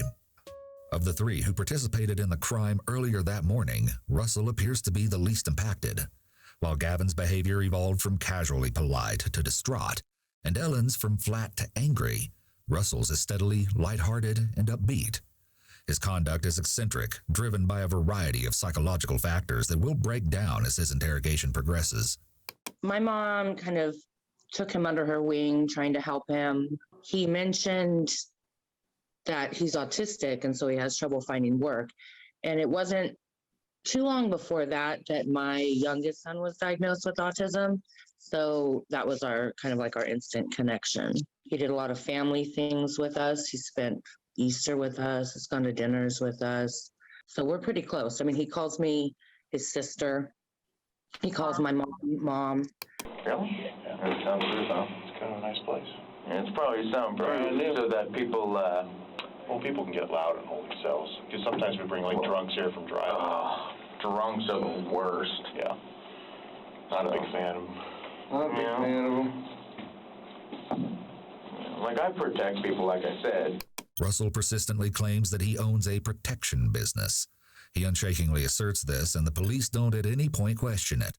When individuals are convinced of something untrue despite all evidence indicating otherwise for an extended period, they're said to hold a delusion. Oftentimes, delusions are bizarre, meaning they're highly improbable or not set in reality. E.g., an individual consistently believes that the neighbor reads minds.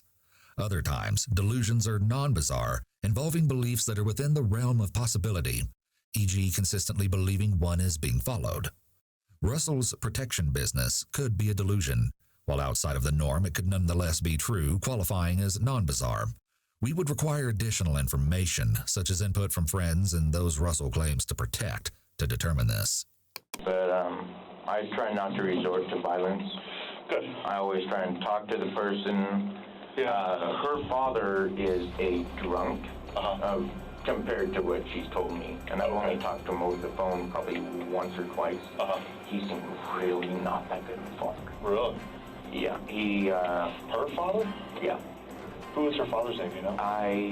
All I know him as if I know. is Aaron. That's all I know. Of course, then again, I know like Aaron Martinez, Aaron, her father, but I don't know his last name. And I know Aaron Novi. So. Okay. Russell starts rambling, and the investigator allows him to do this. This is a strategy to keep the accused talking so they feel comfortable, and the more comfortable a person feels, the more likely they are to say something incriminating. This is also a way for the officer to build trust.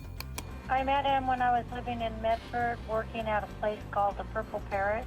He was trying to find a job so he could find a place to live because he was homeless. He was very sweet, very clean cut, you know, very nice. He's just a savior. That's all he wanted to do was help people. You know, all his life he was let down. He went from foster home to foster home to foster home. So I would let him come in to get warm. And then one day, he didn't even have a coat. And it was like 3 degrees. And I go, where are you going? And he said, well, I'm just going to walk around until McDonald's opens. And I'm like, no, you're going to come home with me so you'll be warm. You know, I felt like, you know, enough was enough. You know, this poor kid needs some help. And no one's going to help him. I think it was like a good 2 years that he was in our lives. Mostly in my mom's life. Like he really did become like a son to her. Anytime he was looking for help or willing to take help, she would help him. Russell stated previously that he's diagnosed with autism. As a neurodiverse individual, Russell likely struggles with certain aspects of communication. Although he largely displays well-developed social skills, he exhibits circumstantial speech here. The various individuals named Aaron are not directly related to the conversation at hand. We'll continue to observe examples that support this diagnosis as well as others throughout the interrogation. Yeah, I know. I don't think I've ever met her father before. Yeah. I don't think I've met her before. You don't want to. I've never met you, and I don't think I've met a... Yeah, the hunting rifle. Yeah. The nice one, or? I've never seen it. Oh, okay. I've never met her. How'd you know he had one?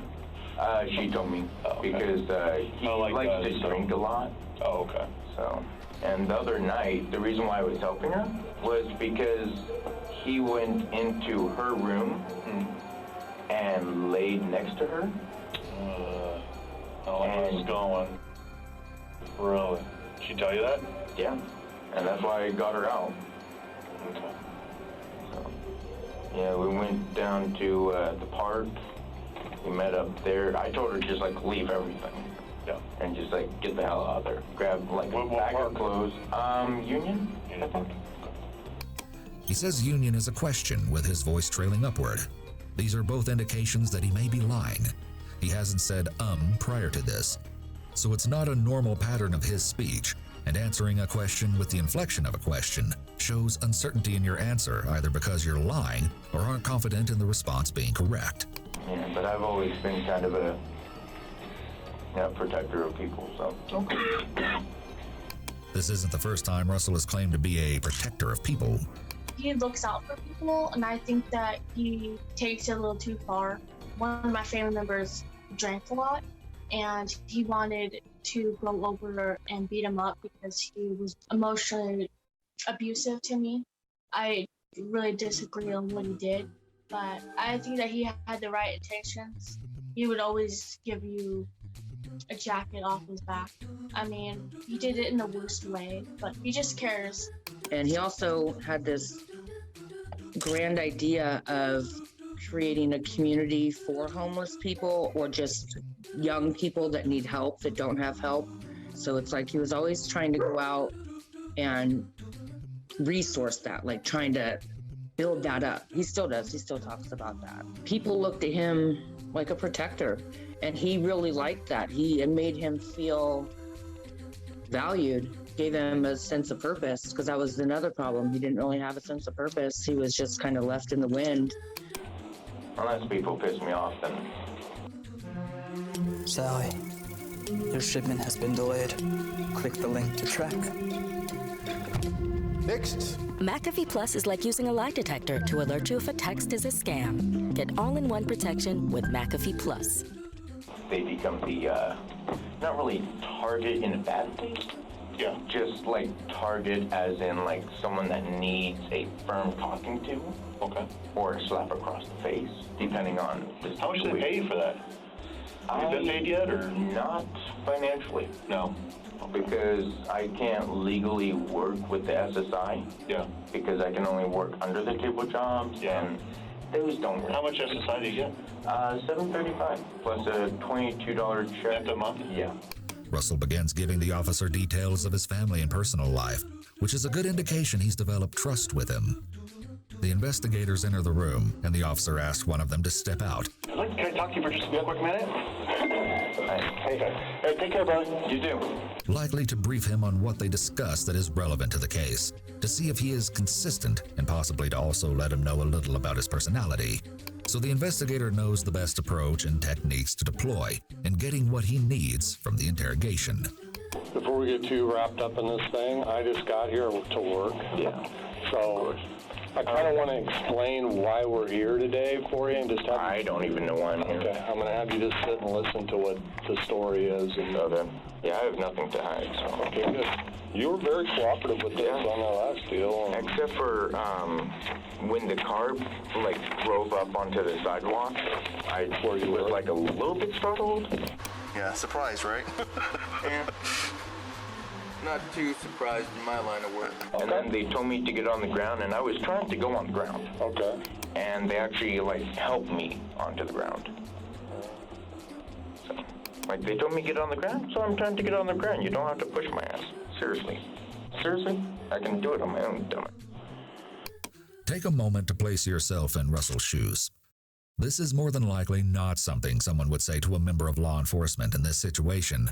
It's not tactical, let alone remotely helpful. He does this countless times, and it becomes increasingly clear that there are some other disturbing factors at play surrounding his involvement in the crime. But you seem like a nice guy. The guy that I was talking to seemed like a nice guy, so. No Sprite. Perfect. Is that good? Yeah. Okay. No. Perfect. Now all I need is a cigarette, and I'll be happy. But I doubt we can, though. You want to get a smoke? Sure. Do you have any smoke? I got some in my desk. Are we allowed to smoke here? Yeah, we can go outside and smoke. Oh, outside. You want to go outside and have a cigarette real quick? Sure. All right, let's go. Yeah, because I smoke, I talk better when I have a cigarette, so. Because right now I'm stressed out, and I don't know what's going on. Investigators give Russell a drink and allow him to go out and have a cigarette. Both things are done to further put him at ease and to gain favor with him. Sometimes it's used as a carrot to get someone to confess, and they will tell the person that they can smoke after they tell them what happened, etc. People being interrogated are sometimes not yet under arrest, so they can leave if they want to, and they certainly cannot be forced to speak. The police try to make them feel less inclined to want to leave by giving them food and drinks and cigarette breaks, and so as not to violate any due process rights. Russell proceeds to tell investigators everything they need to know. You can sit in that chair over there. Okay. And we'll bring your food in. I've got the... Oh, okay. Let me have your pop bottle. Yeah. All right. Oh, right there with it. That's soft. As has been the case with Russell so far, we have few words to explain what exactly it is that happens next.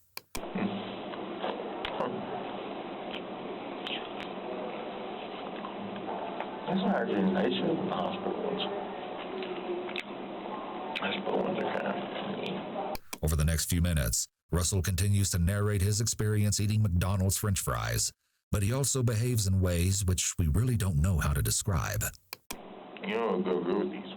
These are furry.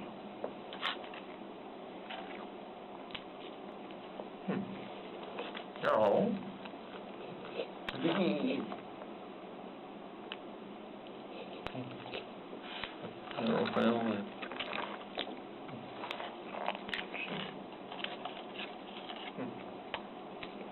Part of the Reed interrogation technique discussed earlier involves isolation, or letting suspects sit on their own without much stimulation or social interaction. The goal is to increase suspects' feelings of panic or wanting to escape. It seems that Russell responds differently to attempts at isolation than most others. Between his dramatic displays of odd behavior, he begins to leak disturbing information critical to the case. We begin to receive small doses of the terrifying truth. It wasn't really self-defense so much as it was defending her. It was,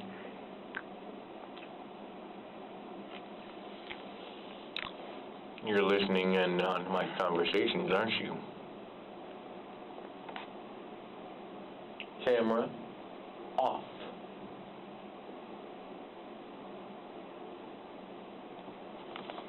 Yeah. I don't care if you're fed or not. I can still twist your little mind. Don't piss me off. Nothing appears to register for Russell in terms of the gravity of his situation. He's unashamedly confrontational with law enforcement when they're out of sight. He holds delusions of grandeur specifically related to power. These types of delusions often form when individuals have been in abusive situations in which they were powerless. And I think that's really why he went to go help, what he thought was helping these people that he got wrapped up in. I mean, literally, for his 21st birthday, he had never had a party. I made him a cake. We had a little party at my daughter's house.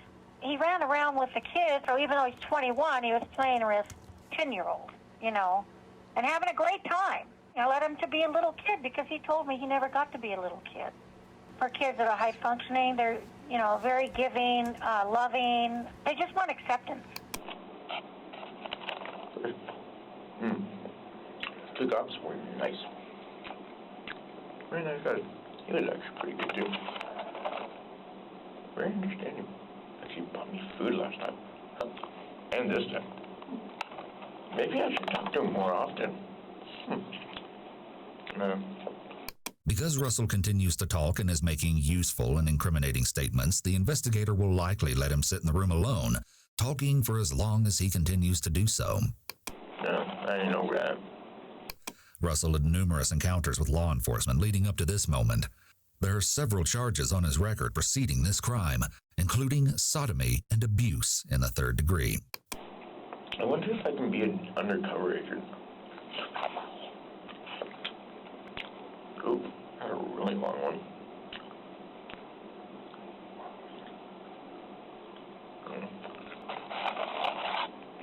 I understand, sir. There's evidently no one in the room with Russell, so he's either vocalizing an imagined dialogue or hearing someone who's not there. If the latter is true, this could be an auditory hallucination, meaning that Russell is hearing something non-existent. This, coupled with his delusions, would strongly indicate that he is in a state of psychosis. Individuals commonly reference the word psychotic when they see others acting in an aggressive, unusual, unstable, or other abnormal manner. But the technical definition involves issues with reality testing, distinguishing between what is objectively real and what is objectively not real. Behavioral manifestations may include delusions or hallucinations, and we know that, at a minimum, Russell experiences delusions. We'll later see that Russell previously commented that he suffers from bipolar disorder. Bipolar disorder creates abnormal swings from neutral mood states to periods of abnormally high energy and/or irritability or mania, to periods of abnormally low energy and/or sadness or depression. This mental illness, affecting nearly 2.6% of the United States population, is the country's 6th leading cause of disability, and it tracks that Russell is on that list. Up to this point, we've witnessed particularly strange behavior, but none so strange as what follows. You do know I know you're listening, right? So listen here. Ellie Fryer is my client, my protectee. I would like to see her. Asking. Being polite. I know you're looking directly at me, aren't you? The information I gave is not worth $6. It's worth a lot more. Russell behaves as though he's a supervillain. He's so removed from the reality of the situation that it may prove difficult to imagine the events that occurred earlier that day.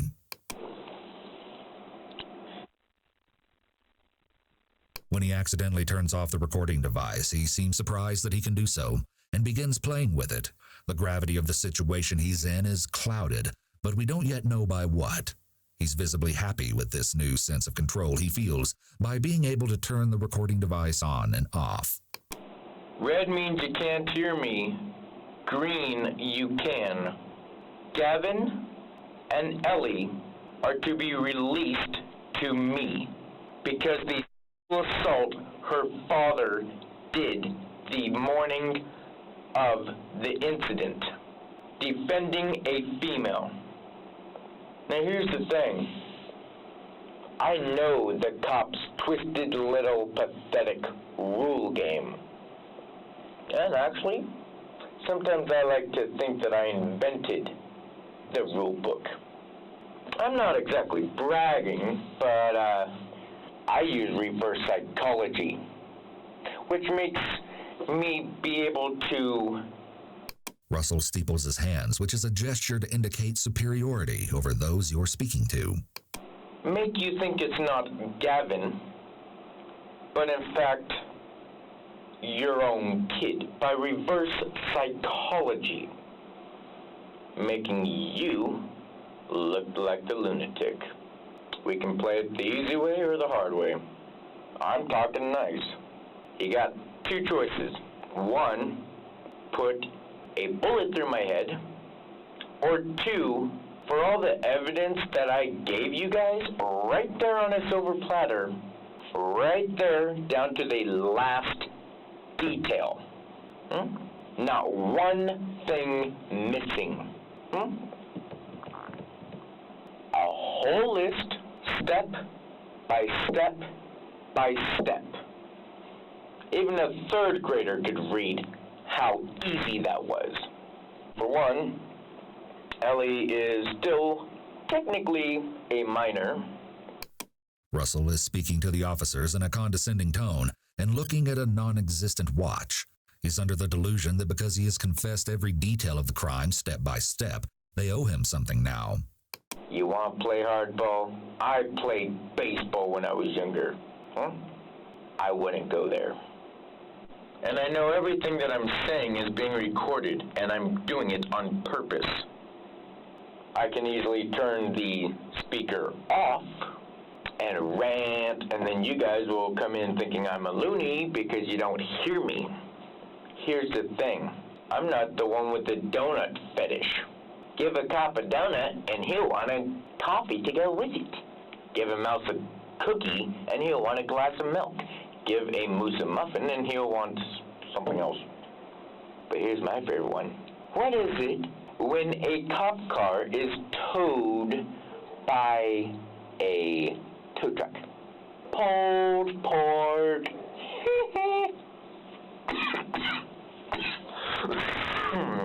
When the officers don't respond to his threats, Russell begins making police jokes and using police stereotypes. He continues on his narcissistic rant and delusions of having control and dominance in this situation. So, we can either tell pig jokes all day, or we can have a little chat. I'm very, good at convincing people, and I don't even use hypnosis. I think I just said Again, Russell speaks to someone who is not there. This is either a hallucination or vocalized internal dialogue. So, Ellie is to be handed over to me as soon as you guys can get her here. 2, Gavin is released so that when Ellie's kid is born, it can have a father. Ellen had faked a pregnancy, and there was talk that she used this as a tool to motivate Gavin and Russell to kill Aaron. When she first got locked up, she was trying to tell everybody she was pregnant. She was not pregnant. She told you she was pregnant? I've known for about 2 weeks now. 2 weeks? She told you? Okay. Did you tell Ellie you don't want to kill him? I told her, like, I don't want to do this. I told her that I didn't want to kill him. So when these kind of things happen, guys, there's usually something that clicks and you make a decision on what you're going to do. The investigator starts establishing premeditation, which is required for a first-degree murder charge. How long before you hit Dad with the bat has that conversation come up? She's been talking about it for a long time. I tried to be civil with Aaron and stuff. I was like, should I offer to go and have a cup of coffee and discuss why he has beef with me?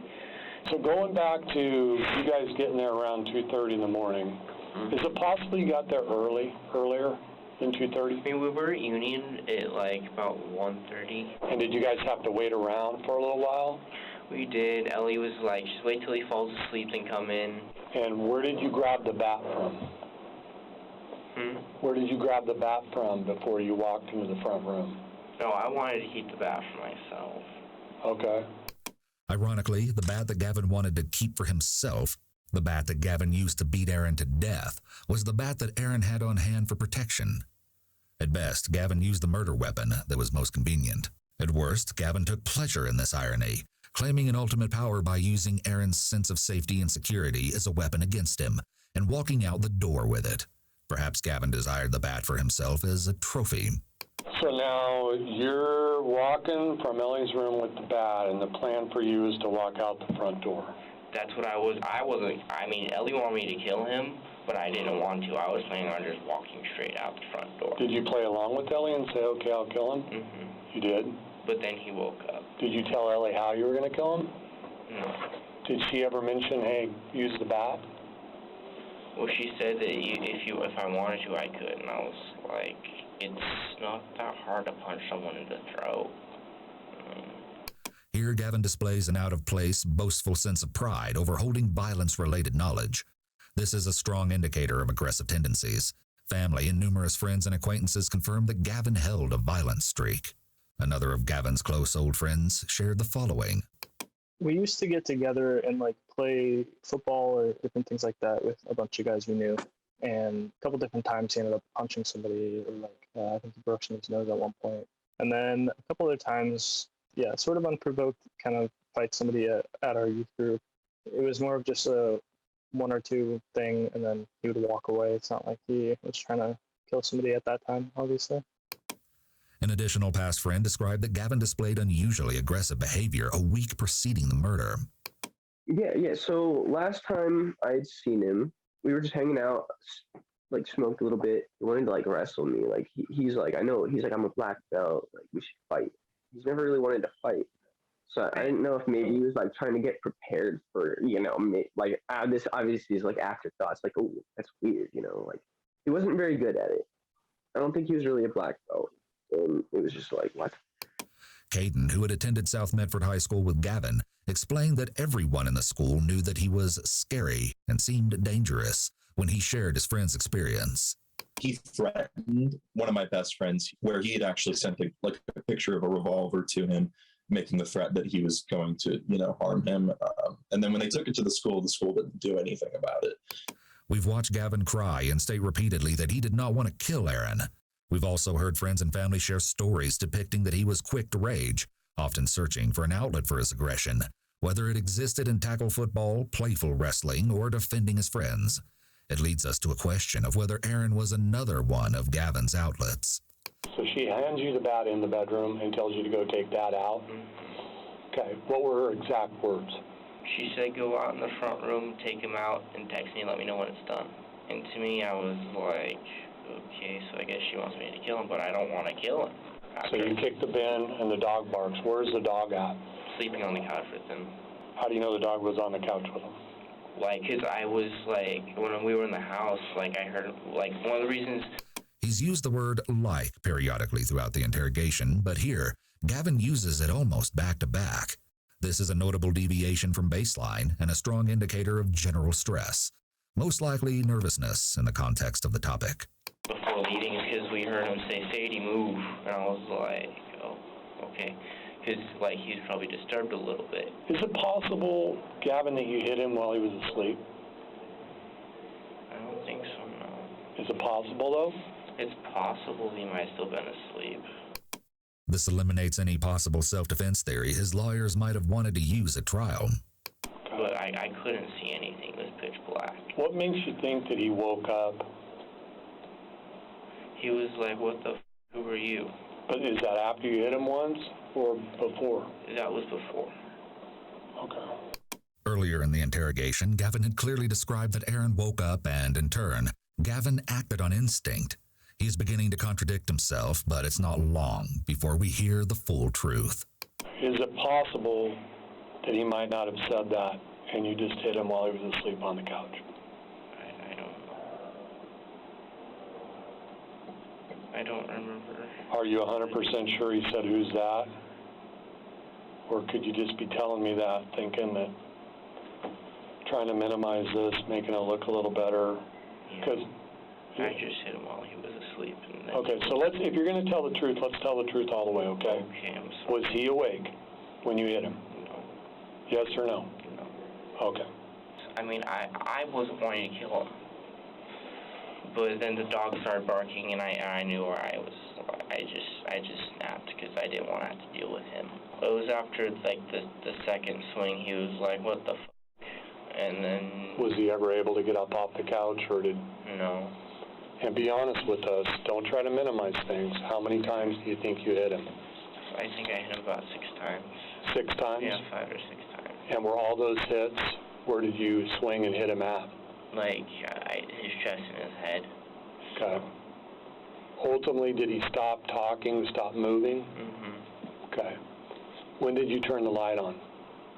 I stood there for a little bit. I don't know. It seemed like hours, and I was just like, what did I just do? Okay. One time, we were at my mom's house. I told him to come inside. He wouldn't listen to me. So he went outside, and because my mom's in a wheelchair, pushed my mom down the driveway, and my mom fell back and cracked her head open. Oh my gosh. I know this might be tough, Gavin, but it's important to know. Can you stand right there for me? Right there. Stand up for me. And tell me that first time you swung the bat. Tell me exactly how you swung the bat the first time. The investigator gets Gavin to reenact the actual murder, which helps both verify the confession and to show his actions match the evidence. This makes a false confession claim harder to get around. His couch is right here. Okay. His head's right here. I'm standing right here, a little bit at an angle. And I went over the shoulder the first time, and then I started going up above my head. And the first time you swung it, it was over the shoulder? And all the rest of the times you hit him, did you come up over the top? Yeah. You work at Del Taco, right? Mm-hmm. Did you take some gloves from work? Yeah. Okay. I was wearing gloves, yeah. Are they light blue gloves, latex gloves? And where did you put those on before you went out in the front room? I had those on the entire time because I didn't want to. I mean, I was really just planning on going in and out and trying to leave leave no fingerprints or anything. So. And these are the clothes that you were wearing. This that you have on. No. Where are the clothes? I went home and I washed them. Okay. Are they in the washer? Yeah. Is that over an Almond? No, that was over at Bobby's. And I have a note here, but who's Bobby? Bobby Jackson's my best friend, and I'm his best friend. Been that way since like 6th grade, and Gavin kind of ended up joining us in that. Kyle shared that he, Bobby, and Gavin were close, but no one else who he interviewed mentioned that this trio existed. Gavin embodied multiple personas. He didn't belong to any one group, and those he regularly spent time with seemed unaware of others he regularly spent time with. Interestingly, Kyle and Bobby in one location and Jacob in another claimed that Gavin was living with them at the time of the murder. We were close. He was actually living with me and another guy and his mother when this all happened. Gavin's friend Christopher Snow had also reported that Gavin was his roommate at the time. Christopher spoke to the press the day after the murder, explaining he was shocked, disbelieving that Gavin and Ellen were at odds with her father. The person who disagreed most with their relationship, according to Christopher, was Ellen's mother. Does anybody know that you did this besides you and Ellie and RJ? Did you tell anybody else? No. Gavin may not have told anyone that he followed through with Aaron's murder, but he certainly talked about wanting to kill him. No one we or the police spoke with commented that they'd suspected he would go through with it, but many commented that he'd spoken of it. In fact, one individual commented that Gavin regularly told others that he could get away with killing someone. An example would be he would say something along the lines of, I'd be able to get away with killing, it'd be easy, I know all these things, I'll watch all these documentaries. Like it was just something normal to say. Everything in his life seemed like it was a game to him. Interestingly, Gavin displays nonverbal behaviors which indicate feelings of insecurity and discomfort. For example, he hunches his shoulders and crosses his arms tightly over his chest, making himself smaller and more contained, essentially an upright, adapted version of the fetal position.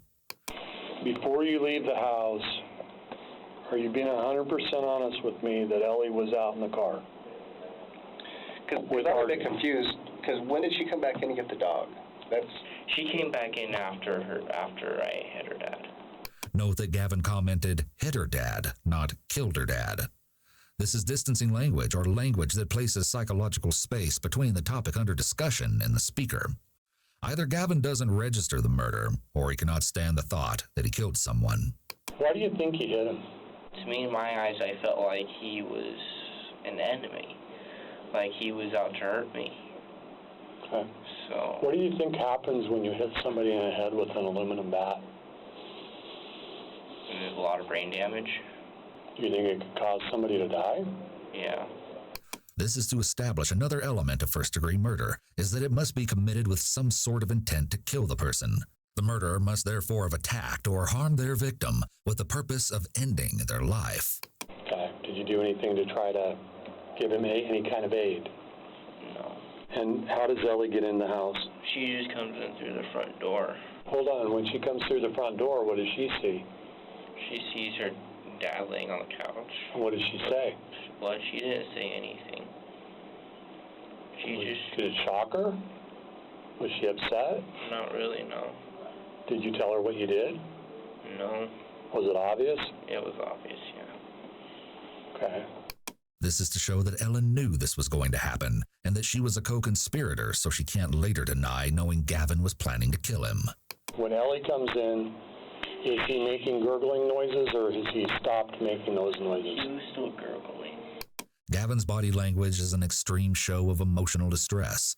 More genuine than the adapted version we witnessed previously, he is sitting in an upright fetal position, holding his knees to his chest. This is blatantly self-pacifying, indicating Gavin is far more affected by this than his vocal tone and straightforwardness suggest. So she comes in, gets the dog. Does she go outside, or does she stay in the house with the dog? She just goes outside. RJ and I, we opened the trunk and then we put him in there. Okay, tell me about, let's back it up and walk through that slowly. I'm sorry. Individuals compress their lips under periods of great distress. Gavin's lips have disappeared. And RJ came in to the front door, and RJ saw it. What did RJ say to you? He was like, "Oh God, that's gross." And then I was like, "Okay, you grab his feet, and then we'll get him out to the trunk." And then we kind of drug it through the yard, and then we just like lift him up into the trunk. So, you're in the house. Do you guys go back into the house after? This is to establish a possible burglary charge.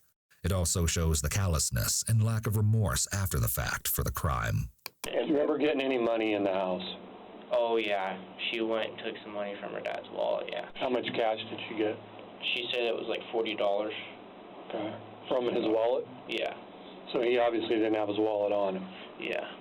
Ellen can argue that she planned this to protect her sisters, and she can argue that he abused her, but few words, if any, explain why she would possess any moral justification to steal from her recently murdered father. What was he wearing on the couch when you turned the light on? He was wearing a black Raider shirt and a pair of black shorts. Okay. When did she first bring up that she wanted her dad dead? Like after he slapped her. And How long ago? How long ago was that? Like, this was a week before she texted me about the... This shows that this specific incident of abuse was not the motive for the murder, at least not for Ellen. A prosecutor might submit to a jury that the likely actual motive for the killing of her father was him not letting his minor daughter and Gavin date. Okay. And then once, as that conversation developed, did you ever come to a what are we going to do with him afterwards? I mean, RJ was like trying to tell me, I have a friend, we can go up, leave the car there, he can tear the car apart, that way there's no car left. I'm very good at convincing people. So when do you go to Bobby's house? Bobby's, I stopped by, I just like swapped clothes and I left again. No one was awake. So, and then you end up over on Almond Street. Okay. Investigators later learned that Gavin had led them astray, hoping they would stop by Bobby's house so his friends would know that something had happened. And run through us with what you were wearing at the time that you hit him with the bat. I was wearing my gray hoodie. Not that one? It was a gray pullover hoodie. Okay. It wasn't this one, no. Okay. Like all my hoodies are What was gray. on under the gray hoodie? And then I had on, it was my Batman t-shirt, I think. Okay. And that I think I actually left at the house, but I don't think there was any blood or anything on that. And what pants were you wearing? Well, I'm still wearing the same pants. I didn't change my pants. I just changed my jacket. So you were wearing those pants? Yeah. And what shoes were you wearing? I was wearing my boots. The ones you have on now? Yeah. Or the ones, I don't think you're wearing them now, Well, right? they took them off, yeah. Okay. What do you do when you get to the location where you guys dump Aaron? We kind of sit there and we're like, nature. It was peaceful and it was relaxing. Gavin discusses how it was peaceful and relaxing looking at the woods and lake while sitting in the car with Aaron's dead body in the trunk. This shows a serious lack of remorse. When you get there, though, what do you guys do? Oh, I'm sorry. So we kind of sat and we kind of enjoyed the view because it was nice out. Gavin goes off on a tangent, displaying a symptom characteristic to his attention deficit hyperactivity disorder diagnosis: lack of focus. And then what happened? And then we're like, okay, let's get this done before anyone drives by or anything. How did you get him out of the trunk? By himself or with the blanket? I kind of just went up and grabbed him by underneath the shoulders and lifted him. Okay. So, and then RJ kind of like picked up his legs. It was the blanket pillow and all, and then we just like let it roll and it kind of wrapped itself up. So when it was rolling down the hill, the tarp wrapped itself up around him. I kind of tried to wrap him up a little bit, like cover up his feet. The investigators keep a cool head while Gavin describes throwing Aaron's body off the embankment, along with some trash. Is there still any blood in the trunk? I don't know. I think there's still some on the outside because he was kind of leaking everywhere. Okay. And then where do you guys go from there? And then we're like, okay, which way to Walmart? And that's when we went to Walmart. Where does RJ stay? He just stays outside and smokes. And where did he get those cigarettes? Those were her dad's. Remember what kind of cigarettes they were? They were Camel 99s. Okay. ultimately, you and Ellie go in, you buy some junk food. Did she buy a pregnancy test? Yeah. Then you guys come out of Walmart. And we were going to SSI, like, Ellie and I went upstairs because she had to use the restroom. And she also was going to check out the hair dye, so I gave her the hair dye. She went to the bathroom. She came back out, was like, this is the wrong stuff, we need to go return it. We went back to Walmart, and we got the refund of $9.77 was the refund. And then we go back out. Picky about makeup and hair dye, sneaking out of a bedroom window to see a forbidden older boyfriend, and conspiracy to commit patricide. One of these things is not like the other. One of these things just doesn't belong. Gotcha. You need something, bathroom water or something like that? Can I get some water, please? Yeah. You want a soda or anything? No, you guys have Mountain Dew? Yeah. Okay. You want to do? Yes, please. Okay. I don't understand why you guys are being so nice to me. I mean, I guess it's so much. Hey. We'll be right back. We'll be right back. Gavin is offered a drink, and he states how nice the police are being to him, showing that the Reed tactic they have employed has worked well, and they're seen as allies to him.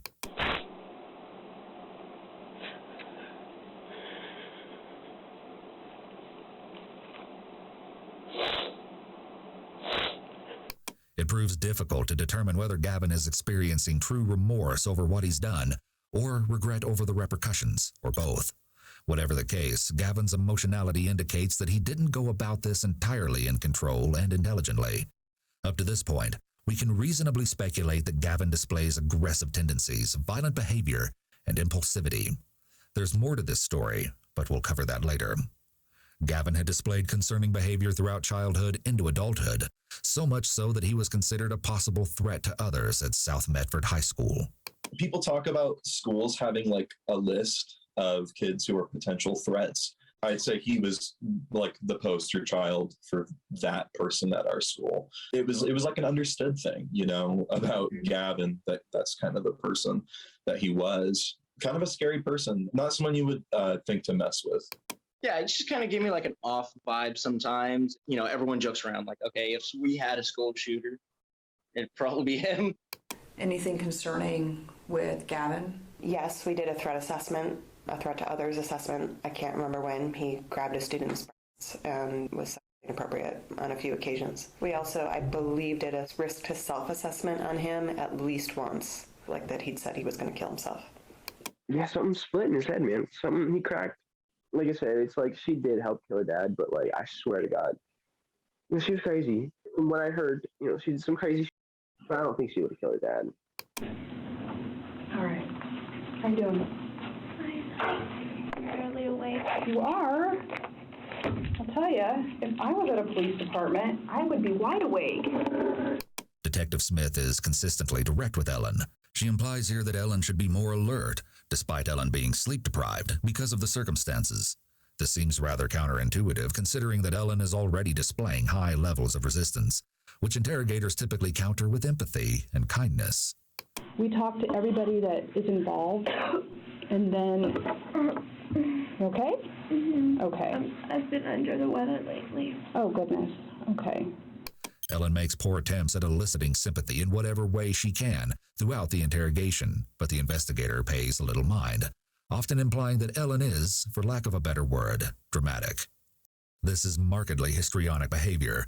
Histrionic essentially means melodramatic. In the mental health world, histrionic behavior is heavily and unsurprisingly present in histrionic personality disorder. It can be a symptom of a variety of other disorders as well, but generally refers to maladaptive, attention-seeking, and exaggerated behavior. And then we talk and try to like hammer out and figure out who's saying what's going on, and try to really get the real story from everybody, okay? Of course. Is it okay if I keep talking to you kind of about what we've learned? Mm-hmm. Okay. And then if you feel like letting me know stuff, you can do that. Does that sound fair? Yes. Okay. So, this morning when the police were called to your house, it was because your sisters actually saw you and Gavin and somebody else in there, a couple other people in there leaving. Then they saw a lot of blood in the house, okay? So then what they did was call Michelle. You know Michelle? No, I don't know Michelle. I'm pretty sure that's her name. Your dad's girlfriend who was over at the house last night? Oh, Mickey. Mickey, thank you. Her name's Mickey. Okay, thanks for helping me out. They called Mickey and then ran to your mom's house, and so everybody's really concerned and worried about you and your dad, because we actually don't know where your dad is right now. That's really frustrating. That's really disturbing to hear. I agree. Consistent with previous displays, this behavior is more than awkward. It's uncomfortable, what some might call cringy to watch. We can tell she's attempting to muster up and replicate something resembling shock, panic, or concern, but she falls considerably short of the mark. Nonverbal experts might determine she is being disingenuous from reading her robotic arm movements, chiral facial expression, or incongruent verbal and nonverbal communication. Even her word choice comes off as suspicious. Imagine being detained, sitting across the table from an investigator in an interrogation room, and learning that your father is missing, and there is blood everywhere in your living room. Would your response be a robotic? That is very disturbing to hear. This is more so an explanation of an emotion, not an expression, which is why we easily sense that something is off. The investigator directly challenges Ellen with step 1 of the Reed interrogation technique discussed earlier, positive confrontation. She lays all the evidence law enforcement has indicating Ellen's involvement up to this point. We also can tell from this moment and from points earlier in the interrogation that Detective Smith is attempting to set up a theme that involves Ellen's sisters. Similar to Gavin's moral justification for committing the crime, Ellen's might be that she was trying to protect her 2 younger sisters. I absolutely agree, and your sisters are a little bit disturbed by that as well. Because they're scared that they saw you leaving, they're scared there's blood in your house, and they're scared that nobody knows where your dad is. So they're awfully little to have those kinds of worries. Maybe he was looking for me. So where did all the blood come from in your house? I don't know. Okay. Mickey knows that you were there, Sierra was there, Olivia was there, your dad was there. So it would be nice if we could get some of this figured out. Like I said. Detective Smith makes a skillful confrontation about figuring out what's going on, without making a direct contradiction to Ellen, who begins to gesture and move without purpose. For instance, she momentarily glances at her nails here. These meaningless gestures and movements grow to be progressively more pronounced. Meaningless movement, otherwise known as fidgeting, is a widely known nonverbal indicator of nervousness. Pay attention to the topic of conversation during times when Ellen fidgets the most. So, somebody else is talking to Gavin, somebody else is talking to Mike. Oh, got a little owie there? That's it. Okay. So, it would be nice if we could get on the same page now, okay? Excuse me, what's your name? Stephanie. Stephanie, I'm barely awake right now, and I barely have any recollection of what happened yesterday or within the 24 hours. Do you need coffee? I hate coffee. Okay. I try to stay away from caffeine and other chemicals. And you don't eat meat. Is there anything we can get you, like, from a fast food restaurant that would... No, thank you. Okay. In all honesty, I don't feel like I deserve that. You don't deserve food? Why? Finally, Ellen expresses something resembling guilt. At least that is what it seemed like before she said. I don't feel like I deserve any of my basic human rights. Oh. Especially when it comes to my father. Okay, help me understand that. They've shamed me for the way that I eat for years. Okay. Like in what way? Just shaming me. Well, you don't eat meat. Do they comment about that? My dad ridicules me for that. Okay. Well, that doesn't have anything to do with you being hungry and us wanting to go out and grab you something if you want something. No, thank you. Okay. But thank you for the offer. Well, you bet. Yeah. Some may feel bad for Ellen, but keep in mind what she was recently part of. It could be that her father ridiculing her over food was only one piece to the puzzle that set her off.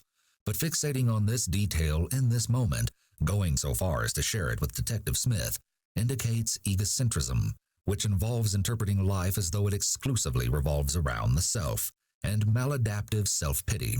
There could be a persecution complex here. If Ellen holds a persecution complex, she possesses a persistent belief that others have malintent toward her. It's hard to determine whether there's mental illness involved at this point. She could be playing the sympathy card. Tell me about Gavin being at the house this morning. He was walking with me everywhere, so if we went there, then he was there. Okay. And what were you guys doing there? Probably, I don't know. I'm half asleep. Again, I am absolutely not trying to sound rude, but some things I just kind of have to lay out, okay? I understand. Are you an AP student? Yes. You take AP classes? Taking AP classes, you've got to work really hard in those classes, and I know that. Okay, so I know there were times you were really super tired and you were still studying. So for you to sit here and tell me how tired you are and you can't remember, I feel like maybe that's just an excuse because you don't want to talk about something that's super hard to talk about. Detective Smith is narrowing the ability for Ellen to be evasive. We are all trying to piece together what happened because we're very worried about your dad. And I get that it doesn't sound like to you he was the best dad. Of course I'm going to be worried about him. He might have abused me for most of my life, but he's still my father. Ellen uses every opportunity to sneak in a comment about how her father was abusive. Again, we re-arrive at the idea that Ellen is not fully aware or functional during this interrogation, only because she is so poorly lying and concealing her negative feelings toward her father, which would, as Ellen might logically reason, add to motive. She's reportedly intellectually gifted. It raises a question as to whether Ellen is attempting to pull off shock, or whether she's a 15-year-old struggling to comprehend how to get out of a bad situation. So one of the things that has also happened is South Medford High School has a school resource officer, and apparently you're still a student there. And you had like a band thing this weekend, and your dad came and picked you up from the school at like 3 a.m? Ellen coughs nearly every time she takes a drink and looks up to Detective Smith to see her reaction. This is histrionic, dramatic, and pity-seeking behavior, but it also occurs each time the conversation becomes more heated. Note that Detective Smith is quite direct in her confrontation in this moment. Are you going to choke on your water? It worries me. My throat's burning right now. Okay. Well, you're welcome to drink the water, but if it's going to hurt, maybe give it a little break. Does that sound okay? Anyway, have you met Officer Jackson? He's a school resource officer at South? No. Okay. I haven't. So Officer Jackson says you are a current student there. Why would Officer Jackson say that? I don't know. I think because you're a current student there and you're kind of pulling my leg a little bit. No. And that you're in band. I do know about a lot of underage people having marijuana, though. Okay. Well, that's probably a dime a dozen these days. Ellen makes an additional attempt to divert attention away from her wrongdoing onto someone else's wrongdoing. This is otherwise known as deflection, and it's Ellen's favorite type of defense mechanism. I've had temporary amnesia in the past. There was a couple of instances where I have passed out and lost my vision and my memory. Okay. And it was when I had a throat stone. Do you have a throat stone right now? No. That was a while ago. Okay. So when you have this temporary amnesia, who takes you to the doctor? I don't really talk to anybody or reach out. You would certainly tell your mom or your dad if you have temporary amnesia. I feel like I can't really go to them for anything. I feel like I'm a bother. Where's your dad? I don't know. If you needed to get a hold of your dad right this second, what would you do? No, call a cell phone. What's his career, or what does he know how to do? Sometimes he does, like, yard work or something. What was the last job he did? Like I said, a roofing job or something. Oh, the roofing job? You said for a neighbor? Yeah. Okay. Did he get paid for that? I believe so. How much money did he get for that? I don't know, Stephanie. Okay. Okay. You know, I'm just trying to figure out what happened. That's all. I'm trying to piece together everything right now. Mm-hmm. Well, so far you've told me you're 18 and your name is Rain. And I'm here to tell you, you're 15 and your name is Ellie. Okay, maybe you go by Rain. Do you go by Rain? Yes. Okay. Rain and Rose. So your friends would know you as that. Like Russell goes by Mike? Mm-hmm. Okay. Note that while Ellen has allowed Detective Smith to state that her name is Ellie and she's 15, Ellen has not accepted blame or outright acknowledged that she was lying. Ellen's lies surrounding her identity could indicate that dissociation is present. Ellen would be in a state of dissociation in this moment if she's protecting herself by psychologically separating herself from something, in this case, her identity. Separating oneself from one's identity is a form of dissociation termed depersonalization. For example, she wants to be someone else who did not conspire to kill her father and potentially go through traumatic abuse. Rose. They call me Rose. I'm so out of it right now. I haven't taken any drugs. Okay. You can test me for anything you'd like. Okay. Rumor was that Ellen began to dabble with THC and nicotine once she reached high school, following the occurrence of a specific taboo incident.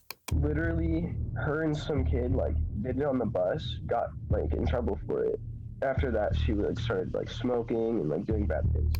Based on accounts of others, evidence is mounting that Ellen's problem behavior emerged around 14 or 15. 50% of all mental illnesses begin by the age of 14. I've told you, Sierra saw you at the house with Gavin this morning. Olivia saw you at the house this morning with Gavin and a couple other people. Sparklebeak is somewhere I don't know that you took Sparklebeak this morning from your sister. So, I mean, that's just like what I'm coming up with off the top of my head as things that I have told you that should be perking you up and waking you up and like, oh my goodness, I'm sitting at the police department. I've just heard all of these facts.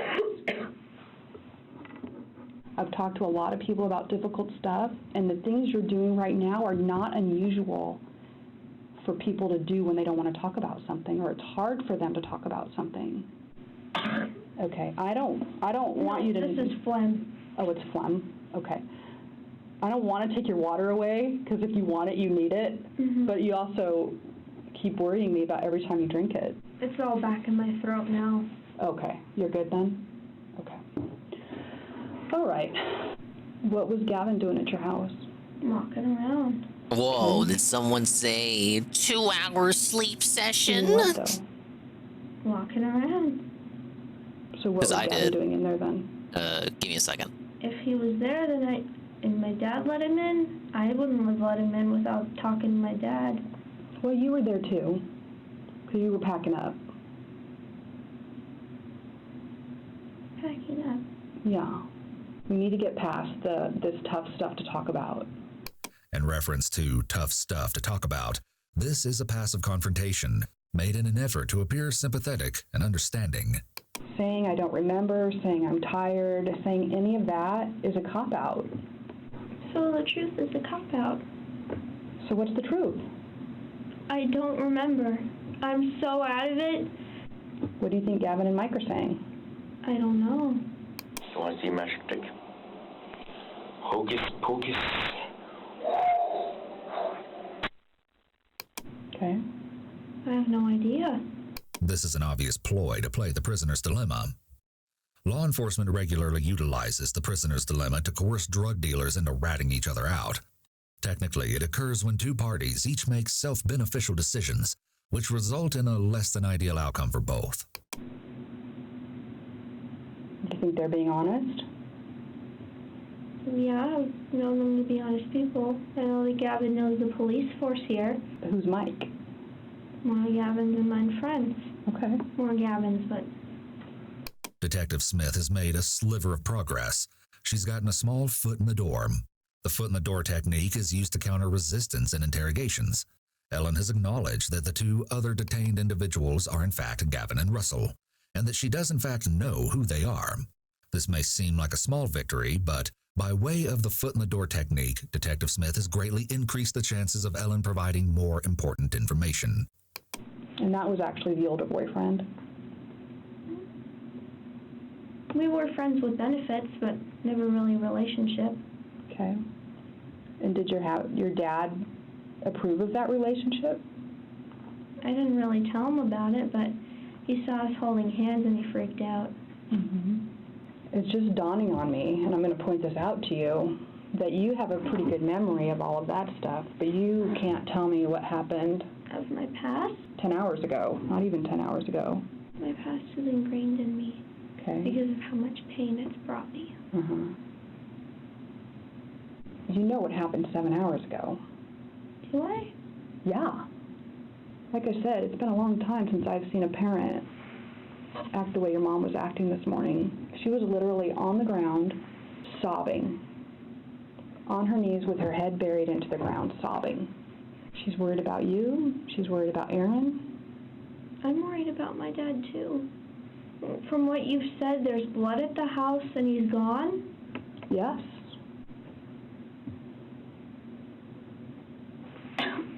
Okay, how far did you guys make it in this? Wow, that's a lengthy investigation. Got 1 more hour on that. I can't believe I played all of Crash Team Racing. Must have been on something 2 hours ago. That's absolutely correct, Expand Dong.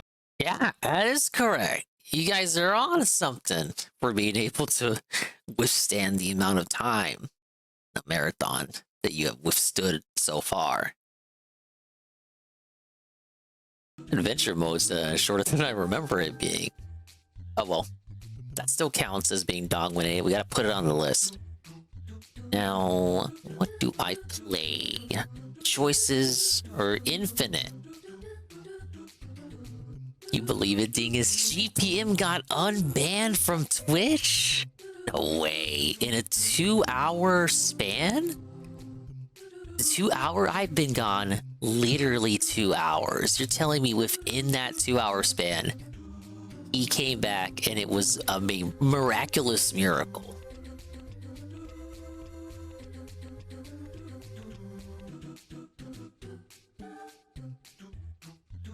Holy shit, I'm scrolling up. Oh my god, GPM actually got unbanned.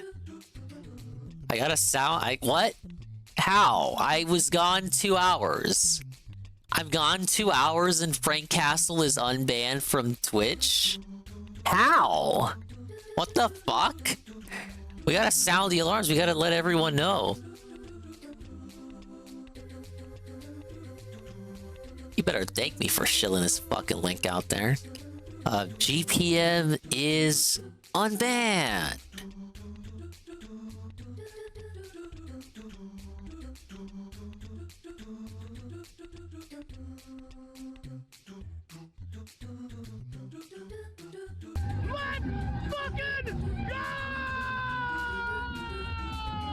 Let's go ahead and shout them out. You can now follow Guitar Punk Master GPM on the purple platform. You no longer have to be begged by me, among many other such people, but ironically including me, despite me myself not having a Trovo account. You no longer have to go to Trovo to get your GPM content. You can just stay here and click the heart on his account and watch as he doesn't stream. He's about to get a nice surprise of a notification. I agree. Yeah, apparently they unbanned him.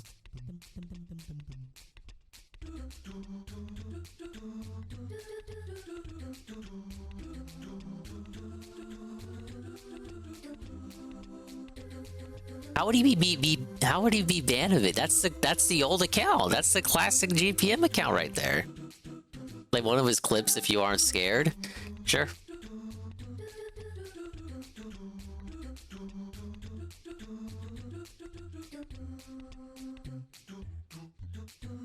Give me some ancient clips. Yeah, look. Corona? Wow. Sorry, just sometimes I like to do that.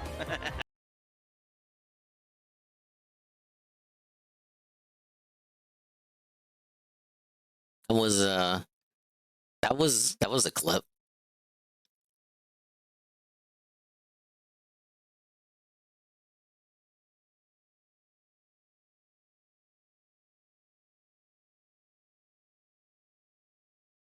Oh wait, I misspelled that. Whoa, hello Discord merchant. My dad's taking a piss out of me. You know Hey, what it he was said back when he would watch yesterday? shows on screen on stream. He said, right? He says to me, he said, says, I said to you guys, bye bye, I'll see you tomorrow, right? You know what he said? Oh, it's not like anyone's responding. Fucking. He doesn't know that I got 7 viewers talking to me. he's got an ear grape shout out, or he did. I wonder if we're gonna get it.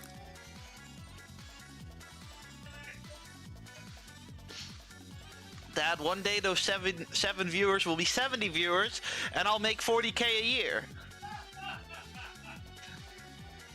You can hear him laugh. You can hear the dad laugh. No, Papa Frank. Yeah, but you don't make your living with fucking gaming. Arguing with your own father over the mic. Right, what do you call it? Solus Project? Isn't that game where you have to, like, do stuff? No, it's not. Isn't that game where you have to do stuff? What the fuck is going on, guitar? Every time I breathe, my fucking heart hurts. Or not my heart, my left tit. My left tit starts hurting. I don't know where my heart is in my body, so I don't fucking know. Yeah, I don't know all of GPM's lore. Frank never bothered to tell me. But I saw a couple of GPM streams before he got banned. Nice to see that he has been unbanned. Time will tell if he will actually return to stream on Twitch, though. But if you are completely confused and you just did not exist at all during the year of our Lord 2022, you can follow that's Frank Castle. That's Frank Castle's Twitch account. The Frank Castle that you often see in my chat and other people's chats. That is his original Twitch account, or was unceremoniously banned by Jeff Bezos because this is some lore. I recall, because I wasn't there, I had to hear about it the same day from somebody else. But he was watching a video. The video had the N-word in it, and then someone who was in the, I guess in the category organically and in his chat heard it and was uncomfortable. They were not okay with hearing the N-word, so they got on his case about it and then said that they were going to report him. And then he went on a tirade after that, and then just said he doesn't care what Twitch thinks, and he doesn't care about Twitch, and he doesn't care if he gets banned. He had like a Ralph Mill moment, and then they kicked him off unceremoniously afterward.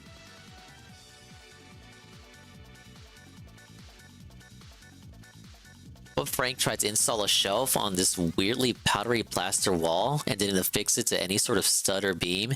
GPM put some gaming console stuff on top and it all collapsed. Caused a good bit of damage. Oh, man. It was totally not feuding with that one viewer. See, I didn't know if there was any, like, prior history between him and the viewer. I had heard it was just a complete new person who just happened to be there, and they were just, they just so happened to be in a tattletale mood. That sounds annoying and regarded. It was annoying and regarded. And Frank didn't deserve that. It was like, name anybody else who has been banned in that matter.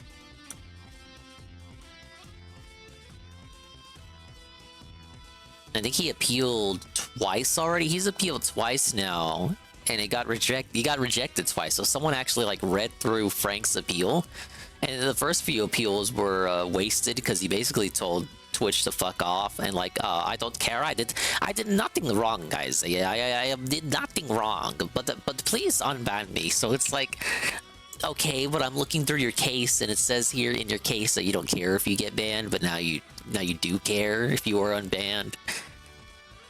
So for a while now, his appeals were getting rejected. I wonder what he specifically said in this appeal that got him unbanned. Congratulations, nonetheless. Yeah, I don't think it was GPM's usual cabal of detractors. Ah, yes. Frank has his own detractors. But it's a more affectionate term. The GPM detractors. They don't detract GPM, they love him. Twitch, I love you, and I love Israel and North Palestine.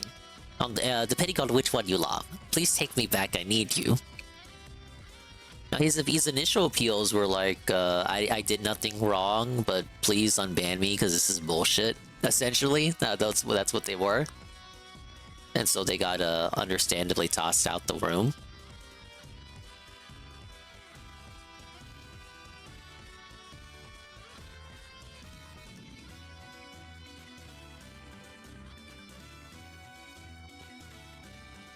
Goon says he should not have been banned for, I'm scrolling up, should have been banned for violent hate speech but unmoderated content.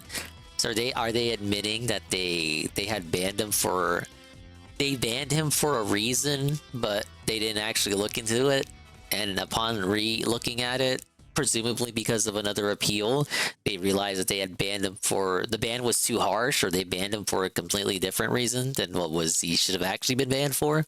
Like, the ban should have been, they banned him for a permanent reason, when in reality, if they had done their due diligence, because they're fucking incompetent, they would have discovered that in fact they should have banned him for a temporary amount of time. According to Goon, Twitch told him that he was banned for the wrong reason. The original moderator thought he was the guy using the slur when it was a video of Terry Davis saying it. So his ban should have been originally for unmoderated content. So basically, if I ever get caught for the stuff I play, like playing a video of Ralph saying the F slur, I would have eaten like a similar ban. Essentially, he got banned for people thinking he was the one and only Terry Davis, when in reality, he should have been banned for a video of him playing Terry Davis saying the slur. Either way, the ban's been like almost, what, 2 years? A 2-year-long ban? Because GPM was existing when I had first started doing streams. You know, we'd raid each other a lot, all the time. And then he got banned. It was kind of like, what the hell, man? It hit almost as hard as when they took out Fraga. But it's okay, because he's back now. Surely he will return. If he continues doing this, then he'll have to adopt your "I don't condone this" disclaimer. Yeah, maybe that's why I haven't been caught, JC, is because I have to preface. I make sure to always preface everything in. I don't know necessarily if I can co-sign this, and I'm only watching this for the purposes of ridicule and critique. Ridicule and critique is our big disclaimers, and anytime there is a slur, I often pause the video and then overemphasize to the admins who may or may not be watching, and it turns out they are in fact watching, going off by what happened to Frank here. I have to, like, it actually is a good thing that I go out of my way to pause the video and remind the admins who is the streamer and who is the video that said it. We put the slur on. I don't know about that. Maybe Frank can do that. That'll be like Frank's flex when he comes back. Okay, we need to celebrate. What can we play to celebrate?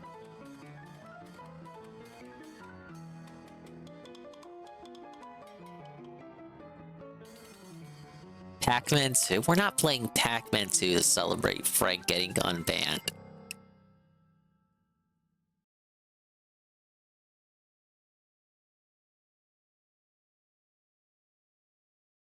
I think it's late where Frank is, I believe. Gotta restart the timer too, so hang on. I think we'll go back to the PS5 for a minute. Need some high octane action to awaken me.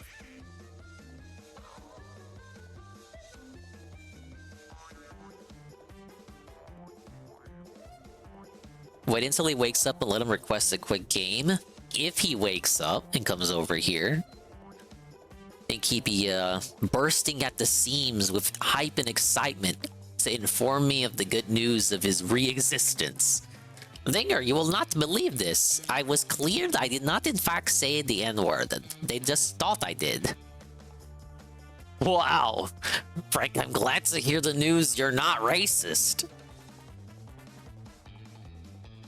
GPM last to know he's unbanned. Well, I mean, Goon says that Goon seems to have implied the info that he knows came from Frank. Yes.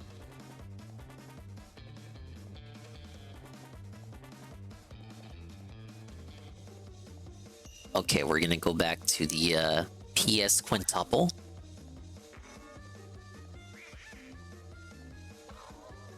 Is the control existing? It is. But is it charged?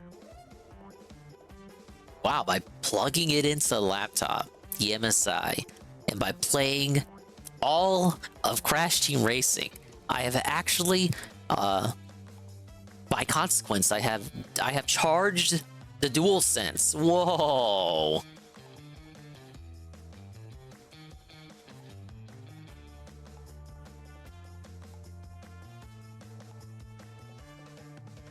That's pretty handy, ain't it?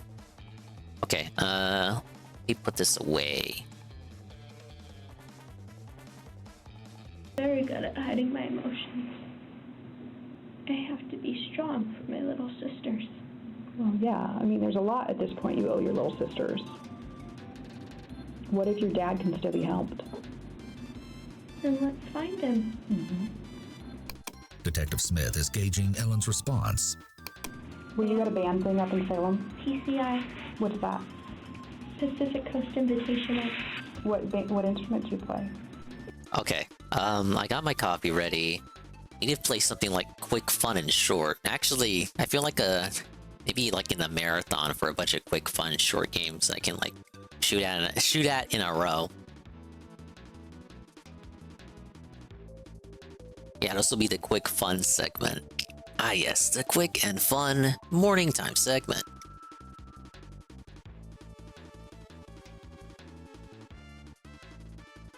Allegedly, you like your version more. That would be funny if he just got like unbanned. The one thing he's always been asking for, and just and he's like the last person to find out. Maybe he starts the Trovo stream today, not even knowing that he got unbanned.